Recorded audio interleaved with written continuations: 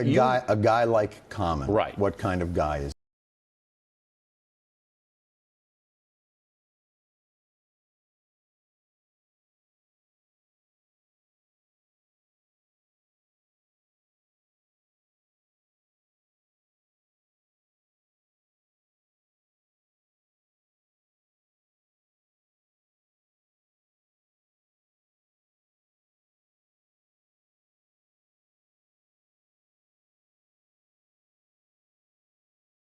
Are upset, annoyed, and looking for answers that a guy like Common would be entertained at the White House. Now, when you say a guy like Common, right? What kind of guy is that? Okay, let me just throw you my best shot. All right. Okay. Here we go. Common last year traveled to Cuba, all right, to meet with Joanne Chesimard, who was convicted of killing a New Jersey state trooper. Right. I'm familiar with the story. After the meeting.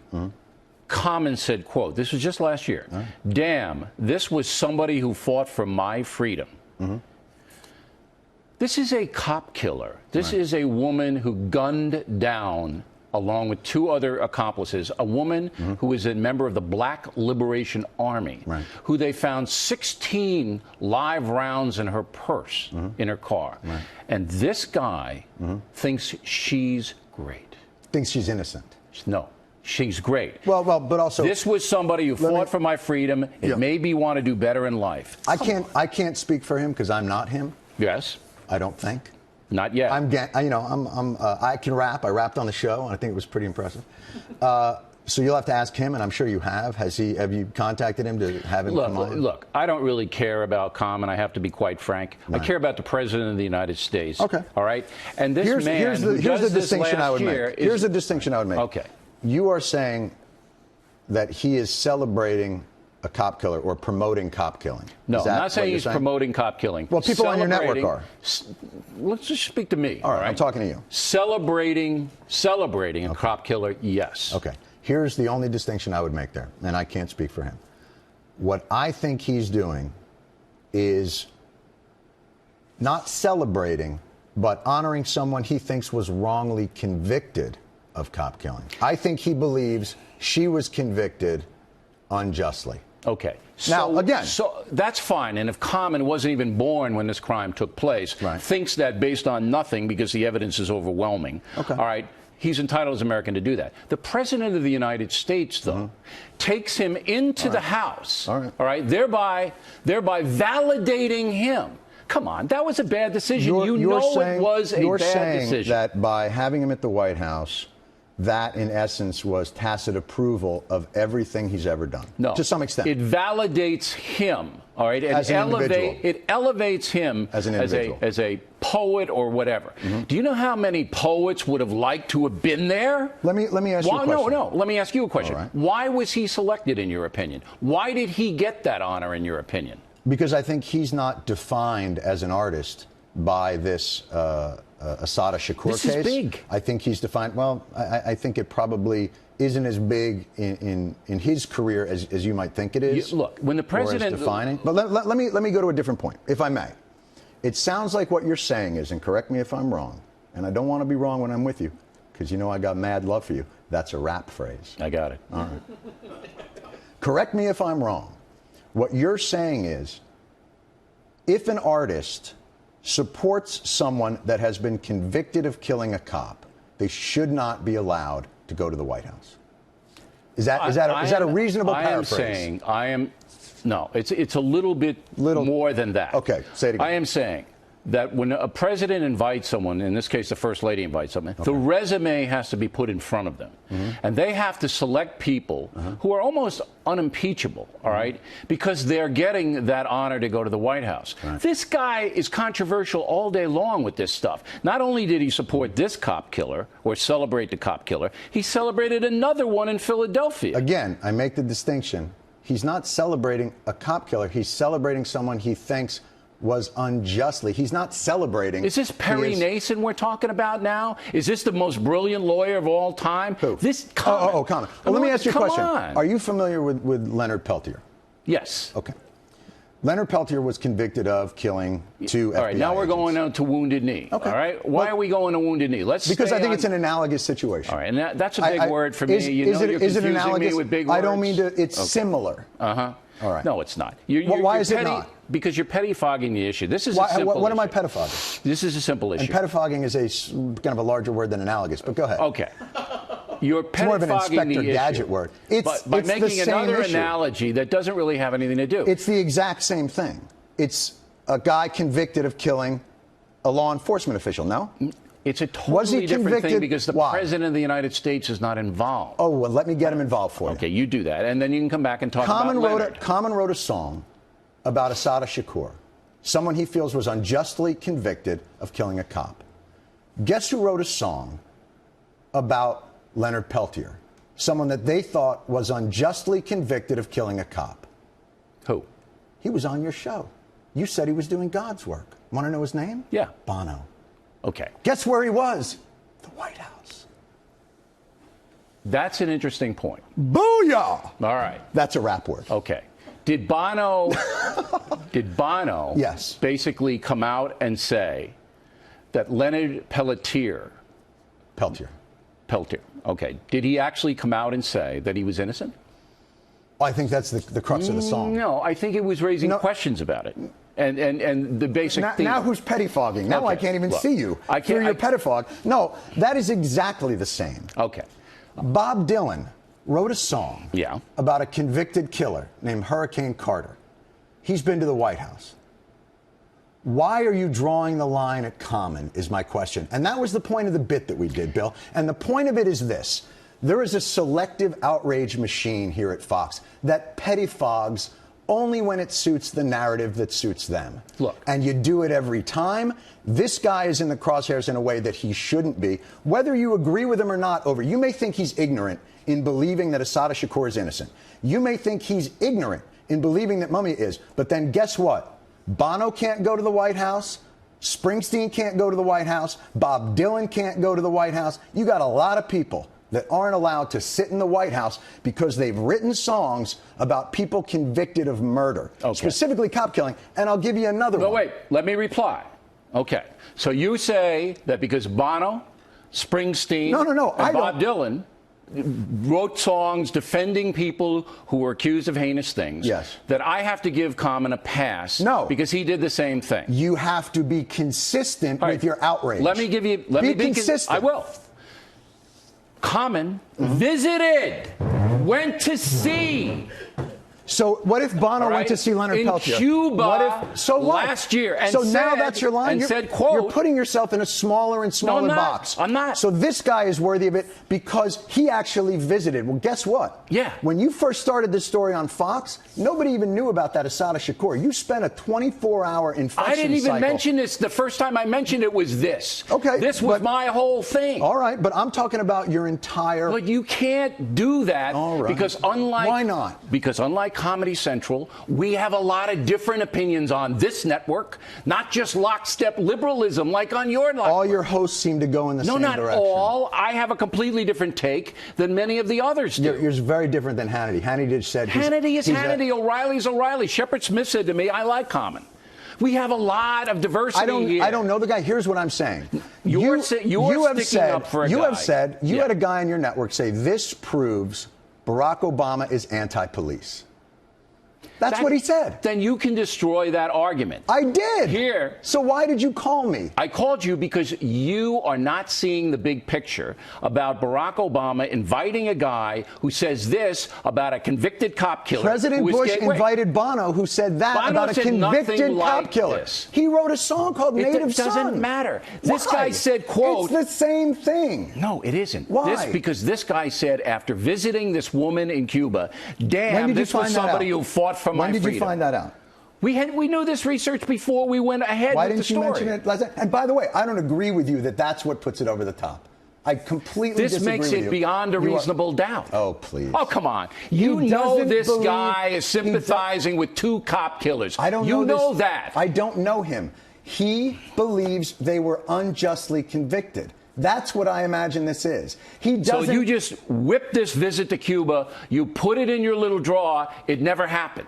No, it happened. Okay, that's enough for a sitting president to say, you know what? This guy might be radioactive. I'm not doing it. If someone visited Reuben Hurricane Carter in jail, if someone visited Leonard Peltier because they believed he was wrongly convicted of that crime, let me ask you a question.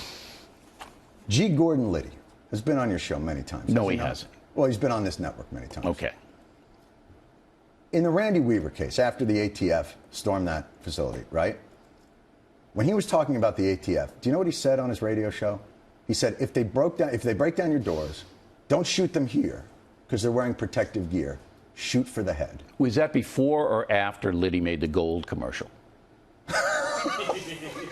Okay. You see, your craziness, that you bring this stuff in, it has nothing to do. It's the exact same thing. Right. What you're saying is people need to be vetted. Let me put you in the White House. You only vet. Here's why you vet this guy. Because he fits the Fox narrative of Barack Obama as a Marxist, black liberation theologist, socialist that's not like the regular folk, you and I, just normal white folk. So you think that this was a good decision to invite comment? No.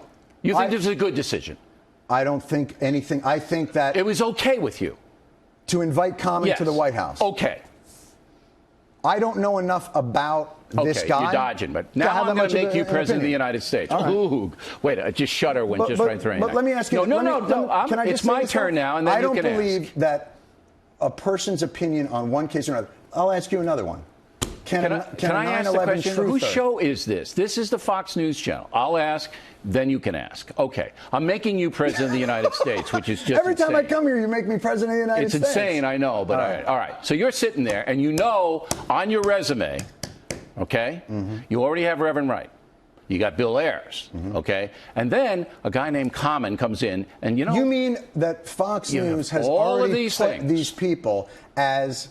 They've basically connected the dots as though these are the most influential people in my life. You have a history of associating with dubious people. You know that. I know it. Everybody knows it. And then you say, you know what? It's a good idea to bring in a guy who sympathizes with a cop killer. Let's bring him into Poetry Def Jam White House. Let's go back Do you think that's a good decision? Here's what I think. I think Common believes that this woman You're the president. Will you make that call? Can I be honest with you? Yeah, please. If I'm the president and I'm booking my own poetry slams, throw me out of office. Okay. Because I would believe as president, with pleasure, I would have things to do rather than go over the list of poetry slammers. How about your guys? You already have Wright. You already have Ayers. Here's what I would think. You already have Bernadette Dorn. Here's what I would think. So let's bring in Common. Here's what I would think. Let a quartet. It's a poetry slam. Who gives a crap? A lot of people do. You know how many police officers? You heard the police officer on this program. This is National Police Week. You know what, Bill? Let's do something nice for police, for National Police Week. You and I. Together, let's agree on something. Rather than worrying about what this guy thinks about a woman that he believes may not have. Now, I trust the system probably more than most people and should, but I trust it usually. But he doesn't, and the African-American community has a very different relationship with the police, especially in the 70s, than you and I do. So putting that aside, let's agree on something we can do for National Police Week, and that's this. Let's have us agree to promote a reinstatement of the ban on assault weapons, because that doesn't celebrate killing cops metaphorically or figuratively. It tries to get weapons that kill cops literally off the streets. As you know, that's important. This if you've ever done any research. No, you do support it. Correct. I'm saying, and why don't you get the entire apparatus here? The apparatus. The infection machine that is the overreaction. You mean the diverse opinions that we have here? Unlike your network? You have not a diversity of opinion. Oh, stop. You bring in people like Combs so you can beat him around the head with pillows. I see. But you don't have diverse opinions. Is Combs, he has no defense mechanism here? He's kind of just like, Combs is a smart guy. He's a very smart guy. He actually likes you, which... I like him as well. He's a very kind of. Can I say this?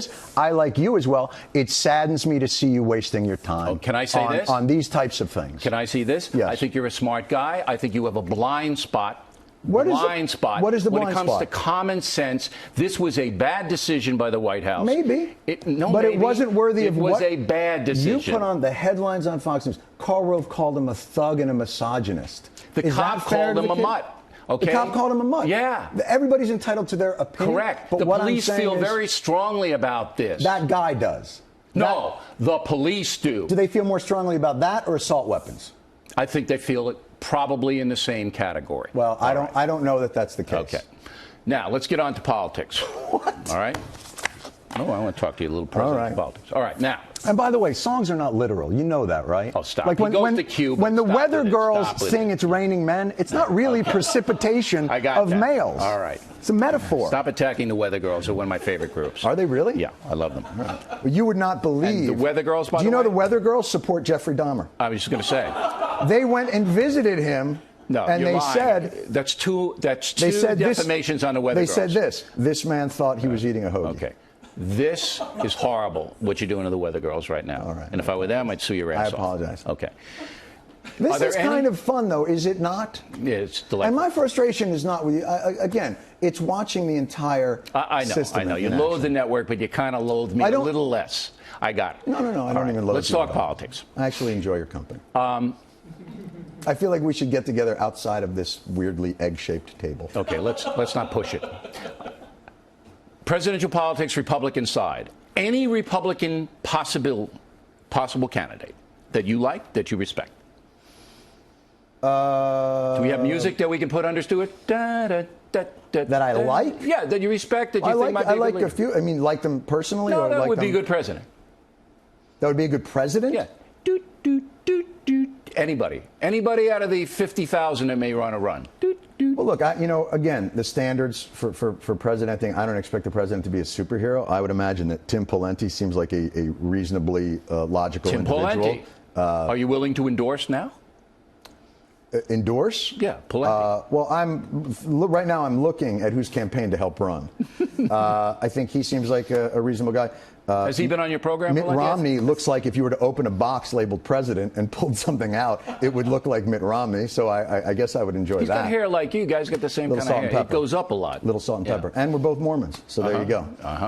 So, or wait, I'm Jewish. Is that an endorsement of Romney? Do you like his policies? Do you think he's a good leader? I thought that he didn't do terribly for Massachusetts, as I think Pawlenty actually was a little worse for Minnesota than maybe Romney, I think, was for Massachusetts. And I look at their executive experience, and I tend to think that executives tend to make good presidents because they've had that experience. All right, so Pawlenty and Romney, because they did okay in their respective states, you would consider them as viable candidates? I would absolutely consider them as viable candidates. Sarah Palin. She was a governor and high approval I'm sorry, ratings. you know what? I think my earpiece went out. Yeah. I didn't Sarah Palin, governor of Alaska, left office with high approval rating. I'm sure she did. Yeah. Yeah. Then they got to know her. No, see, she left with high approval rating. She was in there. Fair enough. Like her? I am not a particular fan of her style of rhetoric. Which is? Very visceral and emotional, and very, I would call it, snarky in a manner that is not befitting of a candidate of that nature. I think she's too thin-skinned. Sounds like Colbert you're describing. Colbert, I would actually endorse for president. I think he would be. When I heard the word snarky, it just came into my mind. She is reminiscent to me much more of a television personality than a politician, because I think that her inability to get past slights, it makes it very difficult to, I would just imagine her at night just with the hands going, did you see that thing that Marcel, that Stu? Yeah, I think she's sensitive. There's no doubt about it. Right. Newt Gingrich? Hello, hi. Yeah, listen, he has, definitely his head is large enough that you imagine there are great ideas in there.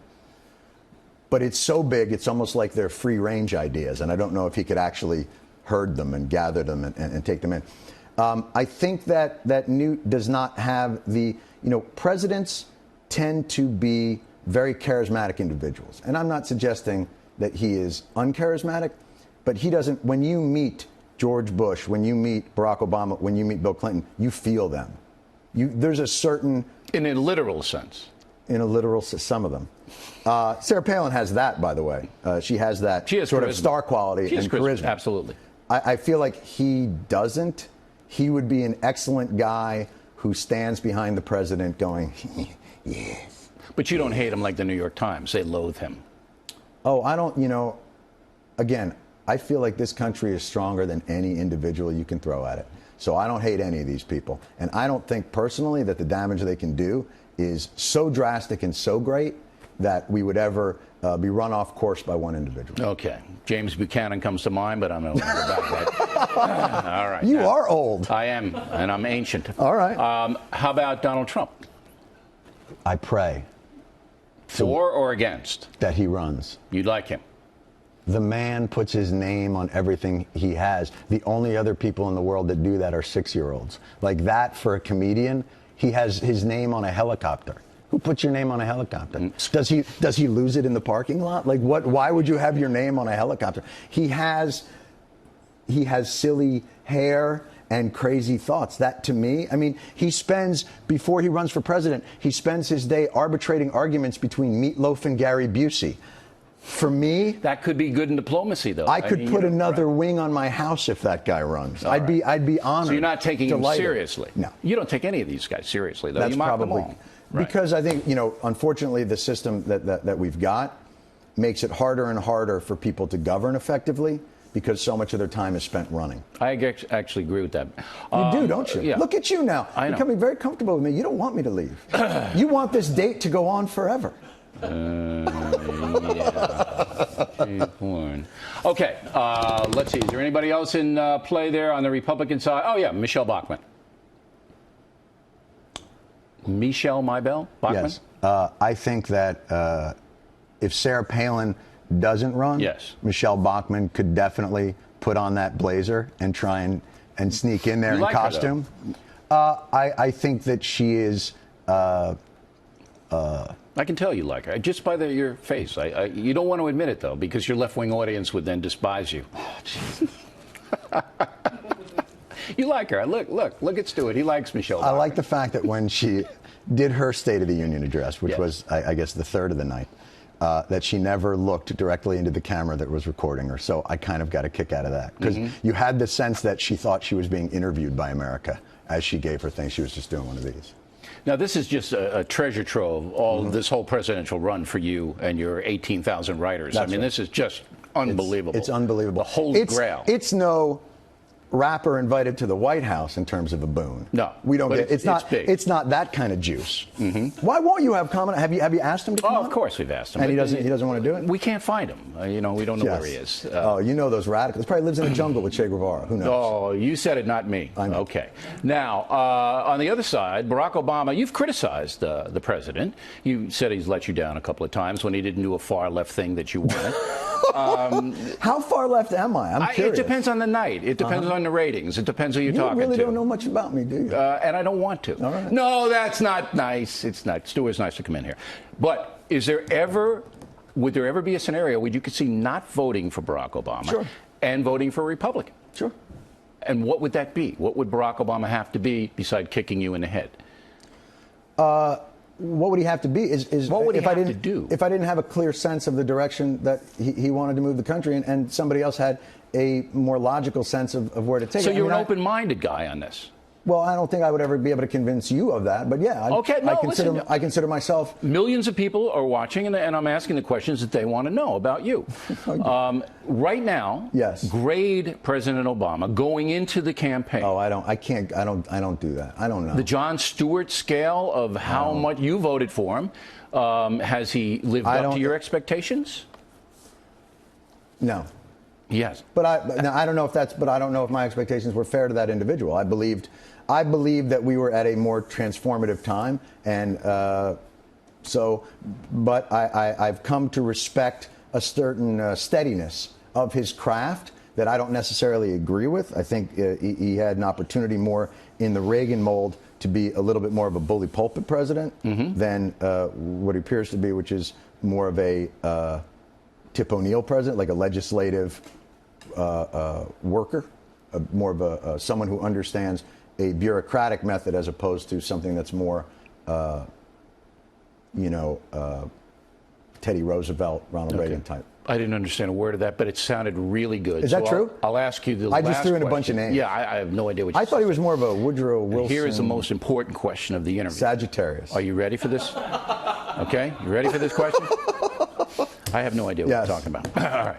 How long are you going to squeeze the comment thing, by the way? And how long? I mean, do you feel like in any way was the network in any way unfair to him? Do you think this network? Yeah, we have a lot of diversity of opinion. We have a lot of diversity. Was it fair to put up his name and say White House defends cop killer rapper? Was that fair? I don't know what they do. I can't do that. But I had 2 women come on after I lambasted him saying that he was okay. So I'm trying to be fair, and I have you on. I'm trying to be fair to the guy. And here's the thing. Don't know him. I'm just saying be consistent with your outrage. Okay. If Sean Hannity wants to get upset about violent lyrics, then he shouldn't defend Ted Nugent standing on stage holding an assault rifle saying Obama should suck the end of this. That's between you and him, okay? You don't condemn a whole network for one guy. That way, I'd condemn Comedy Central because of Colbert, and it wouldn't be fair. If it was just one guy, I wouldn't. Okay. This is the most important question. Are you ready for this? Yeah. All right. Is Ashton Kutcher going to be able to replace Charlie Sheen effectively in 2.5 Men? What? And that I really, that. Well, I don't even know what that means. Ashton Kutcher. He's married to Demi Moore. I know who that is. And he runs around with a little phone or something he sells. He's going to get Charlie Sheen's job. With a little phone that he sells? Yeah, these commercials. He's going to get Charlie Sheen's job. Did you know that? Which the 2.5 Men? Yeah, the little thing. You didn't know that? No, I didn't. I mean, you gotta get. Here's what I don't understand. Yeah. Why all the surus about saving 2.5 Men? Like in terms of it, like why can't they just let that thing die? You can't let it. Why?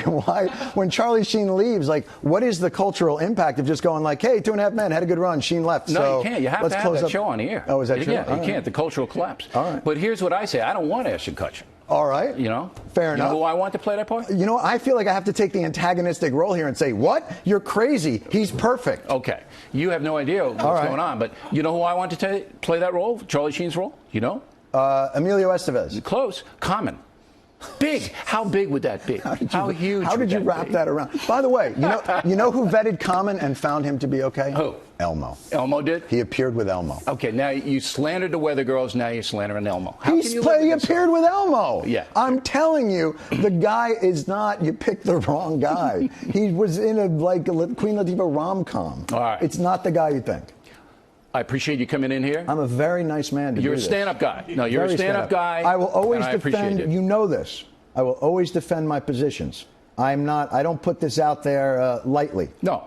The thing I like about you is you do take cheap shots all the time, but you defend those cheap shots. Let me tell you something. And you do it very well. That's not the only thing you like about me. Your respect for me grows in leaps and bounds in a way. You're like the Grinch right after he realized they don't need presents for Christmas when you see me. Your heart grows to dimensions you didn't even know about. I'm like a shot of Levittown right in your ass like a B-12. Boom. You love it. You love me because you know we're the same people. I think I'm going to commit suicide. Jon Stewart, everyone.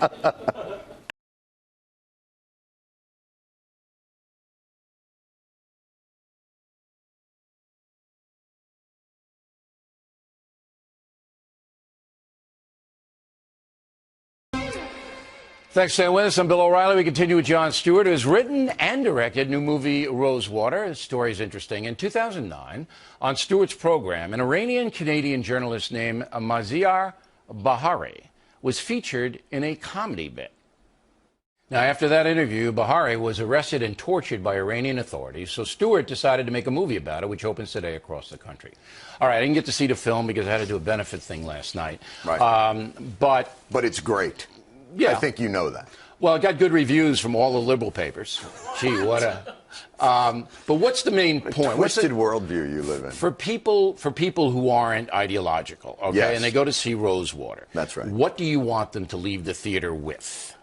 I think I want them to leave the theater with the idea that this type of repression of your own people is unsustainable. That the idea, as technology has sort of democratized information and the definition of who's a journalist and these bloggers and activists, they're being arrested all around the world, not just in Iran, but everywhere, in countries that are also allied with the United States.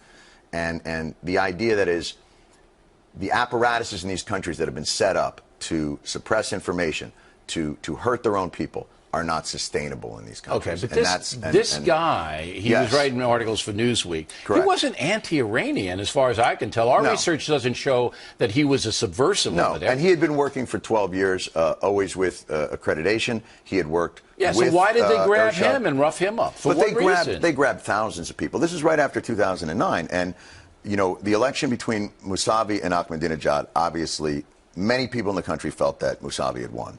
And then they announced Ahmadinejad had won, 64 to 39, some crazy number. And so millions of Iranians came out onto the street and demanded a recount. They weren't looking for revolution. They were not looking to overthrow the regime. Was this guy one of them? Was he sympathetic to that movement? I believe he's probably sympathetic to the idea that the Iranian people deserve a carved-out space for expression and freedom. Right. And that's an why honest they election. picked him up? No. He was they had a theory that the only reason people took to the street is that Western saboteurs had been put in touch with reformists on the ground in Iran, and that's what created the disturbance. And he was a Western saboteur? He was a Western journalist. He was someone who was from London covering it for Newsweek. He came in and he filmed some brutality that occurred on the streets from the administration to from the regime to some of the protesters. And that may have triggered it. But they had arrested thousands of people. And some of them still languish in prison. And some of them Is this still an languish in prison. anti-Iranian film? An anti-Iranian government film? Not the people, the government. It is a story. Look, they did this. This is not demonizing them, but it is a story of something that Shouldn't they be demonized? Over they there? should not be. I don't think people should be demonized. Because when you create something as a demon, as a monster, you can't fight it effectively. You have to see them as human, and you have to look for then their vulnerabilities. Right. You can only fight something But you don't if you like remove them. that. I despise what they did. I despise what they did to this man, and I despise what they've done to others. But I despise what we do in this country in terms of the pressure we put on journalists. And I don't like. Yeah, but it's not the moral equivalency. There's nothing like not that. equivalent. Right. But it is also a danger. Keep it in perspective. This is a serious movie. Yes. So some of your fans might be going in Jon Stewart, and they're going to come out going, that's not what I expected. They're going to be high. What do they care? That's right. It's true. And one tip, you should have thrown a couple of zombies in there. I mean, just, for commercial reasons, if they could just have a couple in it. Well, maybe zombies could have eaten Rosewater at the end. Nobody from your audience was available to be in it. I knew it. There you go. Jon Stewart, everybody. Rosewater is the movie. You're going to go see it. Full price. Don't. No, I'm going to pay, Stuart. No. Somebody's got to buy you a tie. No senior discount. There he is. And 2 seats. You're a big man. Callow Youth, Stuart. Yeah. Live it, learn it, love it. All right.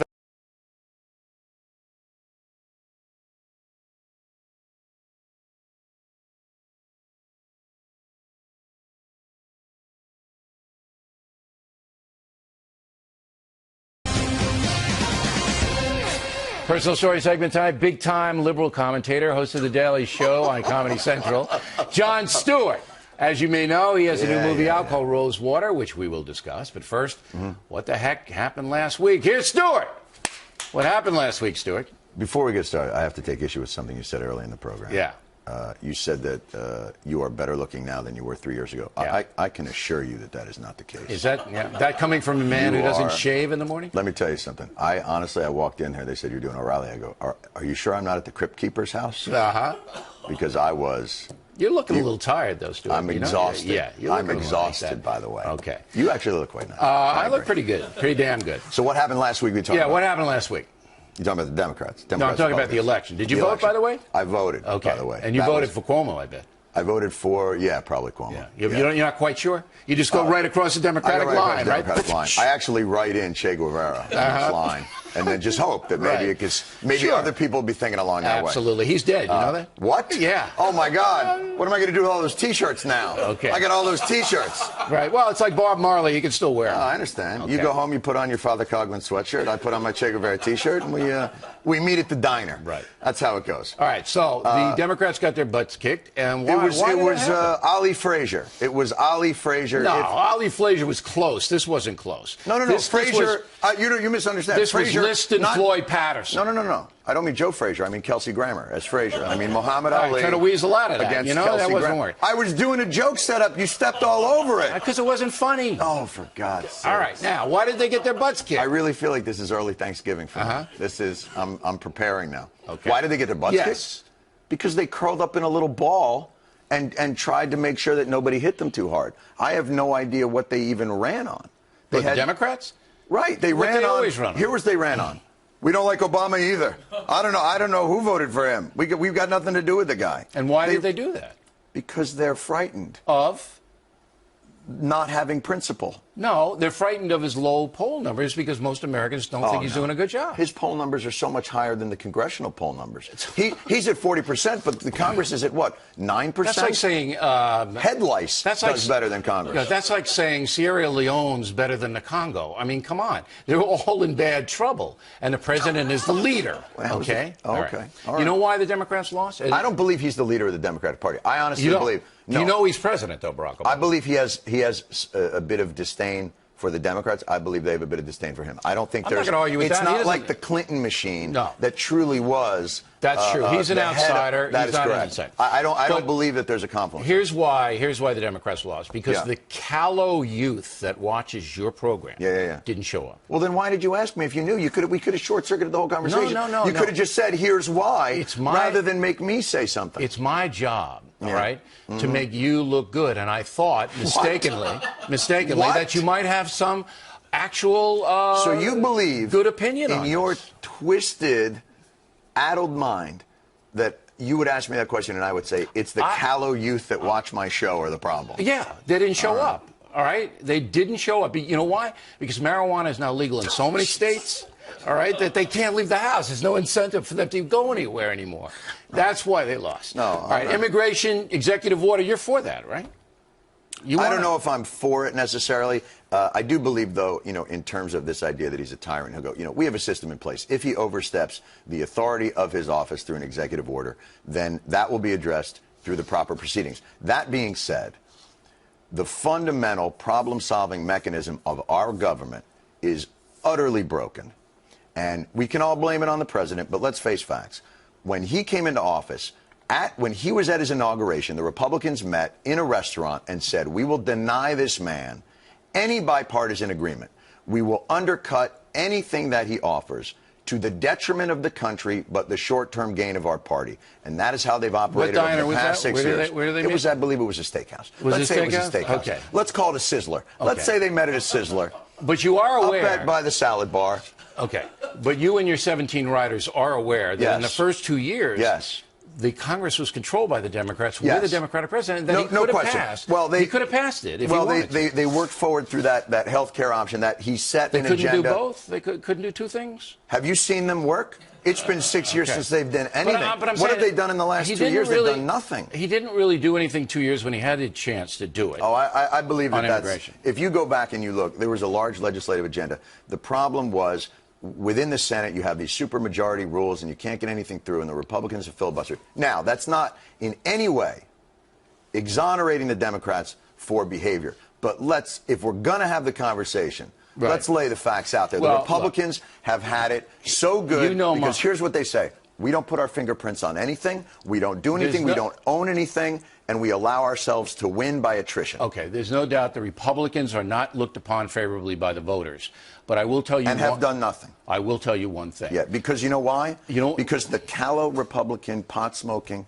Oh, no, wait, that's my viewers. I'm sorry. Okay. I went to a different thing. I went to a different thing. Here's why, Steve. Yes. Okay, here's why. Yes. You basically cannot allow President Obama to keep people in this country who are undocumented.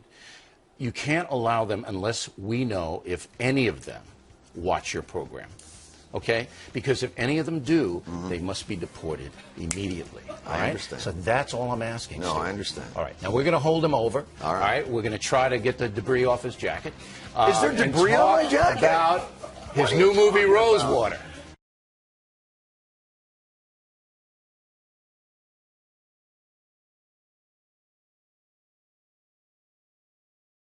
All right, President Obama, you know what I've noticed when I do your program? I go over, and the audience, they love President Obama, your audience, the guys who sit in the little bleachers. That's right. For them, it's like going to Lourdes. to go to your show because they know they're going to get... Many have been healed. Right. Yes, they know they're going to get Obama, and it's going to be... So it's perceived that you are a big fan of the president. Has that changed at all? The perception from the people at Lord's? No. Let me rephrase the question. All right. How's President Obama doing so far? Wow, that's a very broad question. I think in some areas he seems to be doing very well, but I think it depends on how you're looking at it. But how do you look at it? Jon Stewart. How do I look at how he's doing? Yeah. You know, I'm torn. For me, I feel like I can't tell if he's a Jedi master playing chess on a 3-level board way ahead of us, or if this is kicking his ass. So you really don't know? Oh, I think it's very difficult to say. For one thing, those types of broad analysis, you know, how's he doing? It doesn't lend itself to a very easy answer. I think there are certain areas that he seems to have made progress or stabilized certain areas. I'm appreciative of the fact that he has tried to re-engage the regulatory mechanism of the government. Wow, the regulatory mechanism. That's way over my head. The mechanism. What is that? And you're 6'5". Yeah, and I had no idea what you just said. That's like I was throwing a Marcus Colston. I mean, that was like jumping out there. So what is the idea that we would have people there checking if there was lead in our toys? Okay, so protecting the folks using the federal government's power. He's made strides in doing that. You know, that's a pretty smart analysis. You know, a lot of people don't think you're smart. Thank you very much. Wow. Did you writers come up with that, or did you? No, they're in my pocket. Right. I always bring a few of them with me. Do you have a little thing? You know, some of those guys have that little thing. Yeah, no, I got the IFB. Regulatory. Here's what I don't understand. You're the top-rated show by far on the top-rated network. And look, I like Staples as much as the next guy, but can a brother get a soft chair? No. Or we like want a table that's not plexiglass? You're lucky you're not hanging from your thumbs. All right. We want people uncomfortable out here. Okay. Right. I'm very uncomfortable. All right. So you think that he's doing okay in some areas, certain jobs, and not okay in others. Give me a not okay. I think his ability to articulate. I think he has decided that Congress is an equal branch of government. Huge mistake. So his inability. Congress, in your opinion. Absolutely ignore Congress. You got to go. Look, Addington and the Bush administration established the unitary executive. They established the power of the executive. Right. You can't just walk in there as the next guy and say, let's go back to power sharing. 3 equal branches. No good. No. Right. You got to go in there, my friends. You want to pass a law I don't like? Signing statement. Here's how we're going to do health care. Boom, boom, boom. You don't like it? You get in line. So he's been too much of a team player. Now he's not articulating clearly enough the direction he wants to move legislatively. Okay. It allows too much room for different narratives to take hold. For instance, a narrative that might emanate from, you know, the no spin zone. From here. From a news organization. You know, that's actually another astute point, and you've shocked me twice now with the regulatory thing. By the way, did you notice I used the word ilk? I did, but I ignored it. All right. But anyway, so you say that President Obama, instead of driving home a few pieces of legislation so that everybody can understand what he's doing, that's right. Using the bully pulpit gathers too many people under the tent, and there's too much discussion, thereby leading to too much sniping, and you don't get anything done. Not even so much sniping, as much as once you allow, in a vacuum of power, what will assume power in Washington are special interests and lobbyists. So if you allow too much nitpicking on the edges of legislation, it will be necessarily turned into a type of lobbyist gruel. Lobbyist gruel. Lobbyist gruel. Right. That's the porridge that the lobbyists would eat. Excellent. Okay. They'll come in there and they'll say, oh yeah, you want to negotiate better prices on pharmaceuticals? Yeah. See, here's the thing: we can't have that. So you got to pull that down there. Without making a strong case to the public, you have no leverage because the real power takes place. Let me distill this so either I can understand it. Can we get the table? Can we get the table, what I'm doing? You see what I'm doing here? Yeah, I see it. That's what's going on here. Okay. It's very impressive. Let me just distill it so even I can understand it. Now okay? I'm a spider. Wait, hold on. Okay, very good. You want some crayons? We can do that. Okay. It's like being at the ground round. He's got to talk to the folks and stop with the pinheads in Washington and stop. Okay, now, what about these evil Republicans blocking everything he does? They don't, those Republicans, they don't want anything. Right. They want nothing. They stand for nothing. Well, how do we put up with them? Why do we put up with these people? Well, I would think you put up with them because this allows you to consolidate your power. My power, personally, you mean? And the Fox organization, which is... You think it's just Republicans? Yeah, no, the shadow government. You know how all this works, right? No, I really don't. But let me get a chalkboard. Don't get into Fox News. Can I get a chalkboard? Yeah, don't get into Fox News yet. We're going to have plenty on that. Okay, we'll do that later. But do you believe that the Republicans are blocking this just because they want to embarrass Obama and get him out of there? They block everything. I don't know if it's purely because they would like to embarrass Obama. Right. I don't know what their motivation is, but it seems pretty clear that they would prefer not to do anything unless it's the thing they would like to do. Well, that's but now that they have parties, though? Now that they have the supermajority of 41 in the Senate, I think they should be able to put through whatever they want to put. But I told President Obama gently that if he gives the Republicans something like tort reform, okay, that he says, look, we'll include in the health care bill. I think that's absolutely. But again, that goes back to not articulating clearly enough what your tent posts are for the legislation. But the president won't give the GOP anything. He's nothing in there. I disagree with that. What did they get? What did the president give them? Well, when he had, I don't know if you saw, there was a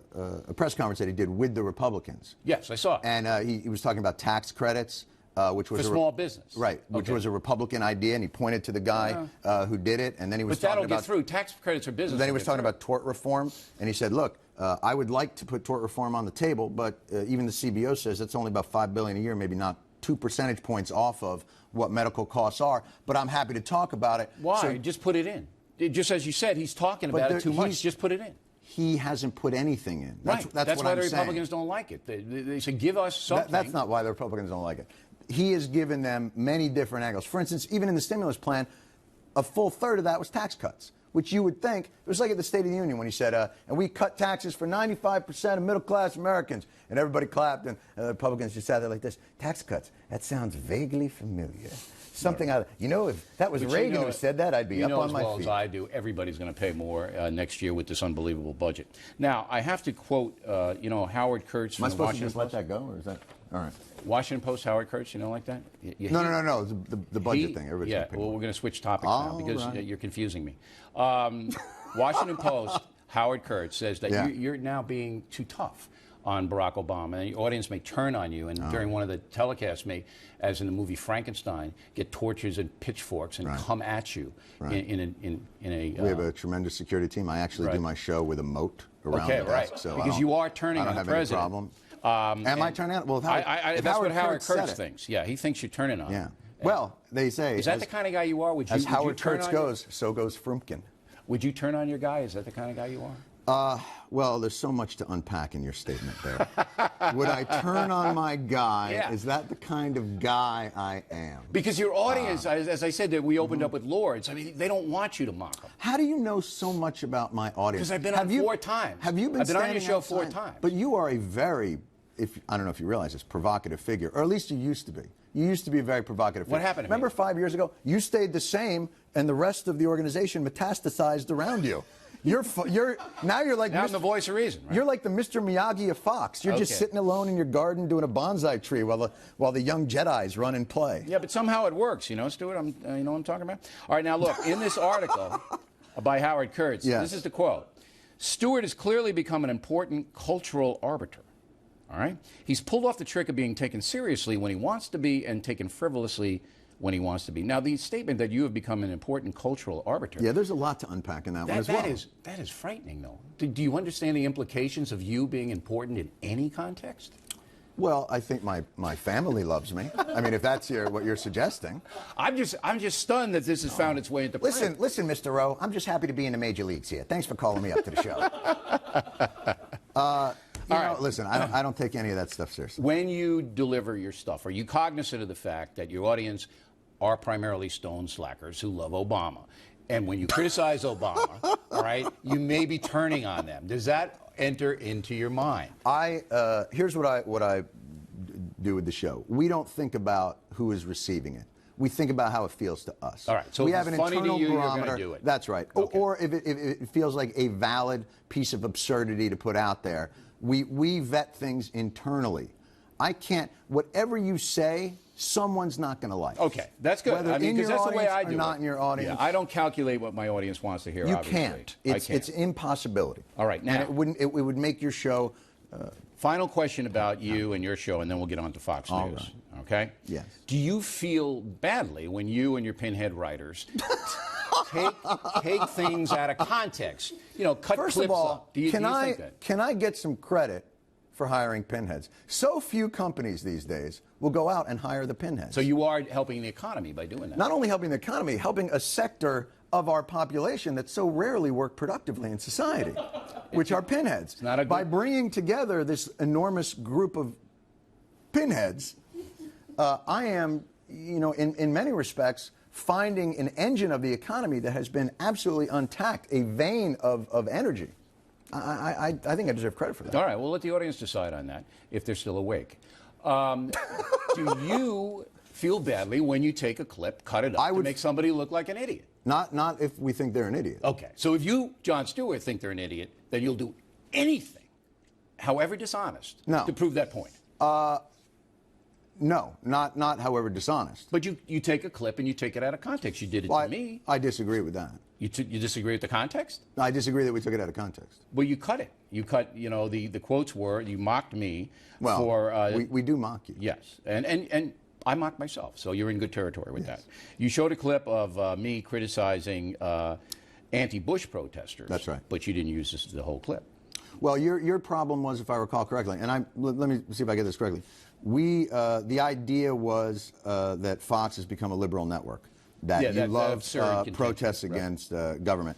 And we showed how, during the Bush administration, you said thousands of protesters have been arrested, and surveys show most protesters are loons. Is that right? Right. Okay. Here's what I said. There are anti-Bush protesters here in New York. While most of these people have been peaceful, more than 1,000 have been arrested. That's right. Okay, but you cut out while most of these people are peaceful. You picked it up after, but that's okay. But no. The point was, let me tell you what the point was, just so I can explain, because I don't want to take things out of context. You don't. And we work very hard not to. So here was the context, and I don't believe we did take it out of context. What you said about the protesters in the Tea Party movement was, it was about the mainstream media, that they were treating the Tea Party protesters unfairly. Right. And you said, we here at the Factor, what do you call it? We here at the you refer to it like it's the Borg, you see, some sort of weird factor, I just third person. O'Reilly. Right, that's right. So we here at the Factor, we treat protesters with respect,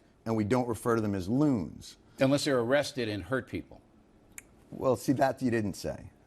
Now, you may say that's the implication. I did say that. I said more than 1,000 have been arrested. More than 1,000 have been arrested. But you didn't say most surveys say I'm not that. giving you the paper. You didn't say most surveys say that the arrested protesters are loons. You said most surveys say the protesters are loons. If you had said arrested, we wouldn't have put it in there. Okay. The important thing is you don't want to take things out of context just to make a cheap political point against people you don't like. We're not looking to make cheap political points against people we don't like. Okay. We're not looking to take things out of context. And quite frankly, we work pretty hard not to. Okay. And if you have other examples, I'd be happy to address those as well. I disagree with you that that's out of context. Okay. Now, are you shocked that a Democratic poll operation shows that Fox News is the most trusted news operation in the country? 49% of Americans trust Fox News. I'm not shocked by that. Are you shocked that an internet poll said I was the most trusted newscaster in America? Yeah, but that was like Blinky did it. This was a big concern. Okay, and somebody told me off the record that you were one of the 49% that believe Fox News is the most trusted news organization. Here's what I believe: Fox News is the most passionate and sells the clearest narrative of any news organization, if that's how are you still referring to it in that manner? Yeah, it's a news organization. Right. That's how the poll referred to it. No, I'm sure nobody had any problem. Only you. Well, only you have a I problem. think Fox, in and of yourself, say you're not a news organization all day. Isn't it now your news? What was it? Your news from 9 to 11, and then your opinion, and then your news again from like 1 to 2:30. That's kind of like a newspaper. Except on the Jewish holidays, then you're not. And then on alternate parking days, your news. But then Christmas, you're not. And then what is it? During Ramadan, your news? Am I allowed to say Ramadan on Fox? You are. You can say Ramadan. Are you sure? Stewart, just for a second. Okay, just for a second. Take a deep breath. Karl Rove just did this. Think about a newspaper. Think about the last newspaper you read, New York Times. And think about the news pages, and then you open another page, and there is the opinion page, clearly labeled opinion page. Yeah. You have no problem with that, right? First of all, newspapers are a passive piece of paper that you go to and you know where the opinion thing is. Television doesn't function that way, and you know it. You don't think people know The Factor is an opinion show? You don't think they know that? That's certainly not clearly labeled. I've looked at your promos. You're part of the fair and balanced part. You're part of the most trusted name in news. But you don't think people know Let me the put it this way. O'Reilly factor isn't an opinion? That's like saying somebody watches your show, they don't know it's a comedy show. Come on, Stewart, wise up, man. Everybody knows this. People watching in Pakistan, they get a little direct TV, and they go, that O'Reilly's opinion show. They know. They know you're a comic. Why do they know use I'm an that opinion accent? guy. Let me ask you a question. You truly believe that Fox News is just a nonpartisan, fair and balanced, trustworthy? Our hard news operation is. But of course, you're casting aspersions. Yes, I am. Big word. I believe I am. All right, casting aspersions. That's right. People like Shepard Smith, people, all of our White House people. Listen, here's the brilliance they report fairly. Here's the brilliance of Fox News. What you have been able to do, you and Dr. Ailes, have been able to mainstream conservative talk radio. And the way that you did it, you can't shoot conservative talk radio directly into the veins of the American people. Their heads would blow up. You can only have that in taxis and, various places in people's houses. So what you've done is you've taken a cyclonic, narrative-driven news organization, a media arm of a political party, of a political wing, and you've sprinkled it. You've cut it with a little bit of object, a little bit of Chris Wallace asking a tough question, a little bit. From 9 to 4, when Cavuto comes on, not even close. That's 7 hours. Not even close, because they're also part of the journey. They're part of the journey. Who's part of the journey? The journey begins in the morning. It begins with the Fox and Friends, with the wide-eyed innocence of Fox and Friends. Obama has czars. I googled czar. Did you know that's a Russian word for a Russian leader? Or they'll go through, these children in 2nd grade are singing the praises of Obama. Did you know they sing the praises of their leader in North Korea?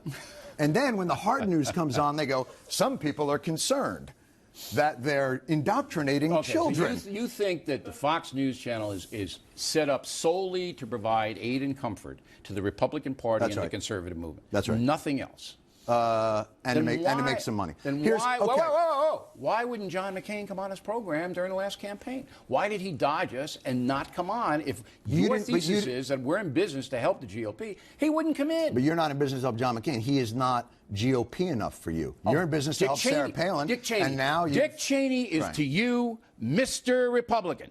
Wouldn't come on the program, not Stewart. Mr. Republican. Well, because Dick Cheney, this atmosphere, there's a lot of light, which he's obviously allergic to. Come on. There's an opportunity to brush past the plant. I just gave you 2 examples that you can't refute with your propaganda. But that doesn't mean anything. What do you mean? It's two concrete examples. What I mean. John McCain running for president on the GOP side, Dick Cheney, Mr. GOP. Neither man would come in here because the questioning is too tough. So don't give me I'm a Republican shill. That's bull. Like I say, you are the most reasonable, have become the most reasonable voice on Fox, which, quite frankly... Greta is the most reasonable. Come on. Well, but she's different. She's not as political. You are the most reasonable... Is she not on the program, on the channel? Kinda. Yeah? It's 10 o'clock to 11. She's kinda on it. Yeah, she's not really... she's not the deal. Right. She's not my thing about... No, let's go through this, because I think this is important. Go ahead. You have become in some ways the voice of sanity here, which, as I said, is like being the thinnest kid. Cavuto sane? Which is like being the thinnest kid at fat camp. So let's just get that straight. Cavuto You're a sane? saint. You're a saint. No, Cavuto is not sane. Cavuto is insane? Neil Cavuto? He goes through... You know what's great about Cavuto is we did a piece on this, the Cavuto mark. His thing is all about questions. Are Democrats tanking the stock market? Question mark. It's all done with this kind of very subtle propaganda. So it's all done in questions. I'm not saying Obama's a Stalinist. I'm just putting up Stalin's picture behind me and saying all of his programs. Listen, I grew up in Jersey. Because Cavuto I know what this is. Lays out the conservatives, too. Please. I know what this is. This is, I come from Jersey. It's the same thing. I'm not saying your mother's a whore. I'm just saying she has sex for money with people. So all the techniques that here's how I know you are. Because Fox News has done a 180 on so many integral principles of what you would imagine a news organization to be. Fox News used to be all about, you don't criticize a president during wartime. It's unacceptable, it's treasonous, it aid and comfort to the enemy. All of a sudden, for some reason, you can run out there and say Barack Obama is destroying the fabric of this country. But not in the Afghanistan situation. They've absolutely said he doesn't know what he's doing. Not here. When you're talking everybody here has been respectful in that theater and not undermined anything in that theater. That's absolutely not true. No, you went through the whole dithering thing. It took too long for him to make up the mind to deploy. But that's not the point. The point is, any criticism of a president in wartime about anything. That's what the network was about. I criticize Bush all day long. Please. All day long. Here's what Fox has done. Through their cyclonic, perpetual... We're back to the cyclonic. Their cyclonic perpetual emotion machine. That is a 24-hour-a-day, 7-day-a-week. They've taken reasonable concerns about this president and this economy and turned it into a full-fledged panic attack about the next coming of Chairman Mao. See, some people do that, but most people don't. Brett Baer's got a panel. Brett Baer, is he another closet fascist? Brett Baer? What is sticking? What is sticking? What is the overall narrative? You're missing the forest for the trees by trying to cherry pick individuals with some semblance of integrity. If you look at the polls, Obama's personal popularity is still in the high 50s. Job performance is slipping. And the job performance is slipping because of what you said. How Barack Obama is destroying the fabric of America. I don't believe he is. And tyranny. Then explain to me why that is the narrative of your network. It's the narrative of a couple of guys, a Republican, Sean Hannity, and a guy, Glenn Beck, who's basically every man. And he's Fox basically what do you mean he's every man? What do you mean he's every man? He's every man. He sits on a bar stool. Every man's got a show? What are you talking about? He's talented. He's a very talented man. Right. But where's every man? It means that he doesn't shill for any party. He just spouts. He spouts what he believes. Oh, if you think that Beck shills for the Republican Party, you're out of your mind. He is not only, he's not shilling for the Republican Party, he's shilling for the new movement. He is a sponsor. He wants to get back to the constitutionality of what he believes the country should be. Come on, I watch the show. But listen, but let's go into this, because all I hear on your network is this guy's, it's tyranny and socialism. That's what he believes. So how is Barack Obama a socialist? As far as I can see, the majority of the billions of dollars he's given to banks. Look, so if he's a socialist, he's dyslexic. Because when you redistribute the wealth, it's supposed to be going to... But he does believe in a redistribution of income. Well, he's redistributed to and that is the a socialist tenet. No, he's redistributing it. He's going up. He's dyslexic. It's supposed to come down. Look. If you don't know that the Obama administration is redistributing income, then I'm going to have to haul your program away from you. Let me ask you a question. What is different about his redistribution of income that all other presidents? He wants to raise the marginal tax rate back to where it was during the Clinton era. Was Clinton a socialist? A variety of programs. Okay. That we already have. We already have Medicare, right? We have Medicaid. We have Social Security. Are we a socialist country? Do you want to get rid of those three? No. But I want to moderate them so we don't go bankrupt. Okay, but that's different. Now you're talking about fiscal responsibility. Different. In a socialist country, the government pays for all of these entitlements. The Obama administration is Who pays for down with Medicare? That. The government pays. Who pays for Medicaid? The government Who pays for Social Security? But now we're on Medicare socialists. and Medicaid with steroids. Once again, with the new health care bill. This is like the old joke. Steroids. Once again, this is like the old joke. Would you sleep with me for $10? No. Would you sleep with me for $1 million? Okay. So now we know what you are. We're just negotiating price. For you guys to stand up. That's the degree of anybody when you describe socialism. There are little socialistic programs and giant socialist programs, okay? And some people believe that Obama is on the huge government creation, the government dominance, and you yourself said it. You yourself said it. He wants more regulation. He wants to create things. But he's given back so much executive power. Back what? Executive power. He hasn't given back in anything. He just hasn't handled the Congress. He doesn't know how to handle them yet. That's inexperience. Now, so he's not a tyrant, because if he's a tyrant, then he's pretty lame for a tyrant. I don't object. How many tyrants do you know that really suffer because they can't get cloture? Very few. All of them at NBC. All right. Right. Now, I don't mind you not liking Fox News and thinking it's a Republican or conservative deal. That's your opinion, and you're entitled to it. Thank you. Okay. There's a lot of people that think that you are, and fill in the blank, ladies and gentlemen, at your pleasure. However, I'm going to go with Pinhead. You. Pinhead? Is Pinhead right? The other night on your program. Or is it Patriot? The other night on your program, criticized Fox News for bailing out of the president's back and forth with the GOP. After we used an hour of it, all right, and bailed out for about 12 minutes because we had other stuff to do. And you were offended, personally offended. So I wasn't offended. I thought it was funny. No, you criticized us. But I thought it was mocked funny. us for doing it. I mocked you. Yeah, that was the right decision. Things. But, Stewart. Oh, my God. On election night... You got like Ali's reach. You see the arms on this guy? You had no idea, It's like dealing with Dikembe Mutombo, trying to argue with... You're giving me one of these. But, no. On Massachusetts vote night, when we covered Coakley's speech in the entirety... Yes. When we covered the winner's speech in the entirety, Brown, okay, and the other CNN and MSE didn't cover Brown. I should have. You didn't say a word, did you? You're absolutely right. I rest my case. Your case is rested. All right. Gentlemen of the jury, deliberate and come back and find Stewart guilty of gross hypocrisy. Now, let's play a little bit of a scenario. Right. I'm thinking about this in 2012. I'm thinking about running for president. And I think that's a really bad idea. I want you to be my vice president. I think that's a really bad idea, too. Now, listen, I got pictures of me from college that I have in a shoebox that preclude me from working at the post office. So I would not. You have no idea the trouble you'd be getting into. This is why I've selected you as my vice president. All right. Okay? Your image is so bad, no matter what they found, it wouldn't matter. Okay, now, I have to vet you. I'm vetting you on the global warming. What about it? All right? You're big on that. You're frightened of it. You want to flee, don't you? Flee what? The Earth? The planet, yeah. No, I'm okay. I'm okay right now, yeah. How bad is global warming? I live on like the 12th floor. I should be okay. Yeah, but you saw that. I'm a little worried about my neighbors. You saw that Emmerich movie. You saw that Emmerich movie. I'm hoping some of their plasma screens float up. Okay. So I'm okay. It's a big problem, though. Is it global warming? I got to have your POV on this. I guess, look, I'm not a scientist. I can only assume common sense. If you burn a lot of stuff and put it in the atmosphere, it means something. What it means, I don't know. I'm uncomfortable with the idea that you can treat the Earth like you would, your dial in your house and adjust the climate. So what do you want to do about global warming? What do you want to do? What do I want to do about it? No more barbecues? What do you want? What do you want? I really enjoy barbecue. What I would like to do about global warming is I think rebuild our energy infrastructure. That super grid sounds like a pretty good idea. Green energy? If it makes sense. I mean, I don't know why we wouldn't. It seems like it makes sense.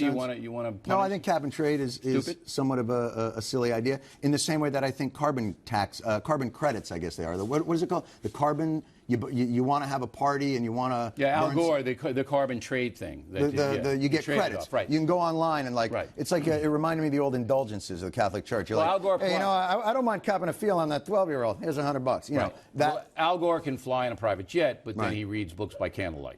It's a carbon offset. That stuff that's bothersome to me. The idea that people whose carbon footprint. I think it's got to be a much larger discussion about a new. But you believe in global warming, man-made? Do I believe that man has something to do with it? I have no reason not to. Okay. I am a Gore person who believes in science. Gore came on. He was on the program. Right. Did you ask him that he'd made $100 million off the global warming? I didn't ask him that. No? No. Should I have asked him that? I think so. All right, I'll ask him that. Because that's a good question. That is a really good question. $100 million he's made. That's why you're Bill O'Reilly. Yeah, well, thank you. I appreciate that. All right, let's go to Iran. If you're my VP, I'm going to have to put you in charge of very delicate negotiations. Now, Iran's building, nuclear weapons over there. Mm-hmm. And if they get them, they might give them to some guy named Ahmed, who might then take them to Cleveland and blow everything up. Mm-hmm. So what are we going to do with that?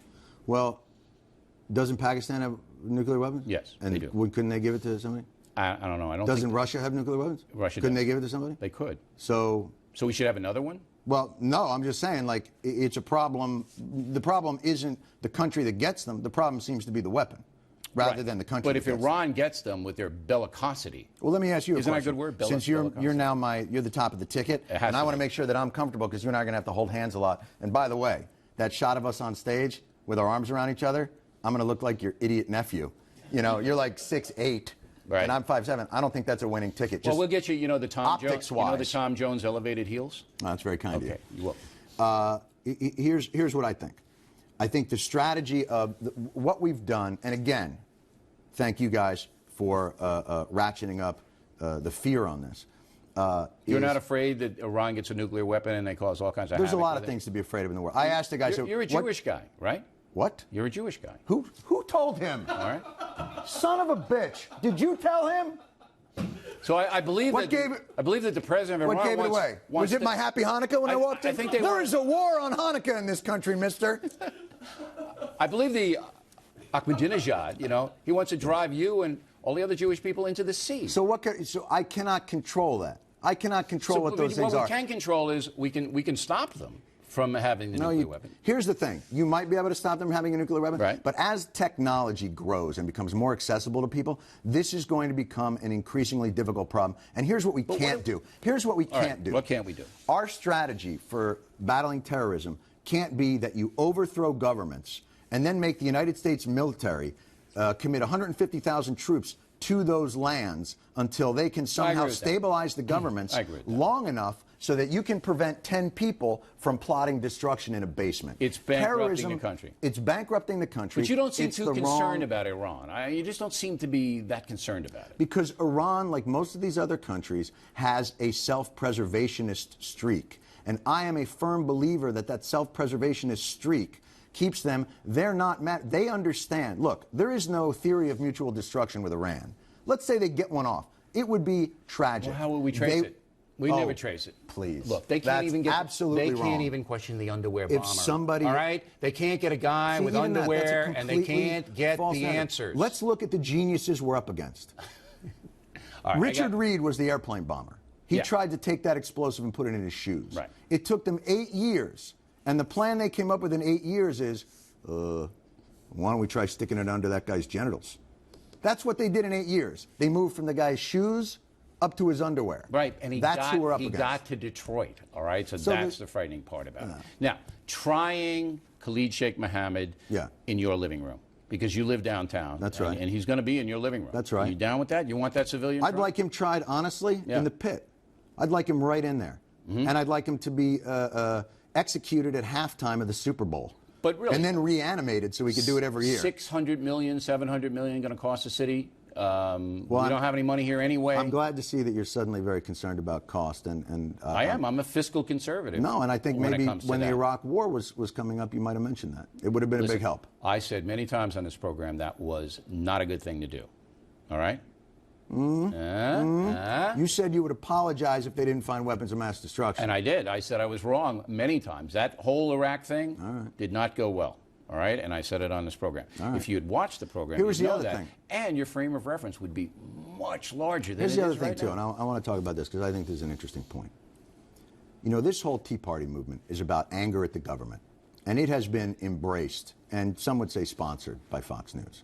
And when you talk to the Tea Party people, they're very thankful for Fox News and Glenn Beck in particular for helping them out. And I think that's very noble of them to do that. Do you like the Tea Party people?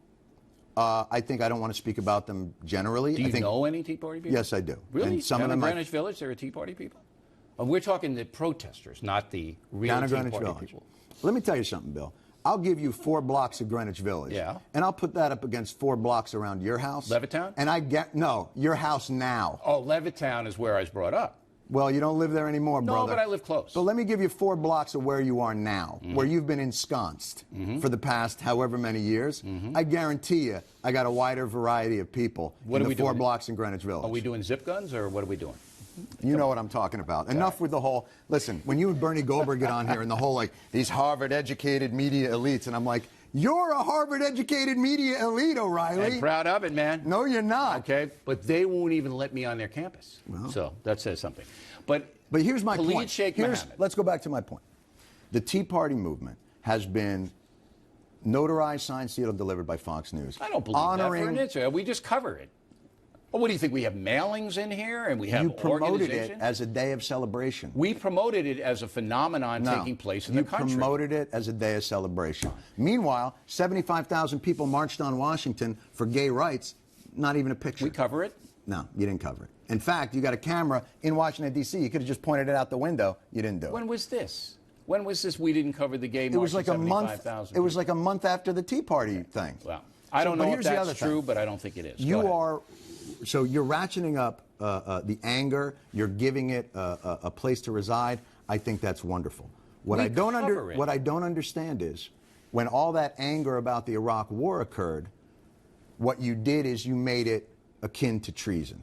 That's not true. And you made it akin to aiding and abetting the enemy. When it became clear that the Bush administration lost control of that process. But this was before it was clear. But nobody could know before what it was. The New York Times editorialized that they should go in. Bill Clinton was saying they should go in. That's ridiculous. All I'm saying is the consistency of your ability to look at these protest movements and treat them the same as a news organization It's a different would, kind is of not. protest. And here's the other thing about the Tea Party movement. Where was the anger when we were spent into a $1.3 trillion deficit during the Bush administration? Listen, this has appeared out of nowhere. It should have been there. It should have been there. And I'm partially to blame for that. And as why well. did Fox News not treat Ron Paul better when he's been talking about this stuff for the past 8 years? Look, we 10 years. can't promote Mounds and Almond Joy.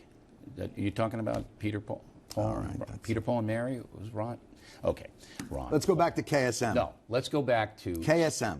Yeah, where he should be tried in front of a military tribunal. Congress passed a law. Okay. All right? You're okay with that? Because you can't be my VP guy unless you're okay with that. That's a core thing. Well, no, I We're don't going to get tough on these guys.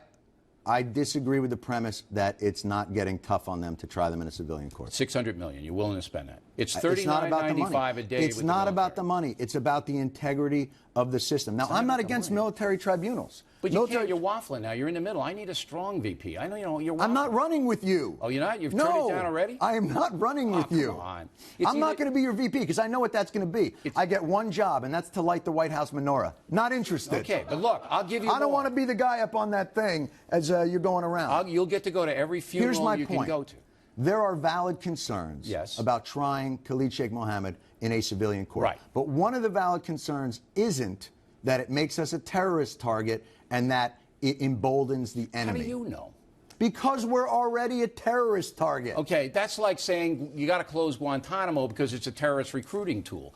They're already recruiting terrorists. I think you're absolutely right. Argument. I don't think that's why we should close Guantanamo. Why should we close it? Because it's limbo. Limbo? It doesn't fit with the American system of justice. It's better to be there than in some penitentiary here. No, it's not. Yeah, I've been there. It is. Trust me. No. I'm saying it's better to have them go through a system where you can go through and methodically show the world that the American judicial system has the integrity to withstand even the most vile Does that creatures. include the Crips and the Bloods out in the yard confronting these guys? That's the American justice system inside prison. You know it, Stewart. Absolutely. Okay. Listen, there's one thing America does better than anybody else in the world, and that's jail people. Give us a chance. We've got people that eat brains in our jails. Do you watch? I know you don't watch MSNBC, but watch it on the weekends. They have these prison shows. I know. I would love to see these guys in with them. Why are they doing that, by the way? They're out of money? I don't know. I don't know. I don't know what they're doing. I don't think they ran out of people. I don't know if they have enough people to put I'm just saying there are some reasons, but one of the reasons isn't this hyperventilating, I'm afraid of them. I'm not afraid of these idiots. They're not X-Men. It's not Magneto. Khalid Sheikh Mohammed isn't going to sprout wings and fly out and start burning buildings with lasers. It doesn't matter. It's a total waste of money and time. Military should take well, them. That should be it. I believe that's up for debate. And that's an interesting debate. If they want to do it through military tribunals, that's you don't have fine. a problem with it. But I understand the value of showing that the American justice system has the ability to handle even the worst. All right. I'm glad you said that because when you're tried for sedition, I'm rooting for the military tribunal. Well, I appreciate that. That's very nice. Final. Sarah Palin. You've been a little tough on Sarah Palin, haven't you? I mean, no, I don't think so. No, you haven't been mocking her. Oh, no, I mock her. Yeah? Yeah, but I don't think I've been too tough. No? What other woman in politics have you mocked to the extent that you've mocked Sarah Palin? Probably Hillary Clinton. Have you mocked Hillary that much? Mm-hmm. Yeah? More than Sarah? The same? Well, Hillary's been around longer, but give Sarah time. I'll get there. Yeah? Yeah, I'll catch up. You like her? I don't know her. No? I'm not crazy about the whole real America vibe I get from her. That gets under my skin. You don't think she's a real American? No, I don't like the whole, like, there's a real America and then there's the coastal America. You don't think there's a difference between San Francisco and Wasilla, Alaska? In terms of mentality and how you look at life? I think there are individuals with let me put it this way. I don't say that where you live is the factor in deciding who you are. I think people should be judged individually. There's a tone, as we went back to Greenwich Village, there's a tone in some places, and that's what I'm saying to you is that's a false narrative. You don't think there's a tone? And if you go through, I don't understand what that means. Look, here's what it means. If you and me tonight go down to the Village in Manhattan, they will love you. They'll throw rose petals. Some people. No, some people won't. If I go, they will not like me so much. In but Balthazar, but if we go to Charleston, South Carolina, all right, I will have to protect you. And I will. But I'll have to protect you because they will come after you. This is idiotic. No. There's no real America. There's no coastal elites. There's no thing. There may be a difference in flavor, but there are individuals within that. and the individual, the idea somehow that there's a real America where the good people live, the ones that love God and love the country, and they don't do, that's ridiculous. That's not true. Or that but there's there is one a religion different that has outlook in various that is regions. Such broad strokes. But it's true. There's a difference in the streets of San Francisco than in Atlanta, Georgia. But it There's is a difference. Again, I'll give you those 4 blocks in the West Village, and I could probably find you more evangelicals there than you have in your neighborhood. All right. All right. Anything else you want to say? You want to, you know, because you've been pretty intellectual. I'm very, very pleased with this conversation. The Brit Hume thing with the proselytizing, you were mad about that, too. Yeah, he has a right to give his advice to Tiger Woods. I thought it was decent advice, you know. You didn't like it. No. Why? I thought it would have been better if he had said Tiger should get in touch with faith, or his faith, and not my faith. Well, Brit Hume is a Christian, believes strongly, as you are a liberal, and you believe in liberal tenets. Whoa! Whoa! So Did you just equate that I'm a liberal with somebody being a Christian? You espouse your liberalism. He espouses what? His philosophy is that is the most insane comparison I think you've ever made in my life. Here's the difference between my philosophy and Brit's philosophy. Good. Brit's not going to hell in mine, and I'm going to hell in his. Are you really? I think I don't think so. I think Brit... Oh, is there like a little room that Jews get to wait in? Is there? No. Listen, you are the chosen people. Don't you understand that Judeo-Christian philosophy? Oh, is that true? You're the chosen people. I thought we were the chosen ones to help with your taxes. There might be an exception just for you. Okay. No, I appreciate that. Right, but here's your problem generally right now. speaking, here's your chosen. problem, and I'm going to tell you this right now. My problem? You like me. You don't know what to do with yourself right now because you like me. I tell people that. Can I tell you my favorite part of your show? You know who I don't like? Who? Colbert. Stop it. He's a wonderful man. No, he's not. He's a lovely man, teaches Sunday school. Let me ask you this. Can I tell you this, what I love about the factor? When you bring on Dick Morris. Yeah. That is I like to shut my eyes when Dick Morris is talking and pretend it's Harvey Fierstein that's mad at Obama. Now, nobody knows. See, you're such an elitist. Nobody knows who Harvey Fierstein is. All right. You know, they don't know. This is why you're an elitist. Give him credit, baby. You know, if you had said Larry the Cable Guy, they'd know. See that? Oh, I'm telling you, Stuart, you're so out of touch with the folks. You got look. I'm going to let you hang around. Out of touch with the folks. Right, you're out of touch with the folks. You live in a castle. I don't live in a castle. I live in a regular house. You have a pool with a never-ending view, the infinity pool. Tony Dow, all right, does my lawn. I live in a regular house, okay? Beaver Cleaverland. All right. Jon Stewart, everybody, there he is. Thanks for having me. Good, that's fun. All right.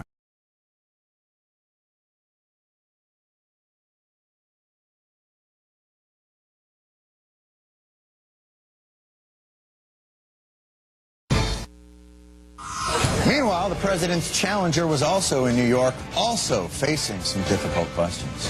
How do you stay in shape? Do you eat something? Do you have a routine? Do you run in the morning?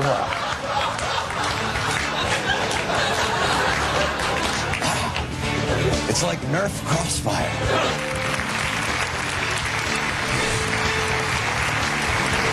Welcome back to Crossfire. As both of our loyal viewers, of course, know, our show is all about left versus white, black versus white, paper versus plastic, Red Sox against the Yankees. That's why every day we have 2 guests with their own unique perspective on the news. But today, Crossfire is very different. We have just one guest. He's either the funniest smart guy on TV or the smartest funny man. We'll find out which in a minute. But he's certainly an Emmy Award winner, the host of Comedy Central's Daily Show, and the co-author of the new mega bestseller, America the Book, A Citizen's Guide to Inaction, at your bookstores everywhere. Ladies and gentlemen, welcome to the Crossfire, Jon Stewart. Thank you. Thank you very much. It's very kind of you to say. Now what? Can I say something very quickly? Why do we have to fight? The two of you, can't we just say something nice about John Kerry right now? I like John. I care about John Kerry. And something about President Bush. He'll be unemployed soon. I failed the test. I made the effort anyway. No, actually, I knew Bush in Texas a little bit, and truth is, he's actually a great guy. He's not a very good president, but he's actually a very good person. I don't think you should have to hate to oppose somebody, but it makes it easier. Why do you argue? The two of you? I hate to see it. We enjoy it. Let me ask you a question. Wait, let me ask you a question first. All right. Is John Kerry really the best? I mean, I think, John Kerry's not a terrible guy. Is he the best? I thought Lincoln was good. Is he the best the Democrats can do? Is he the best the Democrats can do? this year. I'd always thought in a democracy, and again, I don't know, I've only lived in this country, that there's a process, what they call them, primaries. Right. And they don't always go with the best, but they go with whoever won. So is he the best? According to the process. Right, but of the 9 guys running, who do you think was best? Do you think he was the best? The most impressive? The most impressive? Yeah. I thought Al Sharpton was very impressive. I enjoyed his way of speaking. I think oftentimes the person that knows they can't win is allowed to speak the most freely, and because otherwise shows with titles such as Crossfire, or Hardball, or I'm going to kick your ass, or we'll jump on it. In many ways, it's funny, you know, and I made a special effort to come on the show today because I have privately amongst my friends and also in occasional newspapers and television shows mentioned this show as being bad. And I wanted to. I felt that wasn't fair, and I should come here and tell you that I don't. It's not so much that it's bad as it's hurting America. So I wanted to come here today and say, wait. Here's just what I wanted to tell you guys. Yeah. Stop. Stop hurting America. Okay, now and come work for us, because we, as the people. How do you pay? The people, not well. Better than CNN, I'm sure. But you can sleep at night. See, the thing is, we need your help. Right now you're helping the politicians and the corporations, and we're left out there to mow our lawns. You just said we're too rough on them when they make mistakes. No, you're not too rough on them. You're part of their strategies. You're partisan, what do you call it, hacks. Wait, John, let me tell you something valuable that I think we do that I'd like to see you something do. valuable? Yeah, no, it's I nice would like to hear it. And I'll tell you, when politicians come on, yeah, it's nice to get them to try and answer the question. And in order to do that, we try and ask them pointed questions. I want to contrast our questions with some questions you asked John Kerry. If you want to compare your show to a comedy show, you're more than welcome to. Here's the point. If that's your goal, no, it's not. I wouldn't aim for us. I'd aim for Seinfeld. Here's the problem. That's a very good show. Kerry won't come on this show. He will come on your show. Let me suggest why he wants to. Well, we have civilized discourse. Well, here's an example of civilized discourse. Here are 3 of the questions you asked John Kerry. Yeah. You have a chance to interview the Democratic nominee. You ask him questions such as, quote, how are you holding up?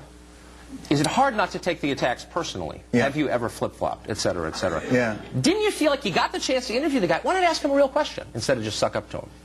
Yeah, how are you holding up is a real suck-up. And I actually was giving him a hot stone massage. It sounded that way. As we were doing it. It did. You know, it's interesting to hear you talk about I felt the my responsibility to the, you know, I didn't realize that, and maybe this explains quite a bit. No, the opportunity is that the news organizations look to Comedy Central for their cues on integrity. So what I would suggest is, when you talk about you're holding politicians' feet to the fire, I think that's disingenuous. I think you're... How are you holding up? I mean, come on. No. I don't. But my role isn't. I don't. You can ask him a real question, don't you think? Instead of saying, you know. I don't think I have to. By the way, I also asked him, you know, were you in Cambodia? But I didn't really care, because I don't care, because I think it's stupid. Well, but my point is this: if your idea of confronting me is that I don't ask hard-hitting enough news questions, we're in bad shape, fellas. We're here to love you, not confront you. No. But what I'm saying is this. I'm not.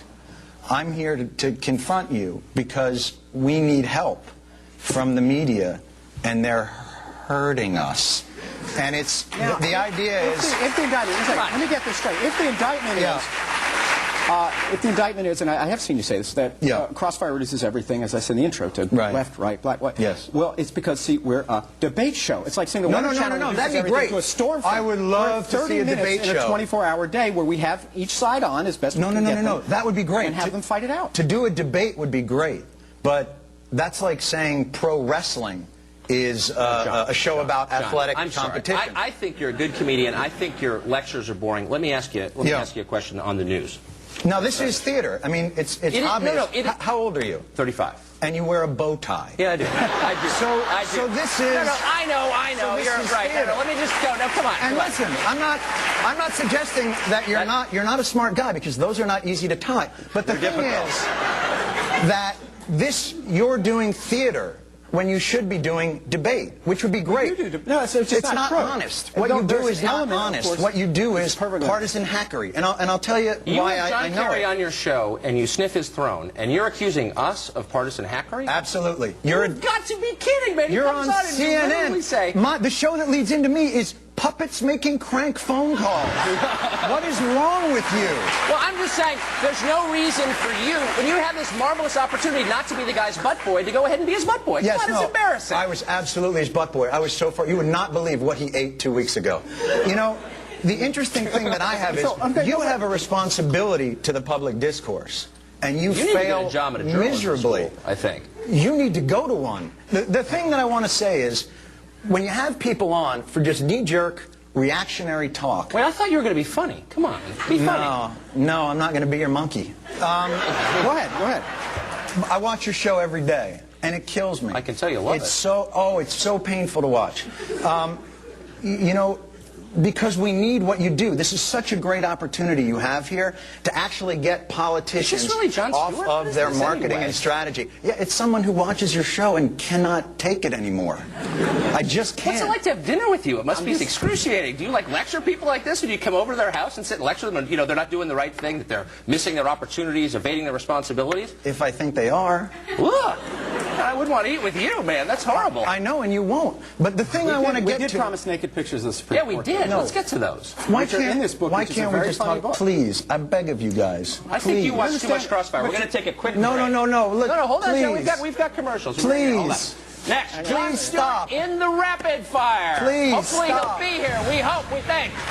And then, did U.S. soldiers refuse an order in Iraq? Will Blitzer has the latest on this investigation right after the break.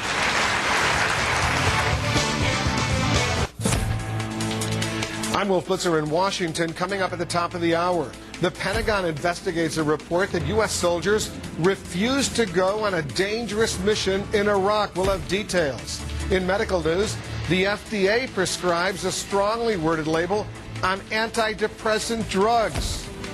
And why some experts think the flu vaccine shortage is a grim warning about U.S. vulnerability to bioterrorism. All those stories, much more, only minutes away on Wolf Blitzer Reports. Now back to Crossfire.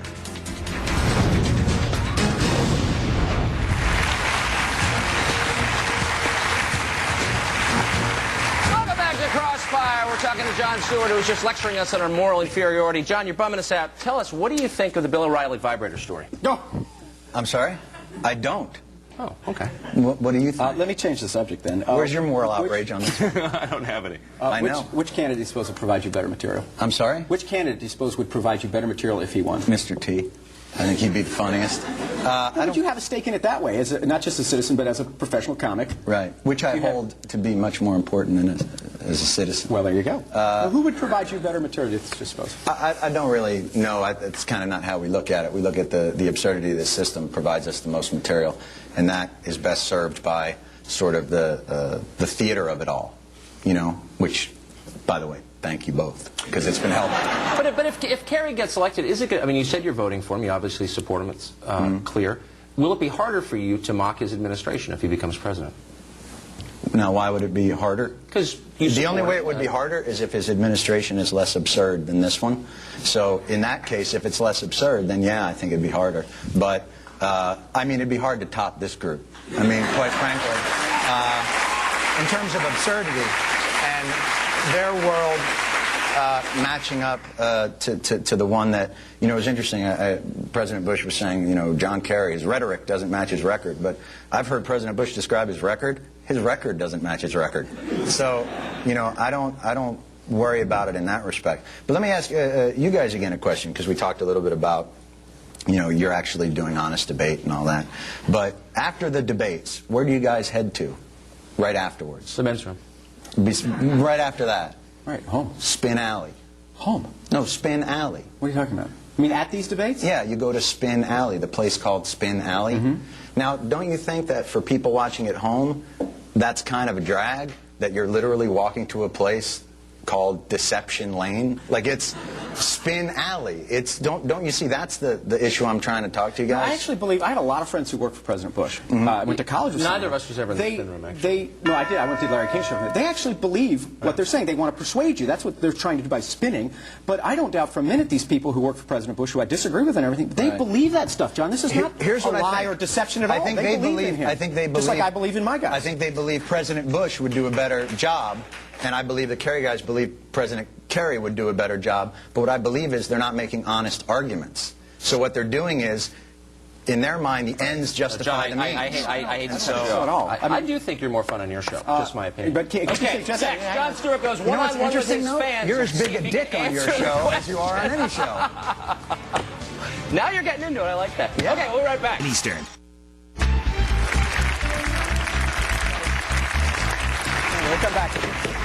Welcome back to Crossfire. We are joined by Comedy Central's Jon Stewart, host of The Daily Show, and author of #1 bestseller, America the Book, A Citizen's Guide And to a ton of Democracy fun. in I like that Action. too. Some questions from our audience. Yes, sir. What's your name? What's your Hi, name? Where are my you name's from? David. I'm from Boston. Hi, David. My question is, what do you think the hump on GW's back during the debate was?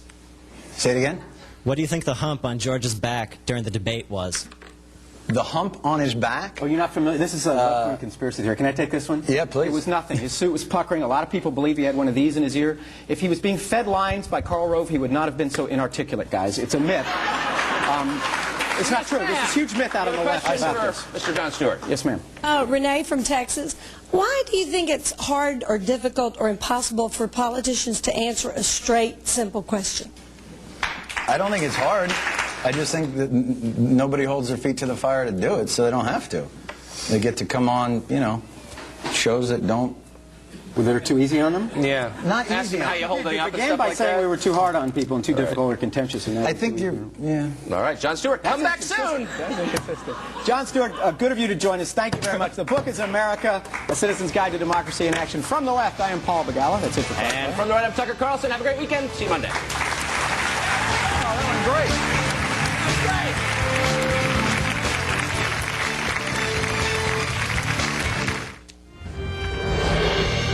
Happening now, an extraordinary.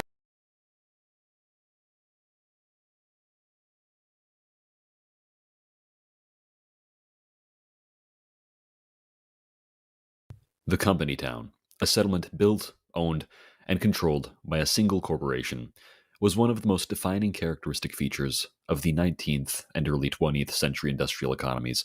Employers in remote coalfields, steel valleys, rail works, and textile hubs often built entire villages to manage their workers. In the United States alone, there were roughly 2,000 such towns.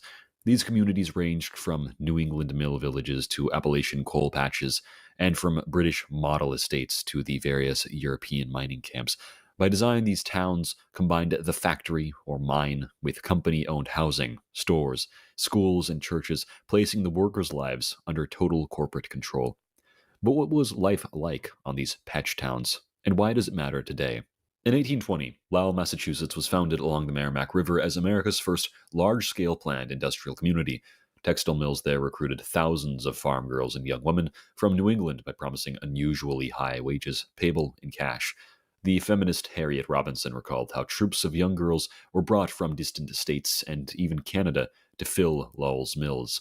Once in Lowell, they lived in company boarding houses, were required to attend church, keep a strict schedule, and obey a male matron's authority. Today, Lowell is a museum town, but 19th century photographs show the dense mill complexes that dominated the town for what they were. In Pennsylvania's Johnstown and many Appalachian valleys, the boom in railroads, coal, and steel created a frenzy of economic growth. Mill and mine owners rushed to take in new migrant workers.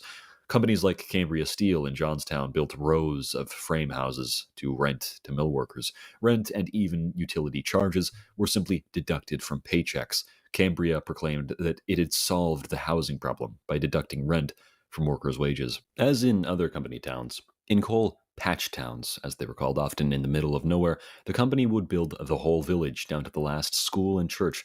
not even a single independent shop would exist. In Johnstown's late 1800s steel mills, men lived in crowded tenements or boarding houses near the works, and company pay flowed straight back to the company via rent and scrip. The quintessential example of company town exploitation was Pullman, Illinois, founded in 1880 by railroad car maker George Pullman. Pullman was advertised as a model town.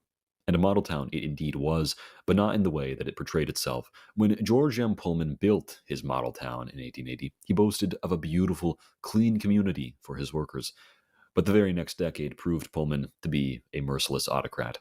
The company owned everything. The homes, the shops, the churches, even the ballot for local issues was effectively in Pullman's hands.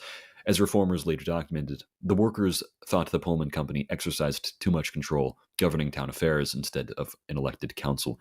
Company policy forbade anyone to buy a house. The town newspaper was a company organ.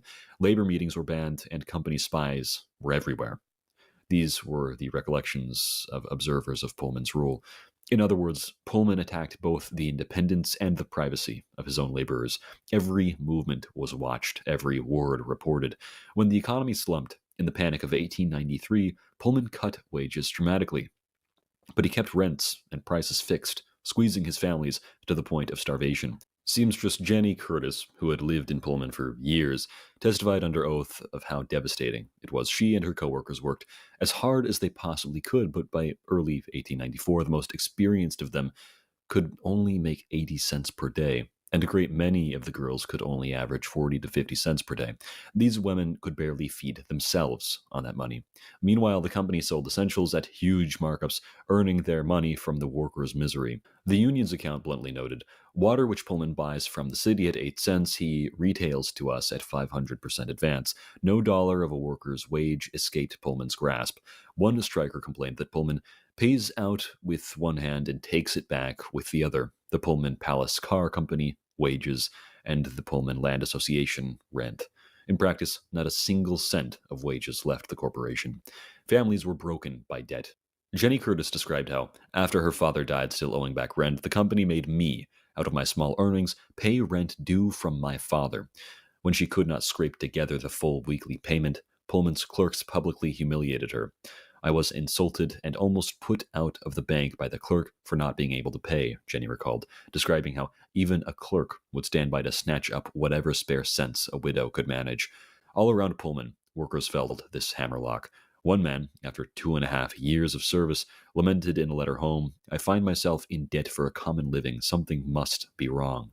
A Pullman laborer with a wife and 4 children explained that he struck not for luxury but simply to feed his family, having finally decided there was no way to pay the rent for one of his houses on the paltry wages any longer. Another voice wrote in despair, "We could see plainly it was either work and starve or strike and depend on charity until we could win." Pullman's so-called utopia had become a death trap. Either keep toiling for crumbs or rebel and risk starvation. The workers appealed to the National American Railway Union Convention, stating, "We struck at Pullman because we were without hope. Some 20,000 men, women, and little ones in the company town lived in dark despondency under Pullman's rule. While the company squeezed its workforce to the bone, it paid out dividends to investors. By 1894, the George Pullman utopia was locked in its final act of tyranny. When the workers, 4,000 of them, went on strike, Pullman called in the cavalry. Reporters told of how, within days, Pullman and Greater Chicago were occupied by 6,000 state and federal troops, 3,100 police officers, and 5,000 deputy marshals. Urban streets were occupied by bayonets and bullets, and the town became a military zone. For the Pullman workers and their families, this meant fear and violence as the norm. When they tried to draw bread or relief for their children, armed guards would line up at their homes. The full fury of corporatocracy and the state bore down on them with no mercy. Afterward, a bitter unionist would describe the town's legacy in a single image.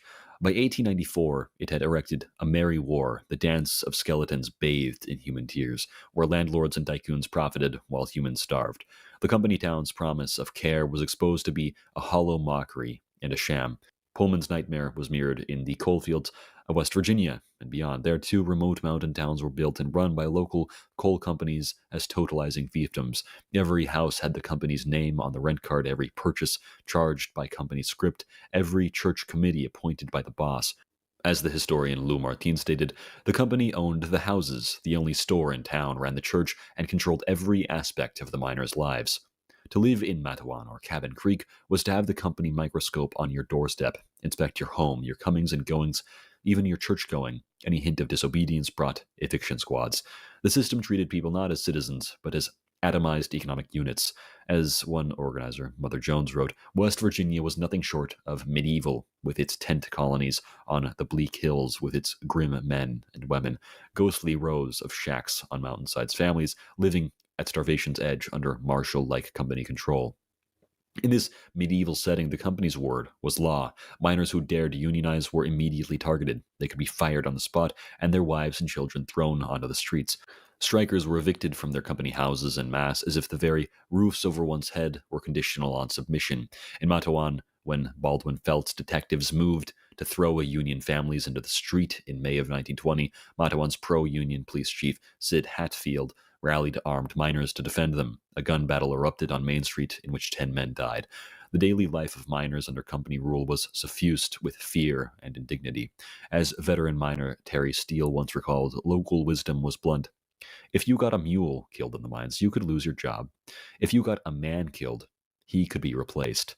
Miner families endured daily abuse under the company town. Children went without shoes. Mothers cooked on smoky stoves. Fathers worked until they collapsed. Resistance in the coalfields grew until violence became inevitable. By the spring of 1920, thousands of armed coal workers marched 60 miles to free jailed Union men, an uprising that climaxed on Blair Mountain and became the largest labor insurrection in American history. They faced machine guns on the hill, private airplanes dropping homemade bombs, and a federal army in the gaps. The company town laws and the very state had colluded to label these miners as criminals. William Blizzard, a union leader, later noted that the company tactics made the miners feel like they truly had nothing to lose. By the end of the fights, dozens of miners sat in prison cells, some convicted of murder for defending their homes. In the words of Mother Jones at the time, there is never peace in West Virginia because there is never justice. Throughout all of this, ordinary families suffered breakdown after breakdown. Wives who once naively trusted the company would grow bitter watching their husbands beaten or jailed. In Matawan and dozens of little towns like it, every bungalow was a potential battleground. Your curtains might catch a bullet, or your child might have to watch a stranger drag off a neighbor for joining a union. People would speak of nights cowering as Baldwin Felt's detectives roamed the streets, guns drawn on boys accused of union sympathy. They endured grueling 10-hour shifts underground, only to pay 80 cents for a company meal at the grimy company restaurant. As if it hasn't been made clear already, in these company towns, corporate domination extended into every aspect of life. Workers would earn scrip or credit instead of cash pay. This scrip could only be used at the company store, where prices were inflated. The famous folk song 16 Tons was written to capture this never-ending cycle of dependency.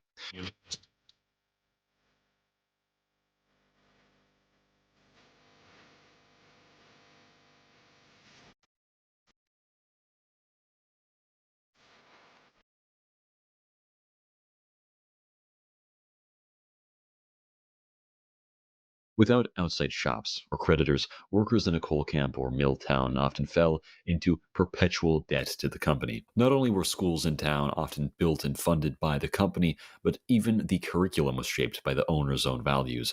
As one Smithsonian account would recall, in many mill towns, children went to company-built schools where the boss's perspective was king. Churches, libraries, and saloons, if any were allowed, were likewise under company supervision. Boarding houses for single workers had strict rules, bed checks, church attendance, and curfews. These towns were closed systems. Outsiders, like traveling salesmen, were sometimes banned from entering, and even leaving town required settling debts to the company, a relationship which was, in essence, nothing short of a glorified feudal serfdom. The theme was generally that company-owned, company-assigned housing held the company's workers, who were paid in a currency only redeemable at the overinflated company store. The workers would adhere to company-ordained family rules and send their children to company-based schools. That was it. With time, by the 1920s to 30s, such towns went out of style.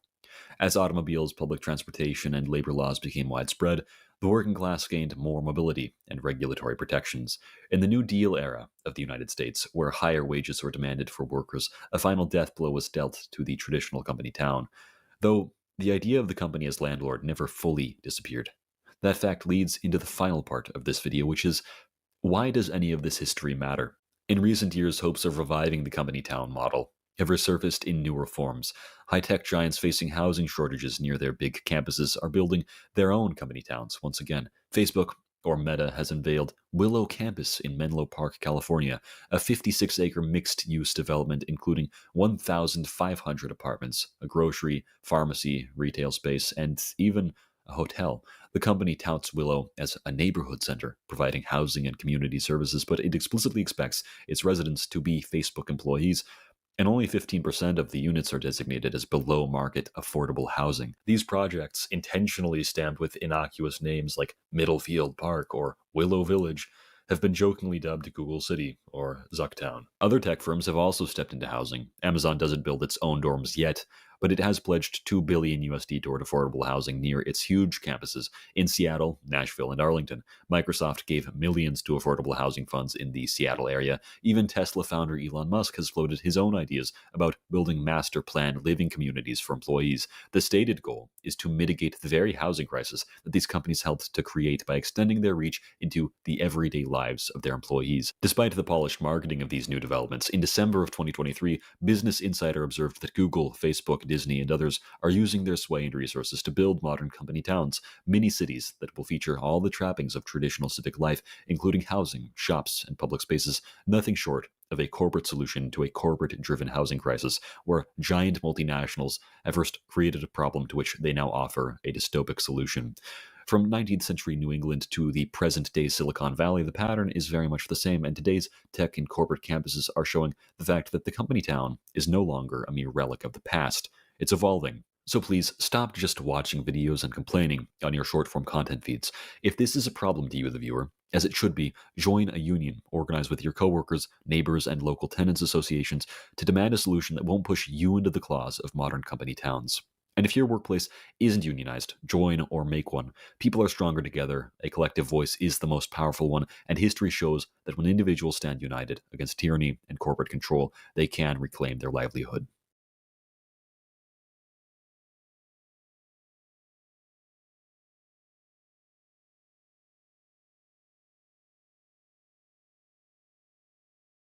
Self-expression. However, Jefferson did not believe that freedom was always, by definition, at odds with the state. The attributed quote, "the government which governs best governs least," was never in fact stated by Jefferson, and only attributed to him posthumously by Henry David Thoreau. In fact, Thomas Jefferson called for a graduated income tax to be levied by the state, which was not intended to create absolute equality, but rather to ensure a more equal distribution of property ownership among as many citizens as possible. At the bottom of society, where the poorest and most disadvantaged citizens resided, taxes were to be completely abolished in Jefferson's ideal republic, while progressively increasing to the highest income bracket. As Jefferson stated to James Madison, "I am conscious that an equal division of property is impracticable, but the consequences of this enormous inequality producing so much misery to the bulk of mankind, legislators cannot invent too many devices for subdividing property. Another means of silently lessening the inequality of property is to exempt all from taxation below a certain point, and to tax the higher portions of property in geometrical progression as they rise."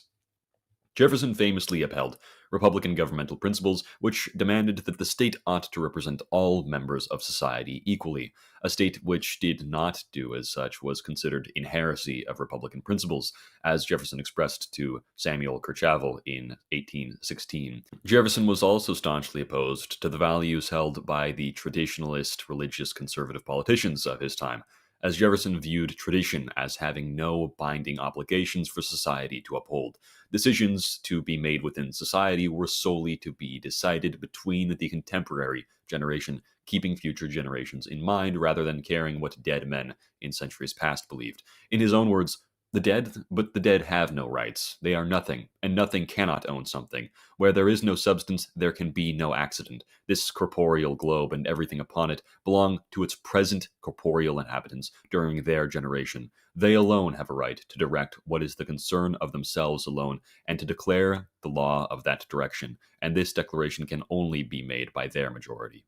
Thomas Jefferson upheld secularism as among the nation's most important values. An open deist warm to agnosticism, Jefferson upheld the sect or religion neutral value of America's political system. even entertaining and encouraging the possibility of atheism to his nephew, Peter Carr, stating, "Do not be frightened from this inquiry by any fear of its consequences. If it ends in a belief that there is no God, you will find incitements to virtue in the comfort and pleasantness you feel in its exercise, and the love of others which it will procure you." Within his secular conception of the Constitution, as he elaborates in his letter to Mr. Dumas, Jefferson believed that freedom of religion was integral to his ideology. Jefferson was adamant that the domination of one sect or religion over another was inadmissible within society, as all members of the nation needed to retain equal power in Jefferson's concept of republican government. Initially, Thomas Jefferson solely found interest in the agricultural sector of the U.S. economy, as most are aware, hoping to build the United States on the basis of small local farming rather than large-scale industry. This was heavily related to Thomas Jefferson's predisposition on emphasizing the importance of localized government rather than centralized national management. Although Jefferson's preference for a decentralized model never changed, over time, Jefferson began to realize the importance of the Industrial Revolution and the rise of the manufacturing industry to ensure that the U.S. was not left behind in the past as the Industrial Revolution raged on around the world. After the War of 1812, it became clear that the U.S. could not keep up with the global stage simply on the basis of agrarianism, and Jefferson lent perhaps not full but notable support to the growing manufacturing sector, stating in a letter to Benjamin Austin in 1816, "As relates to manufacturers, I have less repugnance, because there is perhaps a degree of duty to avow a change of opinion called for by a change of circumstances, and especially on a point now becoming peculiarly interesting. We must now place the manufacturer by the side of the agriculturalist. The former question is suppressed, or rather assumes a new form. Shall we make our own comforts, or go without them at the will of a foreign nation?" Thomas Jefferson believed that economic warfare, including the embargo, was a far more effective tool in combating enemy nations than outright ground warfare. This led him to pass the Embargo Act of 1807, realizing that, although America was far weaker than England or France in military power, it could utilize economic pressure to coerce Western Europe into falling in line with its demands. The Embargo Act would eventually be repealed and replaced by the Non-Intercourse Act, banning trade with only France and the UK, though the power of the embargo would remain important to American international relations for the centuries to come, ensuring international compliance with the United States' national interests, though it was initially a measure solely utilized to maintain its own national sovereignty. Although Jefferson put faith in electoral institutions and believed that the will of the people was best represented via democratic institutions for the stability of the republic, Jefferson believed that a forceful and rebellious overhaul of systems which entertain corruption and negligence was the only way to ensure the long-lasting quality of the nation. In 1787, he expressed to William Stephen Smith, "What country before ever existed a century and a half without a rebellion? And what country can preserve its liberties if their rulers are not warned from time to time that their people preserve the spirit of resistance? Let them take arms. What signify a few lives lost in a century or two? The tree of liberty must be refreshed from time to time with the blood of patriots and tyrants." For Jefferson, it wasn't just that rebellion was a positive force. He went even further, arguing that armed rebellion was a fundamental aspect of healthy politics which kept the state in line with the democratic will.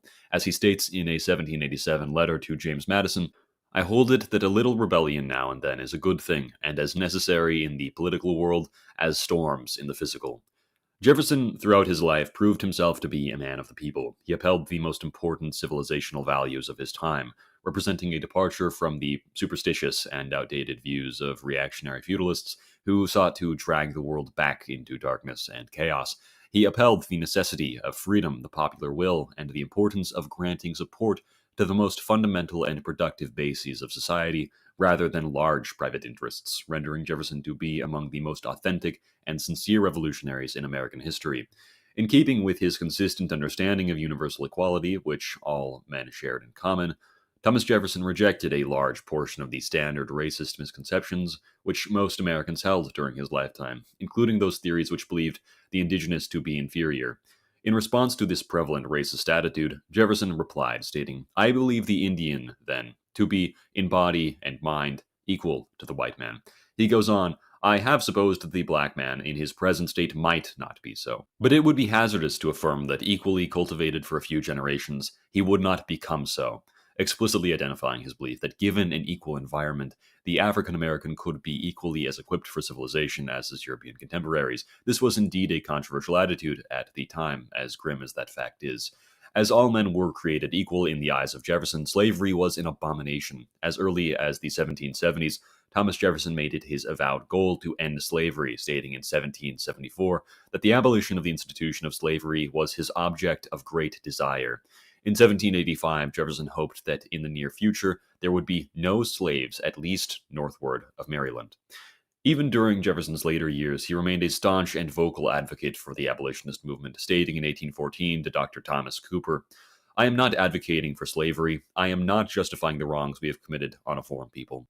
On the contrary, there is nothing I would not sacrifice to a practicable plan of abolishing every vestige of this moral and political depravity."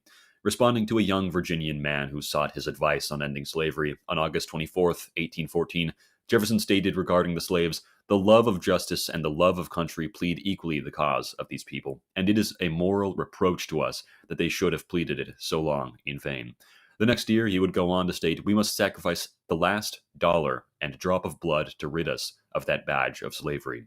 Writing on August 7, 1825, to the abolitionist Francis Wright, Jefferson stated, "The abolition of the evil is not impossible. It ought never, therefore, to be despaired of. Every plan should be adopted, every experiment tried which may do something towards the ultimate object."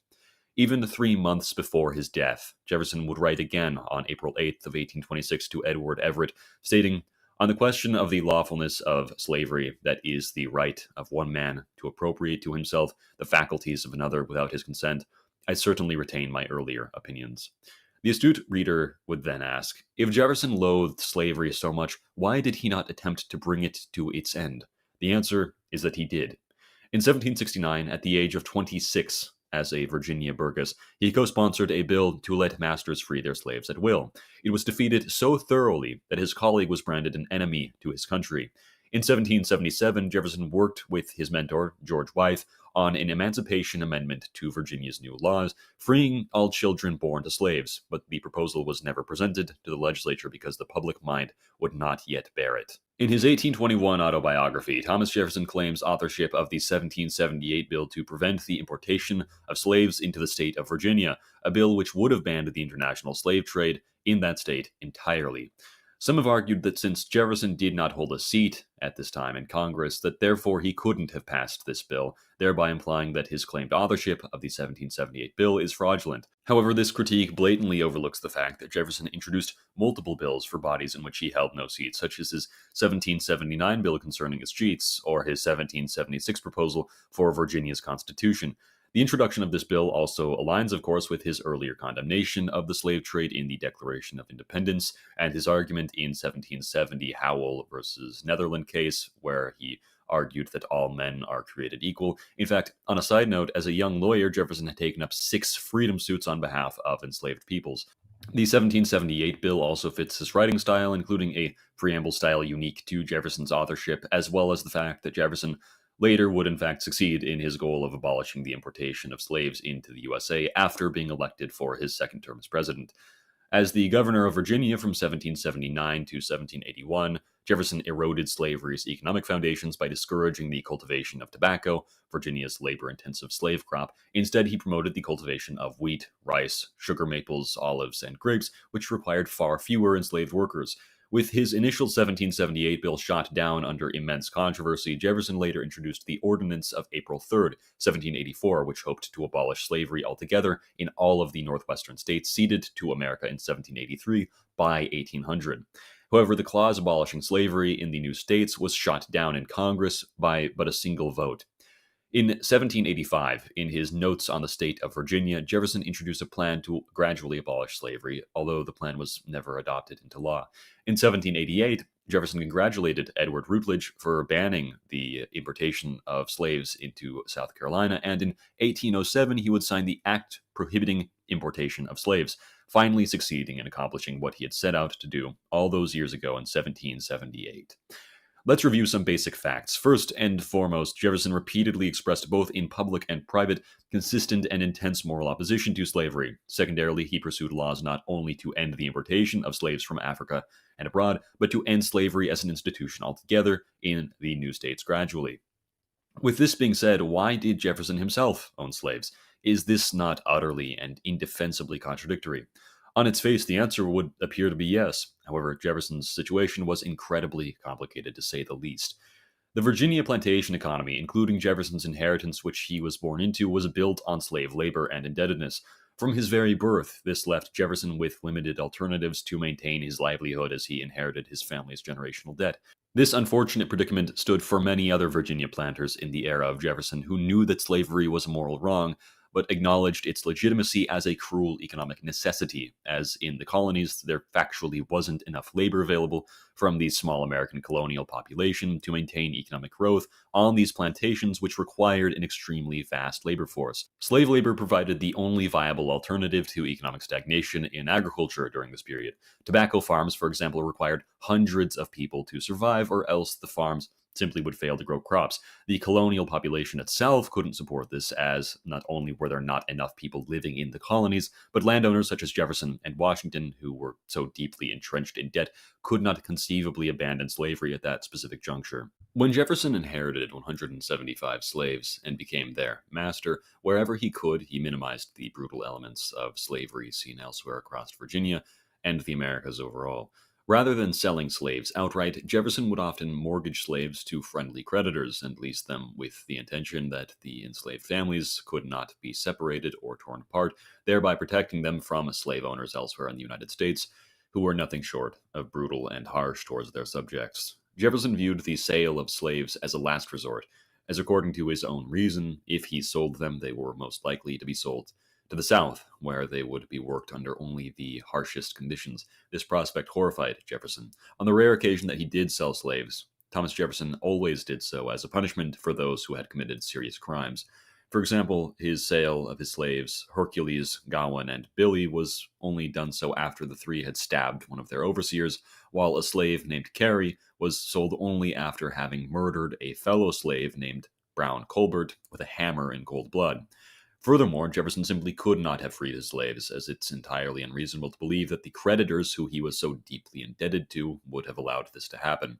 These creditors, who under Virginia law were permitted to confiscate private property to satisfy owed debts, would not have allowed Jefferson to free his slaves, just as they would not have allowed this man, who owed them so much money, to sell his own plantation either.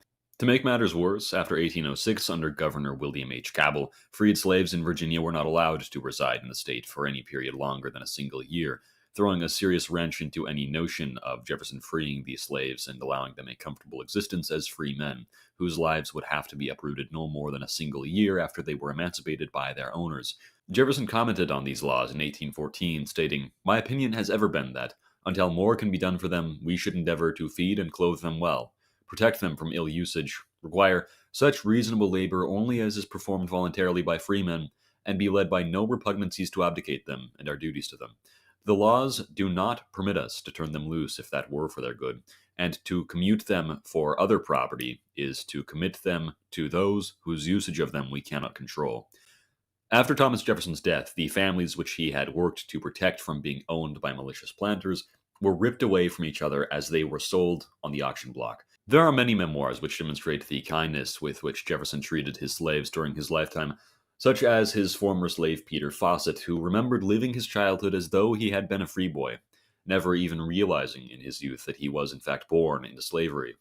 Only when Jefferson died, and Fawcett was put up to the auction block in 1826, as the late Jefferson slaves were being sold, did the boy finally learn that he was in fact one of them. He was a slave. Fawcett recalls in 1898, decades after the death of his former owner, Jefferson, sorrow came not only to the homes of two great men who had been such fast friends in life as Jefferson and Adams, but to the slaves of Thomas Jefferson. The story of my own life is like a fairy tale. It passes through my mind like a dream. Born and reared as free, not knowing that I was a slave, then suddenly, at the death of Jefferson, put upon an auction block and sold to strangers. Mr. Jefferson allowed his grandson to teach any of his slaves who desired to learn, and Lewis Randolph first taught me how to read. Fawcett then recalls what life was like under the next few years after Jefferson's death at Fawcett's new home. When I was sold to Colonel Jones, I took my books along with me. One day I was kneeling before the fireplace spelling the word baker, when Colonel Jones opened the door, and I shall never forget the scene as long as I live. Quote, "If I ever catch you with a book in your hands, 30 and 9 lashes upon your bare back." Unquote. He took the book and threw it into the fire, then called up his sons and told them that if they ever taught me, they would receive the same punishment. Fawcett was one of many slaves who, after being sold from Jefferson's Monticello estate after his death, would never see their mothers or fathers ever again. However, there is no commentary on Jefferson's life which is complete without mentioning his most infamous scandal, his affair with the slave woman Sally Hemings. It is likely true, with some narrow room for doubt, that Jefferson had relations with his slave Sally Hemings. It is likely true, with some narrow room for doubt, that Jefferson had relations with his slave Sally Hemings. A Y chromosome haplotype DNA study in 1998 proved that Eston Hemings, Sally Hemings' son, was fathered by a Jefferson male, which, although could indicate relation to Jefferson's brother, most likely points to Thomas himself. Given Jefferson's presence throughout Sally Hemings' life, it is highly unlikely that any other Jefferson male was consistently at Monticello with her. To corroborate this, Madison Hemings, Sally Hemings' son, professed that Jefferson was his father. This is supported by oral traditions from both Hemings' and Jefferson's descendants, such as Israel Jefferson. To put the nail in the coffin, uniquely all of Sally Hemings' children were freed by Jefferson, either explicitly in his will or permitted to leave Jefferson's estate nominally. Many argue that Jefferson was a rapist for his relationship with Hemings, as Madison Hemings, Sally Hemings' son, reported that Sally's first daughter with Jefferson was at the age of 16, while Jefferson would have been a 46-year-old. Madison Hemings also reports that this infant died soon after being born. The story would be somewhat disturbing if it were demonstrably true. However, there is no documentary or corroborating evidence to support Madison's claim that Hemings' first daughter was with Jefferson at the age of 16. To take his word for it is a matter of personal choice and not entirely unreasonable to believe. However, Sally's first confirmed child was in fact years later at the age of 22. There are many things to say regarding this topic, including the fact that Sally Hemings willingly returned from Paris, where slavery had been abolished and where she was a free woman, to the United States after negotiating extraordinary privileges for herself and any future children she might have on Jefferson's estate, including the guaranteed right for their emancipation, which Jefferson agreed to grant to her and would later hold up in his will. However, this would all be to ignore the brutal fact of the reality of Hemings' relationship with Jefferson. That being that Jefferson's relationship with Hemings was not, in fact, unique whatsoever. All women, slave or free, had essentially equal privileges during Jefferson's lifetime. That is, none. Because no women, white or black, enjoyed legal agency over their own bodies or personal relationships in the 1790s. Any sexual relationship between a powerful white man and a woman of that era, regardless of race or class, existed within a system that stripped her of any practical consent. A white woman, once married, could not refuse her husband without legal abandonment or economic destitution. An enslaved black woman could not refuse her owner under any circumstances either. In both cases, the woman's will was effectively erased by law. A woman could not withhold sexual access without triggering legal or extra-legal penalties. Thus, as horrific as this system was indeed, Jefferson's interracial involvement with Sally Hemings was simply one manifestation of how all women in colonial America were legally powerless. From this perspective, it's hard to view the relationship between Hemings and Jefferson as uniquely repulsive at all, considering the broader stance of women's rights during this time period. Under coverture laws, men controlled their wives' wages, property, legal decisions, etc. It wouldn't be until long after Jefferson's death, in 1826, that in 1839, coverture laws would finally begin to be overturned, starting in Mississippi, where the Married Women's Property Act was introduced, allowing women to own properties for the first time in the United States. Only in 1871, under Fulgham v. State, would the first court cases appear in which the right for husbands to beat their wives into submission would even begin to be questioned by the states. As it is generally considered immoral that relations with Hemings and Jefferson occurred due to the immense power imbalance between the two, this objection can be reasonably nullified by pointing out the fact that all relationships between men and women during this period had not only a personal but a systemic imbalance which occurred across the board unanimously. Jefferson was a slave owner. This much is true, but to leave this on its face is to ignore the nuance of history. Jefferson was born into a brutal system, which he, for much of his life, had no meaningful control over, though he was the first United States president to attempt to change the system. Even our founding president, George Washington, would never fight slavery at any point in his lifetime, nor will you find any statements from the beloved Abraham Lincoln in revulsion against slavery before April of 1854. Meanwhile, Jefferson, while against slavery both in words and in policies, inherited a number of slaves who could not be set free and who he would be doing an immense disservice by selling. He simultaneously accomplished everything in his power to ensure their well-being, including preventing them from falling into the hands of incredibly racist slavers who believed the black man to be biologically inferior by their very nature. Nothing is more clear. Jefferson was a dedicated abolitionist, a progressive man of his time, and an incredible icon who Americans of today would do well to look up to. If Jefferson was such a great guy, then what was America like during its Jeffersonian era? Let's take a look. From 1801 to 1825, America experienced an unprecedented era of Jeffersonian politics known as the Virginia Dynasty. Jefferson, upon displacing power from the Federalists in 1801 and taking office, embraced a vision which he called the Empire of Liberty, a vision in which America would not only consolidate its democratic gains at home, but expand them politically, territorially, and culturally to an ever-growing population and geography. Jefferson's election to the presidency marked the first peaceful transfer of power between rival parties in U.S. history, a transformation which contemporaries would dub the Revolution of 1800, and later the Second American Revolution. Unlike the imperial conquests of Europe, Jefferson's expansionism was founded upon republicanism. Every acre annexed by the United States meant new families were empowered to own new farms, vote, and educate themselves and their children in civic virtue.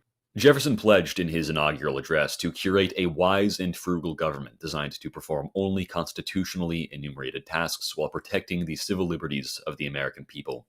Within weeks, Jefferson pressed Congress to repeal the suppressive Alien and Sedition Acts of 1798 and collaborated with Congress to repeal the 1798 direct tax, alleviating a heavy financial burden from American farmers.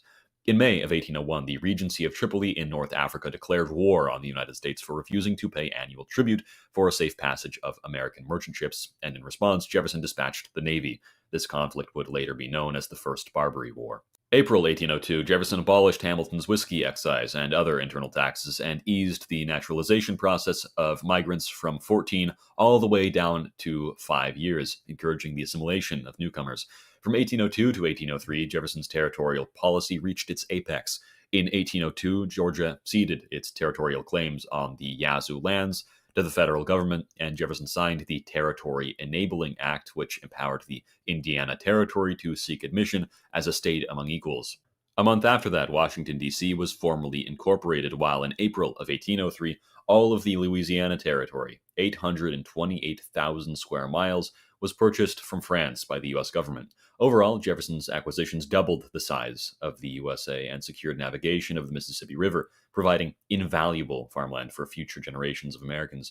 Jefferson sponsored the Lewis and Clark expedition, which began in 1804, charting over 8,000 miles mapping rivers, mountain passes, and indigenous territories.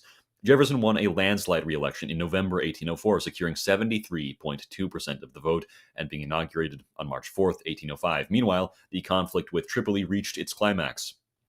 In April of 1805, the Marines captured Derna, marking the first time the American flag flew victorious on foreign soil. Concurrently, the Lewis and Clark expedition reached the Pacific Ocean in November of 1805.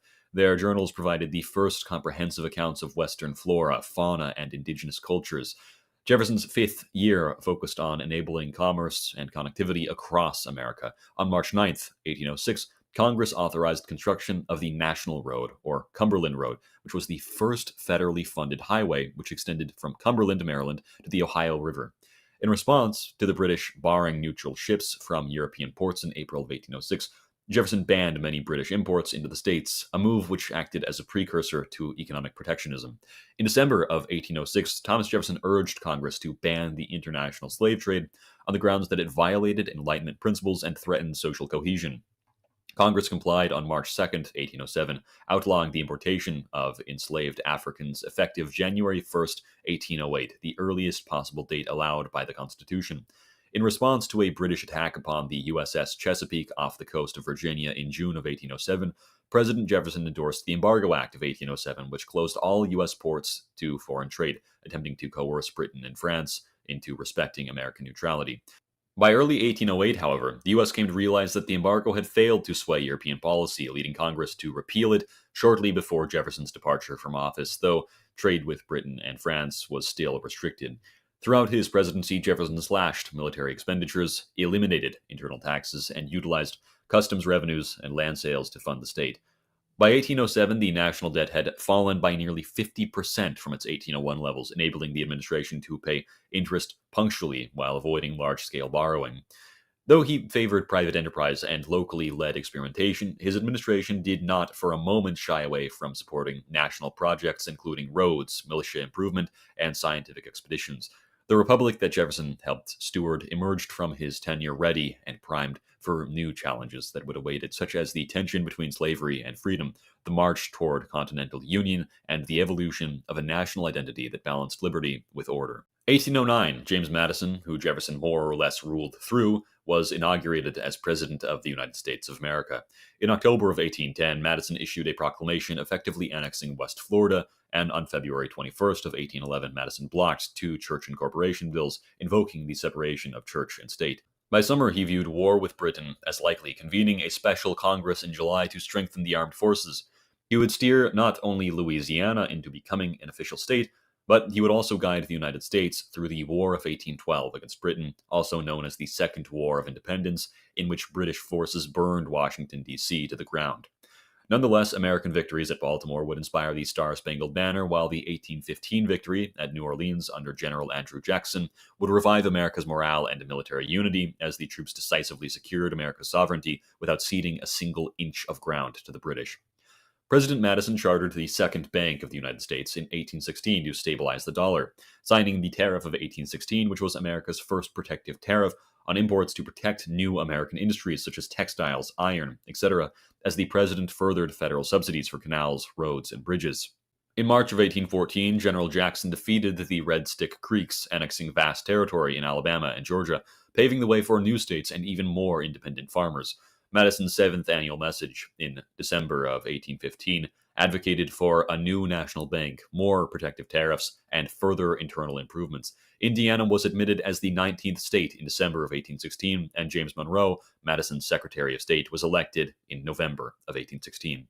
In March of 1817, James Monroe took office, marking the beginning of America's era of good feelings. Monroe, all the while still directly influenced by Jefferson's hand behind the scenes. Domestically, Monroe oversaw westward expansion, admitting Maine as a free state, as well as Missouri in the 1820 Missouri Compromise. In his General Survey Act of 1824, he authorized American Army engineers to map potential canals and roads, investing personal funds in the Chesapeake and Delaware Canal project. The Erie Canal in New York was completed in 1825. In 1819, he negotiated the Adams-Onis Treaty, in which Spain ceded East and West Florida to the U.S., and the Americans relinquished claims to Texas in exchange. The Rush-Bagot Treaty of 1817 had disarmed the Great Lakes, and the Convention of 1818 had fixed the U.S.-Canada border at the 49th parallel, bringing peace to America's frontiers.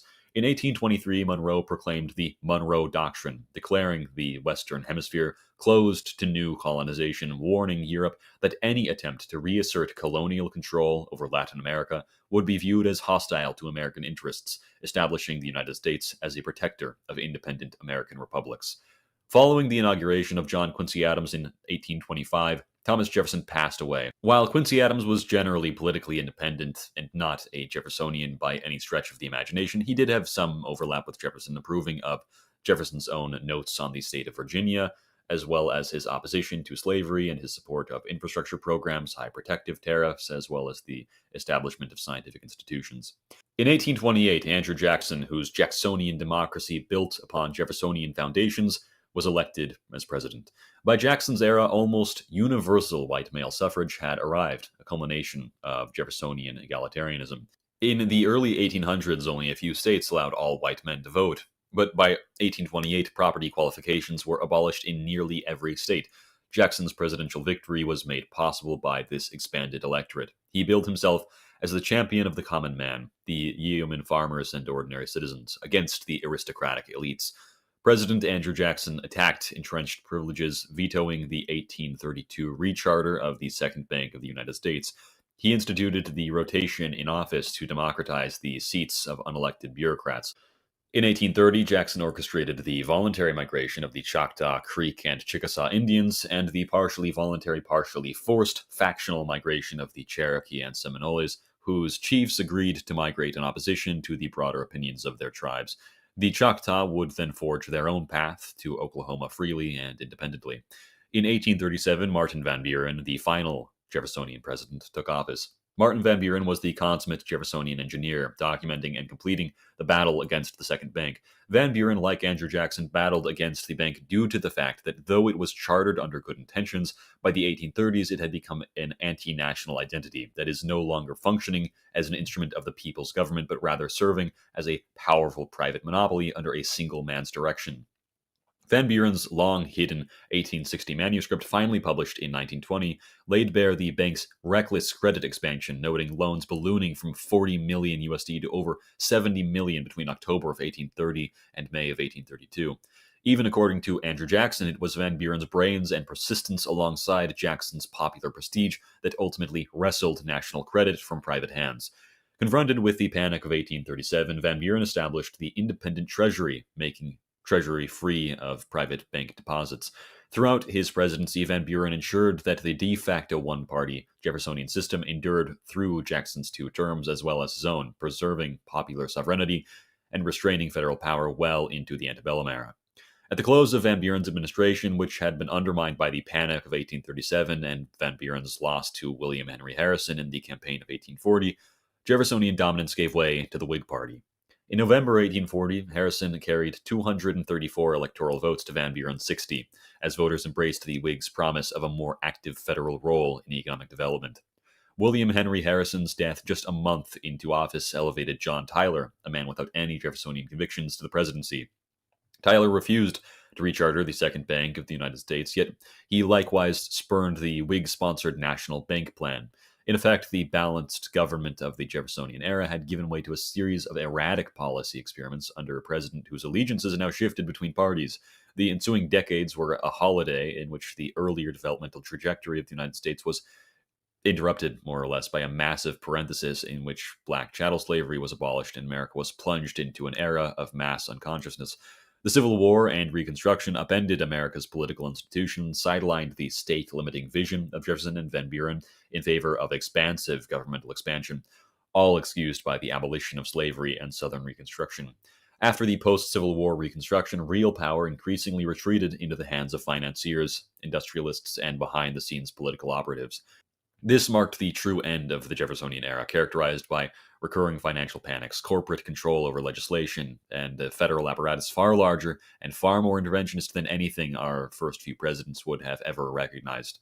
President FDR would, in 1932, praise his own New Deal as a continuation of Jeffersonianism, stating, "Jefferson realized that the exercise of the property rights might so interfere with the rights of the individual that the government, without whose assistance the property rights could not exist, must intervene, not to destroy individualism, but to protect it." The Jeffersonian era stands alone as one of the most ambitious and idealistic chapters in the American story, an era born not just in conquest, but in patriotic conviction. It was an age when democracy matured beyond rhetoric, expanding across territory and class. Under Jefferson, Madison, Monroe, Jackson, and Van Buren, America dared to imagine itself not as an empire of riches, but as an empire of liberty, a land where armed yeomen farmers, not kings or barons, held the keys to power. It was a vision that rejected the tyrannies of old Europe, the predations of monopolies, and the arrogance of plutocracy. These leaders slashed taxes that crushed the lower classes, they paid down the nation's debt, curbed military adventurism, and believed deeply that the government's purpose was to be a steward, not a master of the people. For nearly 4 decades, from the Revolution of 1800 to the end of Van Buren's presidency, this vision held strong. The Jeffersonian legacy expanded the map of the U.S. by more than twice its size, welcomed new migrants, fought for educational expansion, and held fast to the belief that liberty and civic virtue could coexist in such a diverse and vast nation as the United States. These were not perfect men, nor was it a perfect age, but they attempted with clarity and resolve to align power with principle. Today, as America wrestles once again with the true meaning of freedom, the scale of the government, and the soul of its democracy, the Jeffersonian ideal remains a lodestar. It reminds us that Republican virtue is not merely a relic, it's a responsibility. If we can remember what Jefferson and his heirs once built through humility, courage, and faith in the common citizen, modern man may yet proclaim the Republic not as it once was, but as it was always meant to be.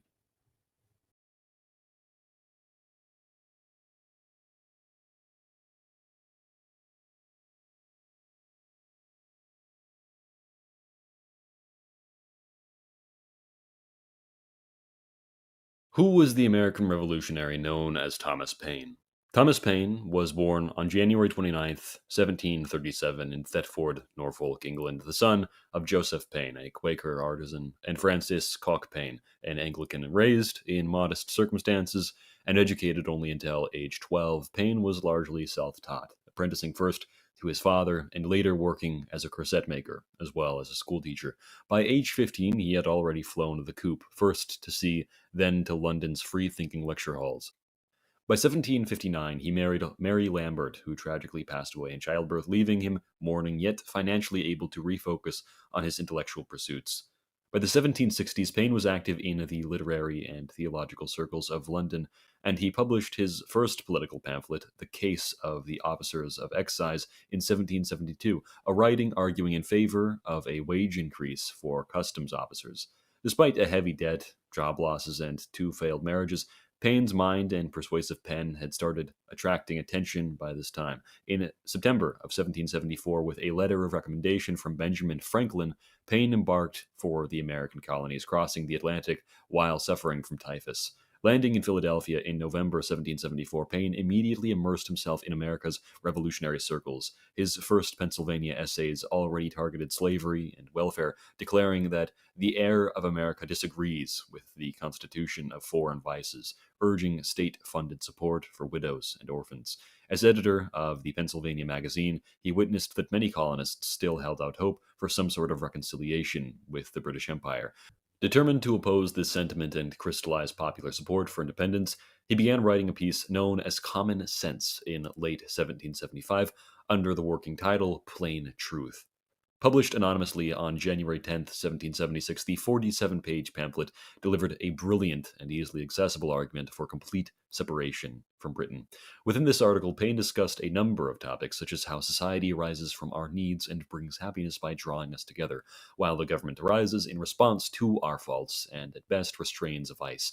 Hence is a necessary evil in Paine's view. In a simple community, imagine a handful of settlers, for example, informal rules suffice until people's natural selfishness invites abuses, at which point you need a system to protect all people fairly. The simpler a system, the less likely it is to malfunction, and the easier to fix. England's constitution, born in darker times, a mix of monarchy, aristocracy, and superficial republicanism, had become so entangled that when things went awry, no one knew whether to blame the king, lords, or the commons. Paine also discusses within Common Sense the fact that monarchy and aristocracy by inheritance were in effect independent of the people, and the commons, though supposedly a check against these forces of monarchy and aristocracy, were themselves overpowered by the king's own veto power. England had locked out the people from real power while holding that their representatives, commons, must oversee the monarch, an obvious contradiction. The king's offices and pensions put him in possession of the key to Parliament,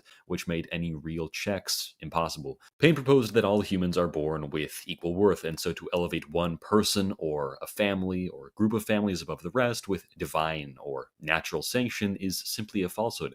Paine attempted to use scripture and the early Jewish judges to show that godly government was possible without kings, and that when Israelites demanded a monarch, they were rebuked for rejecting God as their ruler. No one alive at the founding of a monarchy, Paine posited, should be allowed to bind future generations under a single family. In other words, heredity is an illegitimate imposition on posterity.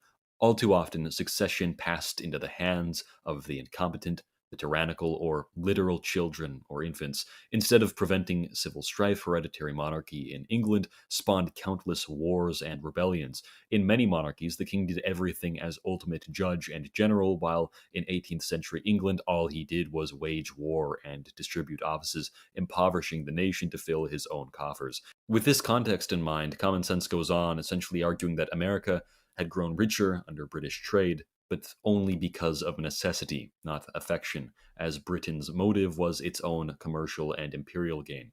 Was America to abandon dependence on Britain, it would find ready markets in Europe and friendship from France and Spain. Paine promoted his vision, pitching to the reader that self-government would let the Americans make their own laws rather than live at the king's pleasure. Common Sense made a fantastic case for American independence, with an estimated 100,000 copies sold within a mere 3 months. In other words, roughly 1 copy for every 20 colonists at the time. Common Sense was read in taverns and town squares, remaining to this day the best-selling American pamphlet of all time. It is Common Sense which ignited America's revolutionary cause through its surge of influence. As the Revolutionary War unfolded, Paine published the American Crisis series between 1776 to 1783, opening with the immortal line, "These are the times that try men's souls." Beyond its famous rallying cry, Paine's pamphlets were one of the first systematic uses of print utilized to maintain revolutionary morale. George Washington himself ordered the first pamphlet to be read to the Continental Army at Valley Forge, with Paine's rhetoric bolstering the morale of the armed forces even in the midst of countless hardships while warring against British occupiers. During this period, Paine served as secretary to the Congressional Committee on Foreign Affairs, though he was later dismissed. In 1780, he accompanied John Lawrence to Paris, securing financial support from France for the American Revolution. In gratitude, the state of New York granted Thomas Paine land at New Rochelle, and both Pennsylvania and Congress awarded him modest pensions. Paine returned to Britain in 1787 as the French Revolution loomed. Alarmed by Edmund Burke's Reflections on the Revolution in France, written in 1790, Paine famously penned The Rights of Man from 1791 to 92. This book has been celebrated by some historians, many actually, as the founding blueprint of the modern welfare state, with Paine's call for pensions from age 50 plus and citizens' dividends for citizens 21 plus being the most progressive welfare scheme across the entire era of the Enlightenment. Paine's The Rights of Man was a 90,000-word defense of Republican government and social reform. A defense which affirmed the natural equality of all men, condemning aristocratic privilege, and proposing progressive taxation, universal education, as well as social welfare. Paine's inspirational ideas and his accessible style earned him nearly 1 million readers among reformers, dissenters, and working-class British civilians. Persecuted for seditious libel, Paine was forced into exile in 1792, returning to France, where he was granted citizenship and a seat in the National Convention. Elected by Pas de Calais deputies, Paine joined the Girondin faction in the National Convention. On January 7th of 1793, Paine spoke against the death sentence for King Louis, arguing instead for imprisonment and later exile to the United States, a position he took up out of gratitude for the King's aid to America in its revolutionary endeavor against the British Empire. His moderate plea unfortunately incurred the wrath of the Jacobins as well as Maximilien Robespierre's Committee of Public Safety. On December 28, 1793, Paine, marked as an Englishman rather than an American citizen, was arrested and thrown into France's Luxembourg prison. Gravely ill yet again with typhus, Paine narrowly escaped execution thanks to a fateful misplacement of the chalk mark on his cell door. In prison, he composed The Age of Reason Part 1, a treatise advocating for deism, condemning clerical abuse, and glorifying moral virtue. In November, months after the fall of Robespierre on July 27th, 1794, Paine was released through the efforts of the new American minister James Monroe. In July 1795, Thomas Paine briefly resumed his seat in the convention to protest restrictions on universal suffrage. The Age of Reason Parts 1 and 2 both advocated for what Paine referred to as a natural faith based on reason, observation, and ethics, undoubtedly inspired by Robespierre's cult of the Supreme Being. He declared, "I believe in one God and no more. My own mind is my own church." Paine denounced the Bible as filled with obscene stories, instead championing doing justice, loving mercy, and endeavoring to make our fellow man happy. The Age of Reason laid the foundations of modern secular humanism.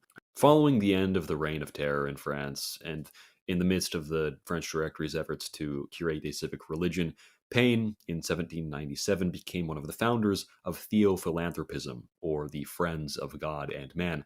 Joining forces with the Parisian bookseller theologian Jean-Baptiste Chemin Dupontet and the philanthropic educator Valentine Roy, Paine lent himself to a movement that channeled Enlightenment ideals into a popular family-based spirituality. Instead of erecting another ecclesiastical hierarchy, the founders of Theophilanthropism were envisioning a faith which was stripped of dogma, ritual excess, and ecclesiastical wealth, celebrating only two core articles of belief: the existence of a supreme being and the immortality of the human soul. At its heart, Theophilanthropism was meant first for the home. Paine encouraged households to set up modest altars adorned with nothing more than fresh flowers and seasonal fruits, where each morning families would offer a brief invocation of gratitude and each evening conduct a calm examination of conscience. These intimate practices were reinforcing what Paine referred to as civic virtue, honesty, benevolence, and respect for parents and elders, while avoiding the specter of clerical sermons preaching of hellfire. By mid-1797, under the patronage of Louis Marie, Theophilanthropists were granted use of notable deconsecrated Paris churches. There, citizens of the new faith gathered for festivals of reason, which combined brief moral homilies with readings of uplifting texts drawn from an extremely diverse crowd of figures, including Socrates, Rousseau, and even George Washington. Hymns of the Theophilanthropists derived from Enlightenment poets and mingled with civic odes to the sovereignty of the people, while speakers would exhort attendees to translate private virtue into public service. Unfortunately, Napoleon's decrees would shutter the Theophilanthropist meetings by 1803. Regardless, Paine's involvement lent Theophilanthropism international resonance. Here was a model of worship that transcended denominational barriers, rooted instead in the notion of universal human reason, a notion which insisted that true piety resides in the heart's moral striving, not in ceremony or in creed. Invited by President Thomas Jefferson, Paine would return to the U.S. in 1802. In the peak fervor of the Protestant religious revival of the Second Great Awakening, Paine's anti-clericalism and skepticism alienated him from mainstream politics altogether, which resulted in him being denied of his right to vote in New Rochelle as he spent his final years relatively in poverty. Thomas Paine died on June 8, 1809, at age 72. His simple funeral was attended by just 6 mourners, including 2 freed black men. His body was buried on his New Rochelle property, but was later exhumed by William Cobbett, completely disappearing thereafter. Today, Paine is celebrated on U.S. postage stamps, commemorated in statues from Thetford to Paris, and revered as the father of the American Revolution. Paine was, during his life, a total opponent of chattel slavery at a time when its defenders remained dominant in Western society. As secretary to the Pennsylvania legislature, he helped draft bills aimed at prohibiting patriot participation in the international slave trade. His celebrated declaration, which appears in his Rights of Man, was "Man has no property in man." One of the earliest anti-slavery pamphlets in the colonies, African Slavery in America, published March 8, 1775, appeared anonymously in the Pennsylvania Magazine, whose editorial helm Paine had recently assumed. Though unsigned, Benjamin Rush later affirmed Paine's authorship of this pamphlet. In later years, Paine and Joel Barlow sought to persuade President Thomas Jefferson to prohibit the extension of slavery into the Louisiana Territory, urging instead the settlement of the new territories by free black families alongside European immigrants. Long before modern welfare states, Paine fought for a society that looked after its most vulnerable members. In Rights of Man Part 2, Paine proposed state-funded universal education, support for the poor, prenatal and postnatal care, and direct subsidies to families at childbirth, even arguing that labor ought to be over before old age. He advocated for a pension commencing at age 50, rising further at age 60, intended to preserve human dignity and relieve destitution. His final pamphlet, Agrarian Justice, laid the basis for what we now term citizens' dividends, or basic income. Paine recommended the creation of a national fund to pay every adult £15 upon reaching 21 and a lifelong £10 annual pension to current 50-year-olds and future beneficiaries. He argued that all accrued wealth beyond a person's own labor derived from society and must, in justice and gratitude, be partially returned to support the common good. This proposal was recognized a century and a half later by FDR's U.S. Social Security Administration as the first formal American plan for old age pensions and social assistance. Thomas Paine's life is a perfect example of a committed and unwavering revolutionary committed to freedom of speech and thought, as well as government by consent, championing universal suffrage, equitable taxation, public education, social welfare, and religious tolerance at a time when such ideas were thought to be absurd. He endured persecution, imprisonment, and isolation, yet never wavered, hopeful that some group of virtuous citizens would somehow manage to someday build a just society. In Thomas Paine, we find a true exemplar of the Enlightenment era, but beyond that, we find a man whose words and deeds birthed an entire new world of political freedom, and whose ideals continue to inspire the quest for human equality and dignity in every corner of the planet.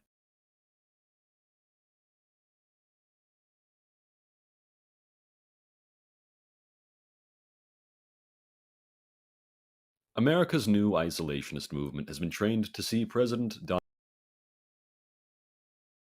Donald J. Trump as an ally of American cultural conservatism in opposition to neoliberalism, a skeptic of foreign intervention, and therefore tough on Ukraine.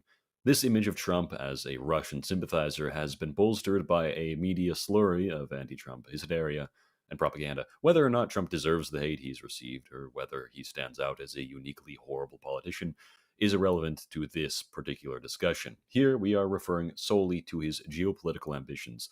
Few people have stopped to wonder, what if all of this has been theater? What if all of the pro-Russian sentiment from Donald Trump has been nothing more than an elaborate show which has kept the dominant isolationist wing of the Republican Party placated, while at the same time ensuring that Ukraine remains an ally of the United States? A closer analysis shows that this can be the only rational explanation for all of Trump's diplomatic and policy moves since he first took office in 2017. All of this really began on June 20th of 2017. Cameras caught him greeting Ukrainian President Petro Poroshenko with the classic Trump handshake, firm and just a touch condescending. The White House blandly reported after the meeting, quote, "We discussed support for a peaceful resolution in eastern Ukraine." But the real story here is to be found in what Trump doesn't do after taking office. The sanctions on Russia remained unaltered, and security cooperation with Kiev, in fact, intensified. By September of 2017, Trump had signed a bill banning Russia's Kaspersky Lab from U.S. government agencies. Then December arrives, and the Trump administration hands down sanctions on 100 individuals tied to Russia's annexation of Crimea, as well as the Donbas conflict, explicitly targeting Russia's elites and their financial lifelines. The new media narrative was simultaneously that some sort of thaw was occurring between the US and Russia. Looking back, this was completely laughable. By March of 2018, 60 Russian diplomats were given the boot from the United States in lockstep with the decisions of various European capitals. Was this just another mixed signal? Was Trump still cozying up to Putin? No, Trump was already isolating Moscow's diplomatic network and intentionally starving it of international influence. Then April rolls around. The first ever shipment of lethal Javelin anti-tank missiles lands in Ukraine, some 47 million USD worth, according to Reuters. Simultaneously, Trump assigns a sanctions package against 24 Russian oligarchs, calling it a punishment for malign activity, including election meddling and aggression in Ukraine. By July of 2018, Mike Pompeo stands before the United Nations and declares that the U.S. will never recognize Crimea's annexation. A month later, Trump tightens export controls on Russian missile components, targeting 2 Russian defense firms for alleged violations of the Intermediate Range Nuclear Forces Treaty. This is followed by a dramatic and entirely stage-managed aid freeze in summer of 2019. On June 18th of 2019, the Pentagon publicly announced 250 million USD for additional training, equipment, and advisory efforts to build up Ukraine's armed forces. On July 3rd, Jennifer Williams, the Russia advisor to Vice President Pence, testifies that OMB has placed an informal hold on that bundle of security aid. July 25th, Trump calls Zelensky to ask for an investigation into the Biden family and about some conspiracy theory claim about the DNC. After less than 3 months, the hold is lifted. In other words, Trump froze Ukraine aid at precisely the moment that he was demanding personal political favors. This was undeniably coercive, abusive, and corrupt, but was this done so that Trump could move cards towards Russia's favor?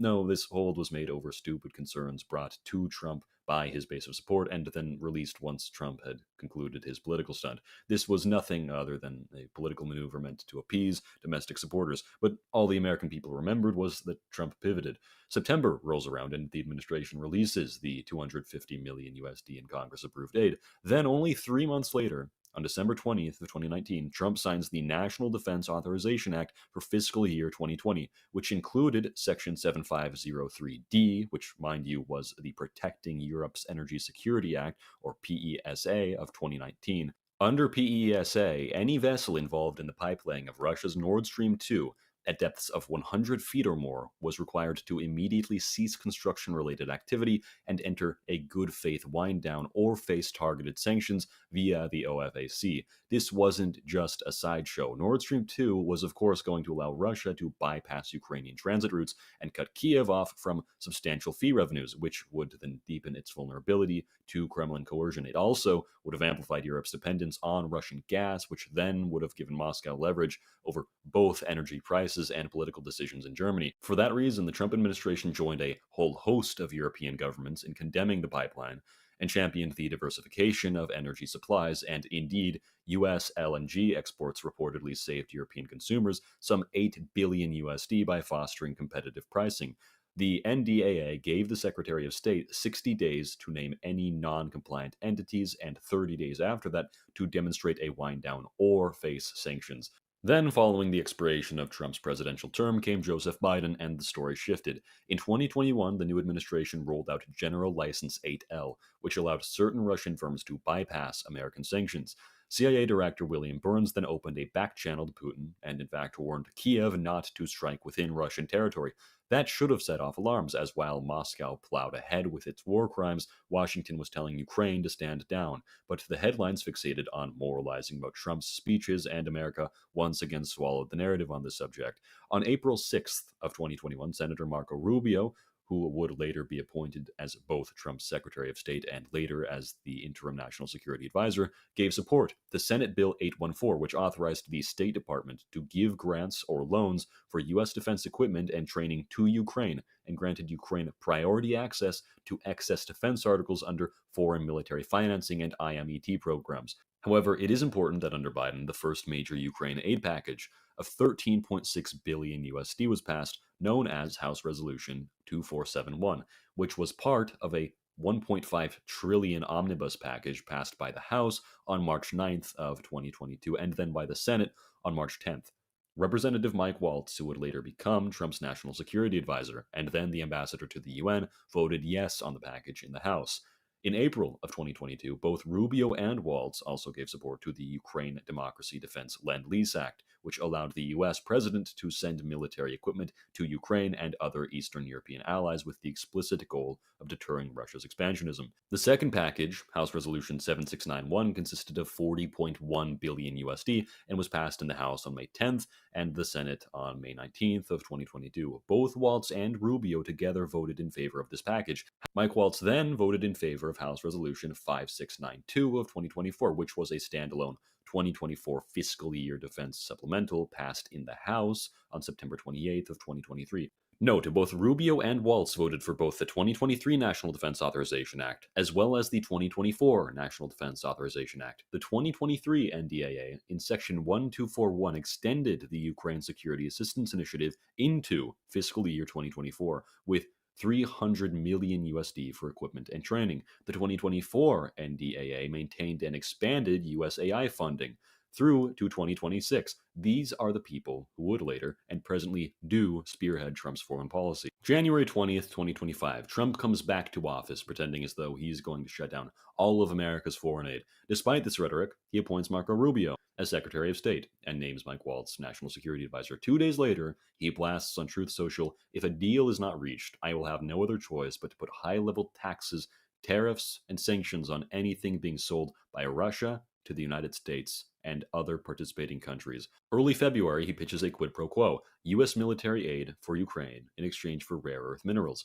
Russia rebukes Trump's proposal as commodifying war support. One will find that in the earliest days of the second Trump administration, all of the troubles regarding America's relations with Ukraine can be shown to stem from the unauthorized actions or statements of Pete Hegseth, Trump's Secretary of Defense. In early February, without presidential approval, Pete Hegseth ordered Transportation Command to ground 11 military cargo flights loaded with artillery shells and munitions bound for Ukraine. These flights, originating from Delaware and Qatar, were halted for several days at a cost of up to 2.2 million USD in cancellation fees. The fact is, however, that no senior White House, Pentagon, or State Department officials were ever informed of the suspension, and only learned of it when Ukrainian partners in Kiev and liaison cells in Poland began inquiring about the missing shipments. On February 5th, Trump's national security advisor, Mike Waltz, intervened and resumed all 8 flights immediately.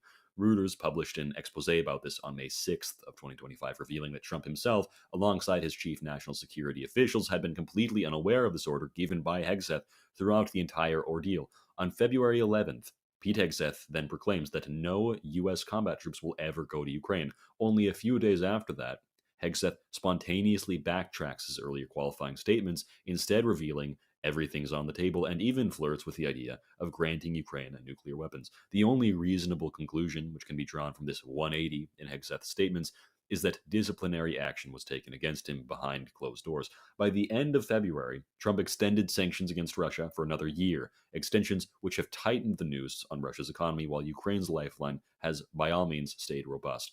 On February 28th, an interesting show occurred where Zelensky visited the White House only to be berated by Trump ruthlessly, grilled on classical GOP talking points. Trump constantly interrupted Zelensky, accusing him of endangering millions, and dismissed Ukraine's chances of victory, but some citizens saw through this facade and recognized what it was. This was a show. It was meant to play up to Donald Trump's isolationist support base. Trump confirmed this interpretation after the fact, stating that the visit, quote, made for good TV. Early March, Trump quotes Zelensky, stating Ukraine is ready to negotiate. On March 7th, Trump warns of large-scale banking sanctions against Russia until a final peace agreement is reached. Treasury Secretary Scott Bessent promises Ukraine that America will go all in. Even Elon Musk, a notable pro-Russian cabinet member, stated on March 9th, to be extremely clear, no matter how much I disagree with the Ukraine policy, Starlink will never turn off its terminals.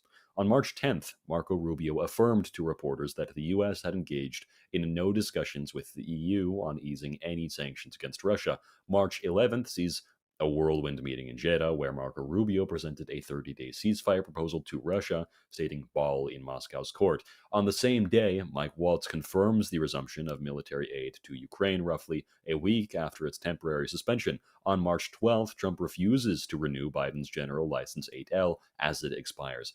That move alone slashes €5 billion annually from Russia's oil revenues. Was this just some sort of technicality, some sort of performative move? No, because the elimination of the general license sanction loophole was one of the biggest blows to Russia's sanction evasion. Trump accompanied this with a dire warning stating very bad financial measures await Moscow.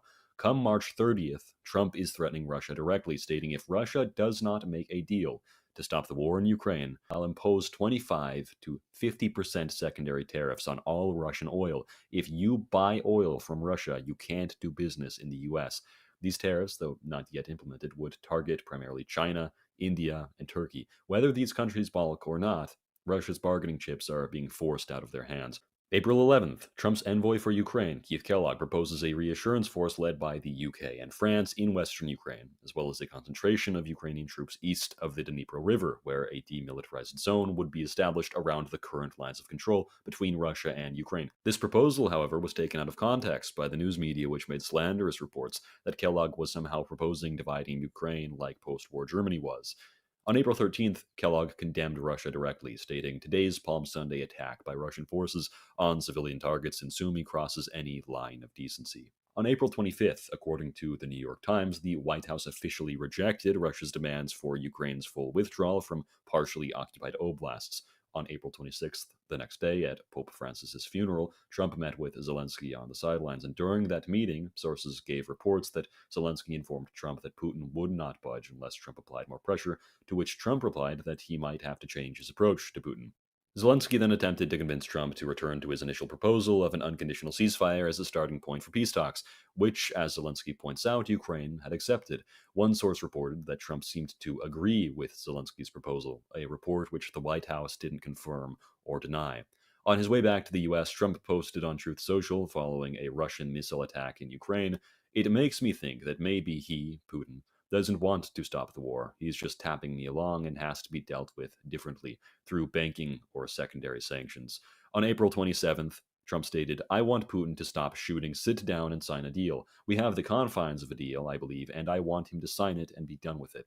On April 28th, Ukraine signs a memorandum on U.S.-Ukrainian mineral rights, hailed by Mike Waltz as America's economic stake in Ukraine's future. As Russian shells continue to fall, the U.S. locks in the resources that will rebuild Ukraine and binds Washington's own economy to Kiev's success. According to U.S. State Department spokesperson Tammy Bruce, Rubio demanded from Russia's Foreign Minister Lavrov that the war be brought to an end immediately. Keith Kellogg denounced Putin's three-day ceasefire as absurd. And a three-day ceasefire is absurd. What the president wants is a permanent, comprehensive ceasefire, sea, air, land, infrastructure for a minimum of 30 days, and then we can extend that. No, look, Dana, Russia's not winning this war. Russia has not made any major advances in the last year and a half. They haven't taken the city of Kyiv, the capital.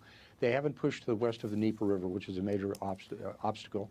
They haven't taken Odessa. They've lost hundreds of thousands of soldiers, and they haven't really moved anything. It moves by meters, not by miles. And the Ukrainians are fighting on their own soil. They're fighting hard. So when Russia says they're winning, no, they're not.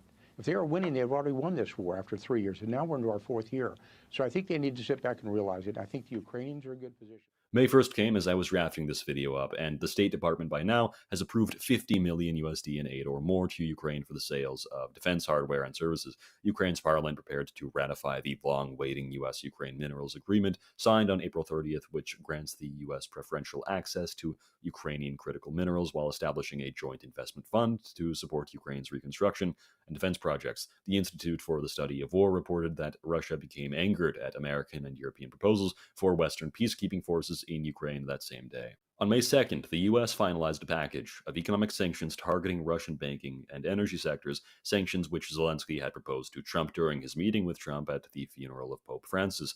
Marjorie Taylor Greene, a Republican isolationist politician, began fuming at Trump, complaining, "I represent the base, and when I'm frustrated and upset over the direction of things, you better be clear the base is not happy. I campaign for no more foreign wars, and on top of that, now we are told that we have signed a deal for mineral rights in Ukraine. So why on earth would we go over and occupy Ukraine and spend an untold amount of future American taxpayer dollars defending and mining their minerals, as well as potentially putting American lives at risk in future war?" Following this, a Trump advisor reported that Trump was shooting down Marjorie Taylor Greene's dreams of running in the Senate, shooting back by stating the president, like the governor, wants someone who can win.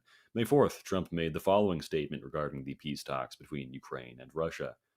Within hours of that statement, the New York Times reported that the U.S. has been planning to transfer a Patriot air defense system from the State of Israel to Ukraine. May 5th, the Senate moved forward with the Sanctioning Russia Act of 2025, introduced by the Republican Senator Lindsey Graham and co-sponsored by 70 senators, half of them Republicans. The act would impose a 500% tariff on energy imports from Russia, expand secondary sanctions, block Russian access to U.S. capital markets, including uranium imports, and tighten restrictions on sovereign debt and financial transactions involving Kremlin-linked entities. Trump has publicly endorsed the bill's substance.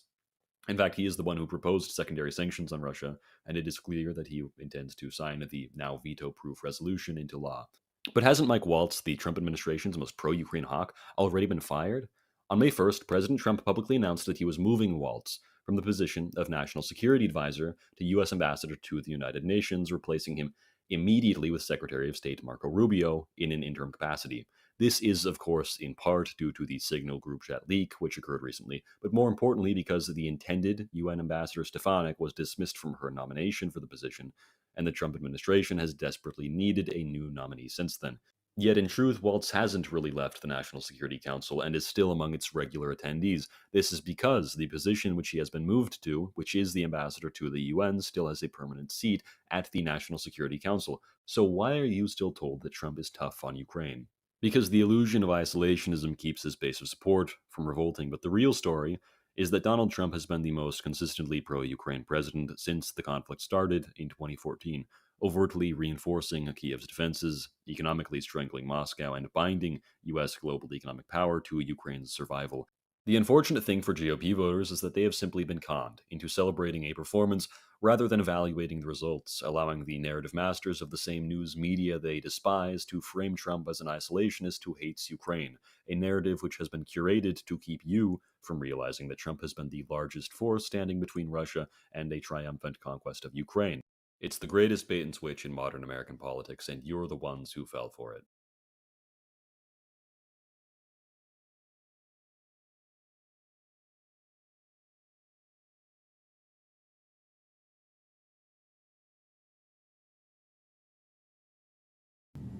Now that conflict has come, the only way to limit its duration is to apply decisive force.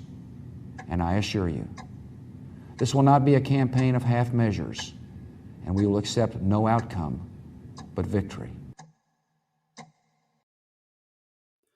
As of 2023, 61% of Americans now oppose the invasion of Iraq, as the war moves into what seems to be a long-distant memory of a far different time. Initially, in the period succeeding 9/11 and preceding the Iraq War, Americans found intervention very favorable. Over time, however, the warmth of the general public towards the Bush administration's decisions have soured. There were multiple reasons listed by the United States government for the invasion of Iraq. First, the disarmament of Iraqi WMDs, or weapons of mass destruction. Two, an end to Saddam Hussein's support for terrorist organizations. Three, humanitarian concern for the Iraqi people, and the intent to free them from Ba'athist oppression. Now, the American people look back on these justifications and feel deceived, as thousands of innocent Iraqis and American troops died in the process of this effort, and to boot, as it seems, there were supposedly no weapons of mass destruction discovered by the intervention. Finally, a terrorist state, Iran now controls Iraq as a client state, and the United States seems to have done nothing to aid in reconstruction. On the other hand, let us be completely clear before we dive into any of these topics. The Bush administration never claimed, contrary to popular opinion, that the Ba'athist dictatorship of Saddam Hussein had any hand in the events of 9/11. Rather, its gripe was that Iraq had become a central host to Islamist terror organizations in the Middle East. First and foremost, let's talk about life during the Saddam years. Under Saddam, the quality of life of the Iraqi people dramatically declined. Its per-person income sharply fell from 1980 to 2002, from being more prosperous than Spain to in greater poverty than Angola. Public services were neglected, and the education system focused on completely indoctrinating the youth in the most vitriolic and eventually religious and divisive cancer. In 1998, all female secretaries were fired from their governmental positions, and women were barred from leaving Iraq without male escorts. In 2000, women were blocked legislatively from laboring outside of their homes. Political opponents and their relatives were kidnapped, tortured, and raped by the state. The Mukhabarat, a branch of the Iraqi intelligence service, would kidnap and rape the relatives of suspected opponents, record these assaults, and send them to suspects as blackmail. Often, female relatives of prisoners would be killed in front of them to coerce confessions. An interim report of the UN Special Rapporteur on the human rights situation in Iraq recorded the following.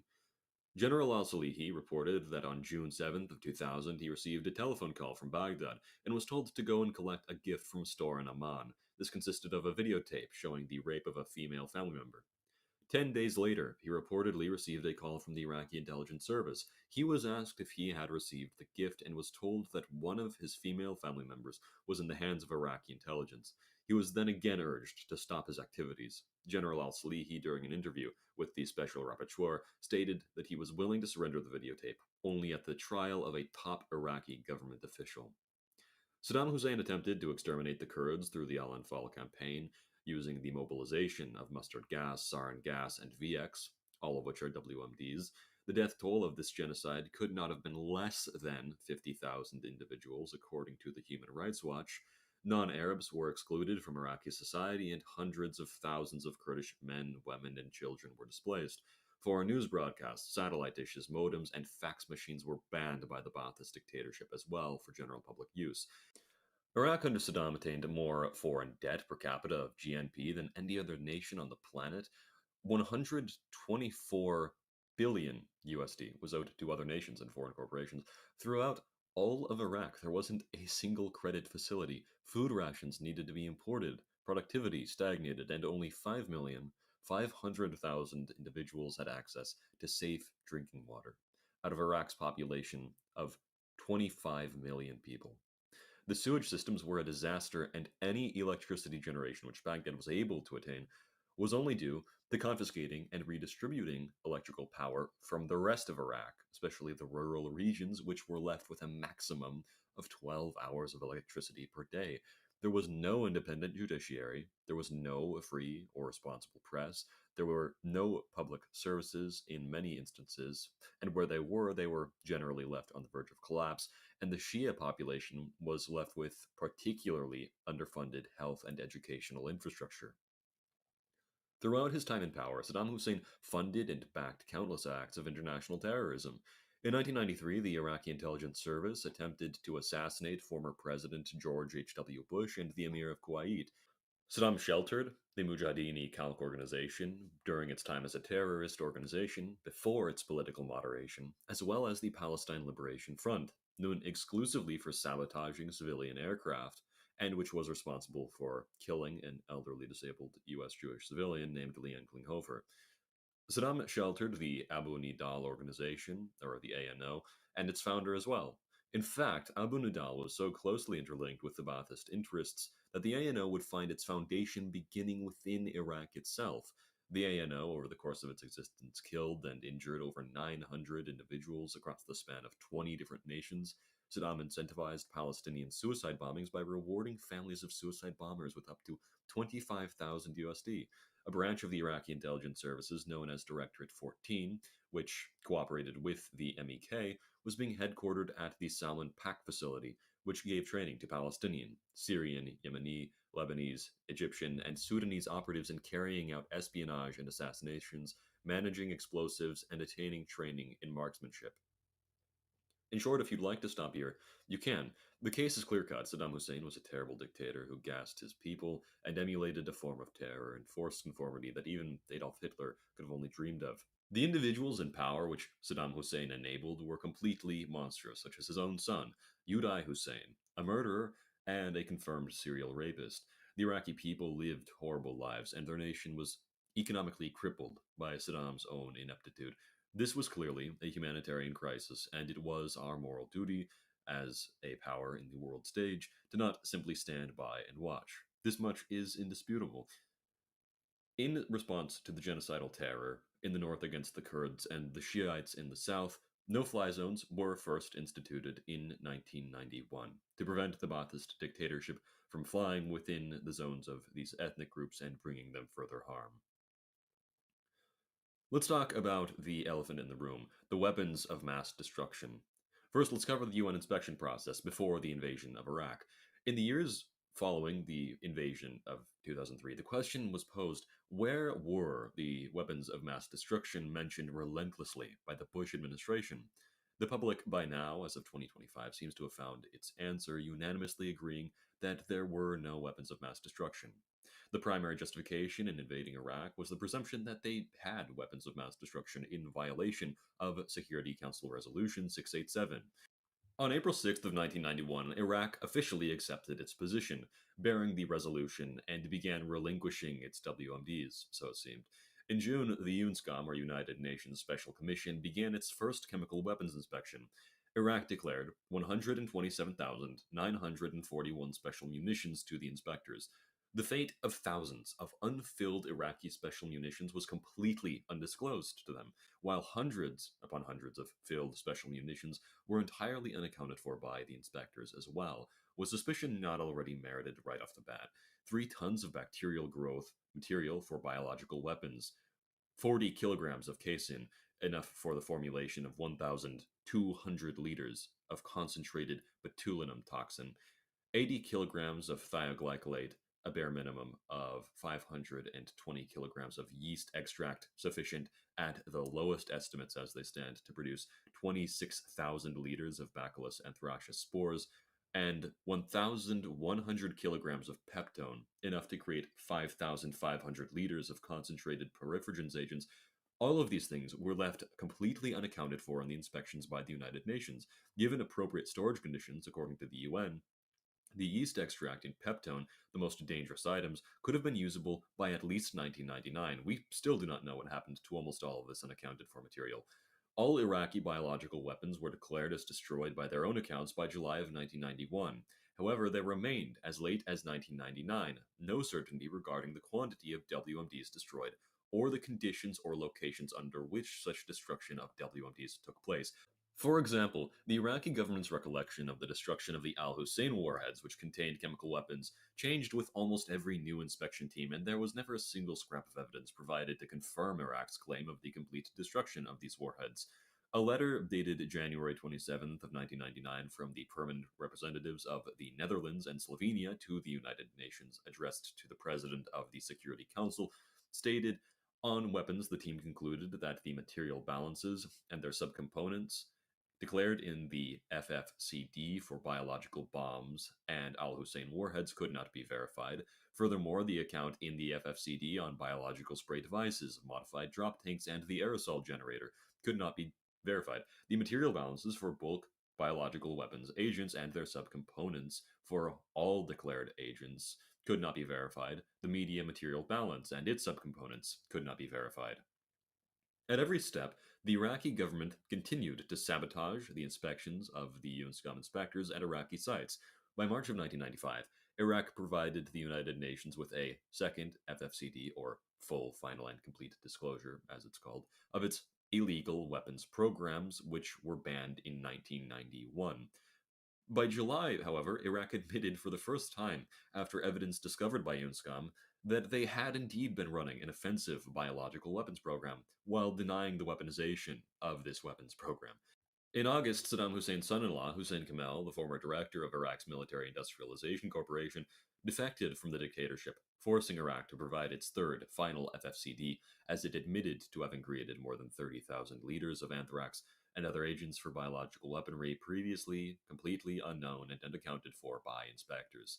Soon, Iraq withdrew the FFCD, subsequently admitting to having weaponized its biological weapons program, after previously denying this and lying to UNSCOM, also admitting having achieved great progress previously unknown to the UN in developing its long-range missile program.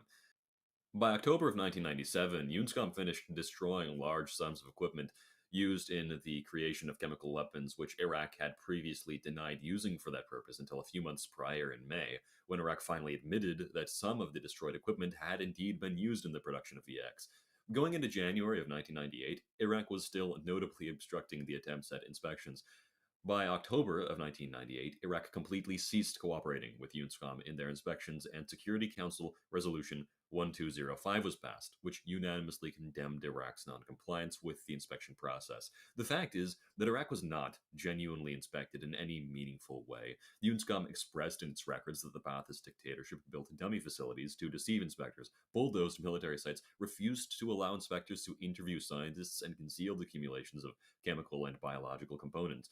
Iraq's possible disposal of WMDs without UN oversight would also be a violation of the UN resolutions anyways. Yunmovich, the successor to UNSCOM, was unable to verify Iraq's claim to have destroyed roughly 50 Scud-type warheads, which were intended to be used as chemical or biological weapons, and a 50-ton trailer initially imported for Iraqi use as a mobile missile launcher. Baghdad failed to remain consistent in recounting the number of special warheads it had to Yunmovich, and while the Iraqis claimed to have only manufactured 50 chemical and 25 biological warheads, UNSCOM had previously fallen under the apprehension that well over 100 special warheads had been produced, while it only verified the destruction of roughly 3/4 of those special warheads. At this point, it should have been impossible to have believed that Iraq completely abandoned its nuclear pursuits after all of this lying. Iraq consistently weakened inspection abilities and resources through hiding information and equipment between 1991 and 1998, and doing so at the cost, mind you, of a great loss in income from potential exports, which were otherwise hindered at this point by the international sanctions which had cracked down on the Iraqi economy during this period, as Iraq refused to comply with UNSCOM. Abd al-Tawwab Mullah Huwayash recalled that Saddam Hussein had sometime in 1999 taken an interest in what was essentially an implication to restart Iraq's chemical agent production. Huwayash reported that within 6 months he could begin to produce mustard gas for Saddam Hussein, while VX and sarin would of course take much longer to manufacture. In 2001, Saddam approached Huwayash again, inquiring, "Do you have any programs going on that I don't know about?"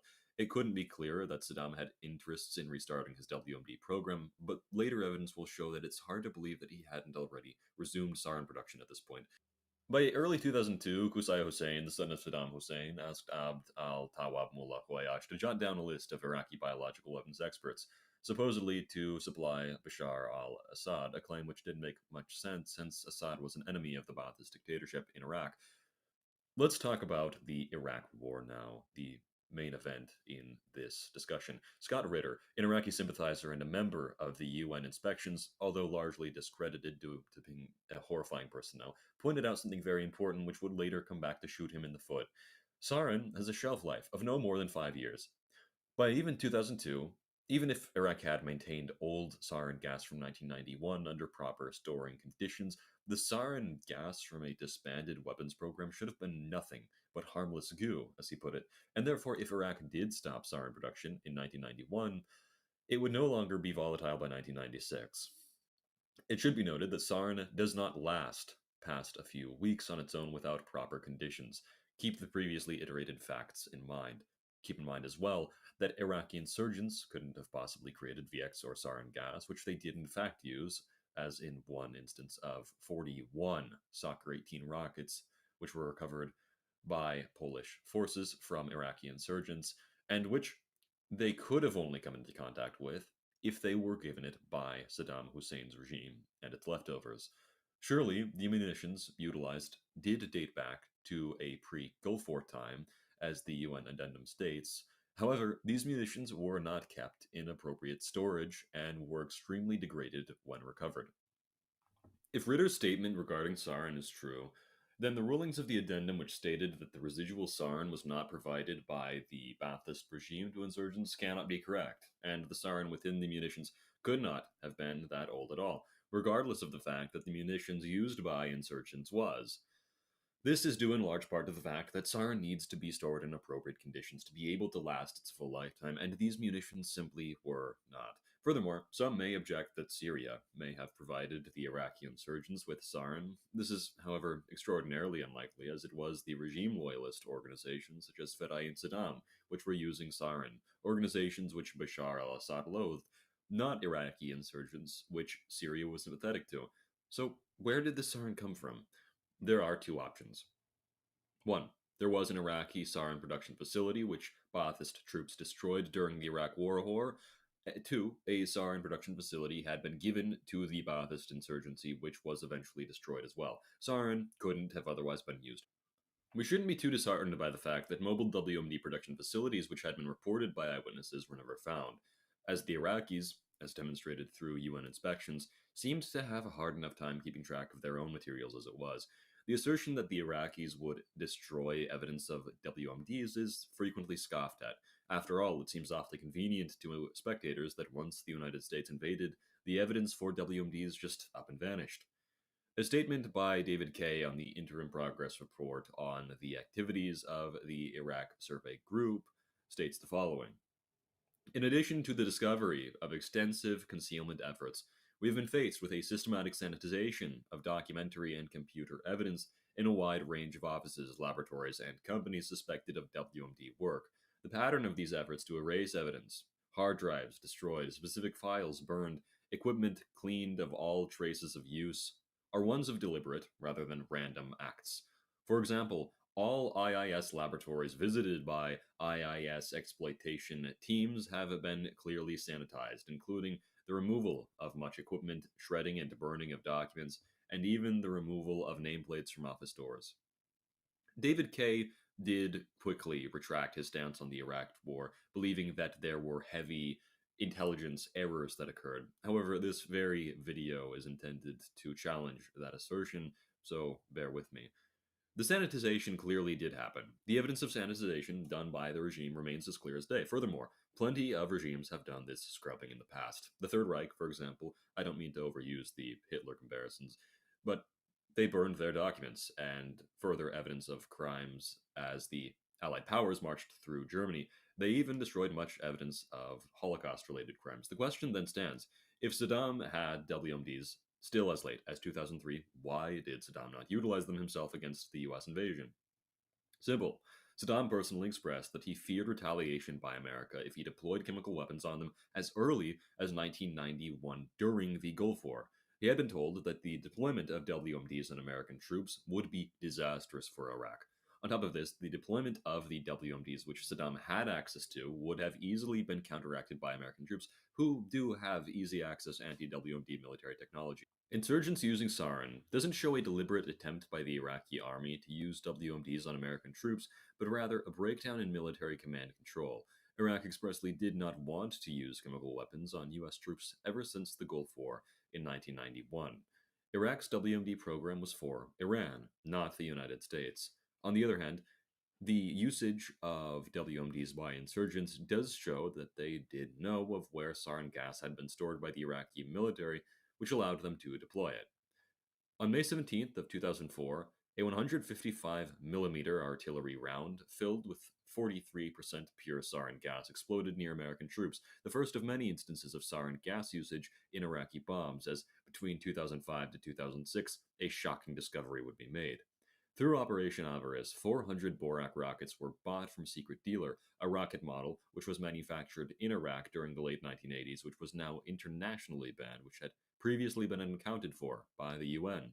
The purity level of the sarin within these Borak rockets reached an average of 13%, while some sarin weapons recovered in 2006 had a purity level of 25%, meaning they had to have been made, in any case, well after 1999. In instances other than sarin, 5,000 chemical weapons previously unaccounted for by the UN in their inspections was discovered in Iraq, and for a time covered up by the US government as they were attempting to find an active WMD program after 9/11. What this discovery of chemical weapons means is that even if Iraq hadn't had an active WMD program, they very much intended to retain their weapons arsenal to restart production as soon as the world was no longer looking. Other than in 2004 during Polish and American encounters with sarin gas being used within older shells, not many more direct contacts between American troops and sarin gas were made, or so it seems.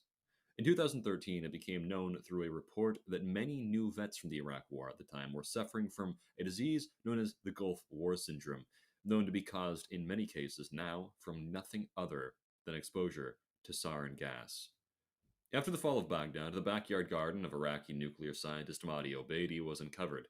12 years prior, under orders from Qusay Hussein and Hussein Kamel, Obeidi had buried the components of a nuclear centrifuge in his backyard, with the order to be ready to begin construction of a nuclear bomb again in the future. Obeidi handed over the buried documents and centrifuge components to U.S. officials after leading them to it. Clearly, not only had Iraq not given up its nuclear ambitions, but given another few years, they very well may have fulfilled them. Now let's turn our attention to the reconstruction of facilities preceding the Iraq War. The foot and mouth disease vaccine facility in Al-Dawra, one of at least 2 biocontainment level 3 facilities in Iraq, which it admitted to the UN had been utilized as a biological weapons facility, had initially been closed down. By 2001, however, Iraq announced its reopening as a simple vaccine facility without UN approval. UN inspectors from UNMOVIC inspected the facility and discovered that it still retained capabilities for a dual-use function. On top of this, some of the facility's equipment had been notably relocated to a secondary facility, which the UN had no follow-up on. A report titled UN Weapons Inspectors Probe Sites Related to Germ Warfare and Nuclear Arms states, during the inspection, the team learned that some equipment had been transferred to another facility, spokesman Hiro Yuaki told reporters in Baghdad. This was immediately followed by activities at a small veterinary medicine facility about 20 kilometers north of Baghdad.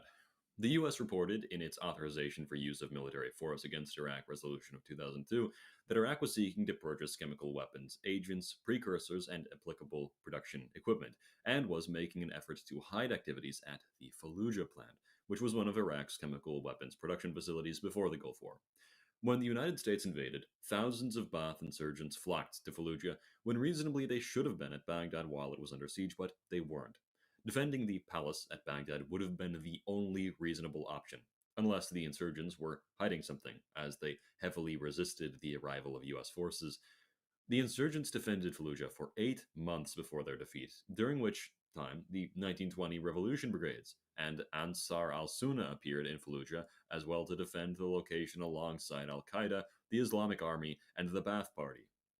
If there was nothing of extreme value worth defending and ensuring Americans couldn't have gotten their hands on over the course of the 8 months Fallujah was barricaded, why did the Iraqi army position the Major General Mohammed Latif in charge of the city? And why was the Chief of Staff of the Republican Guard, Jassim Mohammed Saleh, put in charge of the city prior to Latif's leadership? This is why. As of February of 2003, at the Fallujah chlorine plant and 3 other plants, Iraq amassed multiple times more chlorine production, 22 tons per day, than needed for civilian water treatment, demonstrated by the fact that chlorine, which can be used in the creation of mustard gas and nerve agents, was being heavily diverted for military purposes. Enkat Rajan, the project manager of NEC Private Engineers Ltd., which built the Fallujah plant, confirmed that it was intended, during its construction, to be controlled by the Ministry of Military Industries of Iraq, according to the ministry's own reports to Qatar Rajan, a strange department to be in charge of the ownership of a chlorine plant, to be sure.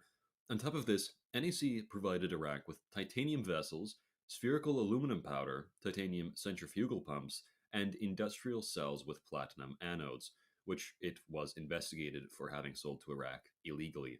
Yet another nail in the coffin for the conclusion that Iraq had indeed restarted, at least on some notable scale, or was preparing to restart, the production of chemical weapons. By September of 2002, the Iraqis had also rebuilt structures which had been dismantled by UNSCOM at their Al Mamoun facility, structures originally designed for the construction of solid propellant motors for their now illegal Badr 2000 missile program. NEC also had ties to the facility through its production of ammonium tetrachlorate meant for these solid propellant motors. The former Al Farad gas centrifuge manufacturing facility, bombed in 1998 by the Clinton administration, was also being rebuilt by October of 2002, with no intentions publicly disclosed by the Iraqi government for the reconstruction. However, one doesn't need to ponder for too long on what might have been planned behind the reconstruction of a gas centrifuge manufacturing facility.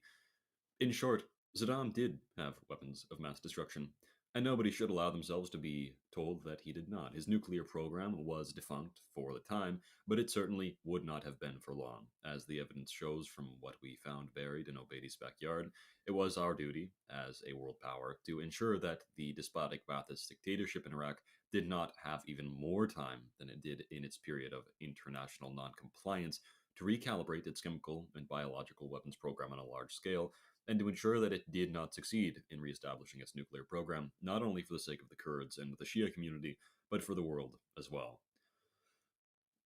Was it all worth it in the end? This may boil down to a point of personal concern. Was it our responsibility to help rebuild Iraq? Yes. Did we? To some extent. Should we have done more? Yes, and it is a national shame that we didn't. Instead, the United States shrunk away and failed to adequately aid a nation which needed its help. Does this detract from the justification of the invasion? No, not at all. It is undeniable that the intervention, even if there were no weapons of mass destruction, was absolutely worthwhile for the Kurds and the Shias, if not for a vast bulk of the general Iraqi population. Some may object, however, was the cost of life worth it? George Galloway protested with this in mind. His protest is an error, however. Although civilian casualties in any war should never be underemphasized, the fact is that not 1 million, as Lancet put it, but 122,000 recorded deaths during the Iraq War happened to be from civilians. At least 11,000 of these deaths were due to anti-occupation forces and Iraqi insurgents, while about 44,000 of these deaths were due to post-invasion criminal activity, with the rest attributable to either unknown or coalition-led forces. This information was compiled by the Iraqi body count, opposed to the popular Lancet death count, which recorded 601 violent deaths, a flagrantly invalid number. The Lancet report was discredited by not only the US administration, but by Iraqi officials as well. Were the horrors worth the outcome? One has to say so. By February of 2006, 2.43 billion USD in funds had been given to the Iraqi people in food, water, and medicine. 10.5 billion had been put towards the Iraqi economy, national security, and political spheres. Free democratic elections had arrived, and between 2002 and 2005, the GDP grew from 18.9 billion USD to 33.1 billion USD. A new stable currency allowed Iraq's central bank to slash inflation down to negative 6.3% by October of 2009. Iraq has now had the vast bulk of its debt forgiven from the Saddam era.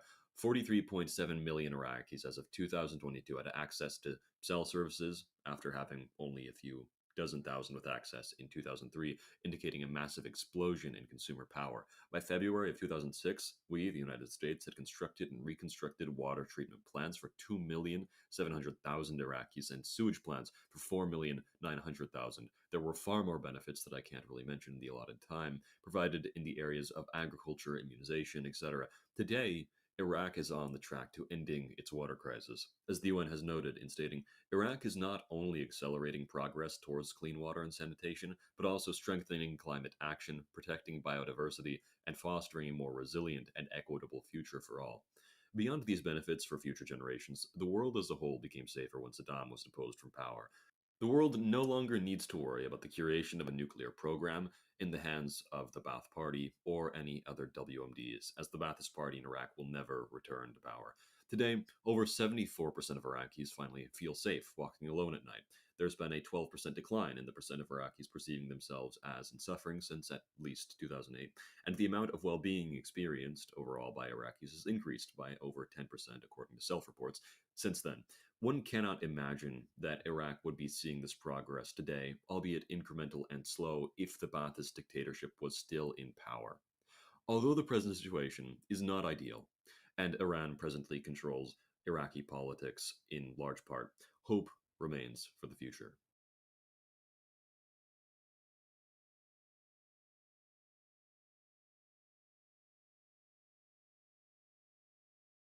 Recently, Chemical Mind, a communist YouTuber, uploaded a restoration, really a repost, of the debate between Christopher Hitchens and Michael Parenti regarding the Iraq War.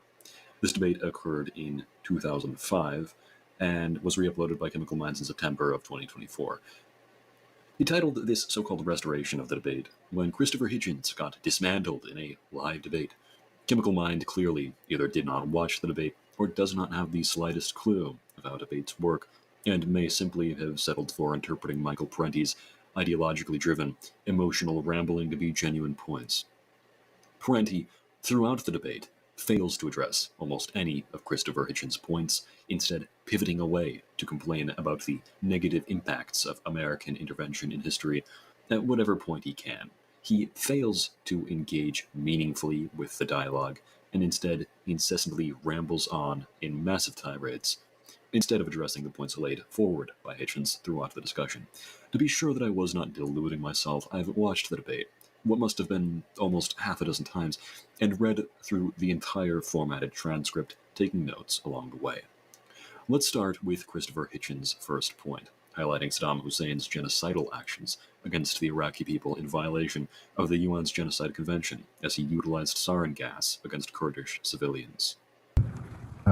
It had violated the Genocide Convention by very well and exhaustively documented state campaign of murder, known as the Anfal campaign, which we have now all the incriminating documents in our possession, to try and not just disperse, but to destroy the Kurdish population of northern Iraq, using for the purpose, as it had with the intervention in Iran, weapons of mass destruction, principally of chemical description.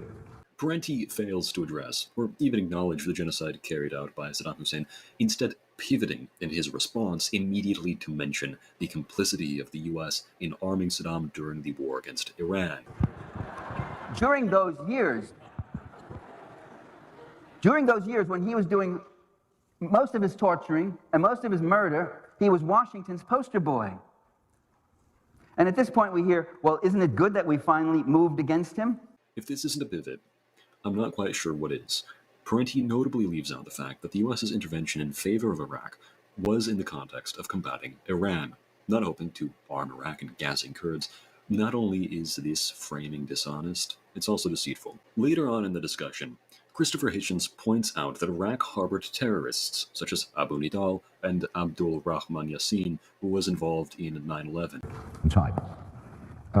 It had sheltered Mr. Yassin, the man most wanted for the blowing up of the World Trade Center in New York in 1993. It had sheltered Mr. Abu Nidal, who, before the advent of Mr. Osama bin Laden, was the most wanted international gangster in the world, specializing in the assassination of democratic members of the Palestine Liberation Organization. Parenti not only does not dispute these statements at any given point in his rebuttal, but doesn't even attempt to address them. in his response. Parenti pivots yet again, dismissing terrorism as a motivation for the intervention, and instead goes on a massive superstitious ramble on the topic of U.S. motives for intervention. Parenti's conspiracy theory was that the U.S. only intervened in Iraq for control over the Gulf. This must become apparently superstitious in retrospect, being that the U.S. has not had control over the Gulf for some time now, and has taken no steps towards intervention in our contemporary era.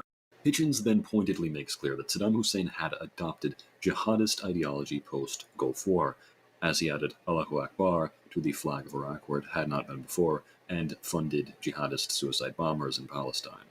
There are two ways of telling someone really neither knows nothing or cares nothing about Iraq. One is if they start by saying, yeah, I know Saddam was a bad guy, but you know right away. They have no idea what the regime was like. The second is if they say that was a secular state. In what respect, I ask you, is a man who, after the Gulf War, the war with Iran, that's to say, put Allahu Akbar on the Iraqi flag where it had never been before, built the largest mosque in the Middle East in his own name, announced that Iraq was a jihadist state, paid for the suicide bombers in Palestine, in other words, for Islamic Jihad to undermine the PLO, who praised the World Trade Center bombings, who invited Abu Musab al-Zarqawi, bin Laden's lieutenant, into Iraq before the intervention. When Pakistan and Saudi Arabia were expelling such people from their countries, Saddam Hussein was inviting the jihadists in. To say this was a secular regime is to show that one doesn't know, and I'm very sorry to say it shows that one doesn't care. It isn't serious to argue in this way, and it's time that those of us who want to defend our civilization do not say, well, we will defend it. If only Bush wasn't president, we might even think about doing a bit of work to stick up for the values of culture as against the values of barbarism. This is frivolous, and deserves to be voted down very heavily at a place of higher learning like this one. Thank you. Parenti thankfully acknowledges Saddam's increasing anti-secularism prior to the invasion of Iraq in 2003. Thank God for that, being that the previous times he had not done so much as acknowledge Hitchens' statements whatsoever. Unfortunately, even after acknowledging this, he immediately pivots again to focus on possible geopolitical motives for U.S. intervention, rather than the very real implications of Saddam's jihadist orientation. He did slip in a phrase that I hope you didn't miss. He said, after the Gulf War. And that's exactly true, Hitch. That's exactly true. That's when it was. After the Gulf War, Saddam Hussein did start mending fences with the religionists. He needed all the support he could get. Notice, again, how Parenti chooses not to engage with the implications of this move on Saddam's part, essentially saying, yeah, and what of it? Do notice as well how it now somehow becomes the fault of the United States that, instead of becoming a rational actor and abiding under international law, Saddam Hussein, after the Gulf War, adopts the stance of jihadist Islamism. It's impressive what Parenti will do to give freebies to theocratic dictatorships while pointing the finger at the United States. Hitchens then cites agreements from figures like Hans Blix, Jacques Chirac, and Muammar Gaddafi, who acknowledged Iraq's WMD ambitions. Why would Hans Blix have said before the war that he didn't know how much would be found, but he knew there would have to be something? Why would Gerhard Schröder's intelligence have said that Saddam Hussein was anything from 5 to 10 years away? They kept changing the figure from a functioning thermonuclear weapon. Why would Mr. Chirac, who after all had built Saddam Hussein a nuclear reactor, knowing what he wanted it for, while retaining his veto at the United Nations, have said the same? Parenti, instead of acknowledging the international consensus, again pivots towards the narrative of the United States, framing it as manipulating public opinion. If he has nuclear weapons, would you support action against him? And then the percentage went up to 75%. After that, it was right after that, I swear I was watching and monitoring it very closely, that's all we suddenly heard, that Saddam Hussein had nuclear weapons, that he could use them, that he was worse than Hitler, that he could blow us up, playing on our fear. Again and again on our fear so that these leaders can do what they want. This is the same train of thought that those saying Hitler didn't bomb Pearl Harbor, it's not our war, who advocated for non-intervention in World War II, would have gone down, accusing the government of playing on fear and manipulating public opinion. It means nothing more than a virtue signal, and nothing less should be expected from Parenti at this point in the discussion. Hitchens then pointed out that the U.S. Senate's 1998 Iraq Liberation Act made Saddam's removal official U.S. policy years before George W. Bush's presidency.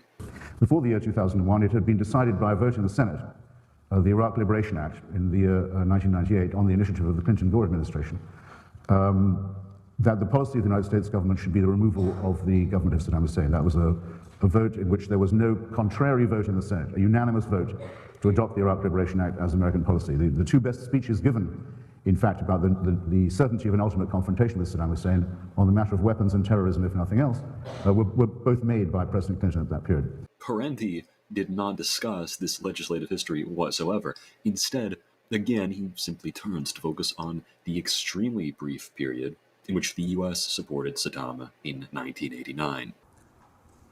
And at this point we hear, well, isn't it good that we finally moved against him? Yeah, but there's something hypocritical about supporting a tyrant for over 20 years and even sigging him on Iran. Hitch mentioned the Iraq-Iran aggression. I mean, that was supported by the U.S. Then suddenly declaring him to be a mortal threat to the U.S. and to the world. Let's brush aside the fact that this is objectively simply another pivot. Would Parenti also argue that there was something hypocritical about the U.S. supporting Stalin against Hitler in the context of World War II, and then turning against Stalin after World War II? That would obviously be ridiculous. International conditions changed, which led to priorities being reorganized in the international community that now deemed Stalin more dangerous than the other regimes around the world. Hitchens is asked by a moderator what he believes the Middle East will look like by 2010. The question is also, of course, addressed to Parenti. 2010, you said. Well, by then, the alliance between Baathism and Al-Qaeda, the alliance no one believed in before, that's now staring us in the face every day, and is still denied, unbelievably. The functioning working alliance between Zarqawi and Saddamists will have been militarily defeated. I hope with extreme humiliation and ruthlessness. And that will send a message to a great number of people that that kind of force cannot hope to win. Forget responding to the question of the moderator. Parenti doesn't even respond to any of the claims made by Hitchens. He creates his own personal side tangent that had genuinely nothing to do with the topic at hand. You know, what it's going to be, let's just talk a minute about where we are right now. In Iraq, because of the invasion and occupation, unemployment is 70%. Villages and towns in many parts of cities are still without electricity, except for a few hours in some cases, water and sewage disposal. In other words, to Parenti and his followers, the functionality of the electrical system was clearly more important than ousting a genocidal dictator. Can you imagine if after World War II, Americans began to complain about the water system or nutrition in post-war Germany after ousting Hitler from power? Throughout the entire debate, Hitchens was correct. Hitchens correctly stated that Saddam Hussein utilized chemical weapons against Kurdish civilians during the Anfal campaign, a well-documented fact regardless of the contested nature of the claim that Iraq possessed WMDs after the Gulf War. Hitchens predicted that the Iraqis would embrace democracy after Saddam's fall. Iraq did hold elections and still does today, even if the Iraqi government is heavily influenced by Iran. Hitchens anticipated the eventual military defeat of the Ba'athist al-Qaeda alliance, which largely occurred as U.S. forces dismantled key insurgent networks, contrary to Parenti's claim that the U.S. was not genuinely attempting to dismantle terror networks. Hitchens claimed Iraq had concealment departments for WMDs, which was confirmed by the Iraq Survey Group, which demonstrated efforts to preserve the infrastructure for restarting WMD programs. In his opening, Michael Parenti was the one who claimed that Saddam's regime was secular, and that U.S. actions empowered Islamic fundamentalism. As covered before, Hitchens points out that Saddam's regime was not in fact secular. Parenti later clarifies he was specifically referring to the Gulf War of 1991, while Hitchens believed Parenti had been referring to the 2003 invasion. In this way, they were talking past each other, so this does not count for much, but it does demonstrate Hitchens' attempt to honestly engage with the points provided. Parenti later claims that U.S. WMD allegations were fabricated, showcasing instances of unverified intelligence and accusing the U.S. of manipulating the narrative. Hitchens thoroughly cuts this talking point to shreds. What have we found since the invasion? I'll tell you what we found since the invasion.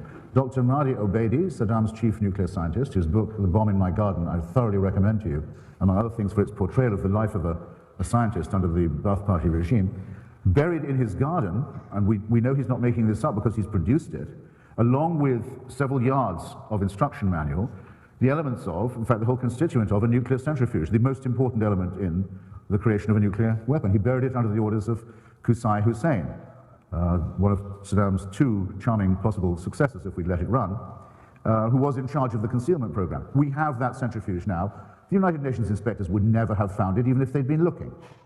We also find the CD account, the whole minutes of a meeting is as late as March 2003, ladies and gentlemen, brothers and sisters, in Damascus, between Saddam Hussein's envoys and those of Kim Jong-il, to buy from North Korea off the shelf the long-range missiles that Iraq was prohibited from making by the sanctions. In regards to Parenti's earlier claim that the U.S. occupation caused widespread destruction, unemployment, and malnutrition, Hitchens discusses the alternative for a city like Fallujah. I can't believe my ears when I hear it said. Fallujah, great place to live if you could get. Fallujah was the headquarters of the Iraqi Taliban. It was the city that the Taliban Al-Qaeda forces had taken over and were running as a nightmare place for anybody to live, and as the headquarters of the extension of Al-Qaeda Ba'athist terror for the rest of the country. The crushing of the hold of those people on Fallujah was the necessary condition for those elections to be held. And if it was bloody, and if it was as bloody as Dr. Parenti says, you know, there were cameramen there at all times, and we even saw at one point a Marine soldier make a bad call. It's because they didn't do Fallujah 6 months before, which is when the US Marines wanted to do it. It's going to be because it was let to run, because it was allowed to get out of control. Now, you can have it one way, you can have it the other, but the alternative to the current status quo in Iraq is not a peaceful Iraqi democracy. It is the takeover of Iraq by Taliban and Al-Qaeda forces, which would mean not just the death of Iraq as a society and a country, but the deaths of countless Iraqis starting right then.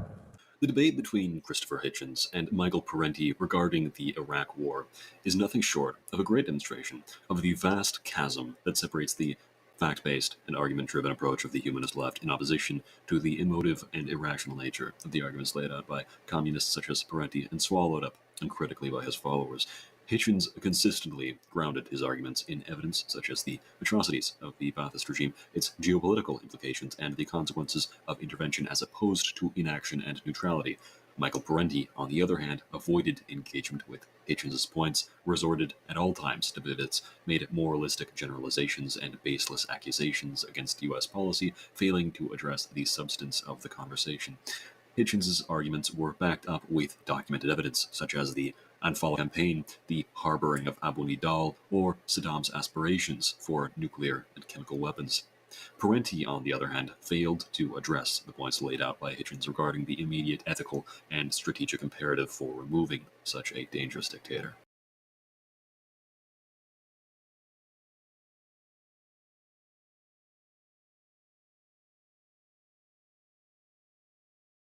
What exactly is fascism? Many in our contemporary era pretend to have their own creative spin on this question, or otherwise cling to the tired definitions of so-called academics and scholars, like Stanley G. Payne and Umberto Eco, as if some mythical, primordial original, or otherwise known as fascism, lurks in every shadow.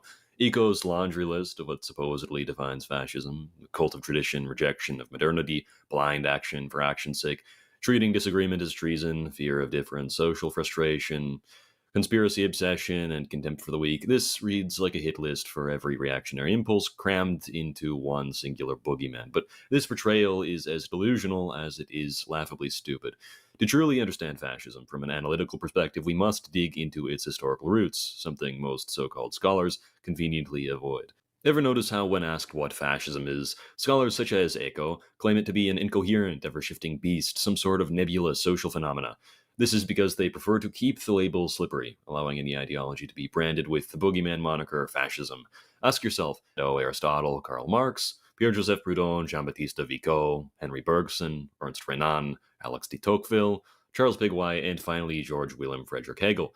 Aristotle, of course, was a big ancient political theorist who came up with this unique idea of the rule of the middle class. To Aristotle, as covered in his writing Politics, the middle class, if given dominant institutional power, could have the potential to balance class interest across sectors, taking into mind both the interests of the poor and the rich. Then there's Karl Marx, who wanted a violent uprising of the proletariat against the order of the bourgeoisie and for the socialization of society. Then, of course, there's Proudhon, who wanted his own version of market-based socialism and a society based upon the spirit of war, struggle, and combat. Then Henry Bergson, a big idealist, comes into the mix, and Ernst Renan, who had this unique idea of nationalism where the nation wasn't merely the sum of its parts, but this transcendent and ultimately mystical entity that went beyond the individuals who composed it.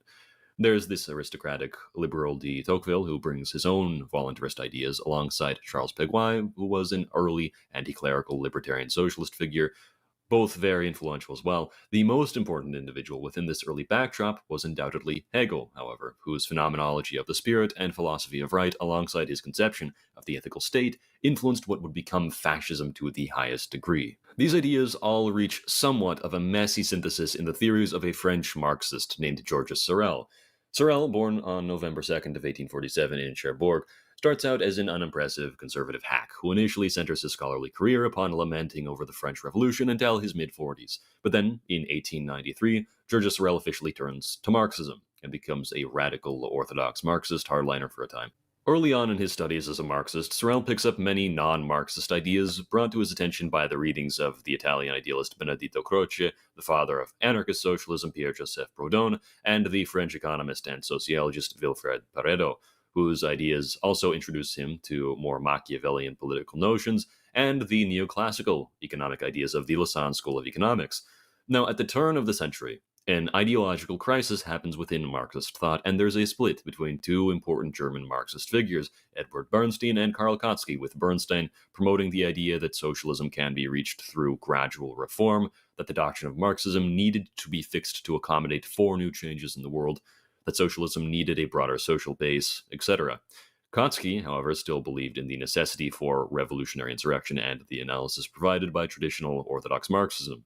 Sorel sides with the people on Bernstein's side, known as the revisionists, and so Sorel becomes known as a revisionist Marxist. Fast forward 5 years to 1905, and Georges Sorel starts working with revolutionary syndicalist magazines headed by the journalists Hubert Lagardelle and Enrico Leone, who at the time were hotshot syndicalist theoreticians. The next year, in 1906, Sorel publishes his most famous journal publication, titled Reflections on Violence, and 2 years later, in 1908, it becomes its own book. Reflections on Violence is basically one big argument that real change can't be achieved through timid reform, that it can't be achieved through polite protest. Change only comes through bold, unapologetic force by the workers of nations, taking matters into their own hands and breaking the chains of the corrupt, morally decaying systems which they live under. Politicians and activists everywhere read this book, and over time it reaches from France to Italy, all the way down to little nations like Uruguay. A little while later, he publishes this book known as The Illusions of Progress, which was intended to dismantle narratives of historical determinism and a lot of other economic jibber-jabber.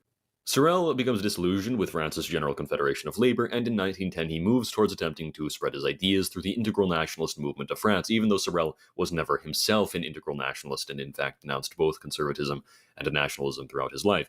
By 1913, he would officially break away from working with the nationalists altogether and even quit from his own social nationalist journal, L'Indépendance, due to the fact that he just couldn't stand the integral nationalists within it anymore. After this, now in his old age, Sorel completely falls off and essentially becomes an incoherent rambler who supports Lenin and Mussolini at once, believes the Freemasons were behind World War I, flip-flops on appreciating fascism when it finally does pop up, and hates the ventures of Gabriel D'Annunzio in the Free City of Fiume, even though they heavily informed Mussolini's political strategy, and from that point on, until his death in 1921, Sorel oscillates from nationalistic syndicalism towards more standard anarcho-syndicalism, swinging towards Bolshevism, and then back towards revolutionary syndicalism yet again. But the important legacy of Sorel was to be found in a think tank that he ironically overtly despised called Cercle Proton, which was led by his own two students, Georges Valois and Edward Berth. Cercle Proton is founded in 1911, and it goes on until 1914. This circle, where nationalist thought that had been borrowed from conservatives would merge into the syndicalist economic and sociological thought of the socialists in the think tank, this place is considered by honest scholars like Zeev Sternhell to be where the first fascists truly emerged, especially Georges Valois. Both of Sorel's primary syndicalist disciples, Edward Berth and Georges Valois, differed heavily on the issue of the national question, with Valois placing the health of the nation at the forefront of the mission of syndicalism, moving sharply away from some of the more internationalist, exceptionalist viewpoints of many other syndicalists of the time. Now, right next door simultaneously was the Kingdom of Italy, where a man named Benito Mussolini in 1914 would get kicked from the Italian Socialist Party for inciting riots and violent revolution. Many people believe that Mussolini was kicked from the party for his pro-intervention stance in World War I, which was not the genuine reason. That was the official excuse from the Italian Socialist Party, but Mussolini was really kicked because he advocated for a violent revolution, having been directly influenced by the writings of Georges Valois, Sorel, and Hubert Lagardelle, which is exactly what he states in his later 1932 Doctrine of Fascism. Giorgio Sorel's brand of revolutionary syndicalism had already traveled to Mussolini through figures such as the Italian syndicalist Arturo Labriola, so now was the time for what would become fascism to build itself in Italy. The first important fascist organization of Italy was the Revolutionary Fasci of Internationalist Action. This fasci was really just a manifesto piece drafted up by revolutionary syndicalists and interventionists from the Italian Syndical Union, which asserted that the World War was a historical moment that was integral to the development of the civilized world, and therefore Italy should participate within it. This was primarily headed by the nationalist Enrico Corradini and the revolutionary syndicalist Alcesti de Ambris. What emerges from this manifesto is the Fasci of Revolutionary Action, an organization which is founded by Alcesti de Ambris, Benito Mussolini, who at the time is simply a former Italian Socialist Party leader, and Angelo Olivetti, an Italian Jewish syndicalist. The Fasci, which had the intent of promoting the entry of Italy into the World War, quickly gains about 9,000 members. When Italy declares war on the Austro-Hungarian Empire in May of 1915, most of the members of the Fasci enlist and the group temporarily dissolves. It reconstitutes itself in November of that year with the goal of pressuring the Italian government to declare war on Germany, fully committing Italy to the side of the Allied powers. In 1919, the organization fully reemerges with hundreds of veterans rallying into the Piazza San Sepolcro, meeting at the premises of the Association of Merchants and Business Owners. The meeting became the foundations of a new way between party divisions, drawing upon novel modernist theories of the new man. The fascist movement was to be a new type of association for this new man. It was to be the anti-party, formed by free-spirited political militants who rejected organizational constraints, seeking an end to monarchy, parliament, and clerical influence within politics. They were also extremely anti-Bolshevik to the highest degree, while at the same time demanding a socialization of the state and the integration of the city of Fiume and the Dalmatia region in modern Croatia into the Italian nation. Overall, this new era, which started in 1915, was an admixture of left-wing pro-war interventionists, anarchists, futurists, arditi, anti-monarchists, and revolutionary syndicalists, many of which, one should note, were Italian Jews.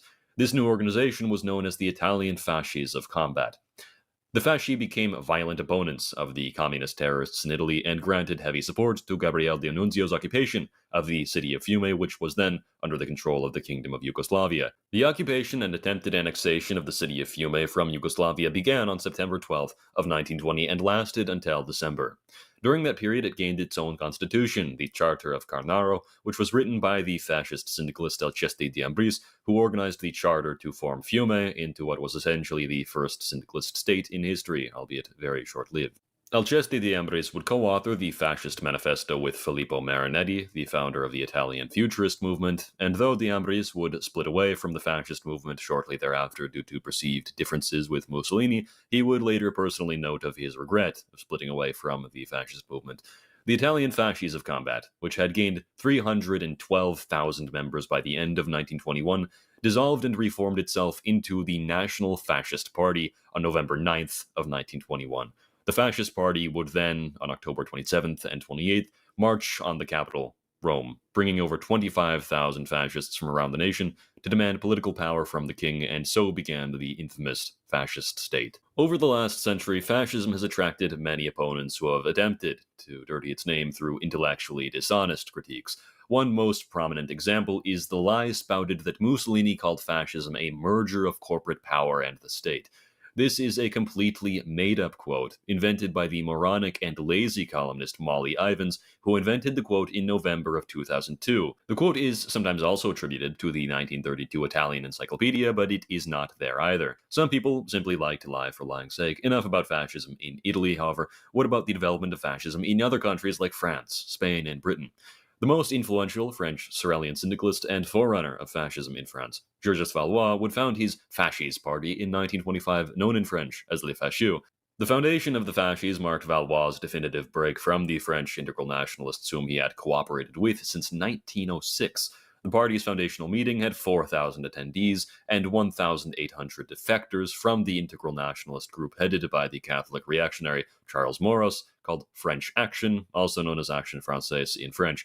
Maurras's French action clashes a multitude of times, with Valois' fascists exchanging shots of gunfire in various raids conducted against each other over the course of 1926 and onwards.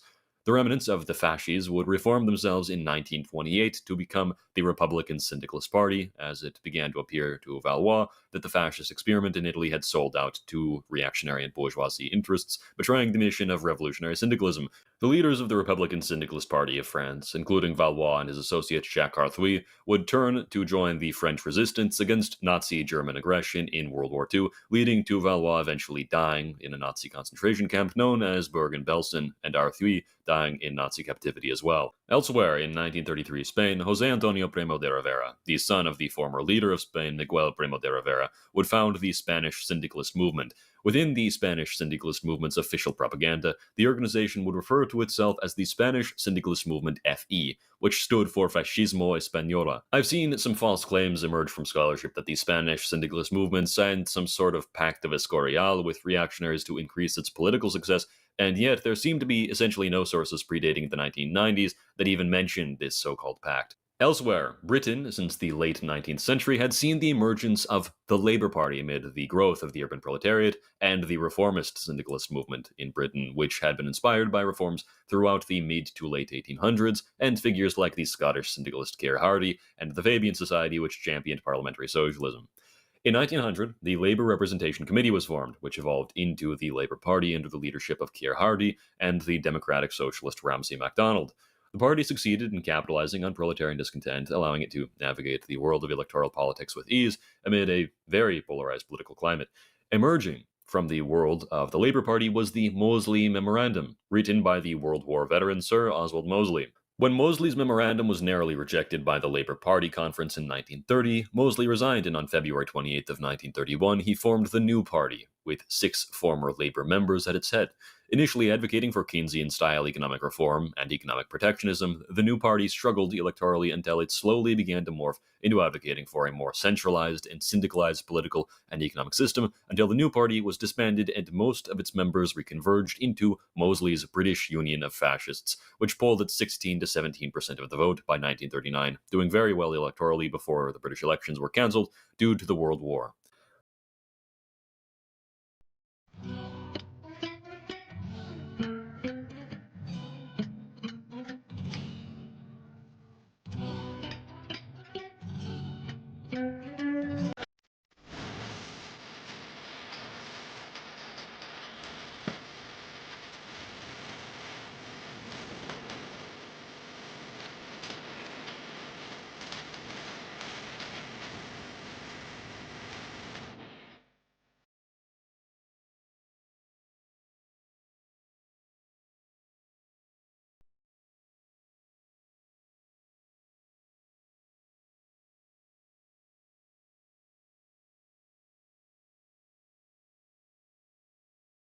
Who was Stepan Bandera, and what did he believe in? Bandera today is a controversial figure, by and large approved of within Ukraine as an important national historical figure, while the facts behind his life have generally been obfuscated outside of Ukraine by deception and pseudo-historical propaganda, which originated from within nations in history such as the Soviet Union and Poland. In life, Stepan Bandera was the leader of his own faction of the Organization of Ukrainian Nationalists, known as the OUNB, or Organization of Ukrainian Nationalists Bandera, which sought Ukrainian independence, opposing both Nazi Germany and the Soviet Union, hoping to achieve a self-reliant Ukraine free from foreign domination, especially from the USSR, which he viewed as the greatest enemy of the Ukrainian people. Stepan Bandera is often portrayed by Russian and pro-Russian outlets as a conniving anti-Semitic collaborator. This, however, is simply a lie. In fact, Bandera's faction of the OUN, the OUNB, didn't see it fit to coordinate an alliance with the Nazis, and for the entire duration of the OUNB's existence, it resisted collaboration with Nazi Germany. Rather, Bandera hoped to defend Ukraine from the USSR through self-reliance alone, and when Nazi Germany heard in 1941 that Bandera had declared Ukrainian independence, the Nazis arrested him and demanded that he revoke the declaration of Ukrainian independence, something which he refused to do, and for this act of defiance against the Nazis, Bandera was sent to a concentration camp, and the Nazis demanded the liquidation of all functionaries of his movement. Near the end of the war, before the Third Reich collapsed, Bandera, while confined to a concentration camp and facing the possibility of execution, was even offered a position at the pro-Nazi Ukrainian Committee, which he rejected without hesitation.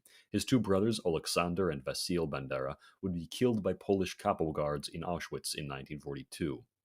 Were there pro-Nazi Ukrainian nationalists? Yes. Did they initiate pogroms against the Jewish people? Yes. Was Stepan Bandera involved with them? No.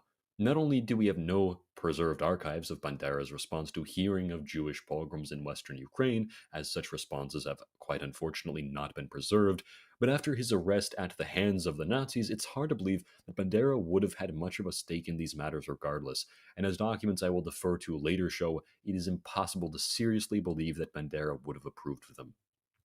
To the extent that the Organization of Ukrainian Nationalists did collaborate with the Germans, the question must be posed. What was Ukraine to do upon the threat of Soviet imperialism in the East and Nazi imperialism in the West, neither of which granted support to Ukrainian independence, but only one of which had ever committed a genocide against the Ukrainian people in the preceding years? The fact is that the USSR was the OUN's most important enemy, and when push came to shove, the OUN really had no choice but to align themselves with Germany against the grip of the USSR as a form of resistance.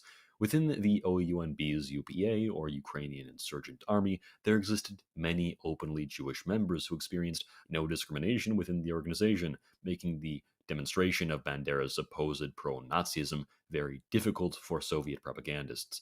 A few good examples lie in Lazar Abramovich Orekhovstein, Moses Abramovich Orekhovstein, or Dobrovsky Leba Itzik Yosefovich. To add on to this, within the OUNB specifically, the ethnic and religious Jew Hasman Mandik Gisi stands out as a prime fighter in their ranks.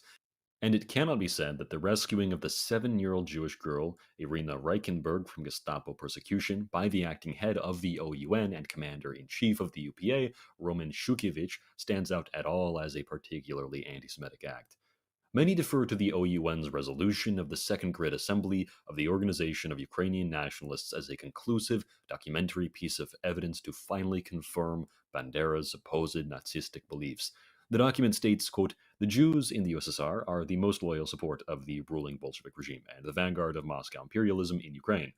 Although it is important to concede that this statement is indeed anti-Semitic, it is also equally important to acknowledge that the document is not referring to Jews as a whole worldwide, but rather only those Jews within the USSR. Clearly, this document isn't referring to the Jews of Gallica, who Bandera grew up with during a period of great solidarity between ethnic Ukrainians and Ukrainian Jews.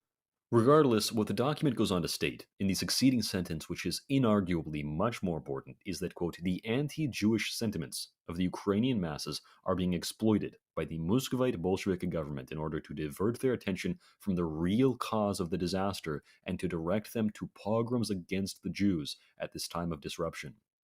The document here, although grossly overgeneralizing Jews of the USSR, explicitly clarified that promoting violence against the Jewish people was in fact nothing more than scapegoating, referring to the promotion of violence against the Jews as simply a method of distraction. As although in Bandera and the OUNB's view, Russian Jews did indeed broadly support the USSR, the true fight of the OUN wasn't an ethnic battle against Jews or against Judaism. The only political battle which would be waged against groups for the OUN was under the condition that such groups supported the Soviet state. Again, to be sure, these statements are in bad taste, but they're standard for the time and don't call for action against the Jewish people, and the document even goes so far as to denounce anti-Semitic actions taken against the Jews. Elsewhere, in the aforementioned resolution document, regardless of the 3 sentences which ring of a very mild anti-Semitism, which, by the way, isn't at all unheard of among left-wing revolutionary activists in history, such as Bakunin, Karl Marx, or Proudhon, all of whom were disgustingly anti-Semitic, the rest of this resolution document goes on to advocate for the abolition of economic exploitation, labor rights, free healthcare and education, collective management of labor through labor unions, etc.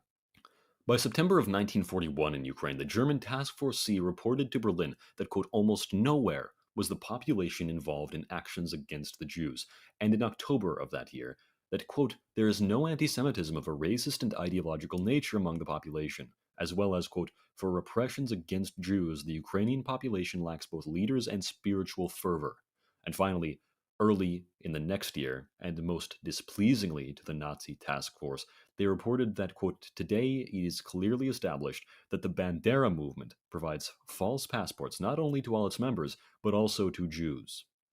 The popularly referenced directive from localized supposed OUN leaders, which stated that, quote, at a time of chaos and confusion, it is permissible to liquidate undesirable Polish, Russian, and Jewish activists, especially supporters, not only was a completely unauthorized statement from local cell leaders, not national leaders, but more likely than not would find its origins in NKVD subversion, as over the course of the fight between Soviet forces and the Ukrainian nationalists, Soviet NKVD agents would frequently disguise themselves as Ukrainian nationalists and commit horrid atrocities and state horrendous things in order to subvert nationalist forces. A very important example of this is in flyers which contained the statement, quote, Moscow, the Hungarians, the Jews, these are your enemies, destroy them.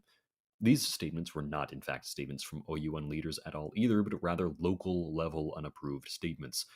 This would be akin to if a local Boy Scout troop began releasing anti-Semitic propaganda or even committing pogroms. Does this really say anything about the national organization? No. Does it say things about the beliefs of the individuals who comprise very localized units? Yes, without a doubt, and nobody's here to deny that Ukraine didn't contain rampant anti-Semitism throughout the 20th century, as the OUNB resolution quoted from earlier was very sharp to point out.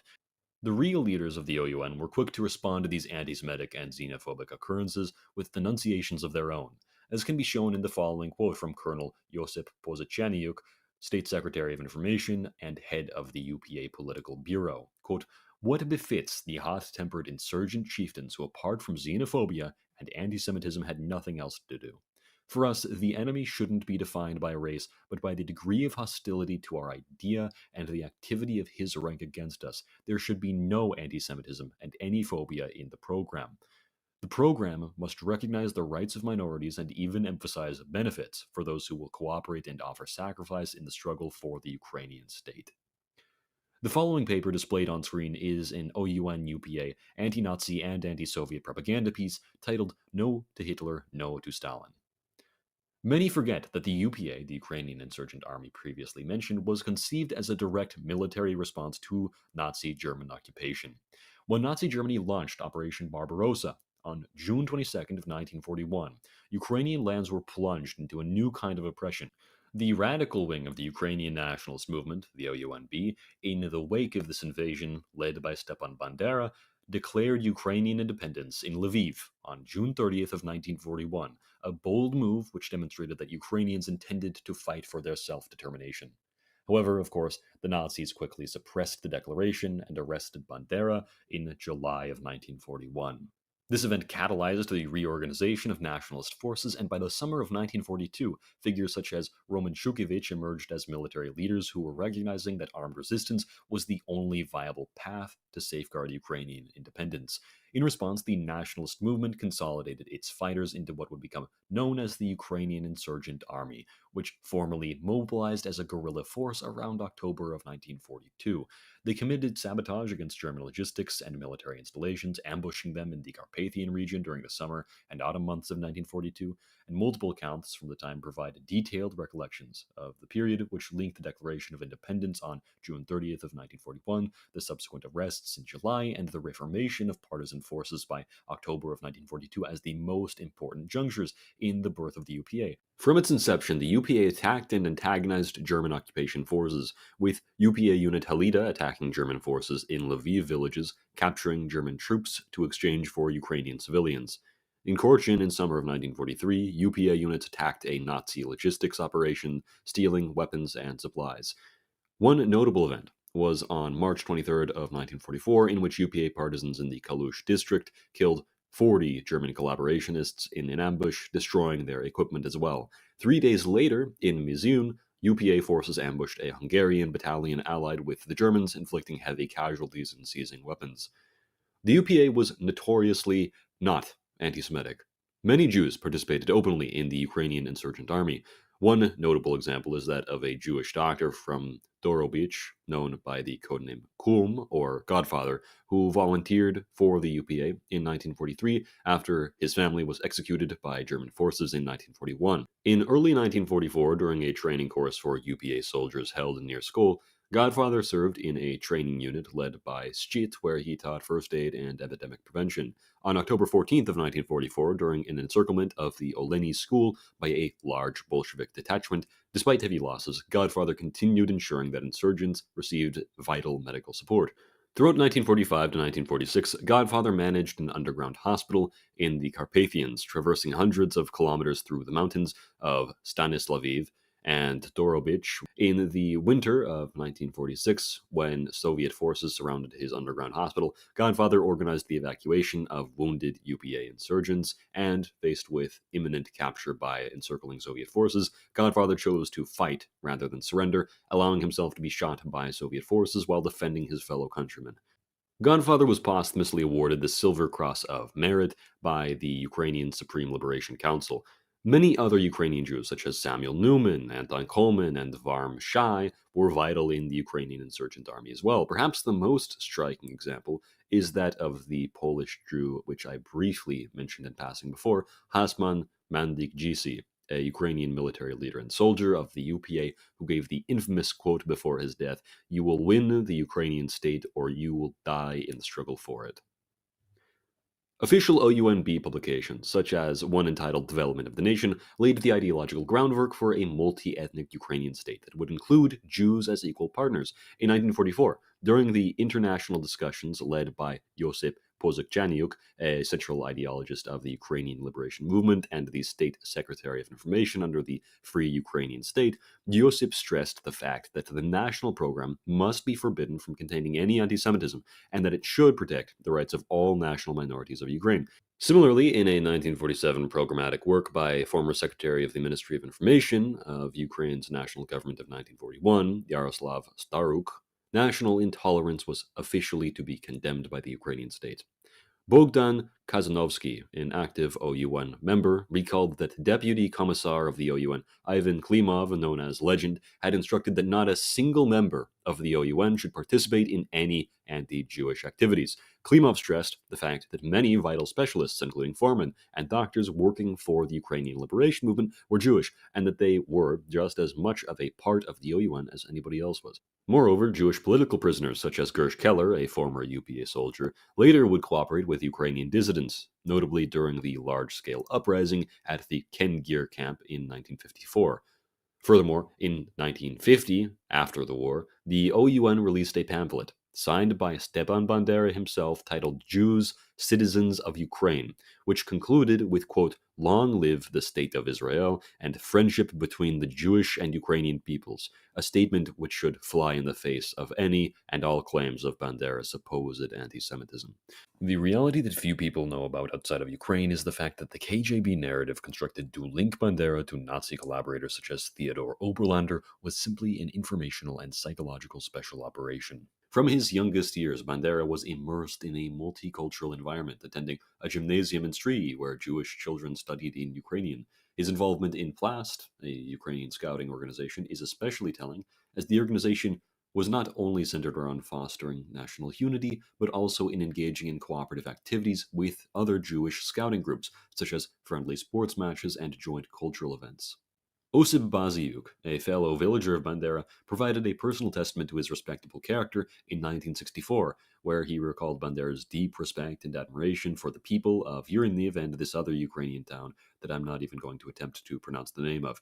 Notably, he recalled an incident involving an elderly Jewish man, Aaron Ader, who, despite his own respected status, would arise, remove his yarmulke, and be the first to greet Bandera warmly, clearly showing that Bandera wasn't met with disdain or fear by local Jewish Ukrainian citizens, but with mutual respect and cordiality.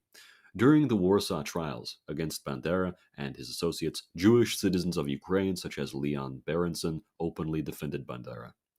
Well, what then did Bandera believe in? We can defer again to the resolution of the Second Grand Council of the OUNB finalized in 1941. Stefan Bandera believed that all peoples deserved the right to independence, who were suppressed by state violence, advocating for the right to armed struggle as a means of securing their own national liberation. The principle underlined everything that he believed in, including his approach to Ukrainian nationalism, which from day one had been resistant to the foreign occupation regime of Moscow. Rejecting both free market capitalism and Muscovite communism, Stepan Bandera's OUNB proposed a corporativist system based upon productive solidarity between Ukrainian workers. In Bandera's vision, the economy was to be organized around a collection of professional and occupational labor organizations, which would collectively manage labor relations and economic production. With the division of society organized along the lines of professional organizations, class divisions would be muted and overridden. The state was to be in charge of all of Ukraine's important industries, bringing them under common ownership of the people, especially in fields such as heavy industry, major infrastructure, and transportation networks. Private property rights were to be limited to a social use function and only exclusively allowed in the case of small enterprise and landholdings, provided that they aligned with the national interest of the Ukrainian people. Cooperative and self-management systems, according to the OUN's own 1941 resolution, were to be the primary mechanisms of ownership promoted by the state, where workers would control the means of production at the level of the shop or factory floor. Within private and public enterprises, employees would be mandated to have stakes in management and profit sharing. To Bandera, the collectivized agricultural model of the USSR was a method of slavery and serfdom, not something to be replicated in any way within an independent Ukraine. In line with this idea, he stated, quote, "When the people choose bread between bread and freedom, they eventually lose everything, including bread. If the people choose freedom, they will have bread grown by themselves and not taken away by anyone." The Soviet Union's collectivized farming system was to be abolished and replaced by peasant-run agricultural enterprises as soon as Ukraine achieved its freedom. As the OUN stated, quote, "Ukrainian land to Ukrainian peasants, factories and plants to Ukrainian workers." Legal limits on profits were to be introduced for capitalists, while speculation would be eliminated from the Ukrainian economy. While Bandera was a deeply devout Christian and believed that the maintenance of Christianity in Ukraine was important for the national liberation movement, he firmly believed in the freedom of religion, arguing that as long as the principles of religious doctrine did not antagonize or attempt to subvert the Ukrainian state, that citizens should be allowed to believe in whatsoever they pleased. Regarding the position of national minorities within the Ukrainian state, even including those who spoke Russian in the eastern regions of Ukraine, Bandera believed that all of them had the right to equal standing within society alongside ethnic Ukrainians, and that it would be anti-national, in fact, to attempt to divide the different ethnicities within Ukraine. On the international front, Bandera's primary objective was simply to see the liberation of Eastern Europe and Central Asia from the clutches of the Muscovite regime, which he saw in the Soviet Union as a continuation of Russian imperialism, which had been going on for centuries. As Bandera stated, quote, "It is important for our liberation policy that the Ukrainian liberation revolution be fully evaluated as a continuation of Ukraine's historical struggle against Moscow imperialism, and then of any kind, not only the Bolshevik.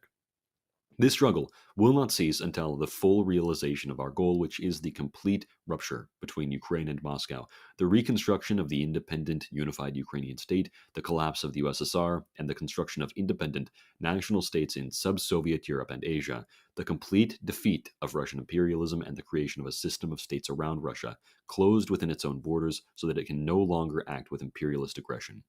As demonstrated through this quotation, it is clear that to Bandera, aiding the rest of the nations in the Soviet Union to be liberated from Muscovite imperialism was the highest international imperative for the OUN. Within his book, Prospects for a Ukrainian Revolution, Bandera anticipated the return of Russia to Ukraine 64 years before the 2014 Russian invasion, all the way back in 1950, stating, quote, "If tomorrow Bolshevism is replaced by another form of Russian imperialism, then it will also turn with all its forces against the independence of Ukraine and its enslavement. The Russian people, as before, will carry that imperialism, will do everything to keep Ukraine in enslavement." He further stated in his 1950 work titled The Third World War and the Liberation Struggle that even if a revolution did spread across Russia, which caused the collapse of the Bolshevik regime, that, quote, "Moscow imperialism will raise its head anew, maybe in several different forms, probably in the anti-Bolshevik revolution, and will turn with all its forces against the liberation revolutions of other people, primarily against Ukraine." He continues, "There is only one Russia, imperialist, and it will continue to be so until Russian imperialism is completely crushed and the Russian people are cured of it through the knowledge that their imperialism brings them the greatest misfortune, sacrifices, suffering, and decline." It's unfortunate that in the same 1950 work, Bandera pointedly described a predicament plaguing Western liberal democracies of the time, which much of the West, particularly American citizens, haven't yet broken out of to this day. What he pointed out was that, quote, Western nations lack a true understanding and accurate assessment of the real situation in the territories controlled by Moscow. In the West, they see only Russia. Some are entirely unaware or know very little that Russia has militarily subjugated and forcefully rules over many nations that have not reconciled and will never reconcile with this enslavement. Others, while aware of the multinational composition of today's USSR, still primarily regard the Russian people as the only significant political force. The nations enslaved by Russia are mostly seen in the West not as fully fledged self-aware nations striving for their independent existence, but merely as ethnic tribes that are passive objects in Moscow's hands. This makes sense, after all, as again stated by Bandera within a 1951 work titled Against the Ideological Disarmament of the Liberation Fight, quote, the aversion among Western nations to the revolutionary struggles of other peoples stems from the fact that they are well-fed and content. They would prefer that there be no major changes in the world that could disrupt the existing international order. For them, things are fine as they are, and they do not want to acknowledge that other nations are in an unbearable situation fighting for their rights and for a free life, or that new nations previously pushed under the ice are now emerging onto the world stage. In line with this reality, 2 years prior, in a 1948 pamphlet titled A Word to Ukrainian Nationalist Revolutionaries Abroad, Bandera pointed out that appeasement with the Russian state is futile. As he pointedly states, quote, Russia, with its deeply ingrained and in the modern era most inflamed expansionist imperialism, will in every situation and under any circumstances with all its might and ferocity lunge at Ukraine to keep it within its empire or to re-enslave it. Both the liberation and the defense of Ukraine's independence must fundamentally rely only on the Ukrainian forces, on our own struggle, and on constant readiness for self-defense. But was Bandera not, some may ask, a tyrannical despot in the making? Let Bandera speak for himself.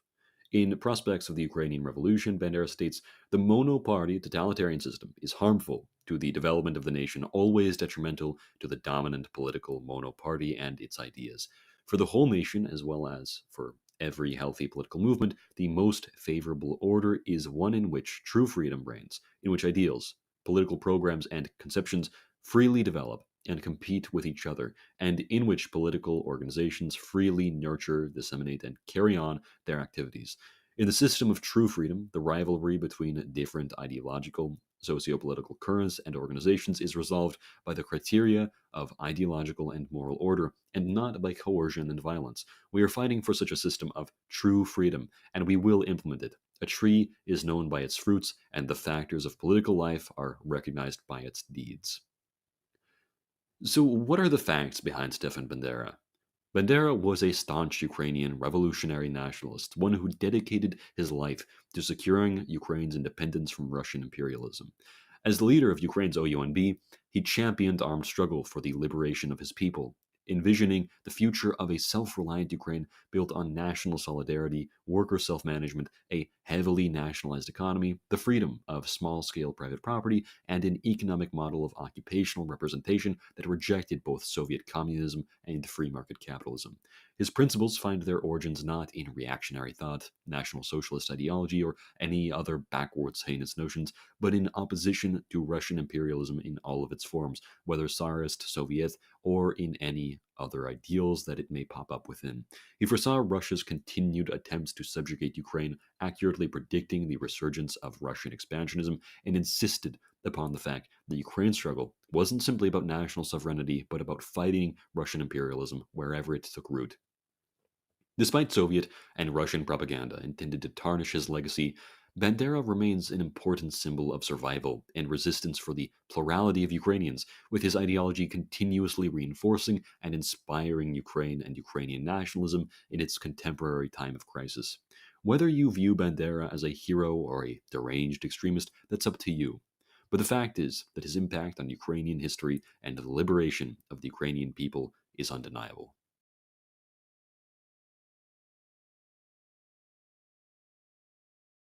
We should start with the facts. Marxism has failed.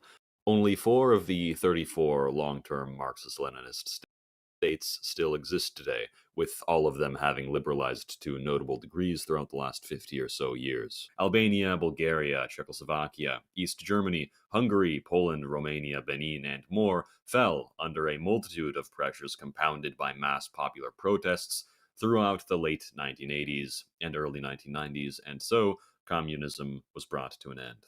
To understand why communism failed, first we need to analyze the basis of Marxism and the ideas that underlie its center. In this video, I'll be covering the misapprehensions suffered by Karl Marx and Friedrich Engels in their theories surrounding the relationships between history, private property, and the state, as well as Marxism's counterproductive and intellectually backwards ideal of a centrally planned economic system. What needs to be covered first is Friedrich Engels' erroneous understanding of social history.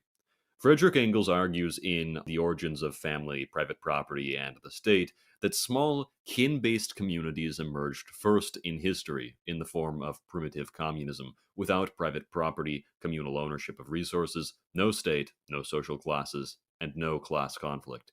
From this period, private property and class society emerge. Subsequently, Neolithic societies emerge based on agriculture, as does private property. Engels' perception of historical development, however, is blatantly incorrect. His argument that in primitive societies land and resources were collectively owned holds no merit. Forager societies, including the Aceh, allowed for our modern standard of private property rights, not simply mere personal property. Beyond simple bows, axes, and cooking tools, which were individually owned, meat distribution was based on private individual ownership. The Shoshone and Andaman Islanders established individual private ownership over productive resources, such as bird nests, trees, or land, as well as other natural resources. If an Andaman Islander found a tree and informed his buddies about it, the tree was his and his alone. The Bear Lake Athabascans owned beaver dens and fishing sites on an individual basis as well, not communally or by kinship groups. The Dekitan of Alaska, the Northern Paiute, and the Enle had similar rules as all of the other aforementioned tribes.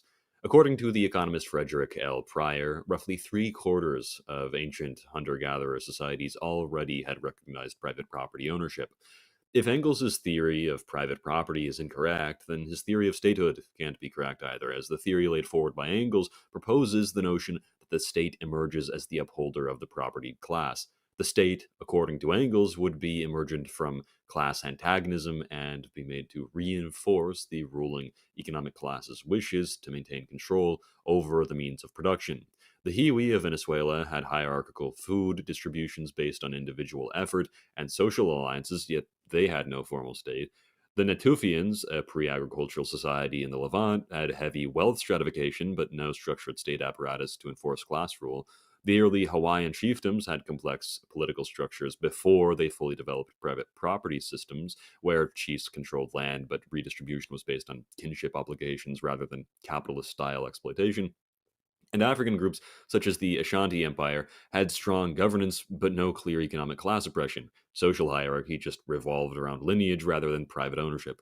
Alongside the collapse of Engels' theory of the state accompanies the collapse of the predictive power of Marxism. Engels believed that communities such as the Aceh were cooperating naturally, and that this is why they engaged in communal ownership, while the emergence of private property and class stratification sort of corrupted human relations. This is, again, laughable. The Aceh's communal sharing was driven by a necessity, not altruism. The moment somebody became a burden, a widow, an orphan, a sick child, they were abandoned or killed. Communal ownership was strategic insurance against future hardship, not some innate communist ethos. Hunter-gatherers were not universally communist, nor were they proto-socialists in any way. They had varying degrees of property rights and social stratification, as can be seen by the very fact that different individuals from thousands upon thousands of years ago were buried with different extents of luxuries, which proves social stratification precedes Engels' predictions by a long shot. Frederick Pryor, previously mentioned, pointed out the following facts, which are impossible for Engels' theory to grapple with. While Engels argued that early human societies practiced communal ownership of land, territoriality, or the exclusive use of land, was observed in many foraging societies. For example, societies like the Kootenai had collective territoriality, but no private land ownership. Private claims on land though not always economically significant, were frequently present in foraging societies. Around 40% of territorial societies had private claims on land, and in some cases, these claims were even economically important, such as in private fishing sites or trapping areas. Engels' theory also implies that private property developed alongside the growth of productive forces. This is easily disproven by the Yagan, a foraging society with a low level of development where exclusive property rights over land and fishing areas were already established, meaning that the concept of private property isn't really tied to the development of agriculture or other high-level economic practices. Engels believed that private property emerged as a result of surplus production, particularly food. However, Pryor points out the fact that in societies with abundant food sources, for example, tropical regions or places where fish or animals were plentiful year-round, private food stocks were not always essential. In societies where food stocks could be gathered year-round, for example, there was no need for private food stocks. The Roman gens, cited by Engels as evidence of primitive communism within his book, also contradict his own ideas. The gens were a patrician institution which were exclusive to the aristocracy and functioned primarily as a means of maintaining noble lineage and property control. Engels fails to account for the fact that the plebeians were essentially entirely excluded from the gens, or the fact that the Roman hereditary kinship groups acted primarily as a mechanism to control and centralize political power and wealth. The Roman gents, from their earliest records, were completely tied to private land ownership and inheritance laws. This wasn't an emergent property from the gens that pops up later down the road. Engels conflates the Roman gents with the kinship structures of American indigenous societies like the Iroquois. The issue with this is that the Roman gens were not exogamous, matrilineal, or clan-based systems in the sense that the Iroquois system was. No, instead, the gents were based upon patrilineal descent and legal control over assets. All of this is very important, but Marxism has bigger fish to fry, such as its economic calculation problem. What is the economic calculation problem?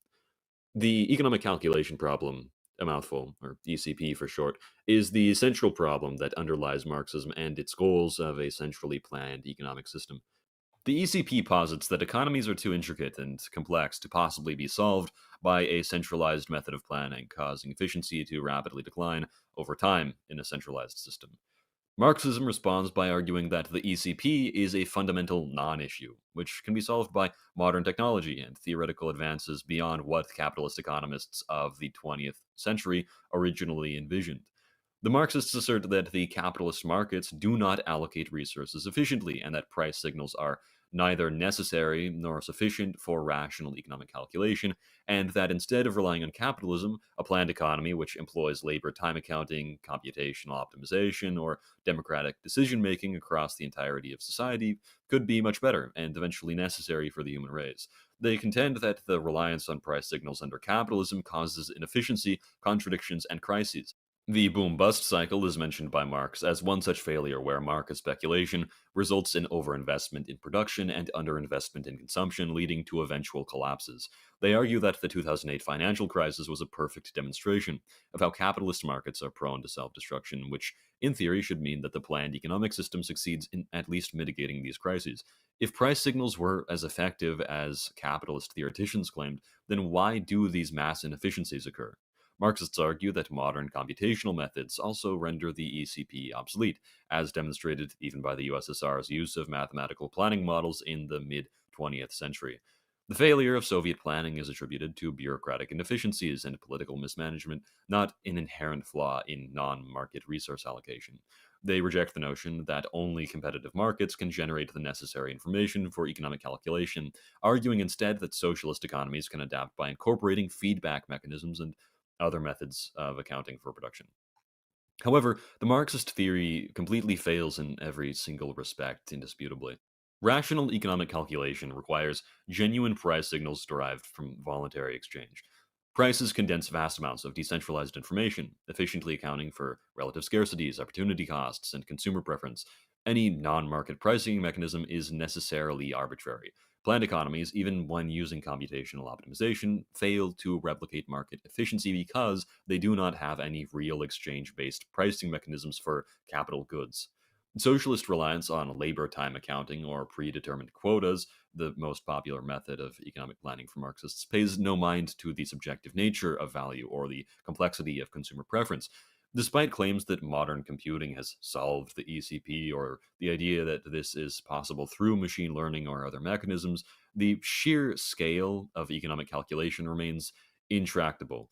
A centrally planned economy must account for trillions of interdependent decisions in real time, a problem exponentially more complex than even the most advanced supercomputers can handle.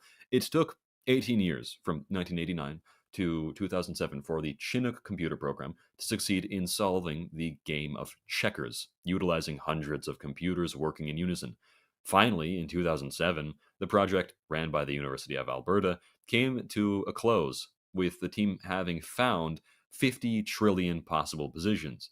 Chess, however, is a game at magnitudes more complex than checkers. It's estimated that there is this number of possible chess moves which can be made. This number exceeds even the amount of particles in the observable universe by a long shot, and still is merely just a game of chess, not even remotely comparable in scale to the complexity of an economy. If a computer program can't even attempt to solve the game of chess or come close to it, what makes the Marxists believe that their centrally planned economy will be able to account for the nuances of all of human economic engagement? Sheer delusion. Economic planners also have to account for the fact that they're often using imperfect or outdated data, which will always lead to systemic misallocation. The inefficiencies of the Soviet economy, despite its mathematical planning, are prime examples of this fundamental issue. Venezuela has attempted to utilize the algorithm and failed, as did the USSR. Total factor productivity, which refers to the total economic productivity with the efficient mobilization of both labor and capital resources accounted for, was parallel under both the Tsar of Russia and Stalin in the industrial sector, while in agriculture, Stalin fell far below the total factor productivity levels of the Tsar. It should be noted that despite producing multiple times as many grain harvesters as the the USSR still failed to harvest as much grain and was in fact an import-dependent economy in that regard. The problem with central economies, as pointed out by Joseph S. Berliner in his journal article Innovation and Central Economic Planning, isn't just the economic calculation problem, but the issue with incentive structures that is exacerbated under command economies. Innovation in any economy requires new inputs, suppliers, and technical adaptations, but the centralized allocation system creates supply constraints. Supply constraints discourage enterprises from experimenting with new technologies. In a planned economy, inputs are allocated based on long-term production plans. Enterprises will receive fixed quotas, and deviations from these allocations, such as needing new materials for an innovative product, will require bureaucratic approval, which delays implementation. In a market economy, however, prices and demand shifts signal resource allocation. A planned economy, as previously covered in depth, doesn't have this dynamic adjustment ability, and so if an enterprise wants to introduce new innovation through new products or processes, it may not be able to receive necessary inputs to achieve this innovation because the national plan didn't succeed in anticipating such a need. Furthermore, if a factory even does succeed in innovation, if the innovation requires any specialized parts, it has to wait for central planners to adjust supply schedules to accommodate this, which could take years. If an enterprise cannot rely on a steady and flexible supply of inputs for experimentation, then they're just going to avoid innovation altogether. While communists are correct when they say that most research and development is typically heavily related to the state or funded by the state in some manner, the problem which has just been mentioned means that this doesn't even really matter in the first place, because even when new technologies are developed in centrally planned systems, attaining the necessary materials and equipment for implementation on the production level is just yet another bureaucratic hurdle. Cost-based pricing, another staple of centrally planned economies, is also a failure, since pricing new products at their production cost rather than potential market values disincentivizes firms to develop new technologies, since they won't reap the financial rewards of their improvements. After Marx's death, in March of 1895, Engels admitted in his introduction to Karl Marx's Class Struggles in France, 1848 to 1850, the following. But history has shown us too to have been wrong, has revealed our point of view at that time as an illusion. It has done even more. It hasn't merely dispelled the erroneous notions we then held, it has also completely transformed the conditions under which the proletariat has to fight. The mode of struggle of 1848 is today obsolete in every respect, and this is a point which deserves closer examination on the present occasion. History has proved us wrong, and all who thought like us.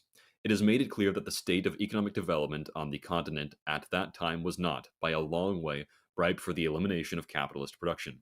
It has proved this by the economic revolution, which since 1848 has seized the whole of the continent and has caused big industry to take real root in France, Austria, Hungary, Poland, and recently in Russia, while it has made Germany positively an industrial country of the first rank, all on a capitalist basis, which in the year 1848, therefore, still had a great capacity for expansion. What do these excerpts mean? They mean that Marxism was wrong. History had completely disproven several fundamental original Marxist assumptions. The revolutionary predictions of Marxism had collapsed, and its methodology had failed entirely to adequately forecast historical development. Engels acknowledges that capitalism, contrary to Marxism's predictions, was not by now collapsing under the weight of its own contradictions, but instead flourishing, industrializing vast parts of Germany, Austria, Russia, and Poland. Engels' admission that the proletariat was too underdeveloped and that capitalism was still incomplete by the 1890s means that the Communist Manifesto's initial urgency wasn't only premature, but outright false. Engels further confesses that the Marxists were entirely incorrect in their attempts to apply the revolutionary models of the 1789 and 1830 bourgeoisie revolutions to the proletarian revolution, and even that revolutionary methods such as sudden uprisings, insurrections, and barricades against the capitalist order were now obsolete in every single respect. This is a striking admission by Engels that the revolutionary tactics which had been at the heart of Marxism were no longer viable whatsoever. The materialist conception of history laid out in the Communist Manifesto should have explained history scientifically and been able to predict future social development. Yet, Engels admits now, 4 months before his death, when writing this, that Marxism had ultimately misjudged the unfolding of history entirely, as well as the complexity of economic change. This was nothing short of a call to rethink the entire system on Engels' part, but it was too late, and he would die by August of 1995, a failure with a fracturing pseudo-intellectual crowd of anti-Western factionalists as his legacy. In the end, it wasn't capitalism, but Marxism that collapsed under the weight of contradiction.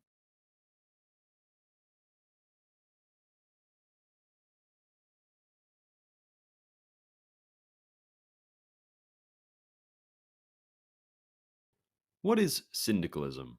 Syndicalism, or labor unionism, is an ideology that seeks to establish the labor union state, or the syndical state, most usually through a general strike across the nation.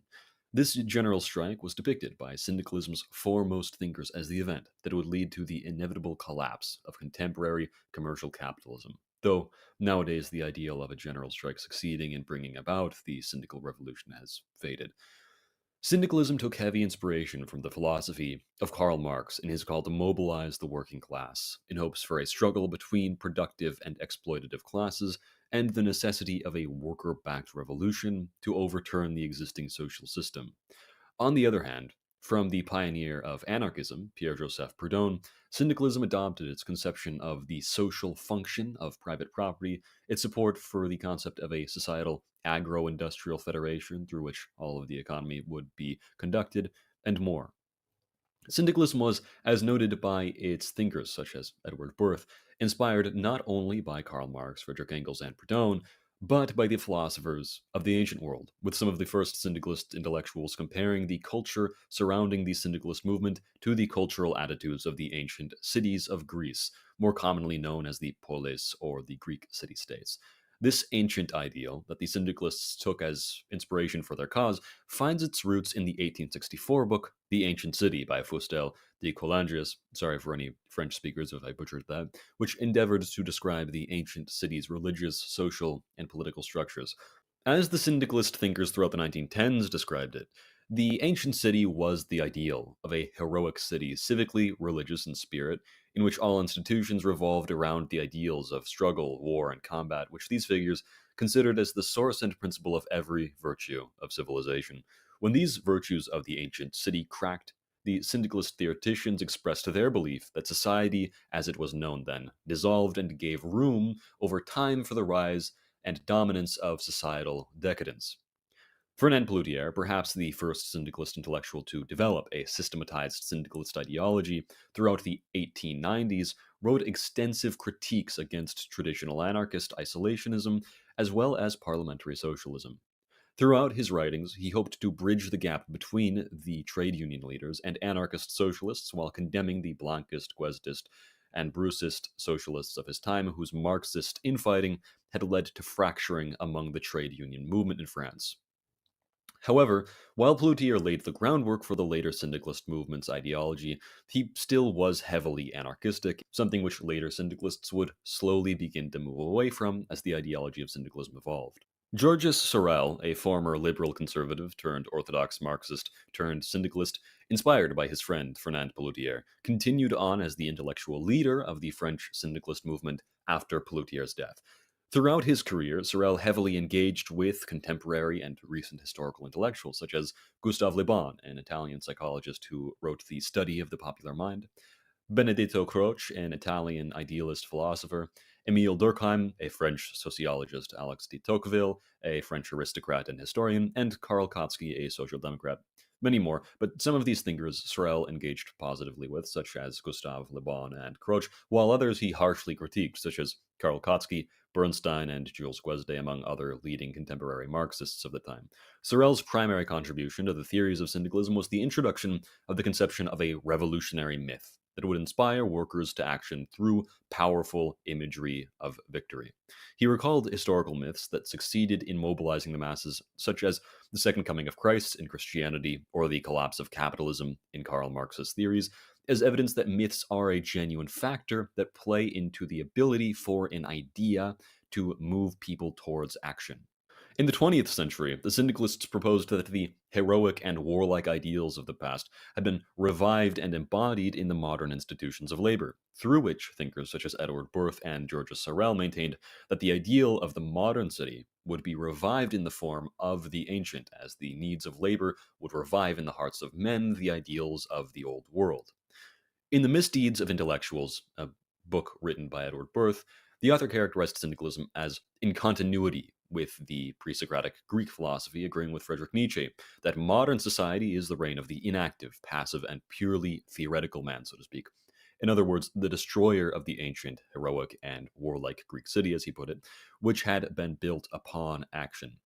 Originally, in syndicalism's first inception, the new equivalent to the warrior of the ancient city was to be found in the laborer of the factory, where weapons were replaced by the worker's industrial machinery, transferring the spirit of battle from the battlefield to the shop floor. This early syndicalism rejected class collaboration and had some harsh words to say on the role of the middle class in society. This early syndicalism broadly supported the endeavors of Vladimir Lenin and Leon Trotsky, as the prime theoretician of syndicalism, Georges Sorel, threw his support behind Lenin, referring to the Soviets in his 1918 defense of Lenin as the new Rome of the proletariat, while the plutocratic capitalist powers at the time were referred to by Sorel as the Carthages of the world. Syndicalists Edward Berth and Daniel Gorin also supported Lenin, later to be disheartened by the failure of Trotsky to take power in the USSR. By the time that Stalin succeeded in rising to power, essentially all syndicalist theorists unanimously rejected the Soviet experiment as a failure. Other syndicalists across Italy and France, such as Edmondo Rossoni, Gustave Herve, and Georges Valois, had turned their eyes to a kind of revolutionary nationalism, arguing not only that the specific kind of anti-patriotic internationalism held by some early syndicalists had failed, but that the nation itself should become the subject of class struggle rather than domestic classes, as the differences between nations were more profound than the differences between domestic classes. These figures argued that it was very clear that the proletariat and petite bourgeoisie of an exploited and economically oppressed nation-state had much more in common with each other than the proletariat of an economically exploitative nation had with the proletariat of an economically backwards or otherwise oppressed nation. This development in syndicalism was an elaboration upon the Sorelian syndicalist organization known as Cercle Proudhon of 1911 to 1914, which declared that it was necessary to combine the love of the nation alongside the syndical movement. They likely believed that this was the only way that the masses would be genuinely mobilized for popular action. Throughout the 1920s, most of the leaders of the syndicalist movement across Europe and the Americas came to reject anti-nationalism, with even the most internationalist syndicalist theorists, such as Edward Berth, returning to their fondness of revolutionary nationalism, which many of them held during the early 1900s. This new theory of proletarian nations and bourgeoisie plutocracies, combined with the syndicalist love for the warlike spirit of the ancient city, led to the curation of a sort of new syndicalism, commonly referred to as national syndicalism, which has, in modern scholarship, frequently been miscategorized as a current of the far right or as a third position, with the acceptance that all members of proletarian nations held a proletarian character as productive classes oppressed by the international plutocratic powers. The syndicalists invented a new kind of corporatism, intended, unlike the preceding popular Christian corporatism rejected by all syndicalists, not to pacify the various economic classes into social peace, but to invigorate the syndical state and mobilize the national energies together in a revolutionary manner.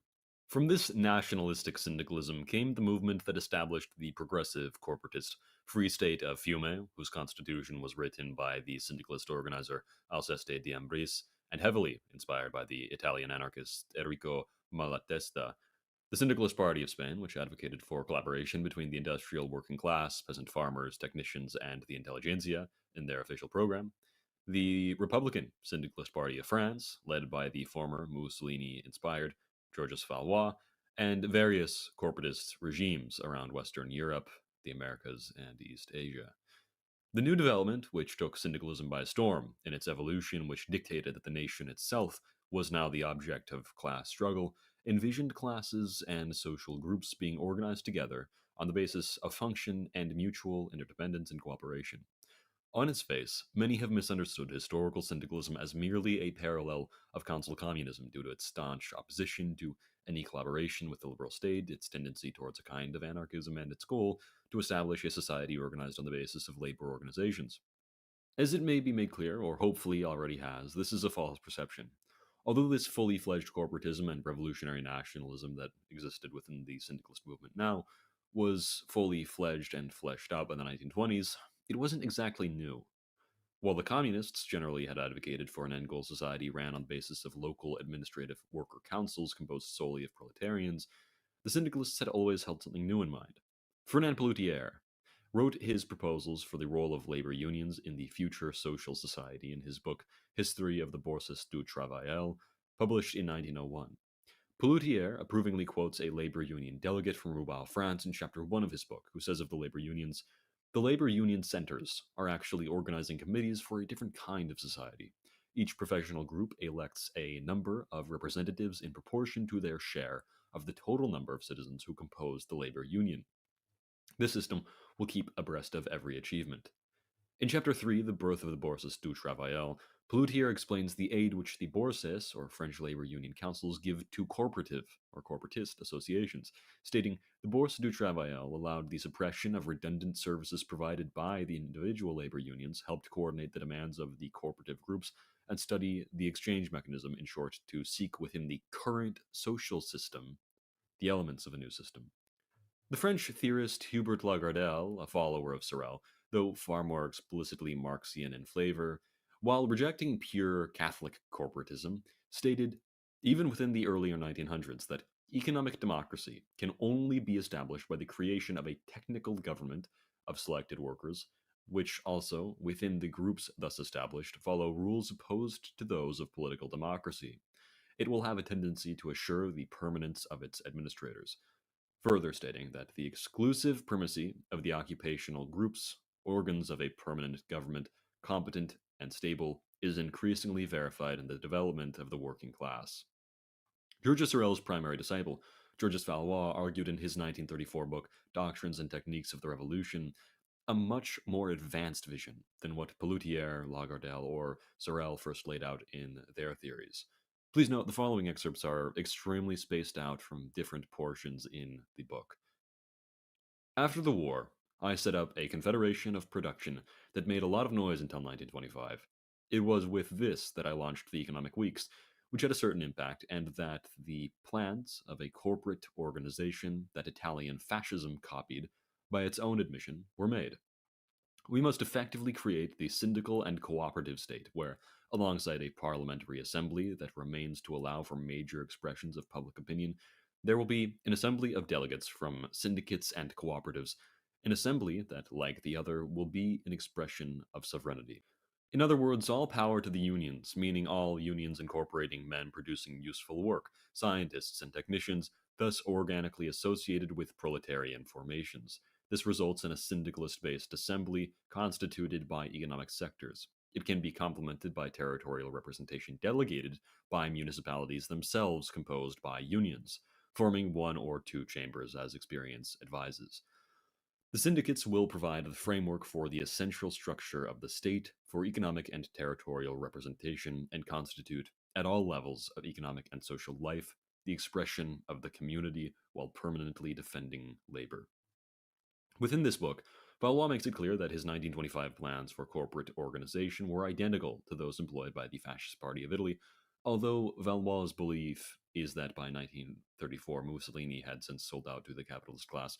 Regardless of any illustrative comparisons that may be drawn, Valois' vision for a bicameral syndical legislature on the basis of functional regional representation could not be clearer, and it is a sentiment which would be repeated by subsequent syndicalist organizers and theorists around the world, including in the East by figures such as Dadapant Tengari, an Indian labor organizer, who wrote in his book Nationalist Pursuit, Sri Guruji, an Indian revolutionary nationalist I should add, was of the view that the system of territorial representation is quite inadequate for fulfilling the aspirations of the people.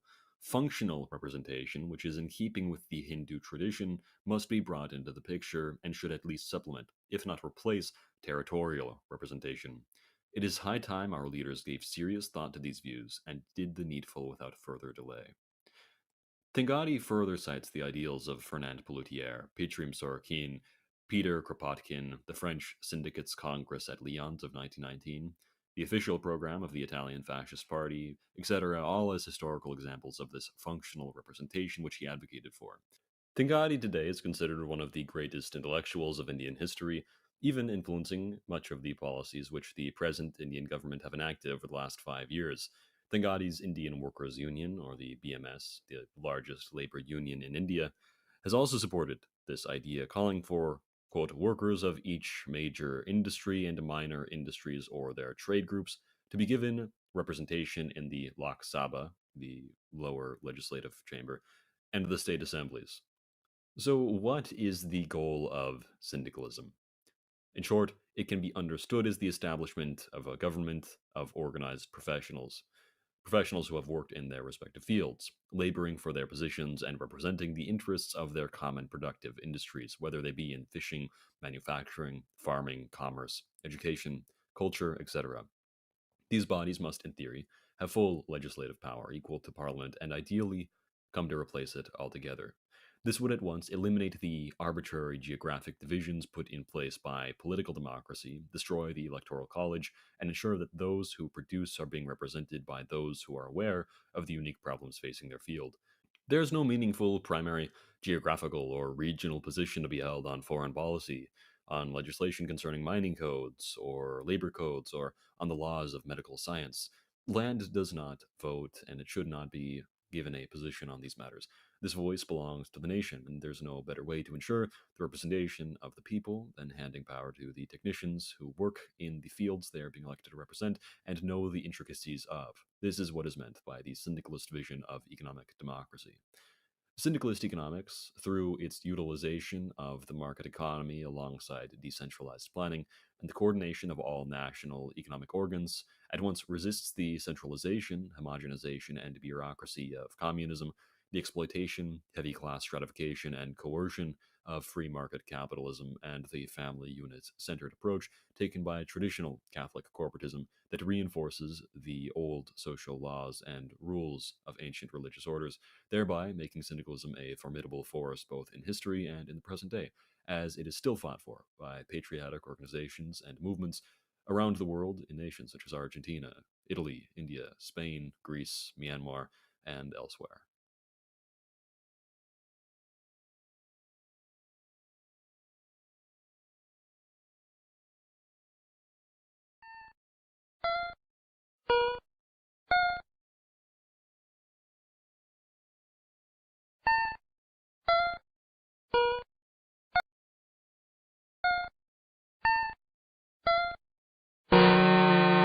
No one knows how many people have died in the crackdown. We may never know.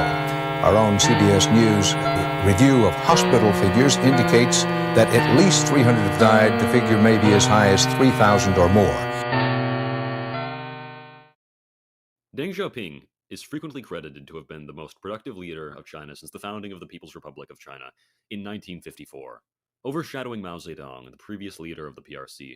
Remembered by the world today as a tyrannical dictator who resulted in the deaths of millions, Deng, on the other hand, has been praised internationally as the man who brought the People's Republic of China into its modern stage of rapid growth and accelerated development. There may be no doubt about at least one of Deng's feats.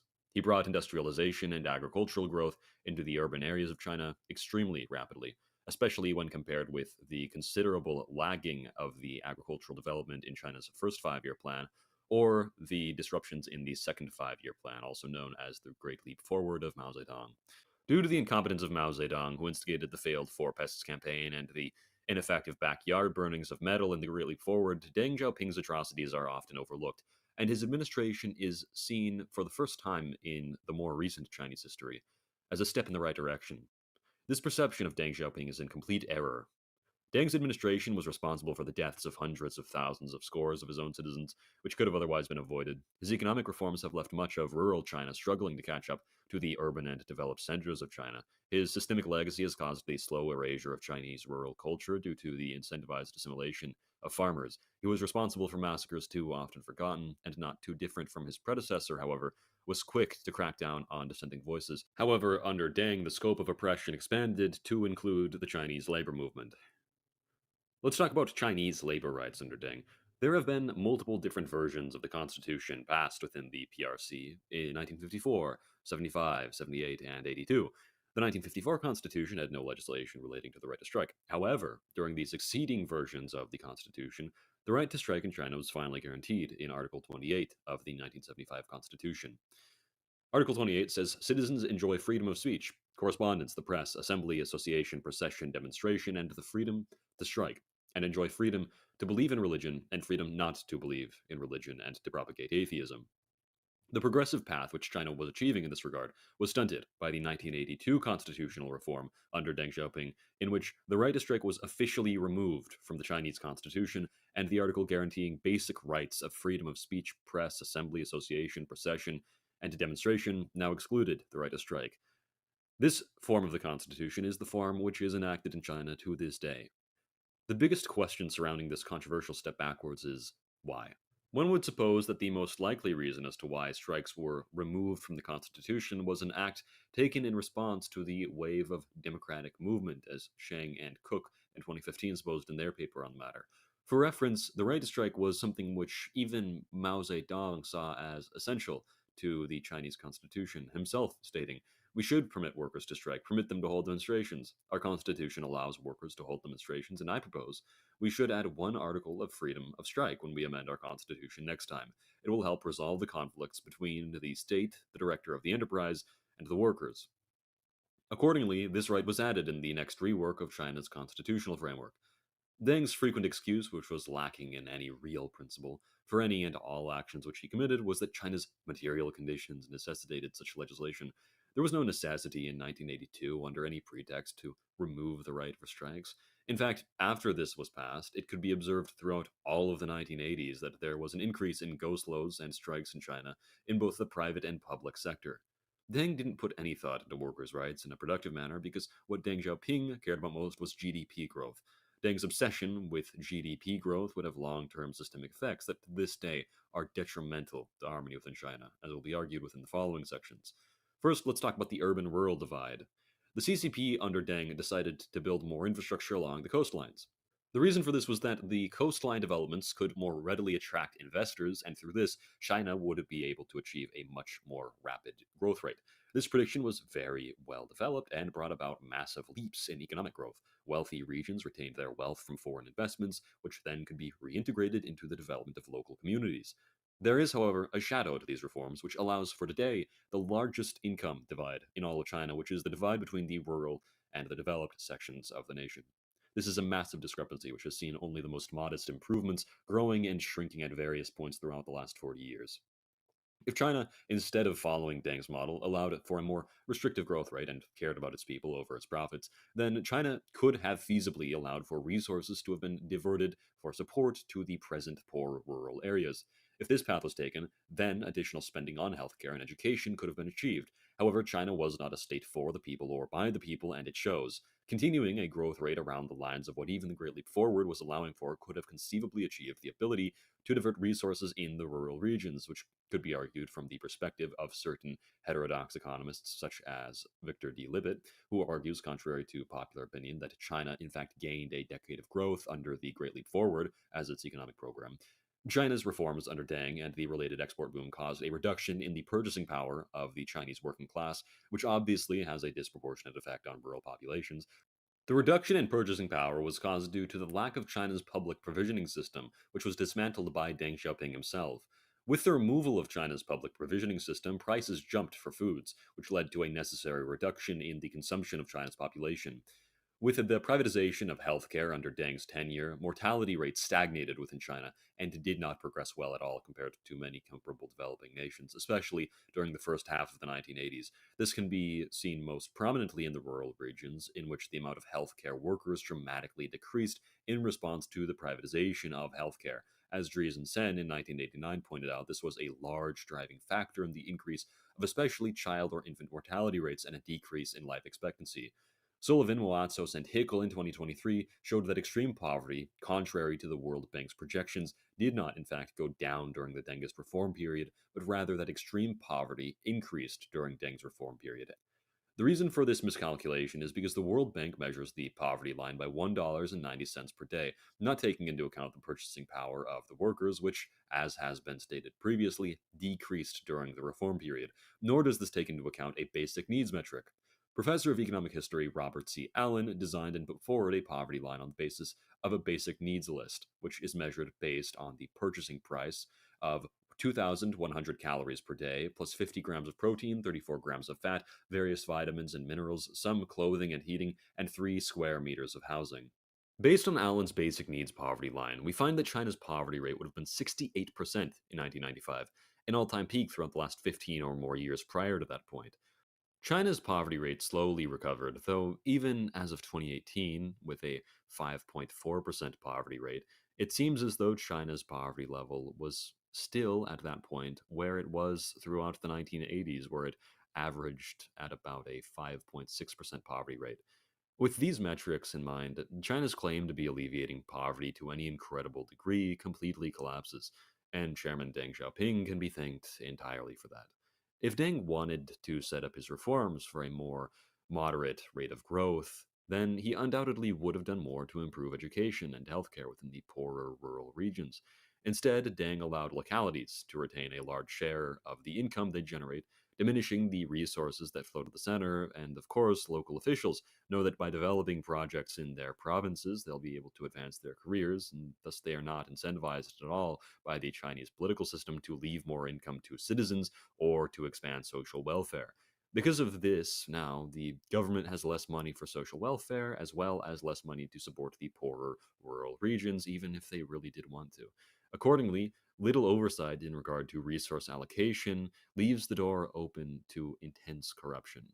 Deng Xiaoping's one-child policy can also be thanked for the sharp rise in infanticide of females in China, which had been dropping throughout the Maoist period as the end of the Cultural Revolution brought back the return of traditional Chinese cultural values, which heavily devalued women.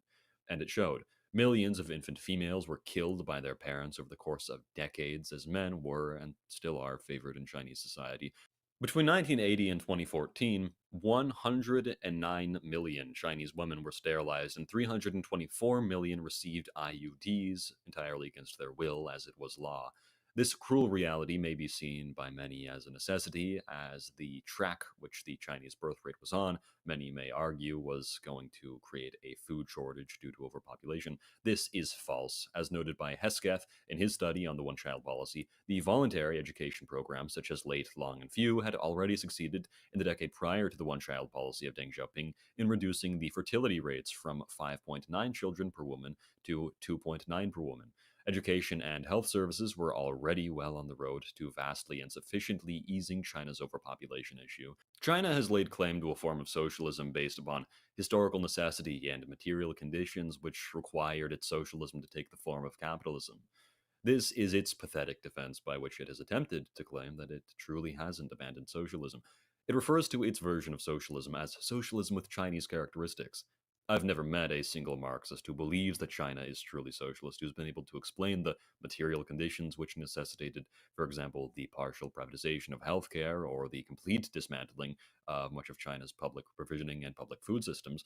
The dictatorship of the proletariat, envisioned as definitionally central to Marxist socialism, is absent within the People's Republic of China. The bourgeoisie controls all of Chinese politics. In 2013, the richest 3% of members of the National People's Congress, which is the highest legislative body within China, had an average net worth of $1.1 billion.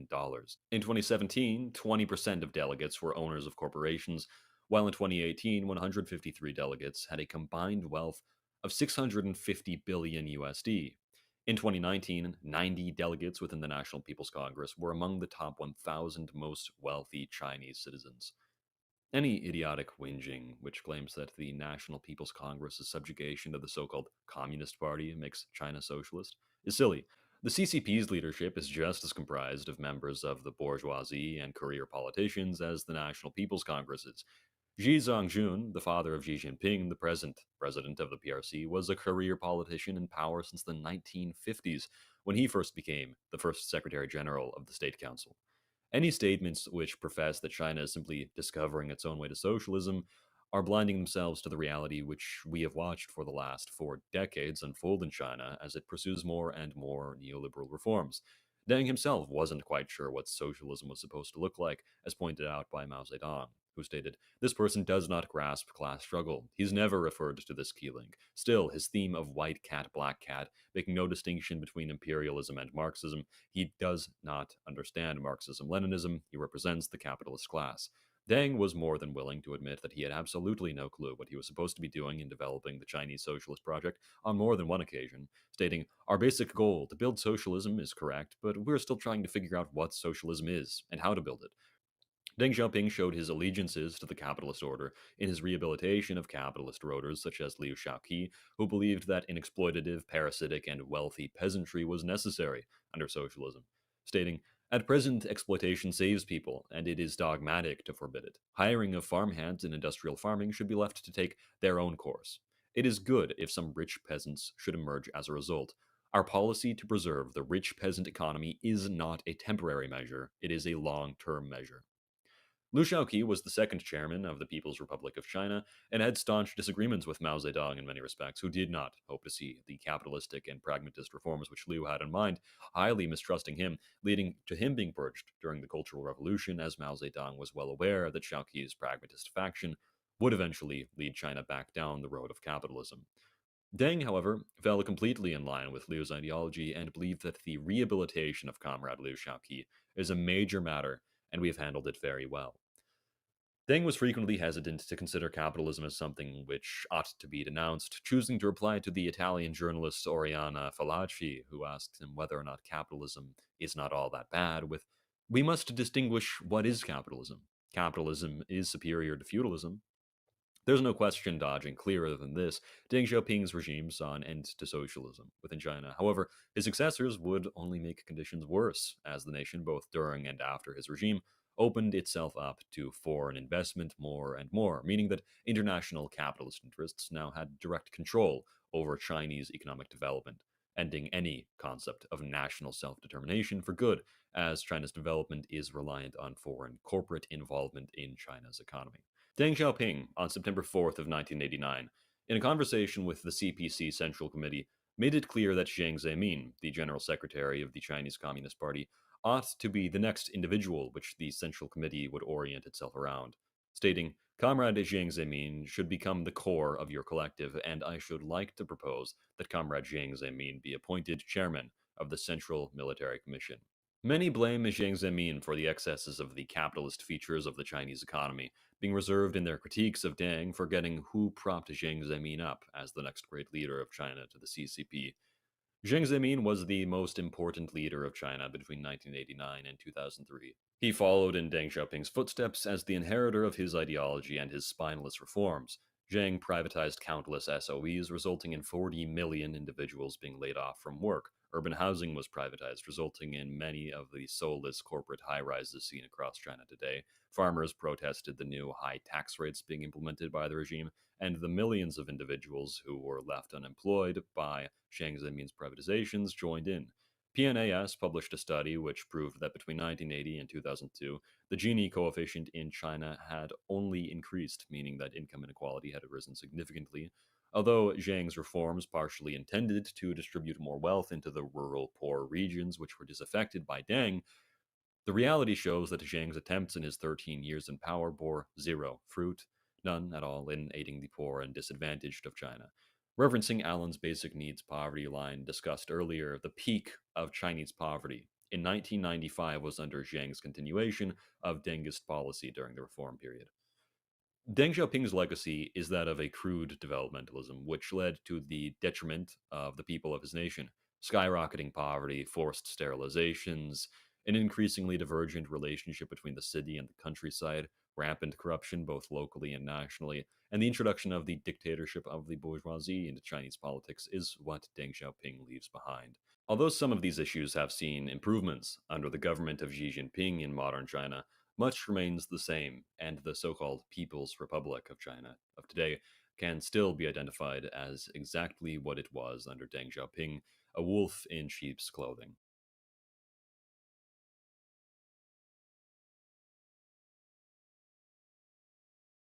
Much has been extensively and exhaustively argued regarding the countless horrors and humanitarian rights abuses of the Third Reich, as more and more often modern influencers have begun to sow seeds of doubt regarding the reality of the horrors of Nazi Germany. There should be no doubt regarding the reality of any of these things. However, some rather nutty individuals have begun to state that although Hitler may have orchestrated one of the most expansive and horrific genocides, well, at least the economy did well. As one source says, quote, "In the space of 4 years, Nazi Germany changed from a defeated nation into full employment, with the strongest economy and biggest military power in Europe." As for the notion that the Third Reich achieved low unemployment or eradicated it, many seem to ignore why this was. By 1935, it had been made compulsory for 100% of males between the ages of 19 and 24 to work, and 4 years later, the same statute was applied to women. As early as 1933, communists, social democrats, syndicalists, and members of the socialist parties and resistance organizations were arrested, alongside Jehovah's Witnesses and some sparse churchgoers for political reasons. The Nazis had already founded some concentration camps in 1933 to institute forced labor for the German economy, such as KZ Dachau and KZ Oranienburg, which held hundreds upon hundreds of thousands of prisoners, and preceded the Arbeitsjude Reich campaign, which sent thousands of German citizens deemed asocial into forced labor camps. It's no wonder that unemployment was reduced. However, in 1938, the Reich reported that of all of the agricultural jobs in Germany, roughly a fifth, or 500,000, had been lost since 1933, during a period in which Germany desperately needed more agricultural production. Furthermore, unemployment statistics were entirely falsified, as the Reich calculated their employment rates by excluding women from data and forming relief jobs to puff up their numbers. In the late 30s in Nazi Germany, the work week was mandated to be 60 hours in industry. On the lower end, textile workers worked a standard of 7 hours per day. Real hourly wages declined by 10% from 1931 to 1941, as purchasing power continued to fall in real terms despite employment growth. Weekly earnings only increased alongside work hours, and the men only received an average of 78.7 pfennigs per hour. Butter, sugar, and eggs alongside meat made up a significant portion of Germany's rising black market. By 1943, the elderly, disabled, and tubercular were forced into labor as the cost of living rose by 8.5% throughout the war. During the earliest days of the Third Reich, all labor unions were abolished by the state, and the DAF, or German Labor Front, was placed in charge of labor relations, which had the sole purpose of, as iterated by its leader, Robert Ley, to, quote, "restore absolute leadership to the natural leader of the factory, that is, the employer. Only the employer can decide," unquote. I've heard some illiterate morons argue that the German Labor Front was an example of syndicalism because it represented one big union. Few ideas in history have been as stupid as this horseshit. The purpose of the DAF was not to bring about equality between these social classes, but to maximize the amount of labor that the state could coerce from the German people, with Hitler himself stating in the Ordinance on the Nature and Purpose of the DAF that the goal of the German Labor Front was to, quote, ensure that each individual can take his place in the economic life of the nation in the mental and physical condition which enables him to perform the highest and thus guarantee the greatest benefit to the ethnic community. In a complete negation of the Reich's goal of autarky and national self-reliance, international private corporations had complete control over German oil. Standard Oil, the AIOC, and Royal Dutch Shell had a complete grip over Germany's oil sector, controlling 72% of the market for diesel fuels, 55% of the gasoline market, and 50% of the lubricating oil market. This isn't what a strong national economic development looks like. This is what a crippled state which relies on foreign investment looks like. The DAF used funds which they had stolen from the workers' syndicates, which had been banned in 1933, to fund transportation projects. Ferdinand Porsche, the founder of the company by the same name, was contracted by Adolf Hitler in 1934 to develop and build the Volkswagen Beetle, and a Volkswagen Beetle was promised to every German citizen, leading to massive swaths of prepayments from individuals who assumed that they would be the future owners of the Volkswagen Beetle. These payments profited the German Labor Front 275 million Reichsmarks, while returning nothing to the general public, because the truth was that nobody who had paid forward was actually going to receive a single Volkswagen. The manufacturing of the Volkswagens exclusively aided the military-industrial complex of Germany. Not that it even mattered that much whether or not you had a car, as the price of gasoline in Germany at the time had skyrocketed to 200% higher than its price in the United States due to extremely high tax rates. Purchasing power was so devastatingly low during the Third Reich that by 1938, just over 50% of German citizens were able to afford even a simple radio, low numbers when compared to the 68% in England and 84% in the United States. According to a study conducted by Colin Clark, the standard of living in Germany throughout the 1930s was not even half that of the United States and was less than 2/3 that of Great Britain's. The sole and only reason why the Reich economy never completely collapsed during the 1930s was due to the usage of a dummy company known as MIFO, or the Society for Metallurgical Research LLC, which was used as a front to cover the rapidly increasing number of debts which plagued the Nazi regime. By 1936, the amount of funds available for government projects had largely dried up, and so terms for MIFO bills of exchange were increased to 6 months. In the meanwhile, corporate and excise taxes were raised in 1938, and the following year, in 1939, income taxes were selectively raised, and the redemption of MIFO bills of exchange was pushed backwards by almost 2 decades. Tax breaks were cancelled, and insurance taxes were raised. New taxes saw their introduction in the country this year, as the Reich could not continue to fund itself. This didn't really matter, and no tax hikes did, as in 1938, the Reich would officially enter a budget crisis. But nobody should deceive themselves into believing that because the Reich had high tax rates, that their economy was socially oriented in any way. The Reich's corporate tax rates generated no net negatives for the corporate elite of Germany. By 1938, the top 1% of the German population controlled 16.3% of the national income, a 45% increase in wealth concentration from Weimar, while the top 0.01% increased their share of the national income to 2.6%. Tax caps were held at 65%, benefiting the wealthy to an extraneous degree. The corporate elite really rarely had to ever live up to the Reich's tax system and were given frequent breaks despite official legislation in the late 1930s that officially dismantled all tax cuts. One very important example is the Krupp Group's Lex Krupp, which was allowed to avoid a 400 million Reichmark inheritance tax. The corporate profit explosion during the armaments boom of Germany also meant that the tax rate hikes for upper brackets did essentially nothing to alleviate wealth disparities in German society.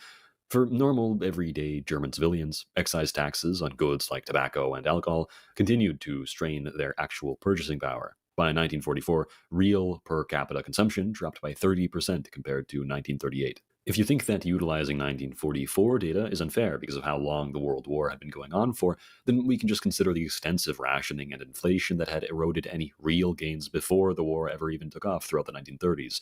The so-called wage gains that occurred under Hitler were just that. So-called. They were nominal. They were not real wage gains. By the end of the war, the assets of Germany's banks were mostly comprised of worthless loans from the Third Reich, as well as claims against it, which now meant nothing.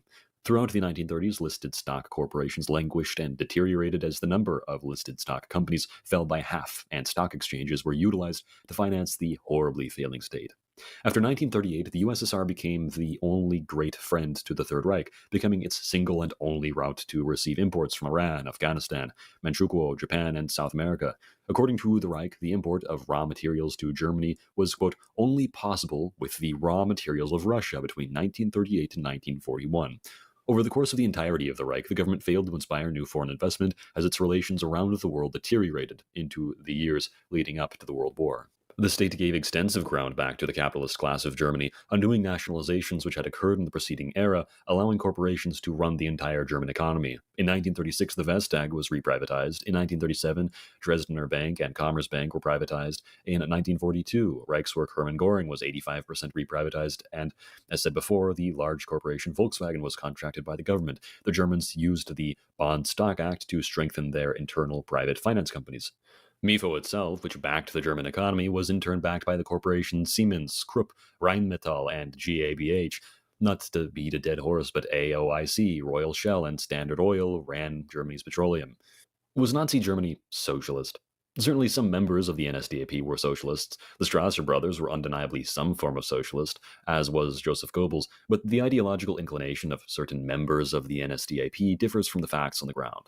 Independent labor unions were abolished and replaced by employers' associations. The nation's oil sector was dominated by international corporations. Key financial institutions were privatized, and the National Socialist People's Welfare was instructed to only aid those racially sound and politically reliable, excluding all Germans who were deemed, quote, asocial, including communists, socialists, social democrats, homosexuals, and others. Their welfare system, according to its own accounts, was only intended to help curate a productive citizenry.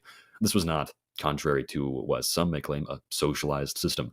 Some rebut, stating that the privatizations of German companies were a hack nationalization, as the privatized entities were put in the hands of party leaders. This would be a relatively good retort if the Nazis consistently did this, but in most cases the fact is that they didn't. Even if they had handed every single privatized company to a party member, all that this would mean would be that the large bourgeoisie now had even more of a stake in matters concerning policy of the Nazi state, which would just reinforce the relationship between the Nazis and the ruling class that existed beforehand. The economist Norbert Rath summed up the Reich's economy best, stating, quote, in the first few years, it appeared to be successful in terms of economic policy, but was essentially based on the armaments boom and the preparation of a large, ultimately self-destructive war of conquest. The Nazi economy was set to implode from day one, because the only thing which propelled it forward was its preparation for World War II, and the only thing which kept it going in the 1940s, as the situation became more dire, was the active participation in the war, as without Nazi Germany's war economy, the nation would once again collapse. In conclusion, the story of the Third Reich is only one of a desperate, backwards, and bureaucratic cult, slowly realizing the depths of its own ineptitude, a story all too commonly repeated in human history.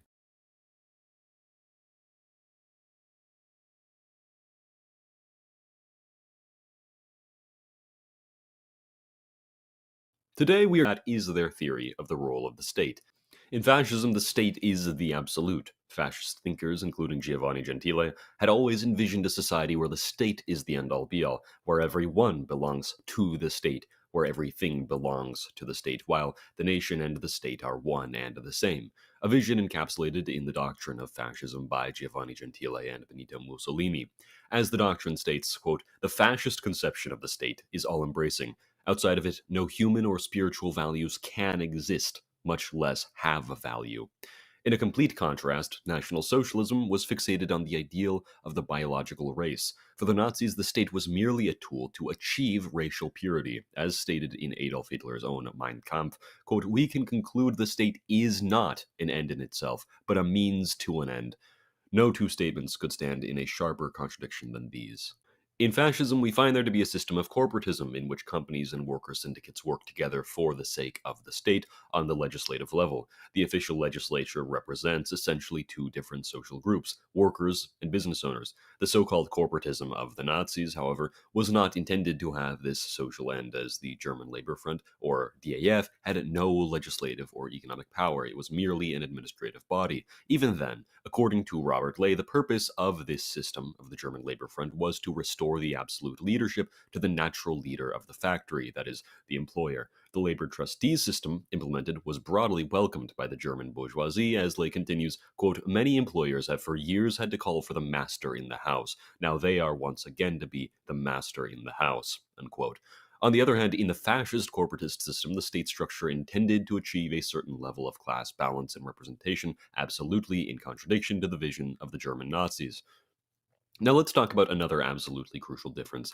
Within fascism, the Jewish people were welcomed as integral parts of the mass movement. Take Alberto Finzi, for example, Deputy Commissioner to the Air Force, Deputy to the Kingdom of Italy under Secretary of State to the Minister of the Interior, and member of the National Fascist Party. This man was an open Jew, and he'd later be killed by the Nazis in 1944. Ettore Ovaza, a Jewish-Italian banker and essayist, was a loyal fascist until 1938 and was executed by the Nazis in 1943. Then there's Guido Jung, a deputy of the Kingdom of Italy and a minister of finance between 1932 to 1935, who had joined the Italian Fascist Party way back in 1922 and was also overtly Jewish. Shocker. Even the governor of Italian Somalia, Mauricio Rava, and the famed fascist art critic Margherita Sarfati were both Jews. And let's not forget Mussolini himself was a staunch Zionist, boldly declaring, "Me, I am a Zionist."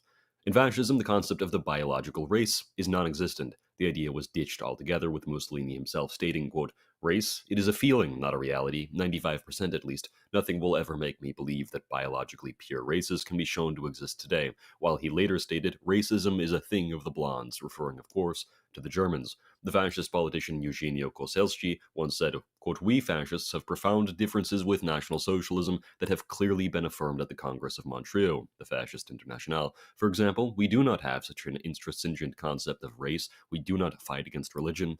In Montreal, we defined our position on anti-Semitism. For us, it is not a question of race. Koselski further states, if universal fascism wants to be truly universal, and if it wants to safeguard peace, it must confirm that it considers cooperation between the peoples of the world and the different races and civilizations. As I said, this racist question will prevent National Socialism from ever being a universal and fascist force. You'll hear all sorts of jibber-jabber from pseudo-historians who promote the idea that reactionary thinkers like Julius Evola were fascists. The notion that Evola was fascist, first and foremost, is erroneously false. Evola was an overt anti-fascist, and when called to trial after the World War due to his involvement in Italian terrorist groups and asked about his relation to fascism, he famously stated, I am not a fascist, I am above fascism. There are all sorts of things like this that exist in scholarship, and oftentimes they're just invented. Evola would later be acquitted on all charges of his supposed fascism. Another important distinction was to be found in the feminist movement. For the fascists, the feminist movement required absolute political support, whether it was in Italy or in Britain under Rotha Lintornorman's British Fascisti organization. The Italian futurist movement, which had merged into the National Fascist Party upon its foundation, had advocated for universal suffrage and the eligibility for women to hold public office within its political manifesto. The International Feminist Congress was hosted by Benito Mussolini himself in Rome in 1922, and women would be granted the right to vote in 1925. Compare that to the Third Reich, where labor mandates for women lagged 4 years behind men, and at least in theory. In National Socialism, however, the state hoped to create a new Eastern hybrid religion inspired by Tibetan, Japanese, Indian, and Middle Eastern religious systems to be imposed upon the people, for which purpose positive Christianity and Ariosophy were a definitive stand-in until such a religion could be fostered. And then there's the industrialism. For fascism, industrial progress and economic development were to be praised, hence why scholars such as A. James Gregor have referred to the ideology as the developmental dictatorship. In German National Socialism, however, the environment and blood and soil, along with Mother Nature, were the end-all be-all. As the Nazi Theodor Kuhnke stated in 1935, it is no longer the economy that is the ultimate goal of politics, but the preservation of the health of the sources of the people's power. These sources are blood and soil, people and native soil, man in the midst of Mother Nature. The reawakening of the German soul also decides the fate of the environment. Unquote. Figures like Walter Dare made it crystal clear that for the Nazis, the peasantry and the rural life embodied the true essence of the German Volk. The Third Reich repeatedly placed agriculture and, by extension, the natural landscape above the demands of industrial self-sufficiency. The vision of the Reich was one of a people whose survival depended on their intimate, essentially spiritual connection to the land, rather than on real societal, economic, social, and infrastructural development. If none of this were enough, Even Joseph Goebbels chimed in, stating in his diaries, quote, "One might say that fascism has reacted upon the creative life of the Italian people somewhat like sterilization. It is, after all, nothing like National Socialism. While the latter goes down to the roots, fascism is only a superficial thing. That is regrettable, but one must recognize it clearly." Harsh words Goebbels had to say about fascism for a supposed fascist. On the other hand, Heinrich Himmler himself would state, fascism and National Socialism are two fundamentally different things. There is absolutely no comparison between fascism and National Socialism as spiritual, ideological movements. Why then are these two ideologies so different, some may ask? You might say I've always heard of them used as nearly synonymous terms.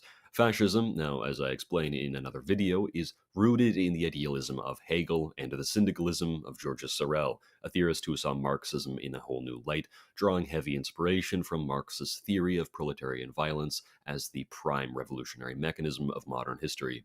While these are the origins of fascism, German National Socialism meanwhile came out of the pan-Germanic and eugenicist movements in Germany, alongside various Christian nationalist and anti-Semitic political parties across Austro-Hungary. We're talking about figures like Rudolf Jung, Rudolf von Sebottendorf, organizations like the Thule Society, and conspiracy theories such as the notion that the Earth is hollow or that the German people descended from a race of giants that used to live in the mythical continent of Hyperborea.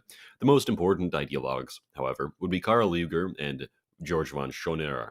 All of these ideas and individuals had a huge impact on shaping the ideals of Anton Drexler, the guy who founded the German Workers' Party that eventually became the National Socialist German Workers' Party. Notice, these movements had absolutely no connection to the fasci movements that led to the formulation of the National Fascist Party in Italy, and they had little to no influence on the fascist movements in Italy after the fascist state was established, and wouldn't until 1938, when the first racial laws were forcibly implemented by the circumstances of Italy's alliance with Germany. But why would Italy have ever allied with Germany if the fascists in Italy were ideologically opposed to Nazism? This brings us to a little country called Austria. The fascists in Austria were no pushovers when it came to resisting Nazi imperialism. Hitler even went so far as to assassinate the fascist prime minister of Austria, Engelbert Dollfuss, in 1934. And then you had Kurt von Schuschnigg, fascist who took over power in Austria until 1938, who was a downright avowed anti-Nazi. Even as early as 1933, when the Nazis first came to power in Germany, Italy had the guts to propose a pact of four among Italy, France, the UK, and Germany with the spoken aim of keeping German territorial and military revisionism in check. Germany had already been busy violating the Treaty of Versailles, rearming, rebuilding its air force, reintroducing conscription, you name it, and Italy was hoping to put a stop to that. Then came Benito Mussolini's call for the Stresa Conference, held from April 11th to April 14th. The core goal of the Stresa Front was to reinforce Austria's independence and set up a framework to control military growth for Italy, for France, the UK, and Germany to finally shut down German expansionism once and for all. But the front would soon fall apart quickly. Britain started cozying up to Germany behind the backs of Italy and France, which led straight to the Anglo-German Naval Agreement on June 18th of 1935. Under that deal, Britain allowed Germany to expand its navy to be 35% of the size of Britain's own, a deal made completely without Italy or France. With these conflicting interests coming to a head, the Stresa Front crumbled, and Benito Mussolini ultimately threw in the towel to any anti-Hitler pact with Britain and France, so that when the World War finally did come to a head, and push came to shove, the Kingdom of Italy chose to side with Germany over attempting another botched alliance with Britain, hoping that would be enough to preserve their nation. So let's cut through the noise and the manufactured nonsense. Fascism and Nazism simply aren't two sides of the same coin. They are entirely different ideologies. Fascism revered the state as the ultimate power, an all-encompassing force built on national unity and a disciplined modernist vision, while Nazism was founded upon a warped fixation of racial purity and a distorted, mythical connection to an idealized past. One of these ideologies, fascism, welcomed Jews as full members of the mass movement. The other, Nazism, turned them into scapegoats for its own genocidal madness. Anyone peddling the idea that these systems are identical is peddling a made-up narrative which has been designed to blur historical truth for political expediency.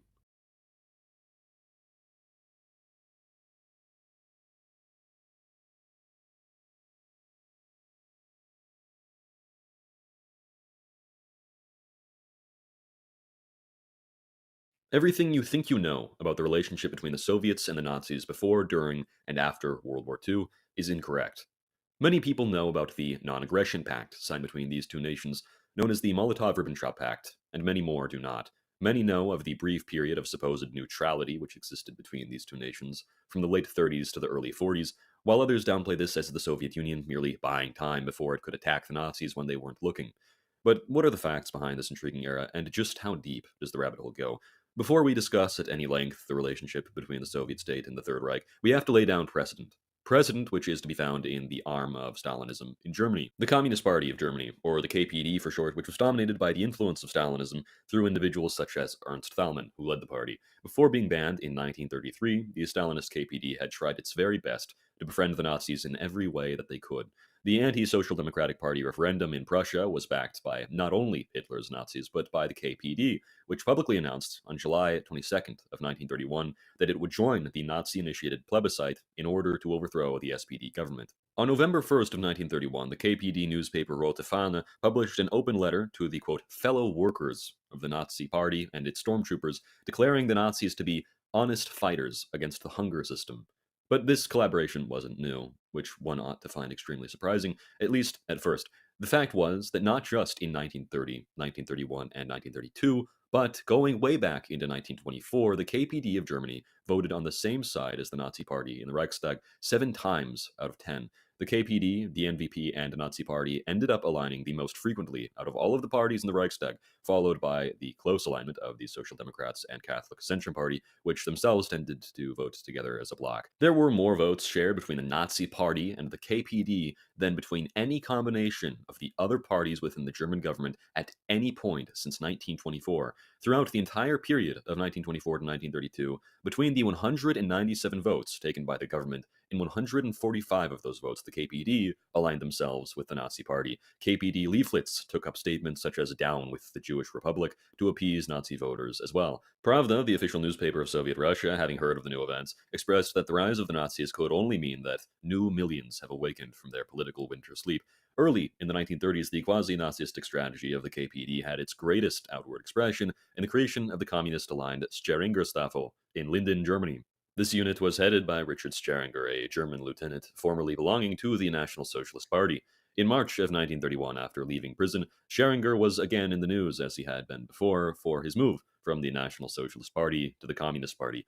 The Scheringerstaffel unit went so far as to wear SA uniforms, which were then adorned with symbols of the Soviet Union as part of Richard Scheringer's attempt to bring National Socialists into the Communist Party. The KPD would use his example to encourage other members of the National Socialists to join the Communists. What is being shown in front of you on screen now is an image of a KPD militia known as the Rote Front in Dresden in February of 1933. One can only guess where the Communists gained the inspiration for such a march from.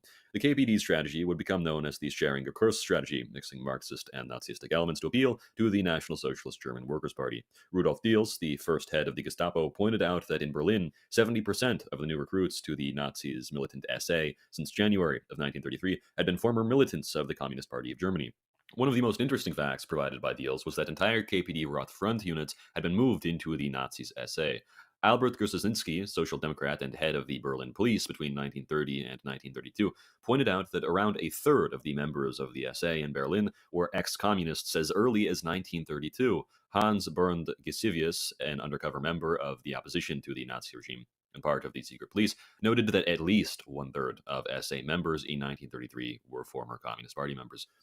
These SA members were known as Nazi Rindersteak, or beefsteak, in reference to them being brown shirts on the outside and red Marxists on the inside. The SA themselves calculated that 50% of their members had come from the ranks of the communists, and reports from both the Gestapo and KPD intelligence confirmed a considerable presence of former communists within the SA.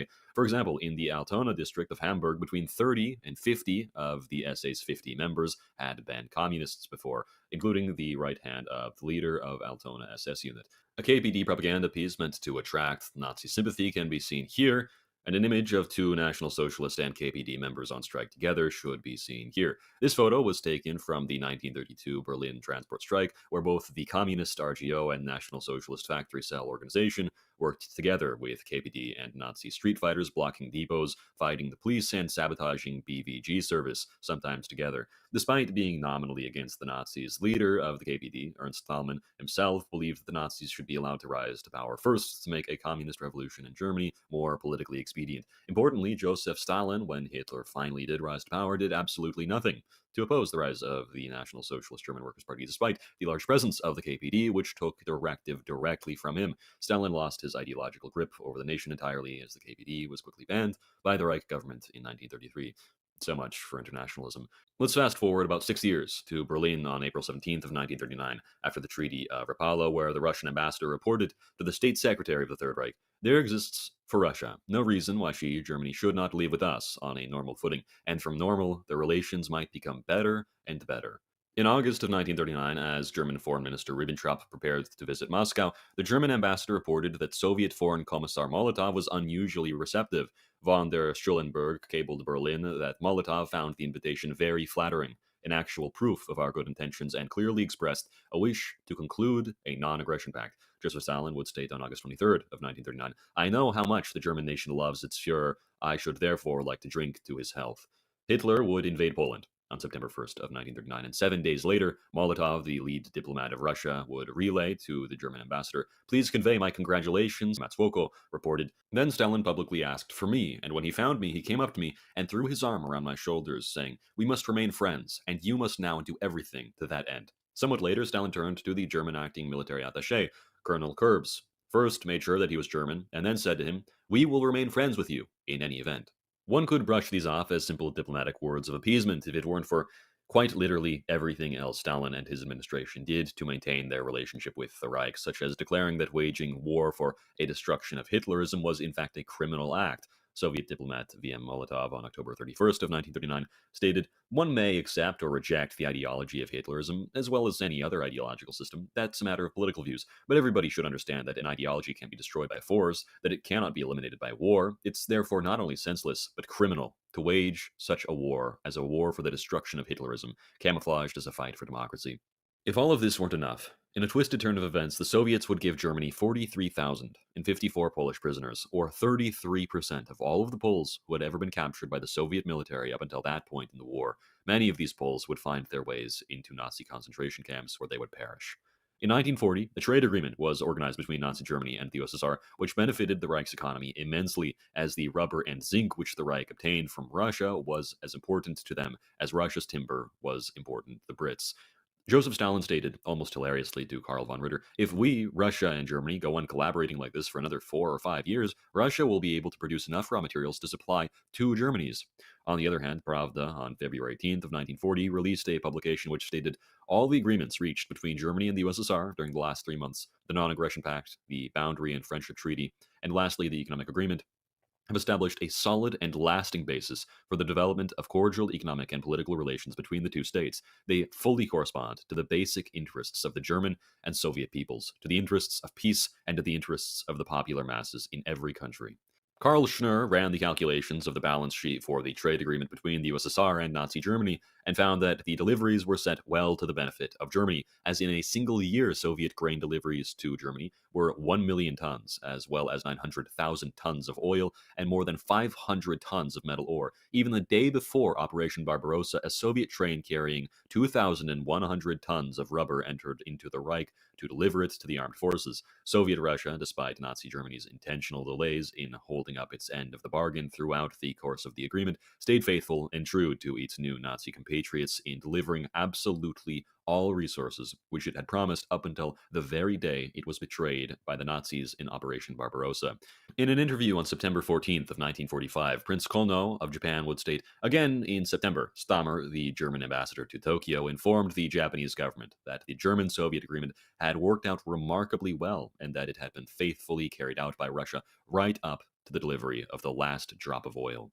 Ribbentrop brought confirmation to the words expressed by Prince Kono regarding Karl Stammer's report in a conversation with Benito Mussolini, the Prime Minister of Fascist Italy, stating, "In confidence, the Reich Foreign Minister can announce that Russia is being very generous in supplying raw materials and is using some of her own gold to buy raw materials which Germany needs." Archival reports do well to show us the scale of Soviet shipments to Germany. By late 1940, one German diplomat reported, Russia has supplied over 300 million Reichsmarks worth of raw materials, roughly 100,000 of which was grain to Germany, while only 150 million Reichsmarks in German goods returned. He adds that this transfer was at the expense of the Russians' own consumption. The Soviets were eating into their own stocks to meet German needs. Overall, deliveries included hundreds of thousands of tons of grain, oil, cotton, metals, timber, etc. In the first year of the 1940 pact alone, Moscow committed about 650 million Reichsmarks worth of exports to Germany. Though less public, some collaboration on military intelligence and training occurred. German and Soviet military attachés exchanged assessments, while earlier in the 1930s, the USSR had secretly hosted German tank and air training. After 1939, Stalin reportedly invited Wehrmacht generals to brief Red Army officers. Most interestingly, Stalin's own military staff included a number of German advisors in 1940 to 1941, and Red Army officers collected German manuals. At a minimum, the two regimes, at least to our knowledge, coordinated on radio intercepts of Poland and France. The Soviet Union released an entire book entitled Falsifiers of History, in which it falsified history and attempted to debunk the obvious relations which it held with the Nazi government between 1939 and 1941.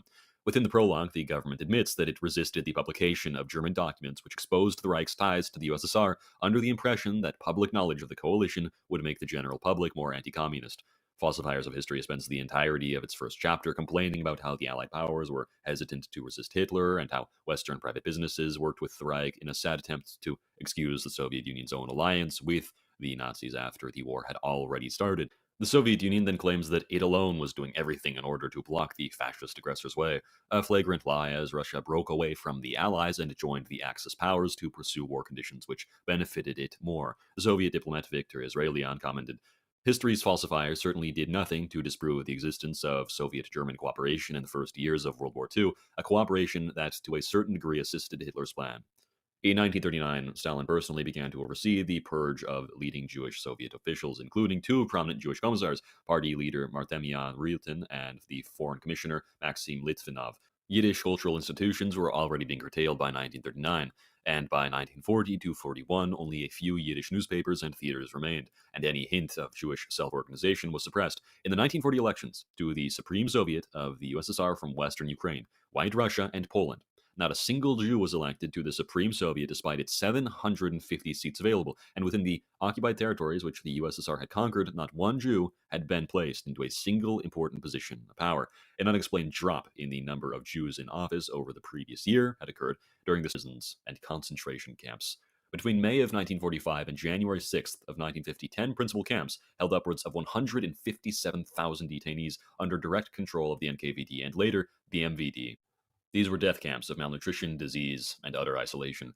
Under NKVD Order Number 00315, April 18th of 1945, Soviet authorities were to round up anybody deemed a hostile element. Some former Nazis, some suspected werewolf youths, while others were social democrats, landowners resisting the theft of their property by the Soviet Empire, journalists, or simply anybody suspected of anti-Soviet activity. No evidence was required because arrests were purely administrative, without any judicial oversight required. Detainees were classed either as interned with no trial, or, in a minority of cases, sentenced by a Soviet military tribunal whose trial took about 15 to 20 minutes on average. From the moment they arrived, prisoners were wrenched from the world with no mail or visitors allowed. Tuberculosis, dysentery, typhus, and dystrophy ran rampant. Although they received standard rations compared to the rest of the Soviet-occupied zones, they had no black markets, so inmates starved.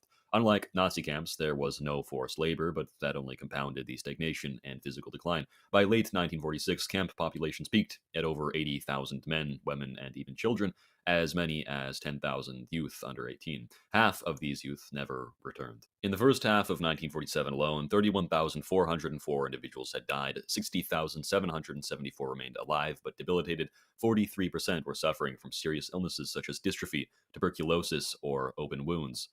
Officially, 43,035 people died. Only 45,261 were ever freed. The remainder were deported to the Gulag or reclassified as prisoners of war, or alternatively handed over to East German authorities. 756 were executed outright. Few dared to speak. In 1946, Eugen Kogan noted in Der SS Stat that the NKVD camps had become a mirror image of Nazi brutality, stating, "Anyone suspected of being a state enemy, agent of a foreign power, class enemy, or kulak was seized. The only difference was that they were not gassed, but starvation, disease, and isolation did their work." Others, like Franz Neumann, observed on an SPD platform in 1948, "The camps are the same, but in 1948, the hammer and the sickle have replaced the swastika." After the war, Ernest, a Jewish publishing house, was shut down by the state. Kite, the only Yiddish daily paper, was suspended as well. Not one Yiddish newspaper or publishing house existed anywhere in Russia by mid-1949, and critics who held Jewish ancestry, such as Johann Altman, a theater critic, were targeted in Stalin's anti-cosmopolitan campaign. Johann Altman was denounced as a double dealer, a man with the dark soul of a traitor, a servant of the imperialist West, a diversionist in art. Of the 50 or so intellectuals attacked by the USSR between mid-February and April of 1949 under the anti-cosmopolitan campaign, 49 of them were Jewish. Pravda, referring to cosmopolitans on January 28th of 1949, released a paper stating, "They penetrate our press and operate most freely in the pages of the magazine, theater, and the newspaper. They represent a rootless cosmopolitanism which is deeply repulsive and inimical to Soviet man. They obstruct the development of Soviet literature. The feeling of national Soviet pride is alien to them." Between July 17th and 27th of 1949, dozens of Jewish editors of Russian ran papers in occupied territories, such as Berliner Tägliche Rundschau, Der Abend, Die Volkstime, Ostreichscher, I'm not going to say that, Zeitung, and Volkswatch were unanimously dismissed from their posts. The chief editor of the Volkstime, a Jew, supposedly committed suicide, while the chief editor of Abend, a Jew as well, was arrested and deported. The National Democratic Party of East Germany, NDPD for short, would be founded in 1948 by the former SS officer Wilhelm Adam. It would attain 35 seats in the East German legislature in 1950, becoming the fifth most powerful party in East Germany out of 12 total parties in the legislature. Stalin had suggested that the Nazi paper, known as the People's Observer, be revived as an official newspaper of the National Democratic Party of East Germany to appeal to former Nazis, a proposal which was in the end rejected, of course. Starting in 1951, Stalin's security organs had alleged that a cabal of prominent Jewish doctors was planning to poison top Soviet leaders, inspired, of course, by the medieval blood libel that Jews secretly poisoned Christian Wells during the Black Death. 6 of the 9 accused physicians were Jewish, portrayed by Pravda as inhuman beasts, exploiting their medical roles to commit assassinations. Official dispatches warned of, and I quote, "an international Jewish bourgeoisie nationalist organization recruiting saboteur doctors on behalf of US and British intelligence. Arrested doctors were to be beaten relentlessly." At their core, German National Socialism and Stalinist communism were nothing less than ideological siblings. Beneath the aesthetic of power was an admiration of organized terror against society for the sake of exalting some pure segment of the nation, be it race or class, agreeing that this end, however brutal, justified the purge of their own people to reshape civilization in their own distorted image. Consider the steps taken by these ideologues to appease each other in practice. These weren't choices made for mere political convenience. When Stalin's purges against the Jews began to echo Hitler's blood libel rhetoric, and when East Germany's National Democratic Party began to recycle old SS officers, the mask finally slipped and revealed that at the end of the day, the communist system trafficked in the same currency of fear, exclusion, and control. History's lesson is unfortunate.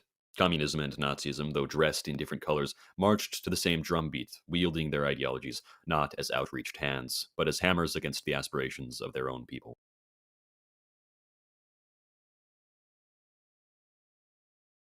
Syria is in grave danger. Since the fall of the dictator Bashar al-Assad, a new government has taken power and been hailed by the international liberal order as ushering in a golden age of freedom in the country.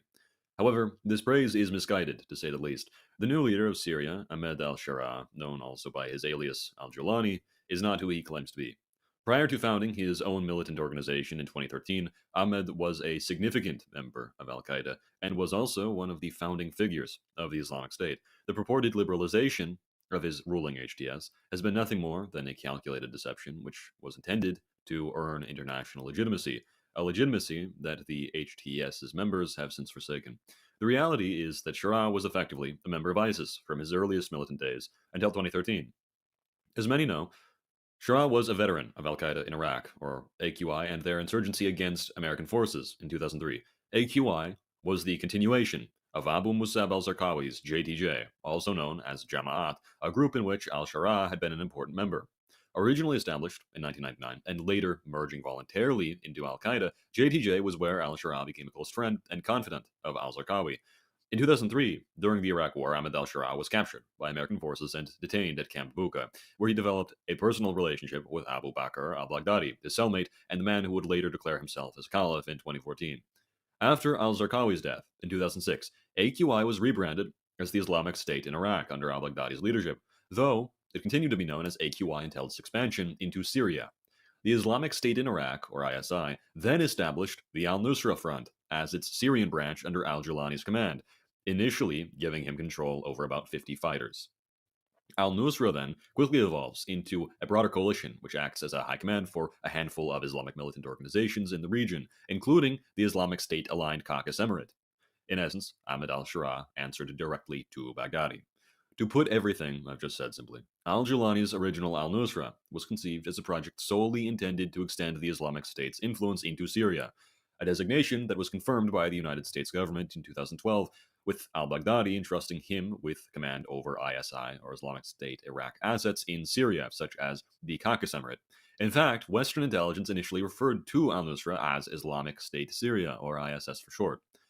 Al-Jilani's decision to break away from the Islamic State only came from his desire to avoid long-term subordination to al-Baghdadi and to establish an independent organization. The Syrian Salvation Government, which preceded al-Sharaa's eventual control over the entirety of Syria, adopted the Syrian independence flag emblazoned with the Islamic Shahada as its national emblem. In the earliest days of the Syrian transitional government, following Assad's overthrow last year, the Tawhid flag, the symbol of Islamic theocratic statehood, was used alongside the Syrian independence flag. Although I'd be surprised if people are still unaware of this fact by now, but upon overthrowing Assad, al-Sharaa, acting as the de facto leader, unilaterally declared himself as president of Syria, has dismissed parliament indefinitely and abolished the constitution, announcing that it will take up to 3 years to draft a new constitution and 4 years to hold new elections. Those were his initial announcements, though the suspension of elections has since been extended to more than 5 years. On December 8th, the day of Assad's overthrow, one of Sharaa's first acts was to deliver a speech at the Great Mosque of Damascus, proclaiming a new chapter in Syrian history. Beginning in Idlib and now spreading to other major cities, the ruling HTS has imposed severe restrictions on women's dress code, mobility, and public participation. Women are required to be accompanied by a male guardian in public, and violations of these rules can result in fines or detention. In an interview with Lebanon's Al Jadid TV, the chief of political affairs of Syria, Obaida Arnaout, announced that women will henceforth be excluded from certain aspects of public life due to their biological, psychological, and mental characteristics. Especially alarming is the appointment of Syria's new chief of women's affairs. Al-Debs, who heads this department, has publicly praised Hamas, mourned the death of its leaders, described the revolution against Assad as inherently jihadist, has rejected the notion of gender equality, arguing that secularism has harmed women, and stated that feminism will no longer be tolerated in a post-Assad Syria. Meanwhile, HTS member Shadi al-Waisi, formerly a judge for al-Nusra, and recorded on video ordering the execution of Syrian women for violating Islamic law, has been promoted as the Minister of Justice under al-Sharaa. Additionally, Abdulaziz Dawood Kudberdi, commander of the Turkestan Islamic Party, has been appointed as a brigadier general, as have many other Islamist militants from Jordan, Turkey, Xinjiang, Egypt, and Albania. Over the course of this very weekend, the Druze people have begun to face notably increasing aggression from the Syrian government. Israeli authorities, who grant special protection to the Druze, have demanded the defense of Druze settlements near Damascus, including in areas such as Jarmana, where violent incidents, which have been instigated by the Syrian security forces, have already been resulting in casualties. Gunmen from nearby suburbs have been harassing local Druze defenders, while in Swaida, the Druze have been resisting handing over their weapons in defiance against the new Islamic regime. Many are happy to see the overthrow of Assad. However, the fact is that without decisive intervention, Syria is on the track to suffer a fate similar to that of Iran and Afghanistan, where long-standing social freedoms were entirely eradicated following the rise of jihadist regimes, which have, in the region, consistently been far worse than their preceding secular regimes across the board. Unless international intervention occurs, or a miraculous victory by remaining Ba'athist insurgents is achieved, one can only hope that such international pressure might at least temper the actions of this emerging jihadist dictatorship for the sake of the Syrian people.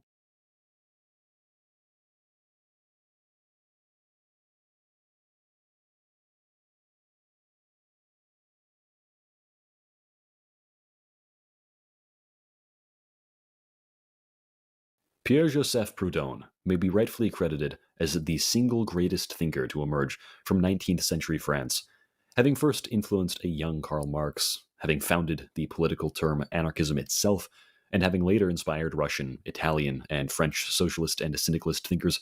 Proudhon in his era represented the most practical current of left-wing political thought. But what did he believe? To answer this question, I will be making an attempt to analyze the ideology of the father of anarchism in more depth than any other channel ever has in a single video. To even begin to answer the question of what Proudhon believed and what his theories entailed, we need to first define what anarchism meant to Proudhon. In his first major works from 1840 to 1846, Proudhon ruthlessly critiqued government as a corrupt instrument of privilege. He refused to identify as a monarchist, a democrat, or an aristocrat, claiming only the identity of anarchist. At that time, Proudhon saw all governments, monarchies, republics, or dictatorships, as enemies of liberty. In his book System of Economic Contradictions, written in 1846, Proudhon argued that the state necessarily reproduces social inequalities. Thus, in 1840 to 1846, Proudhon's platform was radical anti-statism. The state needed to wither away, and society instead should have, in his view, organized bottom-up through free federations and mutual aid, not through any fixed political authority. Following the fall of Louis-Philippe in 1848, which Proudhon welcomed, Proudhon quickly grew pessimistic about the viability of a proletarian revolution. Without the strong institutional checks which Proudhon believed were ensured by federalism and local liberties, France would merely trade one master, Louis-Philippe, for another. Proudhon thus continued to exalt federalism and municipal autonomy during 1848 to 1852, criticizing any centralized bourgeoisie republic. Meanwhile, he now anticipated a republic formed by a network of communes and associations. He championed on the idea of bottom-up federalism, believing that sovereignty should reside in free municipal as well as industry-based bodies. His federalist stance was theoretically consistent with his early anarchism, as he was still advocating for a balance of free associated citizens organized by profession and locality. The true embodiment of Republican government under Proudhon's conception must include a multitude of properties. First and foremost, a definition of economic rights to secure freedoms for all participants in economic life. Secondarily, the balance of economic forces, including the hierarchical formation of agricultural and industrial organizations, alongside the socially oriented organization of public services for the well-being of the general public. The aforementioned agricultural and industrial organizations were very important to Proudhon's theory. The republic's legislative body must, in Proudhon's republic, correlate to the relationship of industrial groupings within society. The only way universal suffrage could mean anything positive in a moral or democratic sense to Proudhon was for the citizenry to vote on the basis of economic category and function. Proudhon's later works on justice in the Revolution and in the Church, written in 1858, elaborated his aforementioned Republican vision. Both legislative and executive power would fuse in representatives chosen by industrial, corporative, and communal groupings. Proudhon explicitly rejected the dual chamber system, instead proposing one legislative body alongside an office of jurisprudence to advise it. Strangely, Proudhon insisted that legislative or executive power would not be separate. In his own words, the legislative power is not distinct from the executive power. He explains that the representatives of the nation, being the delegated heads of the various public services, industrial groups, corporations, and territorial districts, are all, in fact, true ministers. In other words, deputies would be chosen by industry groups and local communes, making them simultaneously legislators and administrators. By having all representatives drawn from economic and territorial categories and subject to recall at any time, they form together the nation's convention, ministry, council of state, and legislature all at once. This arrangement was a reflection of Proudhon's doctrine that power should mirror the society's economic structure. He even argued that to make universal suffrage intelligent, it is necessary to have citizens vote by categories of functions, in accordance with the principle of collective force which forms the basis of society and the state. In plain terms, he believed universal suffrage should not be a mass anonymous vote, but rather an election organized by categories of function such as job, guild, or region. In other words, instead of one person, one vote, one territory, votes would flow through functional federations to balance competing interests such as workers and capitalists by tying deputies to their group's economic rules, thus ensuring interdependence. The third point, which was important to Proudhon's idealized republic, was the assurance of political guarantees designed to protect individual freedoms, such as the freedom of speech and press, legislative initiative, freedom of assembly and association, the inviolability of the individual, the home, and private writings, etc. Fourth, administrative decentralization, accompanied by a revival of localized city life. Fifth, and finally, included the abolition of standing armies, as Proudhon expected, perhaps naively, that within socialized society, the spirit of struggle would transfer from the battlefield to the workplace, imbued into the production processes within the economy, thus ending wars between states. Proudhon believed this form of genuine republican government to be an abolition of the state, as to Proudhon the state was definitionally nothing other than a repressive centralization of authority over the masses which it falsely proclaimed to represent. Within this understanding, through the new form of republican governance, the state is absorbed into society, swallowed by it in the totality of the social being, putting an end to taxation, simplifying the bloated bodies of bureaucratic administration, and centralizing each economic class of functions separately, thereby organizing universal suffrage in a proper manner. One could very much argue that Proudhon doesn't, in fact, abolish the nation-state in his theory, and in connection with Pierre Leroux, Proudhon admits that from a certain standpoint, this can be viewed as true. Within Proudhon's system, mutual credit societies would emerge in every town, allowing workers and farmers to borrow without usury. Above them, a central bank of the people would exist for public interest, run by delegates from all industries. This People's Bank would discount producers' bills and circulate its notes at par. Each subscriber is obliged to accept in all payments the paper of the Bank of Exchange. The effect would be interest-free credit. Since the bank's notes are backed by goods themselves, not gold, the members need only reimburse in kind, abolishing usury and freeing trade from gold's royalty over society. All associations, economic and political, were to be voluntary contracts. A truly democratic pact must be, to Proudhon, commutative. Each party gives as much as it gains and retains its sovereignty over all else. In his book, The Federative Principle, published in 1863, he writes, for example, that when citizens enter any association, the citizen must receive as much from the state as he sacrifices to it. Thus regulated and understood, the political contract is what Proudhon calls the federation. Federation is, of course, to Proudhon, a pact among free communes or groups, each keeping more rights than it gives up. The federal authority only handles specific common functions, with its delegates strictly agents of the member groups. A true confederation isn't precisely a state, it's a league of autonomous entities, and the so-called federal authority isn't a government, but an agency created by the states to perform common services. Factories, farms, and workshops would form local co-ops that link by contract into larger regional and national federations. This network would replace the capitalist market and the unitary state. Taken in its entirety, Proudhon's mutualism means liberty in exchange, free contract, free competition among producers, and credit provided by the people themselves. To Proudhon, the social revolution would come not by seizing state power, but by association under the golden rule: do not do to others what you would not want done to you, do the good you would wish to receive. Previously mentioned in passing very briefly, and central to Proudhon's ideological framework, was the concept of struggle.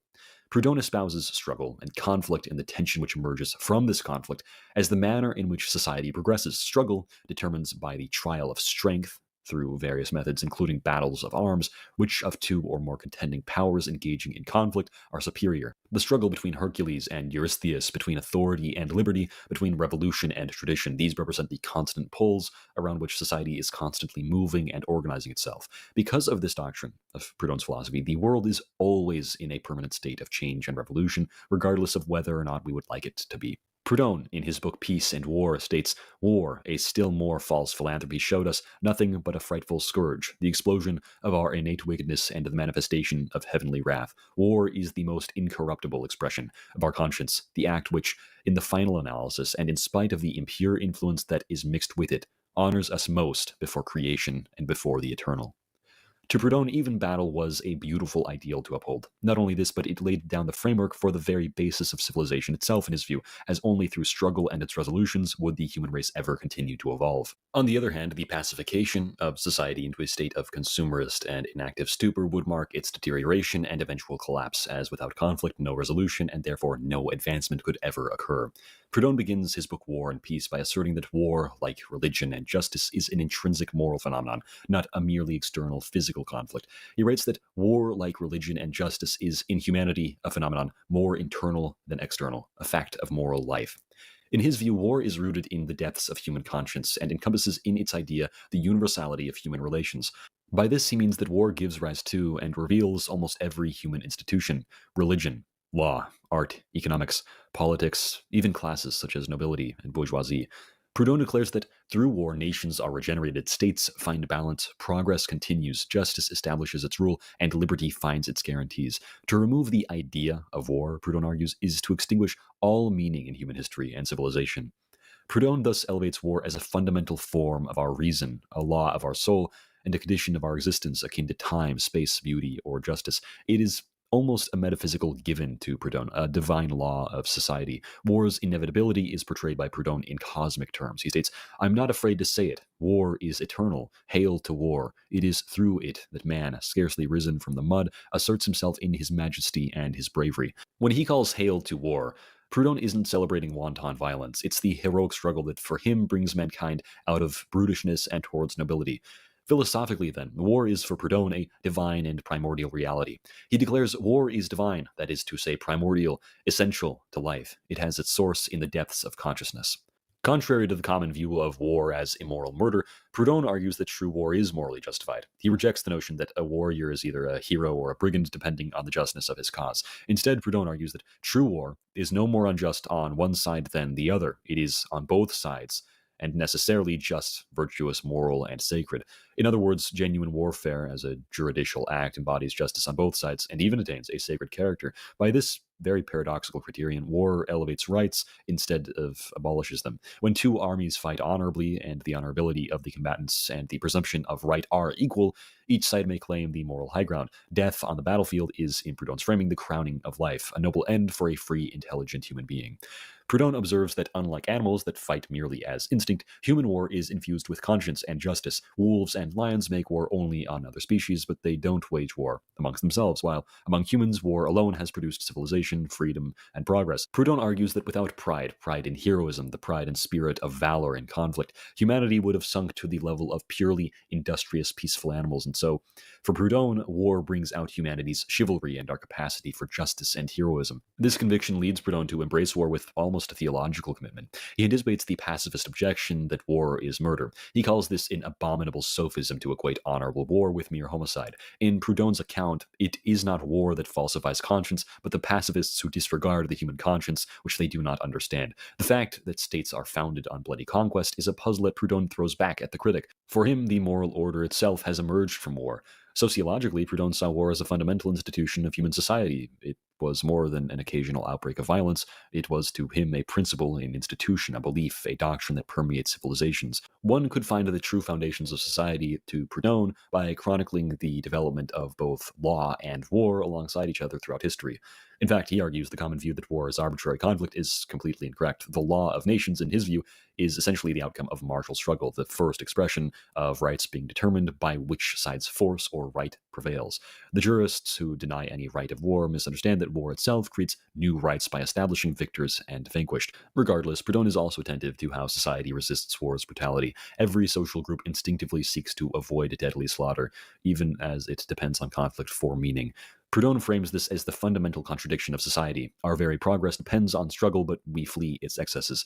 He writes that without war, civilization falls into the void, and the very idea of human progress becomes meaningless. But since people flee war and tend towards peace, there is an enduring problem to solve. Beyond literal war, Proudhon famously claimed that society is based on persistent contradictions or antagonisms at every level. Any attempt to eliminate conflict is for him akin to destroying humanity entirely. His concept of federalism is in part an attempt to channel antagonisms without eradicating them, and so war in Proudhon's vision has its analog in the peaceful but inexorable clashes of interests within society.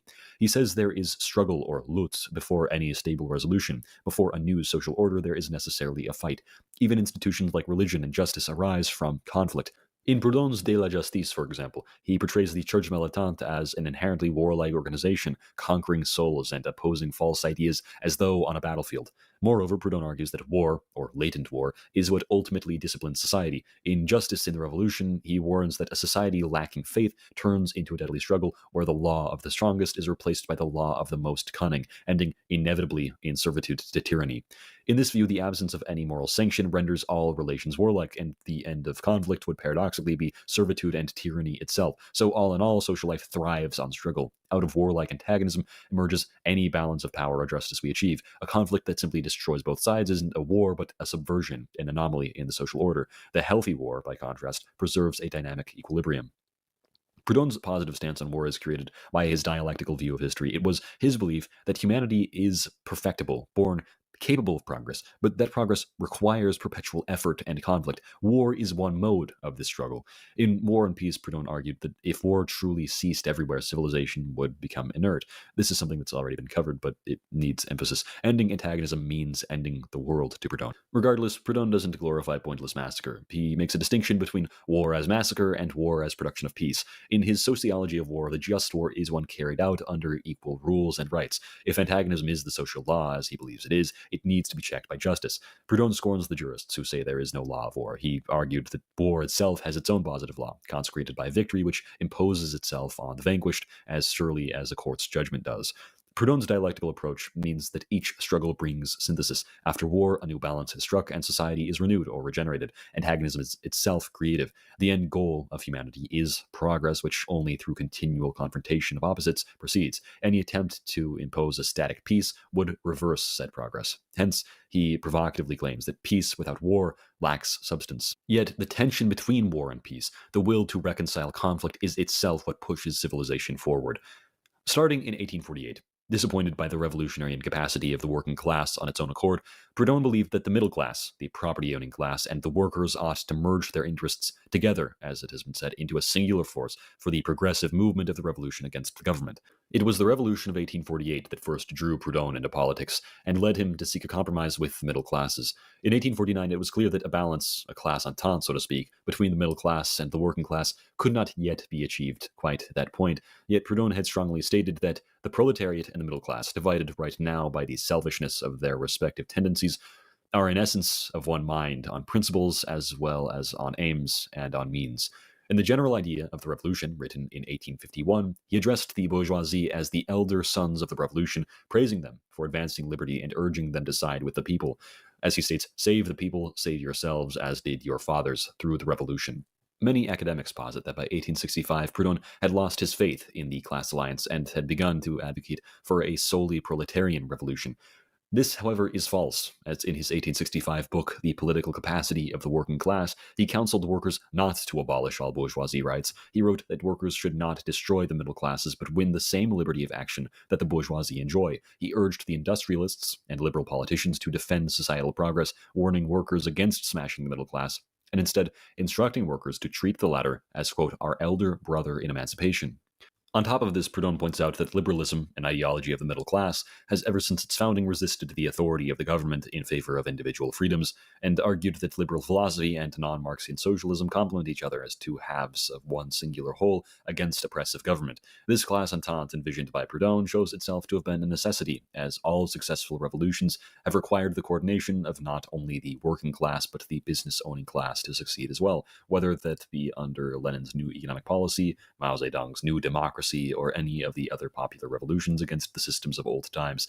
In line with this all-inclusive view of the base of society, Proudhon believed that representative political institutions within a nation must be founded upon the inclusion of every social and political element, which can express itself freely and obtain justice, achieving its own influence and sovereignty. This healthy, pluralistic ideal of representation would later be emulated in the goals of the syndicalists of France, who would emerge only a few decades after Proudhon's death in 1865. To Proudhon, to live properly meant to abandon the excess of pleasure and to pursue frugal, modest living. In his own words, poverty is not ease. It is not good for man to live in ease. It is clear that it would be misplaced to dream of escaping from the inevitable poverty that is the law of our nature and of society. Poverty is good, and we must regard it as the principle of our joy. Reason commands us to align our lives with it through frugality of manners, moderation in pleasures, diligence at work, and the absolute subordination of our appetites to justice. This existence recalls the archetypal modest hero of ancient Western literature, or the idealized brave warrior class of Plato's Republic. As Plato stated, but when the cobbler or any other man whom nature designed to be a traitor, having his heart lifted up by wealth or strength or the number of his followers or any like advantage, attempts to force his way into the class of warriors for which he is unfitted, and either to take the implements or the duties of the other, then I think you will agree with me in saying that this interchange and this meddling of one with another is the ruin of the state.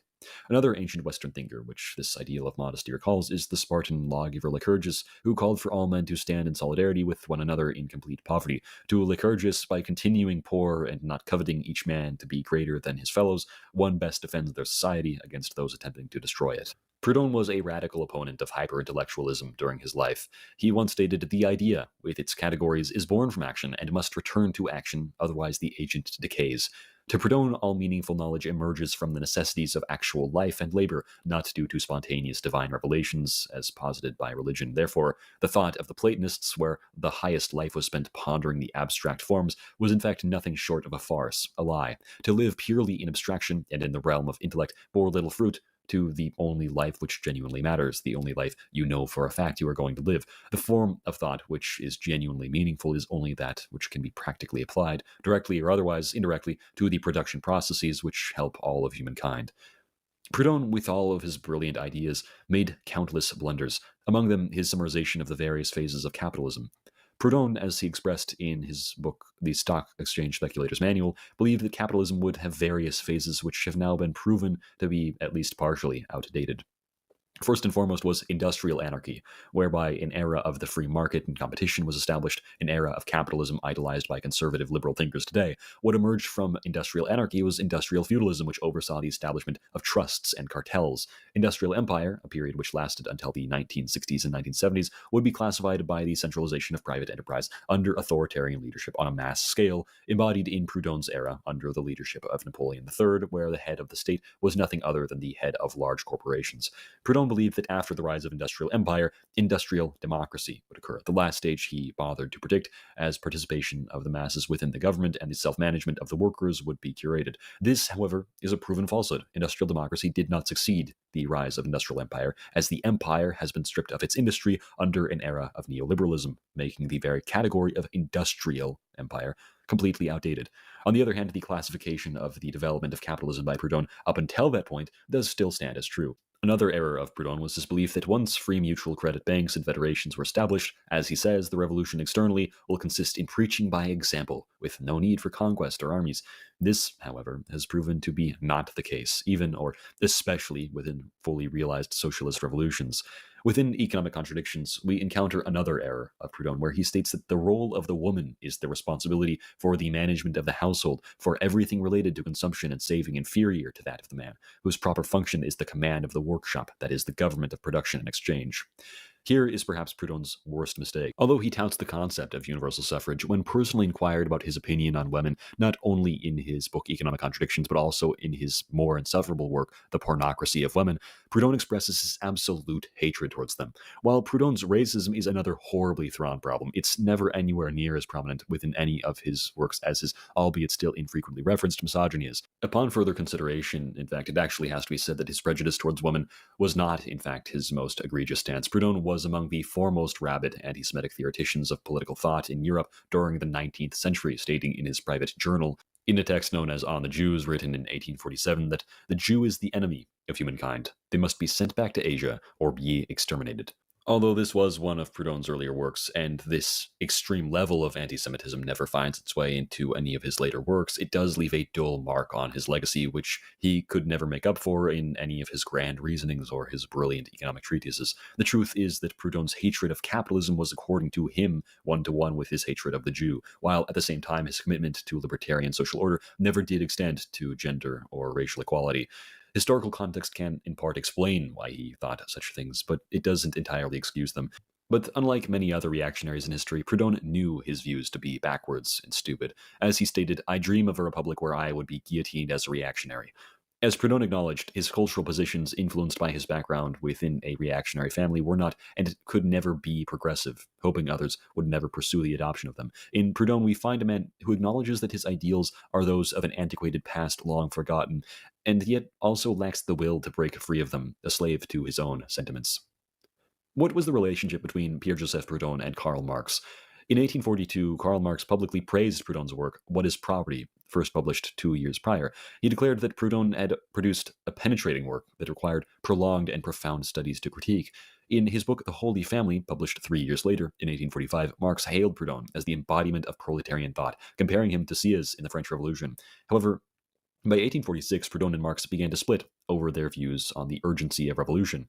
Prior to their split, the overlap between the two had already been astounding. In Proudhon's System of Economic Contradictions, written in 1846, he engaged in a dialectical analysis of capitalism influenced by Hegelianism. Though Marx later mocked Proudhon's Hegelianism in his 1847 hit piece, The Poverty of Philosophy, he had, oddly enough, in fact, encouraged Proudhon's approach when they were allies in 1844. Marx attacks Proudhon's dialectics as idealist, though, as Georges Gurevich notes, Marx's attack on Proudhon was in part a proxy for Marx's break with Hegel himself.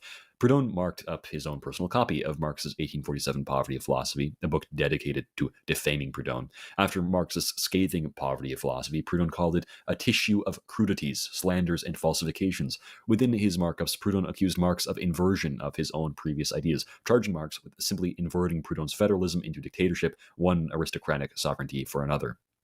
Despite this, Marx later acknowledged What is Property as epoch-making, in his own words, in his 1865 letter to Scheiwitzer. Marx indeed borrowed the conceptual framework of class struggle and value from Proudhon's writings, as well as from the economists, which Proudhon knew, while discarding of Proudhon's liberal mutualism for state socialism. Proudhon's famous phrase that property is theft found its mirror in Marx's view that private property in the means of production underpinned class oppression. Both men used dialectical reasoning about historical progress, and it is pretty undeniable that Proudhon's notion of history as a series of revolutions finds its echoes in Marx's materialism.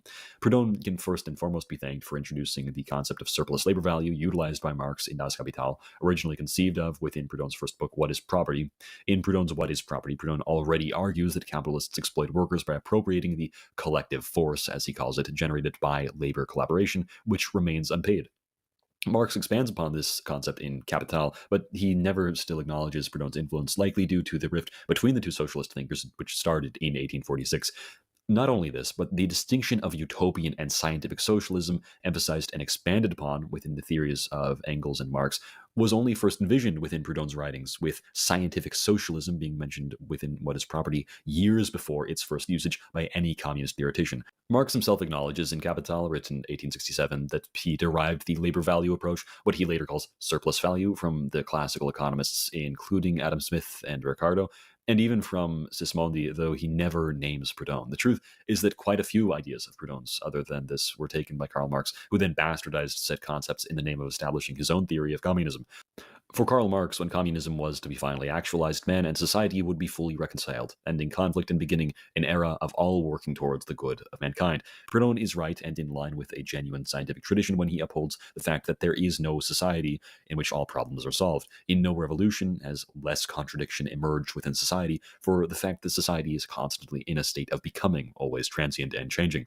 Proudhon's theory of mutualism, an extremely faulty theory though it may be, was never intended to be the final stage of society. For Proudhon, there is no end to history. There is no final solution. There are only new questions, new problems, new struggles, and this is a great thing. Within Proudhonian thought, struggle keeps the world turning. It creates progress and makes men active. Jean Lacroix is correct when stating that while Marx represents an authoritarianism whereby mankind must overcome all contradictions and suppress all opposition, by its own nature opposing everything which does not adhere to its pedantic dogmatism, Proudhon's philosophy represents a humanist ideology which recognizes that all oppositions will never be overcome, and that humanity is in a perpetual state of tension, and the only way society can achieve genuine peace is through the balance of competing interests. Therein lies the fundamental break, which shows the superiority of Proudhon over Karl Marx. Proudhonian philosophy allowed diversity and a genuine liberalism, whereas Marxism, in its drive to overcome contradiction, must by definition result in the homogenization of society and cannot allow variety. But wasn't it Marxism which first actualized socialist political thought on a large scale? In part, yes, but the Marxists wouldn't have had as much success without Proudhon's legacy. As pointed out by George Escovitch, who was an organizer of the Russian Soviets of 1917, in his article Proudhon and Marx, the first Soviets within Russia were organized by Proudhonians who emerged from the Socialist Revolutionary Party. It was not merely Marx, but the heavy influence of Proudhon who inspired the revolution in Russia, which at least temporarily overcame Tsardom. Marx, although praising Proudhon in his youth, later came to loathe him, attempting to write him off as simply another theorist from the petite bourgeoisie. Only Proudhon was not merely a member of the petite bourgeoisie, he had been a member of the peasantry of France. Marx's hatred of Proudhon led him to take up a radical anti-communist stance, demonstrated in the following excerpts. In his book Economic Contradictions, Proudhon stated, "Far from me, communists, your presence is a stench to me." And in his book On the Political Capacity of the Working Class, he states, "Thus the communists followed suit. They reduce everything to the sovereignty of the people, to the right of the collectivity. Their notion of power or the state is absolutely the same as that of their former masters." Regardless of Marx's hatred of Proudhon, the fact is that there would be no Marxism without Proudhon. Karl Marx's work was saturated by Proudhon's ideas, even as Marx turned against him. The frequency of the very terms fetishism and contradiction appear in both authors' vocabularies an astounding number of times. As the anthropologist Warlam Cherkasov noted in 1900, many of the ideas that Marx had claimed as original, such as his labor theory of value, class conflict, etc., had already been developed by Proudhon and others far earlier. Proudhon was in many ways a mediator of socialist ideas, channeling the thought of Saint Simonianism as well as Ricardian thought. Marx simply tapped into that that reservoir. Proudhon's critique of interest-bearing credit and his advocacy of mutual banks was a prefiguration of Marx's critique of the financial forms of capital, for example, and Proudhon's call for workers' associations and cooperatives was simply a prototype of Marx's vision of communistic organization. Even Marx himself once admitted his critique of political economy owed much to Proudhon's analysis, and so Marx absorbed terms and analyses from Proudhon before turning to attack him to assert his own originality. Proudhon lamented Marx's blatant plagiarizing of his own contributions. In personal notes and later writings, Proudhon would criticize Marx and Engels for repackaging what had originally been mutualist and Ricardian concepts as novel ideas. Proudhon's carnets contain side-by-side comparisons of passages from his own works and Marx's so that the readers may observe the overlap. For example, Proudhon's model of wages set at subsistence, or the law of the 3-franc wage, is simply stolen by Marx's law of values.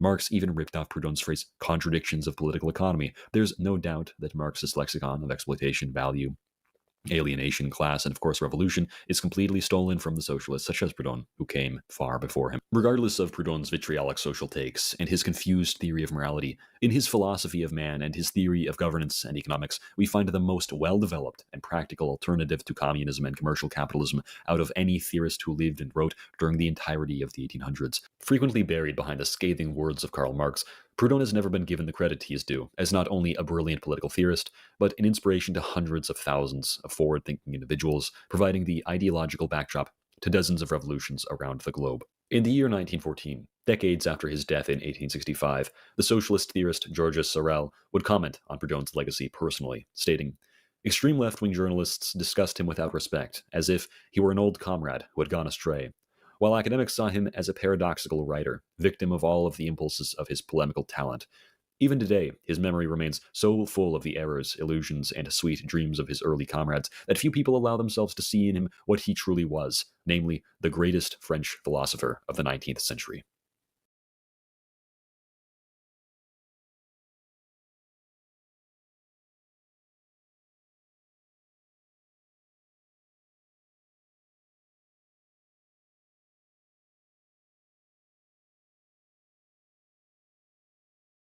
What is freedom?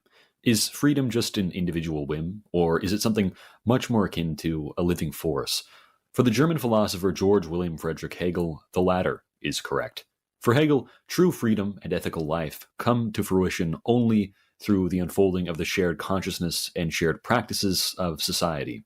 In this video, I'll dive through Hegel's political philosophy, his analysis of everything from individual will to universal community, from abstract rights to the concrete state, and from private intention to world historical development. Hegel's political philosophy is inseparable from his metaphysical system, known as absolute idealism. This philosophy posits that reality is not a static thing, but a dynamic process of spirit actualizing itself through contradictions and, in turn, their resolutions. According to this view, thought and world are not separate. The culture of the people, or the spirit, or Geist, as Hegel calls it in German, unfolds within consciousness and in external institutions, each feeding into the other. Politics, then, is not an external regulation which is imposed by self-interested persons, but rather the very place where freedom meets self-awareness. Within absolute idealism, Hegel makes a distinction between three interrelated forms or moments of spirit, each denoting a stage in the realization of freedom. The first is subjective spirit, where freedom first emerges as personal will and self-awareness. At this stage, the individual asserts desires and intentions in relative isolation. The next is objective spirit, where spirit manifests in social institutions, such as laws or customs, economic life, political bodies. Through these, individual wills are mediated and reconciled into a shared will. Only here does freedom transcend subjectivity. Finally, there is absolute spirit, where spirit attains full self-awareness in art or religion and philosophy by reflecting on its own development. Political life is illuminated by and contributes to these higher cultural forms. Understanding these forms clarifies why Hegel situates politics within objective spirit. It is in institutions that individual freedom becomes visible and shared, which paves the way for a deeper self-understanding in the absolute spirit. Freedom for Hegel is not mere absence of constraint or arbitrary choice. It's the unfolding and overcoming of earlier limitations. He identifies three key stages in the development of freedom. 1, abstract right. 2, morality. And 3, ethical life. Abstract right marks the initial formal recognition of individual freedom via property and contract. Individuals appear as free subjects, and property serves as the externalization of will. To be free, one must give oneself reality through things. Contractual relations express mutual recognition as two parties freely acknowledge each other as rights holders. However, this stage remains abstract because it recognizes legal equality without addressing deeper moral intentions or any social context. So it sets the groundwork for freedom, but it also sets its limits. Morality turns inward, focusing on conscience and intention, the individual seeking to universalize personal ends by acting from rational principles. But morality in isolation is still abstract because good intentions, when not anchored to communal norms, don't really mean anything because they fail to secure social freedom. Personal deliberation needs embedding in institutions that give it objective force. This prepares the ground for ethical life. Ethical life is the concrete realization of freedom where individual and universal wills unite in living institutions.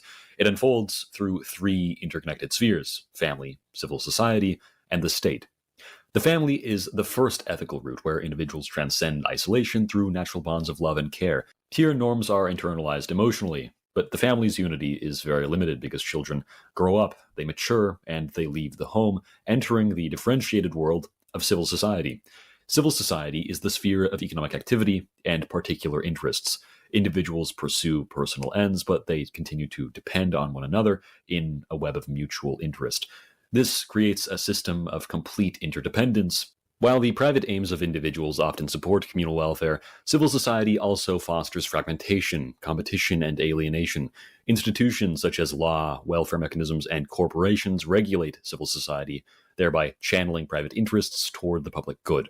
The state, then, is the culmination of ethical life. It reconciles individual freedom with the universal will. In the state, legal equality, rational institutions, and active citizenship transform freedom into a concrete ethical reality. So laws aren't just mere commands, they are an expression of collective reason. Citizens engage in constitutional bodies reflecting the general will, such as the executive branch, legislative, judiciary, etc. Only within this organic whole do individuals gain genuine individuality and ethical identity. Hegel calls the state the actuality of the ethical idea and the kingdom of actualized freedom. In the state, freedom becomes concrete. It's no longer an external good. It's an expression of the individual's own rational nature as part of the universal ethical order. This political framework rests upon the concept of the objective spirit, which for Hegel denotes the realm of institutions like law, economy, and political bodies, through which personal wills become a shared ethical will. These institutions, which are part of the objective spirit, mirror our freedom back to us, and by participating in them, individuals discover their identity as rational beings within a universal structure. A foundational insight in Hegel's social thought is the master-slave dialectic, which goes something like this.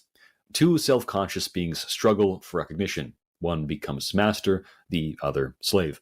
The master receives recognition without reciprocating, resulting in hollow freedom. The slave, though subjugated, gains self-consciousness through labor, which shapes the world. Politically, this means true freedom arises only through reciprocal recognition, each individual both giving and in turn receiving acknowledgement as rational. Ethical life resolves this dialectic. All are to be recognized as citizens. This closes the gap between particular and universal wills. Civil associations, such as guilds, professional societies, and welfare organizations, play a very important role, perhaps the central role, in mediating between the family and state for Hegel. They provide individuals with honor, social standing, and a shared identity, all while anchoring them in ethical life. These intermediate institutions limit destructive competition, which is possible within civil society, and on top of that, foster social solidarity. Without these civil associations, which bring people together, Hegel feared that society risked devolving into atomism. Education is also very important to Hegel's political vision. Education forms ethical character not just by transmitting knowledge, but also by shaping habits. Ethical norms have to become second nature. In Hegel's philosophy of right, he writes, "Pedagogy is the art of making men ethical. Civil society itself is educational. Individuals gain practical experience of interdependence and learn how private aims relate to more universal ends. But habit on its own isn't enough. Conscious reflection is needed to ensure that ethical life remains dynamic and not static." Hegel's view on natural law is very nuanced. On the one hand, he recognizes a standard of justice that transcends any specific statute, but he also insists that moral progress comes from within the legal order. Laws must be reformed not by appealing to abstract ideals, but by discovering latent rationality within the law itself. This leads to Hegel's critique of contractualism. He rejects the notion that the state originates from a voluntary pact among isolated individuals. To Hegel, the state arises from intersubjective life. It's not a contract, it's a living totality. Consciousness itself depends on relations with others, so the state is not a means to protect private interests, it is the realization of ethical freedom. No authority can stand above it. Internationally, no global sovereign exists. Between states, recognition is preserved through diplomacy, and conflict emerges when these recognitions fail. Hegel's international theory sees each state as an embodiment of national spirit. Though each state holds absolute power domestically, in foreign affairs they have to respect one another's sovereignty. War arises when mutual recognition breaks down. Even then, war has ethical significance because it expresses the vitality of spirit or culture and may, through conflict, propel the development of freedom. Beneath Hegel's political thought is his philosophy of history. World spirit actualizes freedom through successive historical epochs. Certain nations become world historical by advancing universal principles. History unfolds dialectically and often violently, but it's all with a direction. Modern constitutional states embody the highest stages of rational freedom yet attained, though history continues onwards. Individuals and communities participate meaningfully in this unfolding narrative and, in turn, contribute to the spirit's realization.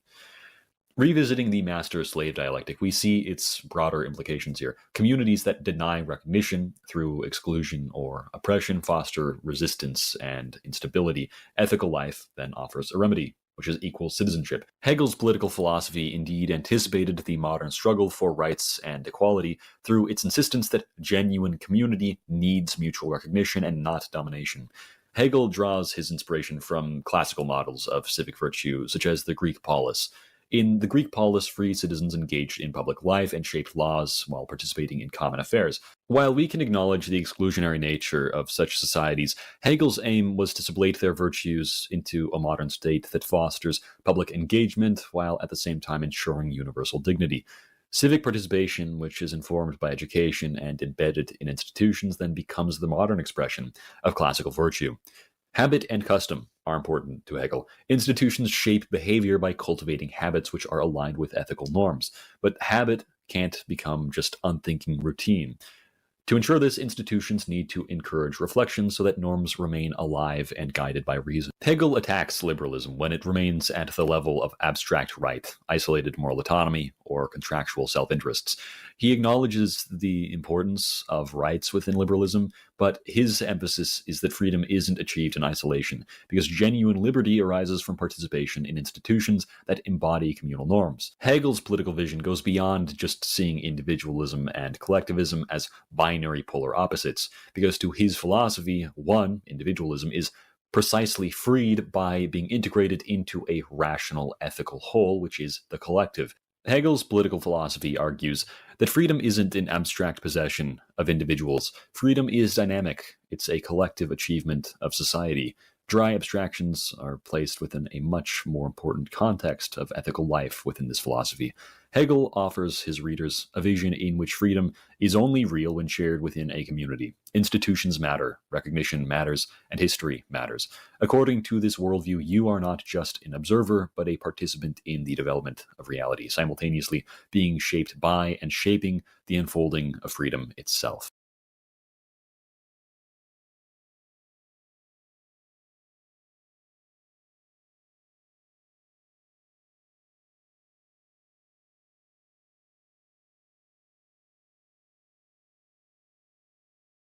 Maximilien de Robespierre was born into a modest family in 1758, Arras, France. Baptized the very day he was born, he was the eldest of 5 children, his father being an advocate on the Superior Council of Artois, and his mother the daughter of a local brewer. His parents' marriage mere months before his birth meant that his very conception was illegitimate in 18th century France. At the age of 6, Robespierre lost his mother, and shortly thereafter his father abandoned his family entirely. Custody over his 2 younger sisters was entrusted to his paternal aunts, while he and his brother were raised by their maternal grandmother. Despite all of these early hardships, in 1765 Robespierre entered the College of Arras, and by 1769 he won a 450 livres scholarship from the Abbey of Saint Vaast to attend the prestigious College of Louis the Great in Paris. There, Robespierre swiftly established a reputation for intellectual rigor, securing numerous prizes in Latin and Greek between 1771 and 1776.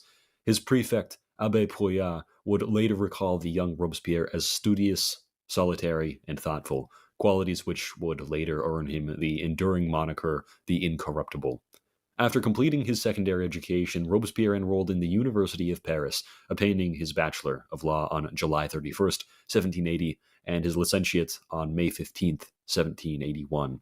He promptly registered at the Paris bar, while his Louis the Great College scholarship passed to his brother Augustine. Some unverified accounts suggest that Robespierre had brief encounters with the arch-liberal Jean-Jacques Rousseau, though these recollections remain highly speculative and are likely just chronological embellishments.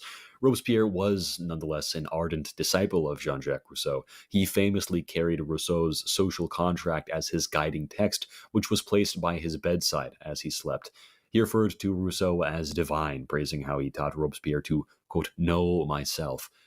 Rousseau's doctrine that legitimate law expresses the collective will of the people was entirely taken on by Robespierre. He declared that the will of the representatives must be regarded and respected as the will of the nation, and that it carried sacred authority superior to any private will, else the nation would lose its sovereignty.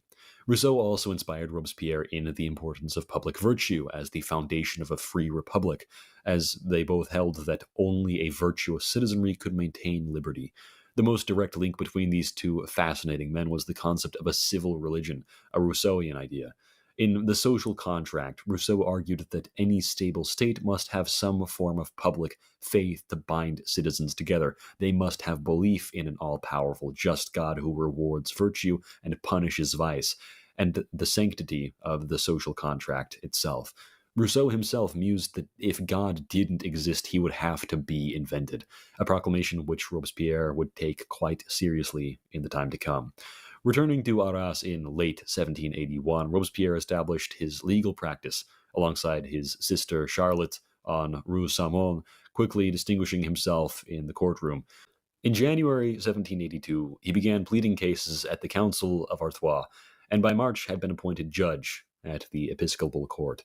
By February 1786, he was unanimously elected as director of the Academy of Belles-Lettres. There he championed social reform far ahead of his time, such as the legitimation and pensioning of illegitimate children, proposing public incentives to adoption, and pressuring for female membership, which he succeeded in, as he admitted literates such as Marie Le Masson de Golf and Louis de Carlou in 1787.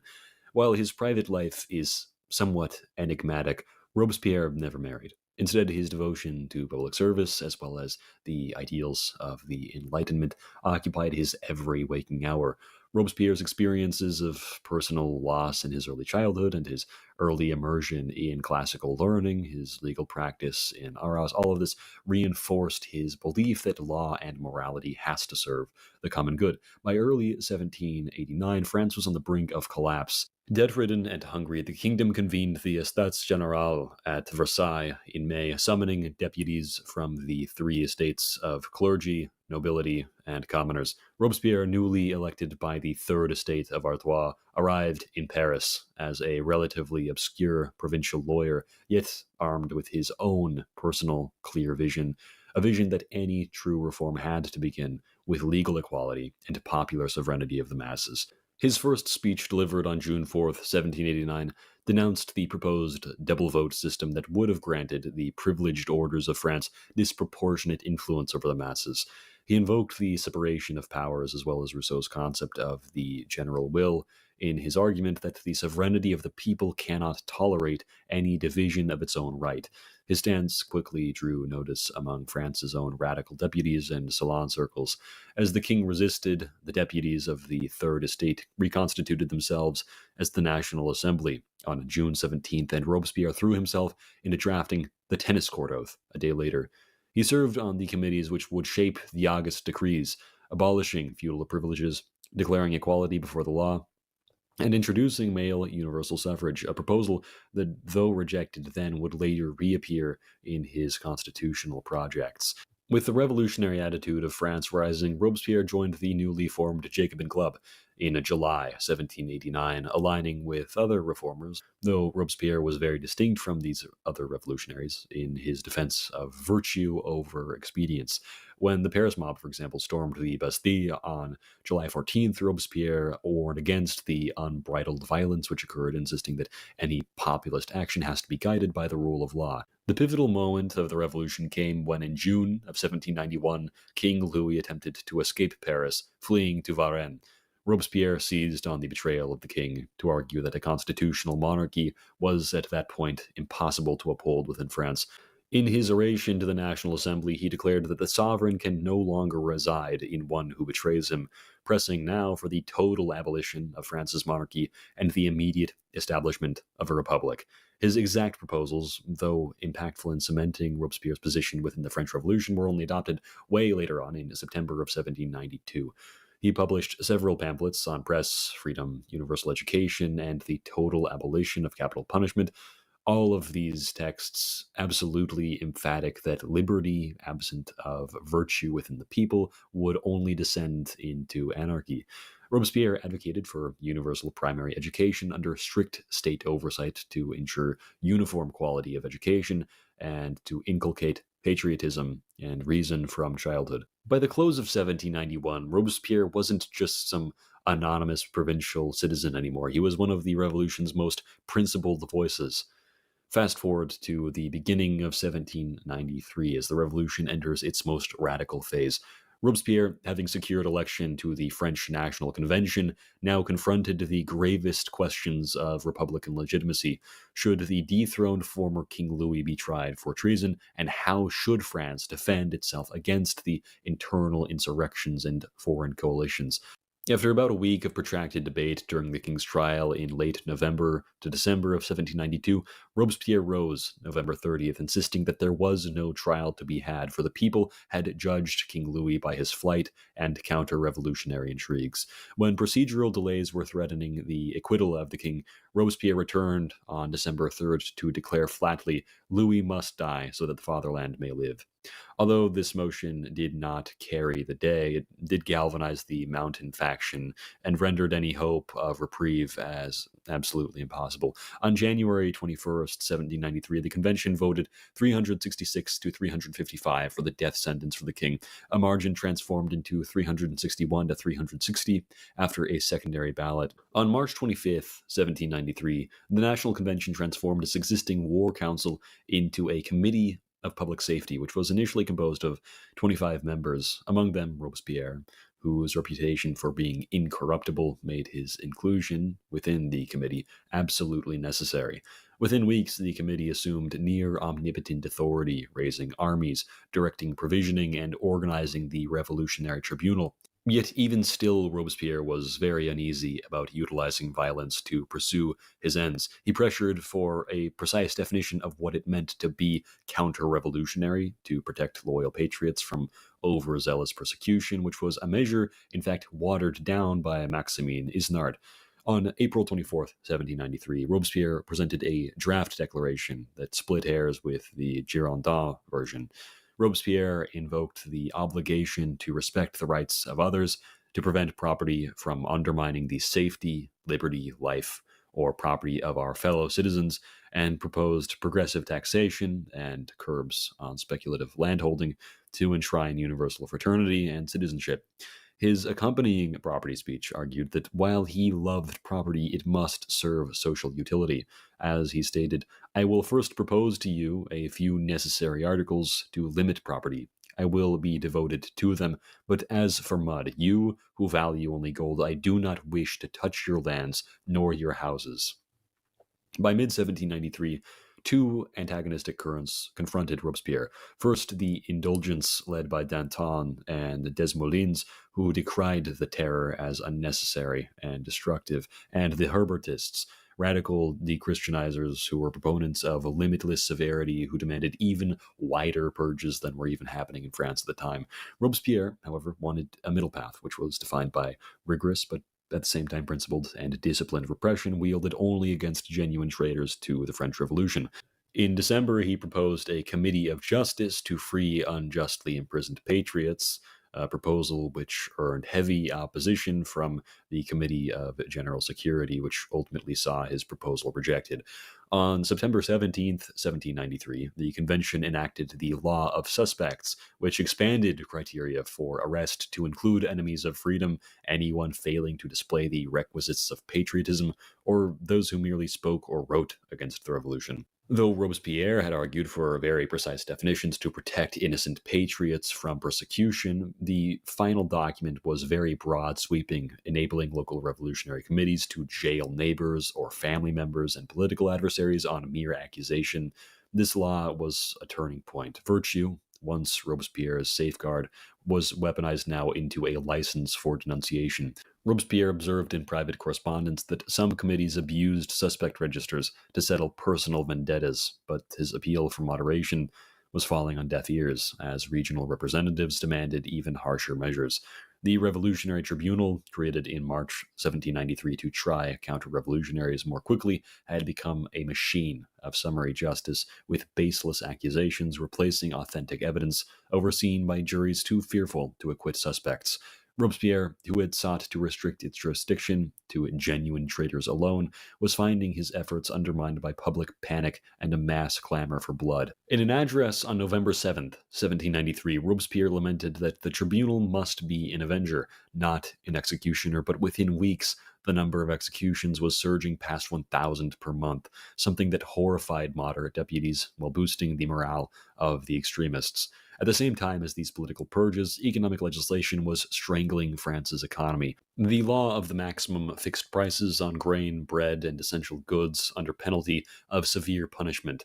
Robespierre had fought for price controls in the past for starving citizens because he believed that property should serve the common good, though the practical implementation of this law fell to militant enforcers who were stealing goods and imprisoning merchants regardless of intent. In one instance, a baker was executed before his own oven, accused of hoarding flour. Robespierre's later writings would decry these excesses, as in his own words, the true enemy of the poor is not the honest merchant, but the speculator who starves the nation. Maximilien Robespierre instituted a new religion in France known as the Cult of the Supreme Being in spring 1794, a deistic civil religion meant to replace atheist radicalism with a state-sanctioned faith in virtue. In his May 7th speech of 1794 to the National Convention, Robespierre denounced both the fanatical atheism of some factions as well as Roman Catholicism, proclaiming instead that to recall men to the pure cult of the Supreme Being is to strike a death blow at fanaticism. He promised that without compulsion, without persecution, all sects must mingle spontaneously in the universal religion of nature. He attacked the clergy as charlatans whose god of the priests was not the god of nature, arguing instead that the real priest of the Supreme Being is nature, his temple, the universe, his worship, virtue. In Robespierre's view, belief in a provident deity and a moral order was indispensable for the new French Republic. The sole foundation and essence of civil society was to be morality and virtue. Thus, the cult's theology was explicitly moral and civic as well. God existed and the soul was immortal, but worship took the form of ethical action, not blind ritual. The convention formally adopted Robespierre's proposals in the decree of May 18th. Article 1 declared, "The French people recognize the existence of the Supreme Being and the immortality of the soul." Article 2 defined the true worship of God as to do one's duties as a man. Article 3 listed those duties: to detest bad faith and despotism, to punish tyrants and traitors, to assist the unfortunate, to respect the weak, to defend the oppressed, to do unto others all the good one can, behaving justly toward all. In short, the Republican virtues, justice, solidarity, opposition to tyranny, were the cult's liturgy. Articles 4 to 5 instituted public festivals to remind men of the deity and of the dignity of their state, to be named after revolutionary events, and exalted virtues such as truth, justice, modesty, etc. Robespierre cast the cult as a deistic natural religion. Like Rousseau's social contract on civil religion, it affirmed simple dogmas: belief in God, immortality, reward and punishment, and the importance of civic duty. Robespierre summed up this faith. Quote, God created men to help each other, to love each other mutually, and to attain happiness by the way of virtue. And he warned that the author of nature has bound all mortals by a boundless chain of love and happiness. He insisted there would be no Christ, no Muhammad in these festivals, and no historical creed was permitted to override the Republic. In his address to the convention, he stressed that the recognition of a supreme being and moral law were constant reminders of justice essential to the social order. Robespierre explicitly targeted the Catholic hierarchy, accusing priests of inventing a capricious God. He thundered that priests had created God in their own image. They have made him jealous, capricious, greedy. They treated him as their tool to rule, as the kings of Clovis did. In this rhetoric, the cult repurposed sacrificial language. Priests were known as charlatans. Nature was the true temple, and virtue the only true worship. No liturgy or sacraments survived. Instead, merely devotion was meant as the purest form of active worship. In 1793, radical Jacobins had closed churches, seized church property, required priests to swear loyalty oaths, and even proclaimed an atheist cult of reason, which was detested by Robespierre, and by 1794 he moved to cut it down. For the public, the cult was novel. Some devout still clung to their faith in private, while most joined the civic events out of patriotism. Overall, the cult was a confirmation of the Republic's rejection of Catholic authority and replaced divine mysteries with patriotic ritual. Christianity as a public force all but vanished, seemingly overnight. By Robespierre's fall, worship was only practiced as a private matter. Robespierre's famous address of February 5th, 1794, enshrined his vision that a republican government is founded on virtue, a despotic government on terror. He framed the revolution's terror not as an end in itself, but as the despotism of liberty, a temporary necessity to shield the revolution from its own enemies, not just to subjugate the people. But when the revolution's factions accused Robespierre of masterminding the indiscriminate bloodshed of the French Revolution, he became a lightning rod for collective resentment very quickly. Robespierre allied with Saint-Just and Couthon to eliminate the Herbertists, accusing Jacques Herbert and his followers of atheism and fomenting insurrection against the revolution, resulting in their execution on March 24th of 1794. Weeks later, Danton and the Indulgents fell under suspicion of leniency. Robespierre's vote sealed their fate on April 5th, a decision he later defended as a necessity to preserve the revolution against corruption. These purges were aimed at radical excess and counter-revolutionary conspiracies, though they revealed the paradox of Robespierre's own position. The very instrument he intended as a temporary bulwark against tyranny became the engine of wholesale repression. His insistence that the terror without virtue would be destructive, but virtue without terror is powerless, now rang absolutely hollow to many of France's deputies who saw only Robespierre's seeming triumphalism, censuring first the right, then the left, until nobody was immune to his authority. As spring turned to summer, 1794, Parisian streets brimmed with dread. Even the Incorruptible's closest confidants trembled at the thought of appearing insufficiently zealous for the revolution. Robespierre himself, in private musings, acknowledged that the revolution was approaching a precipice. Quote, "Our enemies multiply among those we have spared. Suspicion, like a poison, spreads within our own ranks." But when Robespierre proposed the Saint-Just Amendment, a law to outlaw factions within France's National Convention, it was perceived as a direct threat to the deputies' safety, turning Robespierre's own allies into determined opponents. Thus, by mid-1794, the terror born out of necessity and moral fervor had now spiraled into an unstoppable force. Robespierre's ideal of a virtuous republic, founded upon education, moral cultivation, and constitutional checks, had now been overwhelmed by the machinery of denunciation, summary justice, and economic coercion. In seeking to save his revolution from its enemies, Robespierre had in effect become complicit in its most terrible excesses.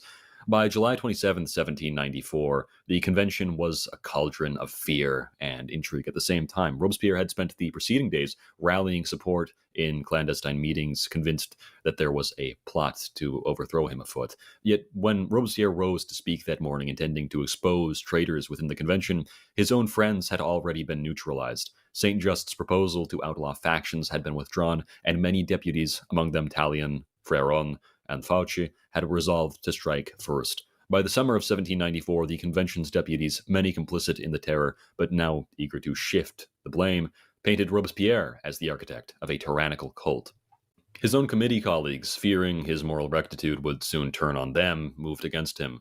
On 9 Thermidor, or July 17th, 1794, a coalition of former allies denounced Robespierre and his very closest supporters, stripping all of them of immunity and sentencing them to immediate execution. At the moment of Robespierre's speech, Tallien leapt to his feet, stating, "Citizens, the tyrant speaks. Arrest him." Chaos ensued. Attempts to read Robespierre's imminent address were drowned by shouts of "à la guillotine." Both he and his closest allies, Saint-Just, Couthon, Lebas, were declared outlaws, their immunity immediately revoked. Robespierre attempted to flee to the Hôtel des Villes, but upon discovering it guarded, surrendered himself alongside his faithful companion David. That evening, under heavy guard, the prisoners were conveyed to the municipal prison of the Abbaye. The following morning, on July 28, 1794, or 10 Thermidor, the Revolutionary Tribunal, now under control of the Thermidorians, held a very swift trial, and Robespierre's final words went unheard under the din of hurried proceedings. Within hours, he and 21 of his supporters were sentenced to death without the possibility of appeal. Late that afternoon, Robespierre mounted the scaffold on the Place de la Révolution. An eyewitness recorded his final composure.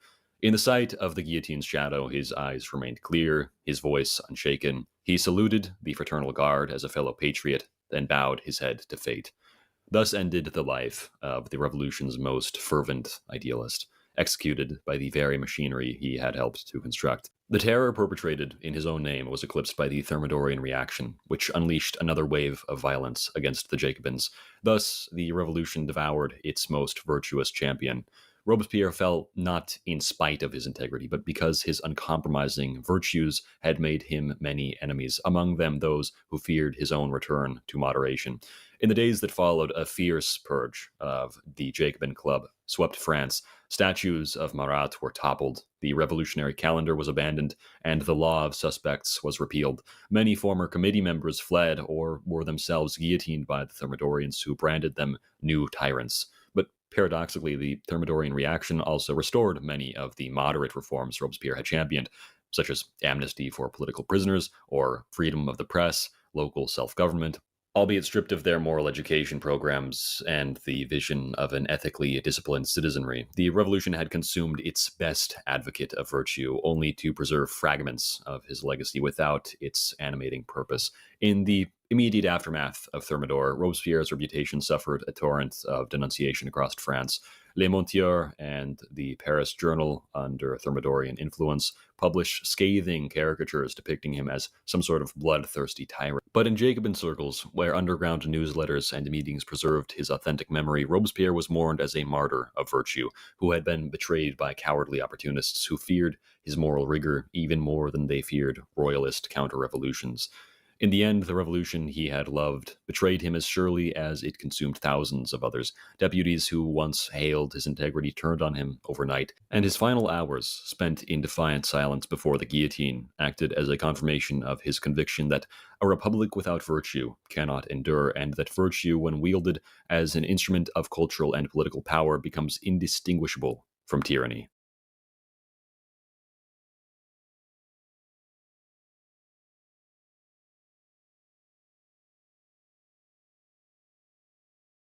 In the narrative war that has surrounded Russia's invasion of Ukraine, one of the most persistent myths propagated by Moscow and its allies, perhaps even the most persistent, has been that Ukraine is beset by a severe Nazi problem, requiring a solution dubbed denazification, which, according to Russia, has merited a total invasion. Yet the fact is that Ukraine has no disproportionate neo-Nazi presence. In fact, its challenges with far-right extremism are considerably less severe than many of its own European neighbors. Meanwhile, Russia itself has harbored an expansive and ever-growing network of neo-Nazi organizations, consistently tolerating their activities and even giving them the green light, incorporating them into the Kremlin's own military and political strategy. Since the start of the war in Ukraine, Russian propagandists have referred to the far-right's presence in Ukraine as exceptional and in need of military intervention. Although the aim of defeating Nazism would be a valiant one, Ukraine does not truly suffer from an unusually high proportion of neo-Nazi voters or militants.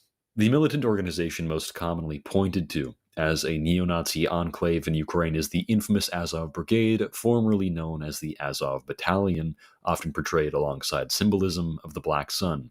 But is this perception a reality? No.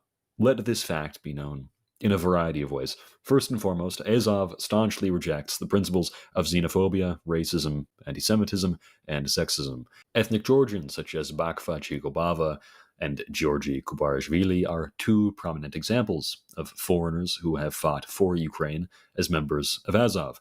Another prime example of diversity within Azov can be found in the combat medic Asan Isanagiev, a Muslim and Crimean Tatar who fights within the organization to this day.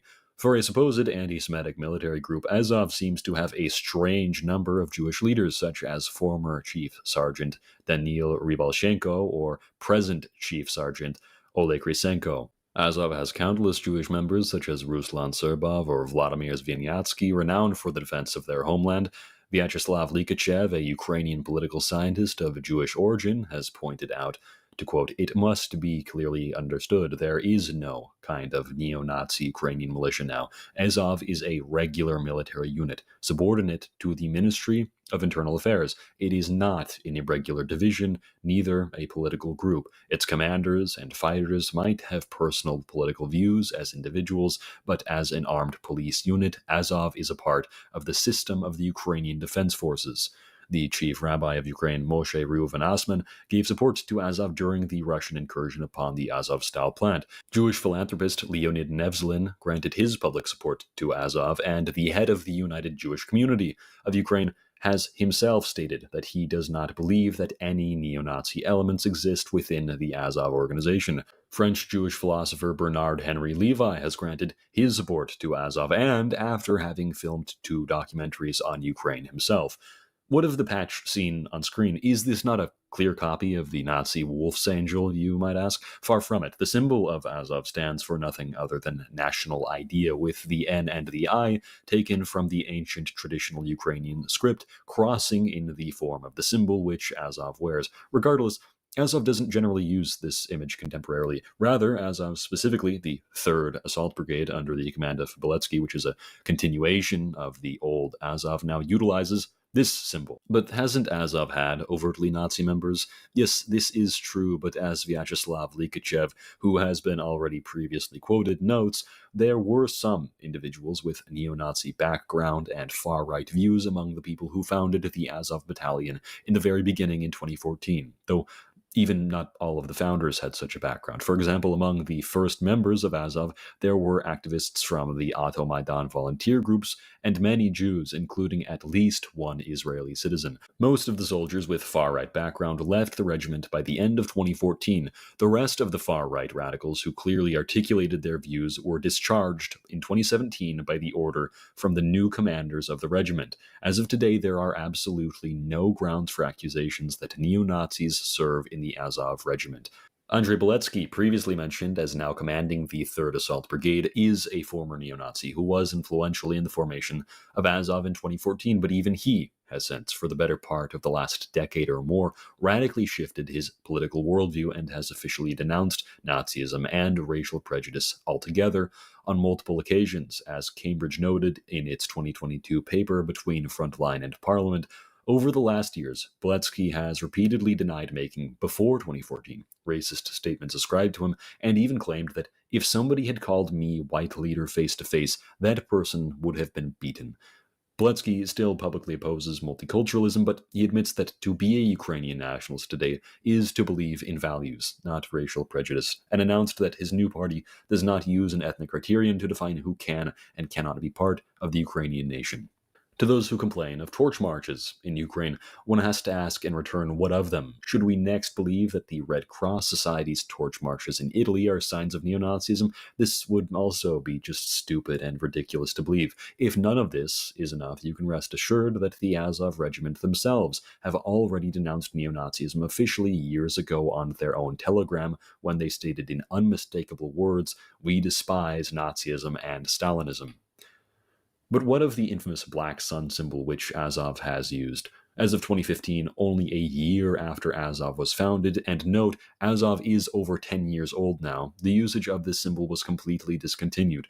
Regardless, due to the prominence of sun wheel imagery within Ukrainian history, this symbol is generally not associated with Nazi ideology whatsoever within Ukraine's popular consciousness. A prime example of the usage of the sun symbol within Ukraine's culture with no connection to Nazism whatsoever may be found within the book Black Sun by Vasil Shaklir, a book about the war against Russian expansionism. Even though the book's content never relates to Nazism at any point in time, it might seem strange to Westerners from the outside, but within the context of Ukrainian culture, this is simply the norm. Regardless, Nazis which were involved within the organization by 2017 and hadn't filtered out of Azov on their own were expelled by force, as noted by the deputy commander of Azov, Sviatoslav Palamar, in May of 2023. Right Sector, a militant organization at the forefront of Ukraine's defense, both during the Euromaidan protests and presently in the war against Russian imperialism, has no connection whatsoever to Nazism. Despite ludicrous correlations made by Russian state TV between Right Sector and the Nazis, Right Sector, in fact, adheres to the principles of revolutionary nationalism based upon the ideals of Stefan Bandera. In its own words, it states, "Our attitude towards Russians, as well as towards other representatives of national minorities, fits well into the methodology proposed by Stefan Bandera, fraternal towards those who fight with us for the statehood of the Ukrainian nation, tolerant to those who recognize our right to be masters of our own destiny on our own land, hostile to those who deny this right. We believe that the de-Russification of Ukraine is a completely fair and necessary phenomenon. The concept of de-Russification means that ethnic Ukrainians will return to their own speech, history, and identity. Together, we defend the right of all national minorities, including Russians, to educate their own identity and culture. We do not confuse this right with the activities of foreign, chauvinistic, imperial centers, whose activities must be terminated." The founder of the organization, Dmitry Yarash, has denounced allegations of Russophobia within the Right Sector, as well, stating, "I'm from Dnipro-Zhirynsk and 40% of our members speak Russian." Regarding Russian propagandizing, which postulates the existence of anti-Semitism within the organization, Right Sector has had many Jewish leaders, including Borislav Veriza, who headed Right Sector's information department for multiple months in 2014, a direct descendant of Jews who were victims of the Holocaust. In a very important and noteworthy instance, Right Sector has provided Jews with protection in Odessa and met with the chief rabbi of Odessa to stand in solidarity with the Ukrainian Jewish community.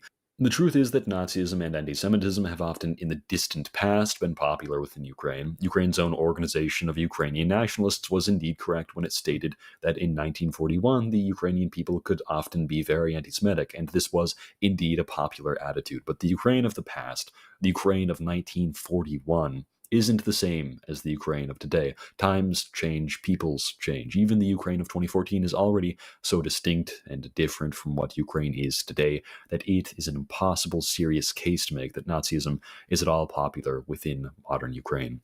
While Ukraine's far-right elements have been largely contained and far removed from a genuine Nazi problem, Russia has, on the other hand, for decades fostered an entire ecosystem of neo-Nazism. Unknown to much of the international community, particularly here in America, Russia is hiding its own trail of Nazism, a sordid secret occasionally ignored by Russia's authorities, sometimes encouraged and, in the most damning cases, actively facilitated. What is the history of Russia's relationship with Nazism, and why is it important? I covered the relationship between the Third Reich and the Soviet Union in a separate video, so there's no need to discuss that here. Here, I will keep the conversation limited to history relevant to today's Russia. In 1980, the National Patriotic Front, known as Memory, was founded in the Soviet Union. At its peak, it boasted 3,000 members, a relatively small organization, yet Memory became the most important and overtly anti-Semitic organization in late Soviet Russia, aligning itself with neo-Nazism, Tsarism, Orthodox fundamentalism, anti-Zionism, and anti-Semitism. Memory preached the existence of a global Judeo-Masonic conspiracy aimed at destroying the Aryan race, which for some reason it considered the Russians a part of. Anyway, despite its limited membership, Memory was loved across Russian society. Russia's own cultural sectors openly embraced it, with bands and musicians such as Andrei Makarevich, Civil Defense, DDT, and others paying homage. Even the CSKA football club fanbase incorporated Memory's symbolism into their own designs. The prominent political theorist Alexander Dugin would attempt to join Memory in 1988, only to be kicked out due to his connections, with the occult having previously been involved in Russia's Black Order of the SS since 1980. The leader of the band, Civil Defense, previously mentioned as a sympathizer to Memory, would be influential later on in the formation of Dugin's own National Bolshevik Party of Russia in 1993. Today, Alexander Dugin is one of the most famous contemporary political theorists around the world and an especially heavy influence within the government of Vladimir Putin. Alexander Dugin, in his publication Jews and Russia, stated, "Squeezed between the partly justified anti-Semitism of Russian patriots and the Western rationalistic, market-oriented, subversive, and anti-state orientation of the bulk of today's Russian liberal Jews, Jewish Orientalism is going through hard times." Emerging in 1990 from Memory's legacy, Russian national unity was born, adopting a red swastika interwoven with the red star of Bethlehem as its logo. During the 1993 constitutional crisis, the RNU, alongside the National Bolshevik Party, sided with the Supreme Soviet in confrontation with President Yeltsin opposing his market reforms. They provided both logistical and military support to Parliament, participating in barricades around the White House, fortifying the building, and fighting in the streets against Yeltsin's forces. By the mid-1990s, the RNU, Russian National Unity, had between 15,000 and 25,000 members, according to different sources. Despite being banned in certain regions, it operates still today unofficially, with likely ties to law enforcement and local officials. RNU violently targeted Russian liberals, left-wingers, Protestants, Catholics, Jews, and ethnic minorities, particularly in the Caucasus. Leaders of the RNU, including Alexander Barkashov and their subordinate members, have now played an important role in Russia's invasion of Ukraine, as the government has masked its genocide with anti-Nazi rhetoric while employing Nazi proxies to further the goals of the state. Other neo-Nazi organizations which emerged around this time included the National Revolutionary Action Front, which, founded near the anniversary of Hitler's Beer Hall Putsch as a self-expressed monarcho-fascist organization, lasted from 1993 to 1999, during which time it incited ethnic hatred and would lay the framework for the foundation of Russia's National Bolshevik Front. The Russian National Union, founded in 1993, encouraged racism and anti-Semitism in Russia, and while it faded by 1999, it was succeeded by the Russian National Socialist Party. The National Popular Party, founded in 1994, advocated for one blood, one state, forming alliances with Russia's National Bolshevik Party, Russian Goal, and National Republican Party. Its leader, Ivan Shugarevsky, was held for only 1 year in custody for inciting ethnic hatred before being released by the state. The Slavic Union, founded in 1999, and although suffering an official ban from the state, rebranded itself to Slavic Power and then had no practical enforcement placed upon it by the state in regards to the previous ban. In 2012, Slavic Power, also known as the Slavic Union, was officially recognized by the World Union of National Socialists. Founded in 2002, the Russian Imperial Movement has become one of the most notorious terror organizations, if not the sole primary most notorious terror org, to operate out of modern Russia, being condemned by the US, Canada, and even the European Union. It provides training to neo-Nazis from Germany, Poland, Finland, Sweden, and various Atomwaffen members, and has been involved in far-right conferences and alliances with various global neo-Nazi organizations, enabling attacks on infrastructure, transportation, and even civilians. Also founded in 2002, the Nazi DPNI, or Movement Against Illegal Immigration, masquerades as an anti-immigration group, while its most important purpose has been the organization of the neo-Nazi Russian marches. These marches, which began in 2005 until their end in 2021, featured various chants such as "Down with the Jewish Yoke," "Stop Feeding the Caucasus," as well as "Kill the Koch, Save Russia," and banners that featured the Nazi Kolvarat symbol, as well as slogans such as "Down with the Judeo-Masons" or "Russia without a leader is what Jews are without a Talmud." By 2013, 40% of Russia definitively supported these marches, with many more Russians being completely indifferent, while only 26% of the population opposed to them at all. The BTO, or Combat Terrorist Organization, active between 2003 and 2006, while small, carried out a campaign of terror that included arson, armed robberies, and attacks on minorities. The 2003 murder of Kim Hyun-ik, the 2004 stabbing of a 7-year-old Khurshida Sultanova, and the 2006 murder of Lampsar Samba. Despite these atrocities, the Russian government never intervened. Only when journalists began exposing the BTO did authorities finally act.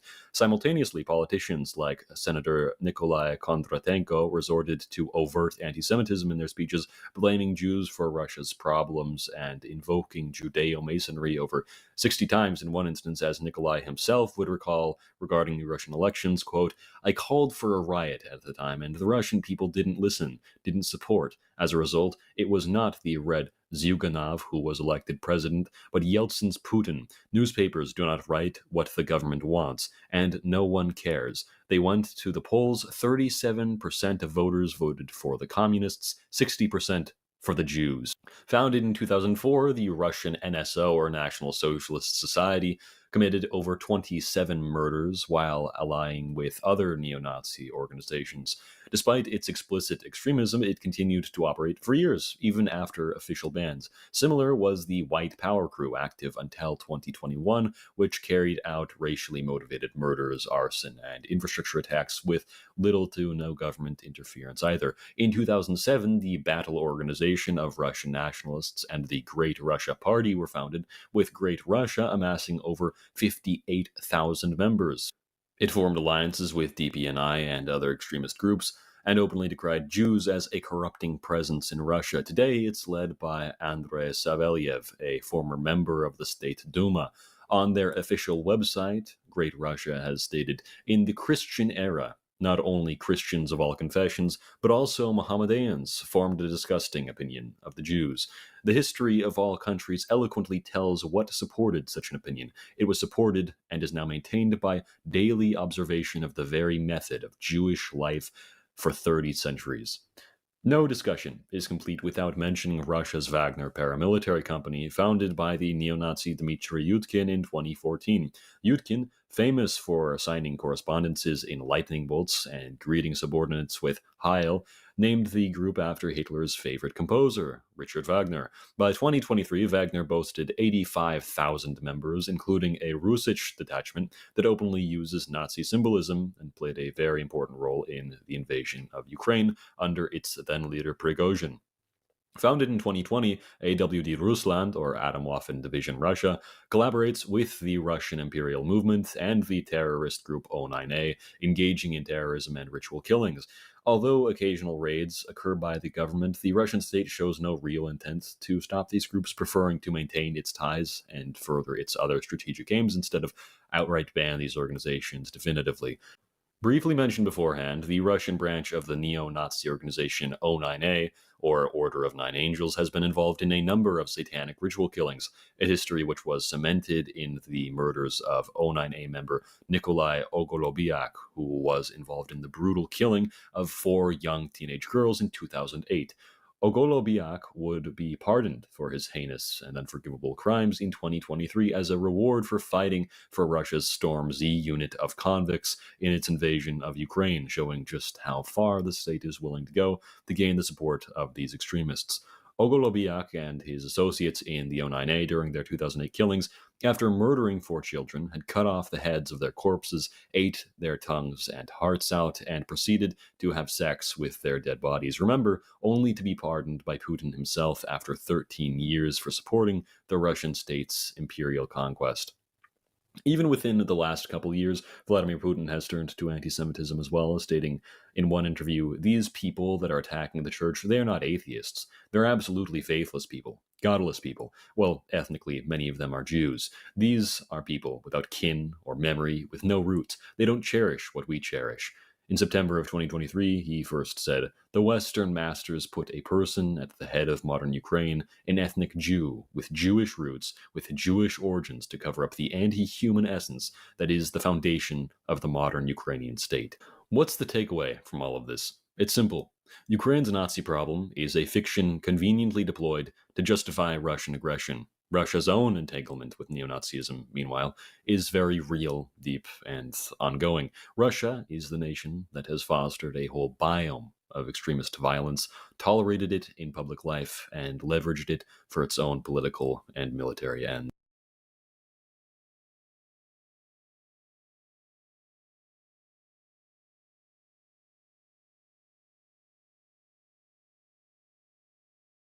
The economy of the People's Socialist Republic of Albania, modeled completely on the basis of Stalin's economic policies in Soviet Russia, resulted in nothing but complete and utter failure in almost every single regard. Throughout its long existence, the Communist Republic relied entirely and exclusively on foreign aid, and when it didn't, things turned south. Following the liberation of Albania in late 1944, Enver Hoxha, the first secretary of the Communist Party, would take power as prime minister. The People's Republic of Albania would then be declared in 1946. Between 1945 and 46, the UN Relief and Rehabilitation Administration donated 26,300,000 USD to the country, supplying enough grain to feed 33% of the population.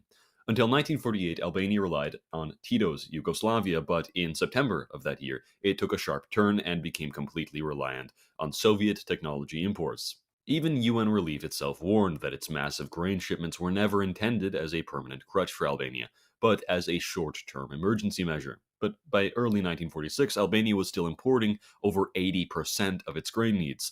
Foreign Service reports cautioned that UN relief grants should be restricted mainly to essentials and not used to substitute for domestic output, a warning Albania again ignored. The very foundation of Albania's economy began as Soviet Russia's had, with rapid collectivization and industrial transformation intended to mirror the USSR's first five-year plan. Unfortunately, Albania lacked even the minimal infrastructure or technical expertise necessary to implement the plan, due to the country being an extremely underdeveloped one at the time that communism rose to power.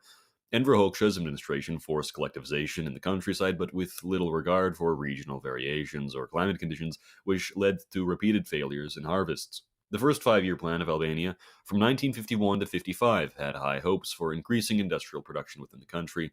However, an inefficient agricultural sector facing much of the same problems Russia had during its collectivization period ultimately killed the project's viability, as a lag in agriculture heavily weighed down on industrial development, as the two sectors are of course interdependent. On top of this, industrial productivity fell behind the nation's needs because the peasantry wasn't trained sufficiently in factory equipment operations. National production was extremely unsatisfactory, and by 1953, 70% of Albanians still worked in field labor. By 1960, private smallholdings still produced nearly 90% of Albania's agricultural output. State and collective farms, despite having mechanization and central services, underperformed by 20 to 30% per hectare compared to smallholders, and chronic local food shortages persisted well beyond the early years of collectivization. Albania's state planning apparatus consistently failed to meet its own targets. According to internal Albanian records from the mid-1950s, more than 40% of planned industrial projects were either unfinished or entirely stalled due to delays in receiving Soviet machinery or technical blueprints. In the agricultural sector, peasants were pushed into state enterprises under coercive pressure, and by 1954, nearly 80% of those enterprises were reporting losses rather than net productivity gains. Internal planning documents reveal that by mid-1955, over 40% of industrial enterprises were behind schedule or halted outright due to delayed equipment and poor site selection. A 1956 admission conceded that, quote, only half of the five-year targets were achievable with existing resources. In 1959, China and the USSR, competing for influence within the country, gave Albania 13,800,000 USD and 83,800,000 USD in aid, respectively, as other Eastern Bloc nations also collectively assorted 35 million USD to aid Albania in that year of 1959 alone. Between 1955 to 1960, foreign assistance augmented Albania's budget by 223%. This international scramble to gain power over Albania's economy translated into a temporary boom in externally financed projects. Soviet-led urbanization campaigns attempted to build industrial complexes in cities like Elbasan and Fier, yet these same constructions were plagued by low-quality workmanship and very poor planning. Chinese engineers introduced factories that mimicked those in Maoist China, but were snagged in their use of outdated technologies. Many factories never even reached full capacity. But the apparent industrial achievements in which Albania did succeed masked nothing but inefficiency behind the scenes. The Elbasan Steel Combine, for example, operational by 1966, ran at only 60% of its nameplate capacity through the early 1970s, and later inherited pollution liabilities so severe that its successor plant faced shutdowns. By 1960, the proportion of output from farms, despite the immense aid poured into the country the previous year, hadn't changed at all since 1951, and foreign assistance was still augmenting Albania's budget by 130%. Worker productivity and motivation, as in the USSR under Stalin, was extremely low. 48% of Albanian needs in wheat were met through Soviet aid imports during this period, when Soviet aid to Albania ceased. All major construction projects were delayed, and the country witnessed a sharp decline in international trade. Labor productivity declined to 12.5% between 1960 to 1963 due to a spare parts shortage. To make up for the end of Soviet aid in the country, China came to the rescue, supplying Albania with 90% food and spare mechanical parts necessary for production. Albania's dependency on external actors became so extreme that over 60% of its heavy machinery in 1963 came from Chinese exports. The result was a fragile industrial base that was entirely incapable of sustaining itself. Albania lacked trained engineers and had no means of producing complex parts locally, as countless industries fell into the same old cycles of breakdown and inactivity. Agricultural output grew only 22% over the entirety of 1961 to 1965, as opposed to what was planned in the third five-year plan, which was intended to be a growth of around 72% during that period. 4 to 5% annual growth in agriculture might sound respectable in absolute terms, as this was above the world average, but for an agrarian country with a soaring population, meager mechanization, and government plans targeting rapid development, this growth did absolutely nothing to alleviate chronic food shortages or meet the regime's own goals that it set for itself. Overall, industrial production failed to improve over the course of the 15 years between 1950 and 1965. To add on to this gloomy prospect, the government regularly falsified statistics to exaggerate its achievements. Reports from the Albanian Workers' Party in 1966 claimed a 45% rise in industrial productivity since 1961, but internal audits revealed net increases of less than 10%. The concealment of these inefficiencies discouraged any reforms which could have been made during that period. Enver Hoxha's obsessive construction of over 750,000 concrete bunkers, which lasted from 1967 until his death, consumed 2% of Albania's net material product annually at its peak, diverting critical steel, cement, and labor from housing, roads, and factories. Each bunker cost roughly the equivalent of a two-room apartment to construct. Although finally the fourth five-year plan would yield some economic improvements due to a long overdue series of reforms that prioritized decentralization, deregulation, and finance reform, in 1978 the People's Republic of China would finally withdraw its aid from Albania. In 1979, following the Sino-Albanian split, Enver Hoxha would publish a book berating a now-deceased Mao Zedong. After the split, consumer goods production failed to meet standards for quality, and production did not meet the expectations of the most recent five-year plan. Perhaps we can give Albania the benefit of the doubt and admit that since China withdrew aid during this period, that the nation shouldn't be blamed for its failure this time. However, that is precisely the problem with Albania's economy during the communist period. It couldn't survive on its own with the model it was implementing. By 1978, nearly all high-capacity power generation infrastructure in Albania was operating with spare parts imported from either China or the USSR, many of which were no longer manufactured. Frequent blackouts now occurred, and metallurgy collapsed alongside other sectors. Albanian factories increasingly relied on salvaged or improvised components to remain operational. Albania immediately pursued a policy of superficial autarky, or national self-reliance, while beginning trade relations with the West after it had stopped receiving aid from both China and the USSR. And with that being said, labor productivity declined 1.7% on average between 1980 and 1988, as the economy was failing to create new jobs. Cultivatable land declined 20% as the population boomed. On the topic of so-called autarky, Albania wasn't in fact self-reliant, as it imported in a single year alone in 1982 74 million USD worth of goods from Yugoslavia, 42 million USD worth of goods from Italy, 23 million worth of goods from Bulgaria, 19 million from Romania, 17 million from West Germany, 16 million from France, 15 million from Poland, 13 million from Greece, 12 million from Hungary, 4 million from China, and 3 million USD worth of goods from the United States. By the mid-1980s, Its Western trade alone reached some 200 million USD annually, draining Albania's central bank reserves so severely that by 1990, GDP per capita stagnated at roughly $450. To be clear, that would be poorer than Lesotho in southern Africa. Albania's self-reliance had no substance other than its ideological posturing. The trade imbalance, which had resulted from this period, was severe and harsh. Imports far outpaced exports, particularly in the domain of capital goods, medical supplies, and food staples. So much for self-reliance. As a result, food rationing became increasingly severe throughout the 1980s, with reports of urban centers receiving less than 1,500 calories per person per day in state provisions, meaning that the Albanian population was overall definitively food deprived and undernourished.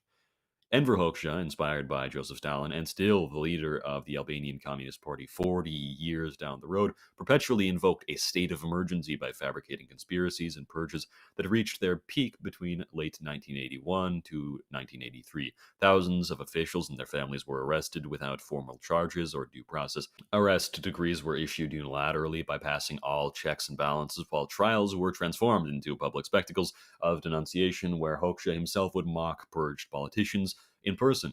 Governance had dissolved into his own personal court. Today's executioner could be on the chopping block tomorrow. Mehmet Shehu, the 23rd Prime Minister of Albania, supposedly killed himself following his purge from the government. The Shehu family was placed under house arrest, only allowed to attend Shehu's funeral, but even his wife and brothers, however, were too afraid to attend. Kadri Hasbi, the Minister of Internal Affairs, was also arrested and executed. In his final days, Enver Hoxha was confined to a wheelchair as he suffered from diabetes and cerebral ischemia. On April 11th of 1985, he would thankfully pass away at the age of 76. Over the entire course of Albania's existence, its ability to improve its economy was completely dependent on its ability to receive foreign aid. It was always a brutal failure, and the way it would finally end proved this fact. In the summer of 1991, the year before communism in Albania finally collapsed, Albania's exports were half of what they were the previous year. Industrial and farm output was failing to increase as well. Matter of fact, it wasn't increasing at all. The GDP per person had dropped to the levels of underdeveloped Southeast Asian economies such as Indonesia or Sri Lanka. The budget deficit was 20% of the country's GDP, and unemployment was at about 35%. The economic freefall in the early 1990s finally showed the world the hollow foundations of Albania's centrally planned economy. Factories that had once employed thousands of workers shut down in succession due to lack of raw materials and buyers. Agricultural cooperatives dissolved, leaving many peasants without access to land or equipment. The resulting chaos saw the rise of black markets and mass emigration. Net material product growth did not exceed 1% annually and grew 0% between 1985 to 1990. Agriculture and other industries failed as consumer goods entered a mass shortage. During this period, average monthly wages in Albania lost 65% of their purchasing power due to inflation. Essential commodities like soap, flour, and medicine virtually disappeared from store shelves. The black market economy thrived, controlled by a growing class of intermediaries and opportunists, many of whom were tied to remnants of the state security apparatus. Albania's ambitious experiment in Stalinist replication was doomed from the start.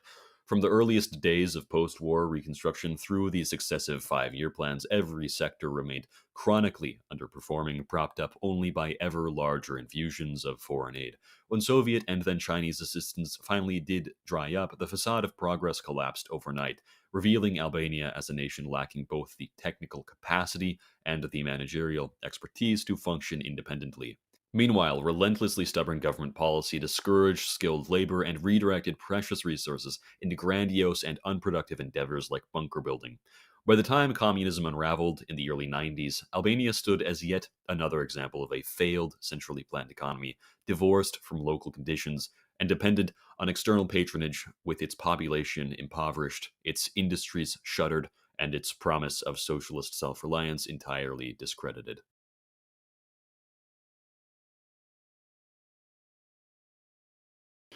An ideology known as Stalinism has begun to grow in the West, not with any notable importance in politics, but with enough popularity among the youth that it's important to address the reality of Stalinism.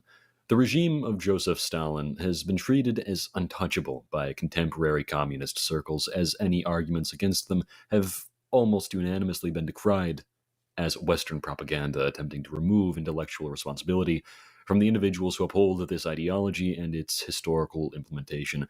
Throughout this video, I will thoroughly break down every point at which Stalin and his regime failed at their most basic duties, utilizing primary and second-hand sourcing to demonstrate the abysmal and bloody failure of Stalinism in its home country of the USSR. Any critique of Joseph Stalin and the ideology of Stalinism should likely begin with a discussion on the topic of collectivization. Collectivization was one of the primary economic policies pursued by Joseph Stalin, which implemented full public ownership over the agricultural sector, removing the kulaks, or wealthy peasants, from control over agriculture. Stalinists frequently argue that without collectivization, the economy would have undergone too little economic development and millions would have starved. This is incorrect. Without the horrible failure known as collectivization, contrary to the opines of the Stalinist apologizers, there would have been consistently greater yields and farmland productivity by 1939 than there would have been, and indeed were, under Stalinism. During the Stalinist era, there was an objective drop in agricultural efficiency, as production efficiency, with labor taken into account, and with the amount of capital involved in agricultural production taken into account, also known as total factor productivity, was consistently worse than it was under the new economic policy, and not better in the slightest than it was under the Tsarist era. In fact, the Stalinist agricultural policy would only rival that of the Tsars by the early 1940s. This is consistent with the disruption of grain production within the USSR, the deportation and murder of the most productive peasants and kulaks within villages, and a decline in the number of livestock due to the disaster of collectivization itself, which resulted in a drop in grain production, which had formerly been used to feed the livestock. The graph on screen shows the extrapolated wedges for manufacturing total factor productivity and agricultural total factor productivity under both the Tsar and Stalin, with Stalin being represented by the straight line and the Tsar being represented by the dotted line. As one can see quite clearly, there's nothing at all impressive about the total factor productivity levels under Stalin's rule in the Soviet Union. The depeasantization of the rural countryside explicitly resulted in urban peasantization, as many fled the collectivized farms to the cities, which also tied in with the drop in economic productivity universally. Throughout the 1930s, agricultural output had fallen below the 1928 level, and there was a consistent deficit in agriculture year over year, which lowered urban and rural living standards collectively, one might say. Is this a revolutionary success in agricultural development? No, this is just pathetic. The wealthiness of the kulaks is a complete invention as well. The supposed wealthy kulaks had an average of 2 cows and a few acres more than their fellow peasants did. Not much more land at all. Strange standards, such as employing workers, was used as criteria for being a kulak. According to the ruling of the Supreme Court of the Russian Federation, number 31B989, all kulaks were denied of housing, all property, and voting rights. The initial acceptance by the countryside, which the Bolsheviks had enjoyed under the new economic policy, was completely decimated under the Stalinist government. The hoarding of grain by the kulaks can only be considered a reasonable reaction to the communist regime forcibly confiscating their property. So, was collectivization and dekulakization necessary? No, the state's monopoly over agriculture was just disastrous. Heavy state control over agriculture has always resulted in catastrophe. This disaster was due particularly to the end of the profit incentive. Who was to be incentivized to produce under the Stalinist model? The extraction and distribution of resources from productive sectors was mechanically planned with precision by a central planning committee. Security guards, police, inspectors, and accountants rigorously monitored the production processes, and therefore the production incentive was no longer one ran by profit, designated by market mechanisms, but rather by the force of the police. What Stalin had, in effect, introduced was a return to the serfdom of the Russian Empire. Farmers weren't allowed to leave the farm on their own volition, and the state would take the majority of crops produced on farms at very low prices, as any land or livestock which the peasants had initially earned was confiscated by the state entirely as the collectivization raged on. Other non-proletarian forces met worse fates than the kulaks. In 1933, 6,100 innocent individuals from the so-called lumpen proletariat were forcibly evicted from the cities and transported to an island known as Nazino, where they were starved to death, while individuals who attempted to flee were shot and killed by the military until, in the end, only 2,200 people were left to live. The rest had died in the cold, starved, or been cannibalized upon. The Kazakh peoples, on the other hand, had their animals collectivized, bringing an end to their ancient way of nomadic life. It could have been true that the deaths of the Kazakh peoples weren't something which the Stalinist government was foaming at the mouth to achieve, but simply, as many scholars say, a price which the state was willing to pay for total control over the nation's agriculture. That could have been true if it weren't for the large number of Ukrainians in the region which had been deported there, which the Soviet government sought to eradicate. Some may view this as Western propaganda. However, it should be noted that the Ukrainians in Kazakhstan had the second highest mortality rate after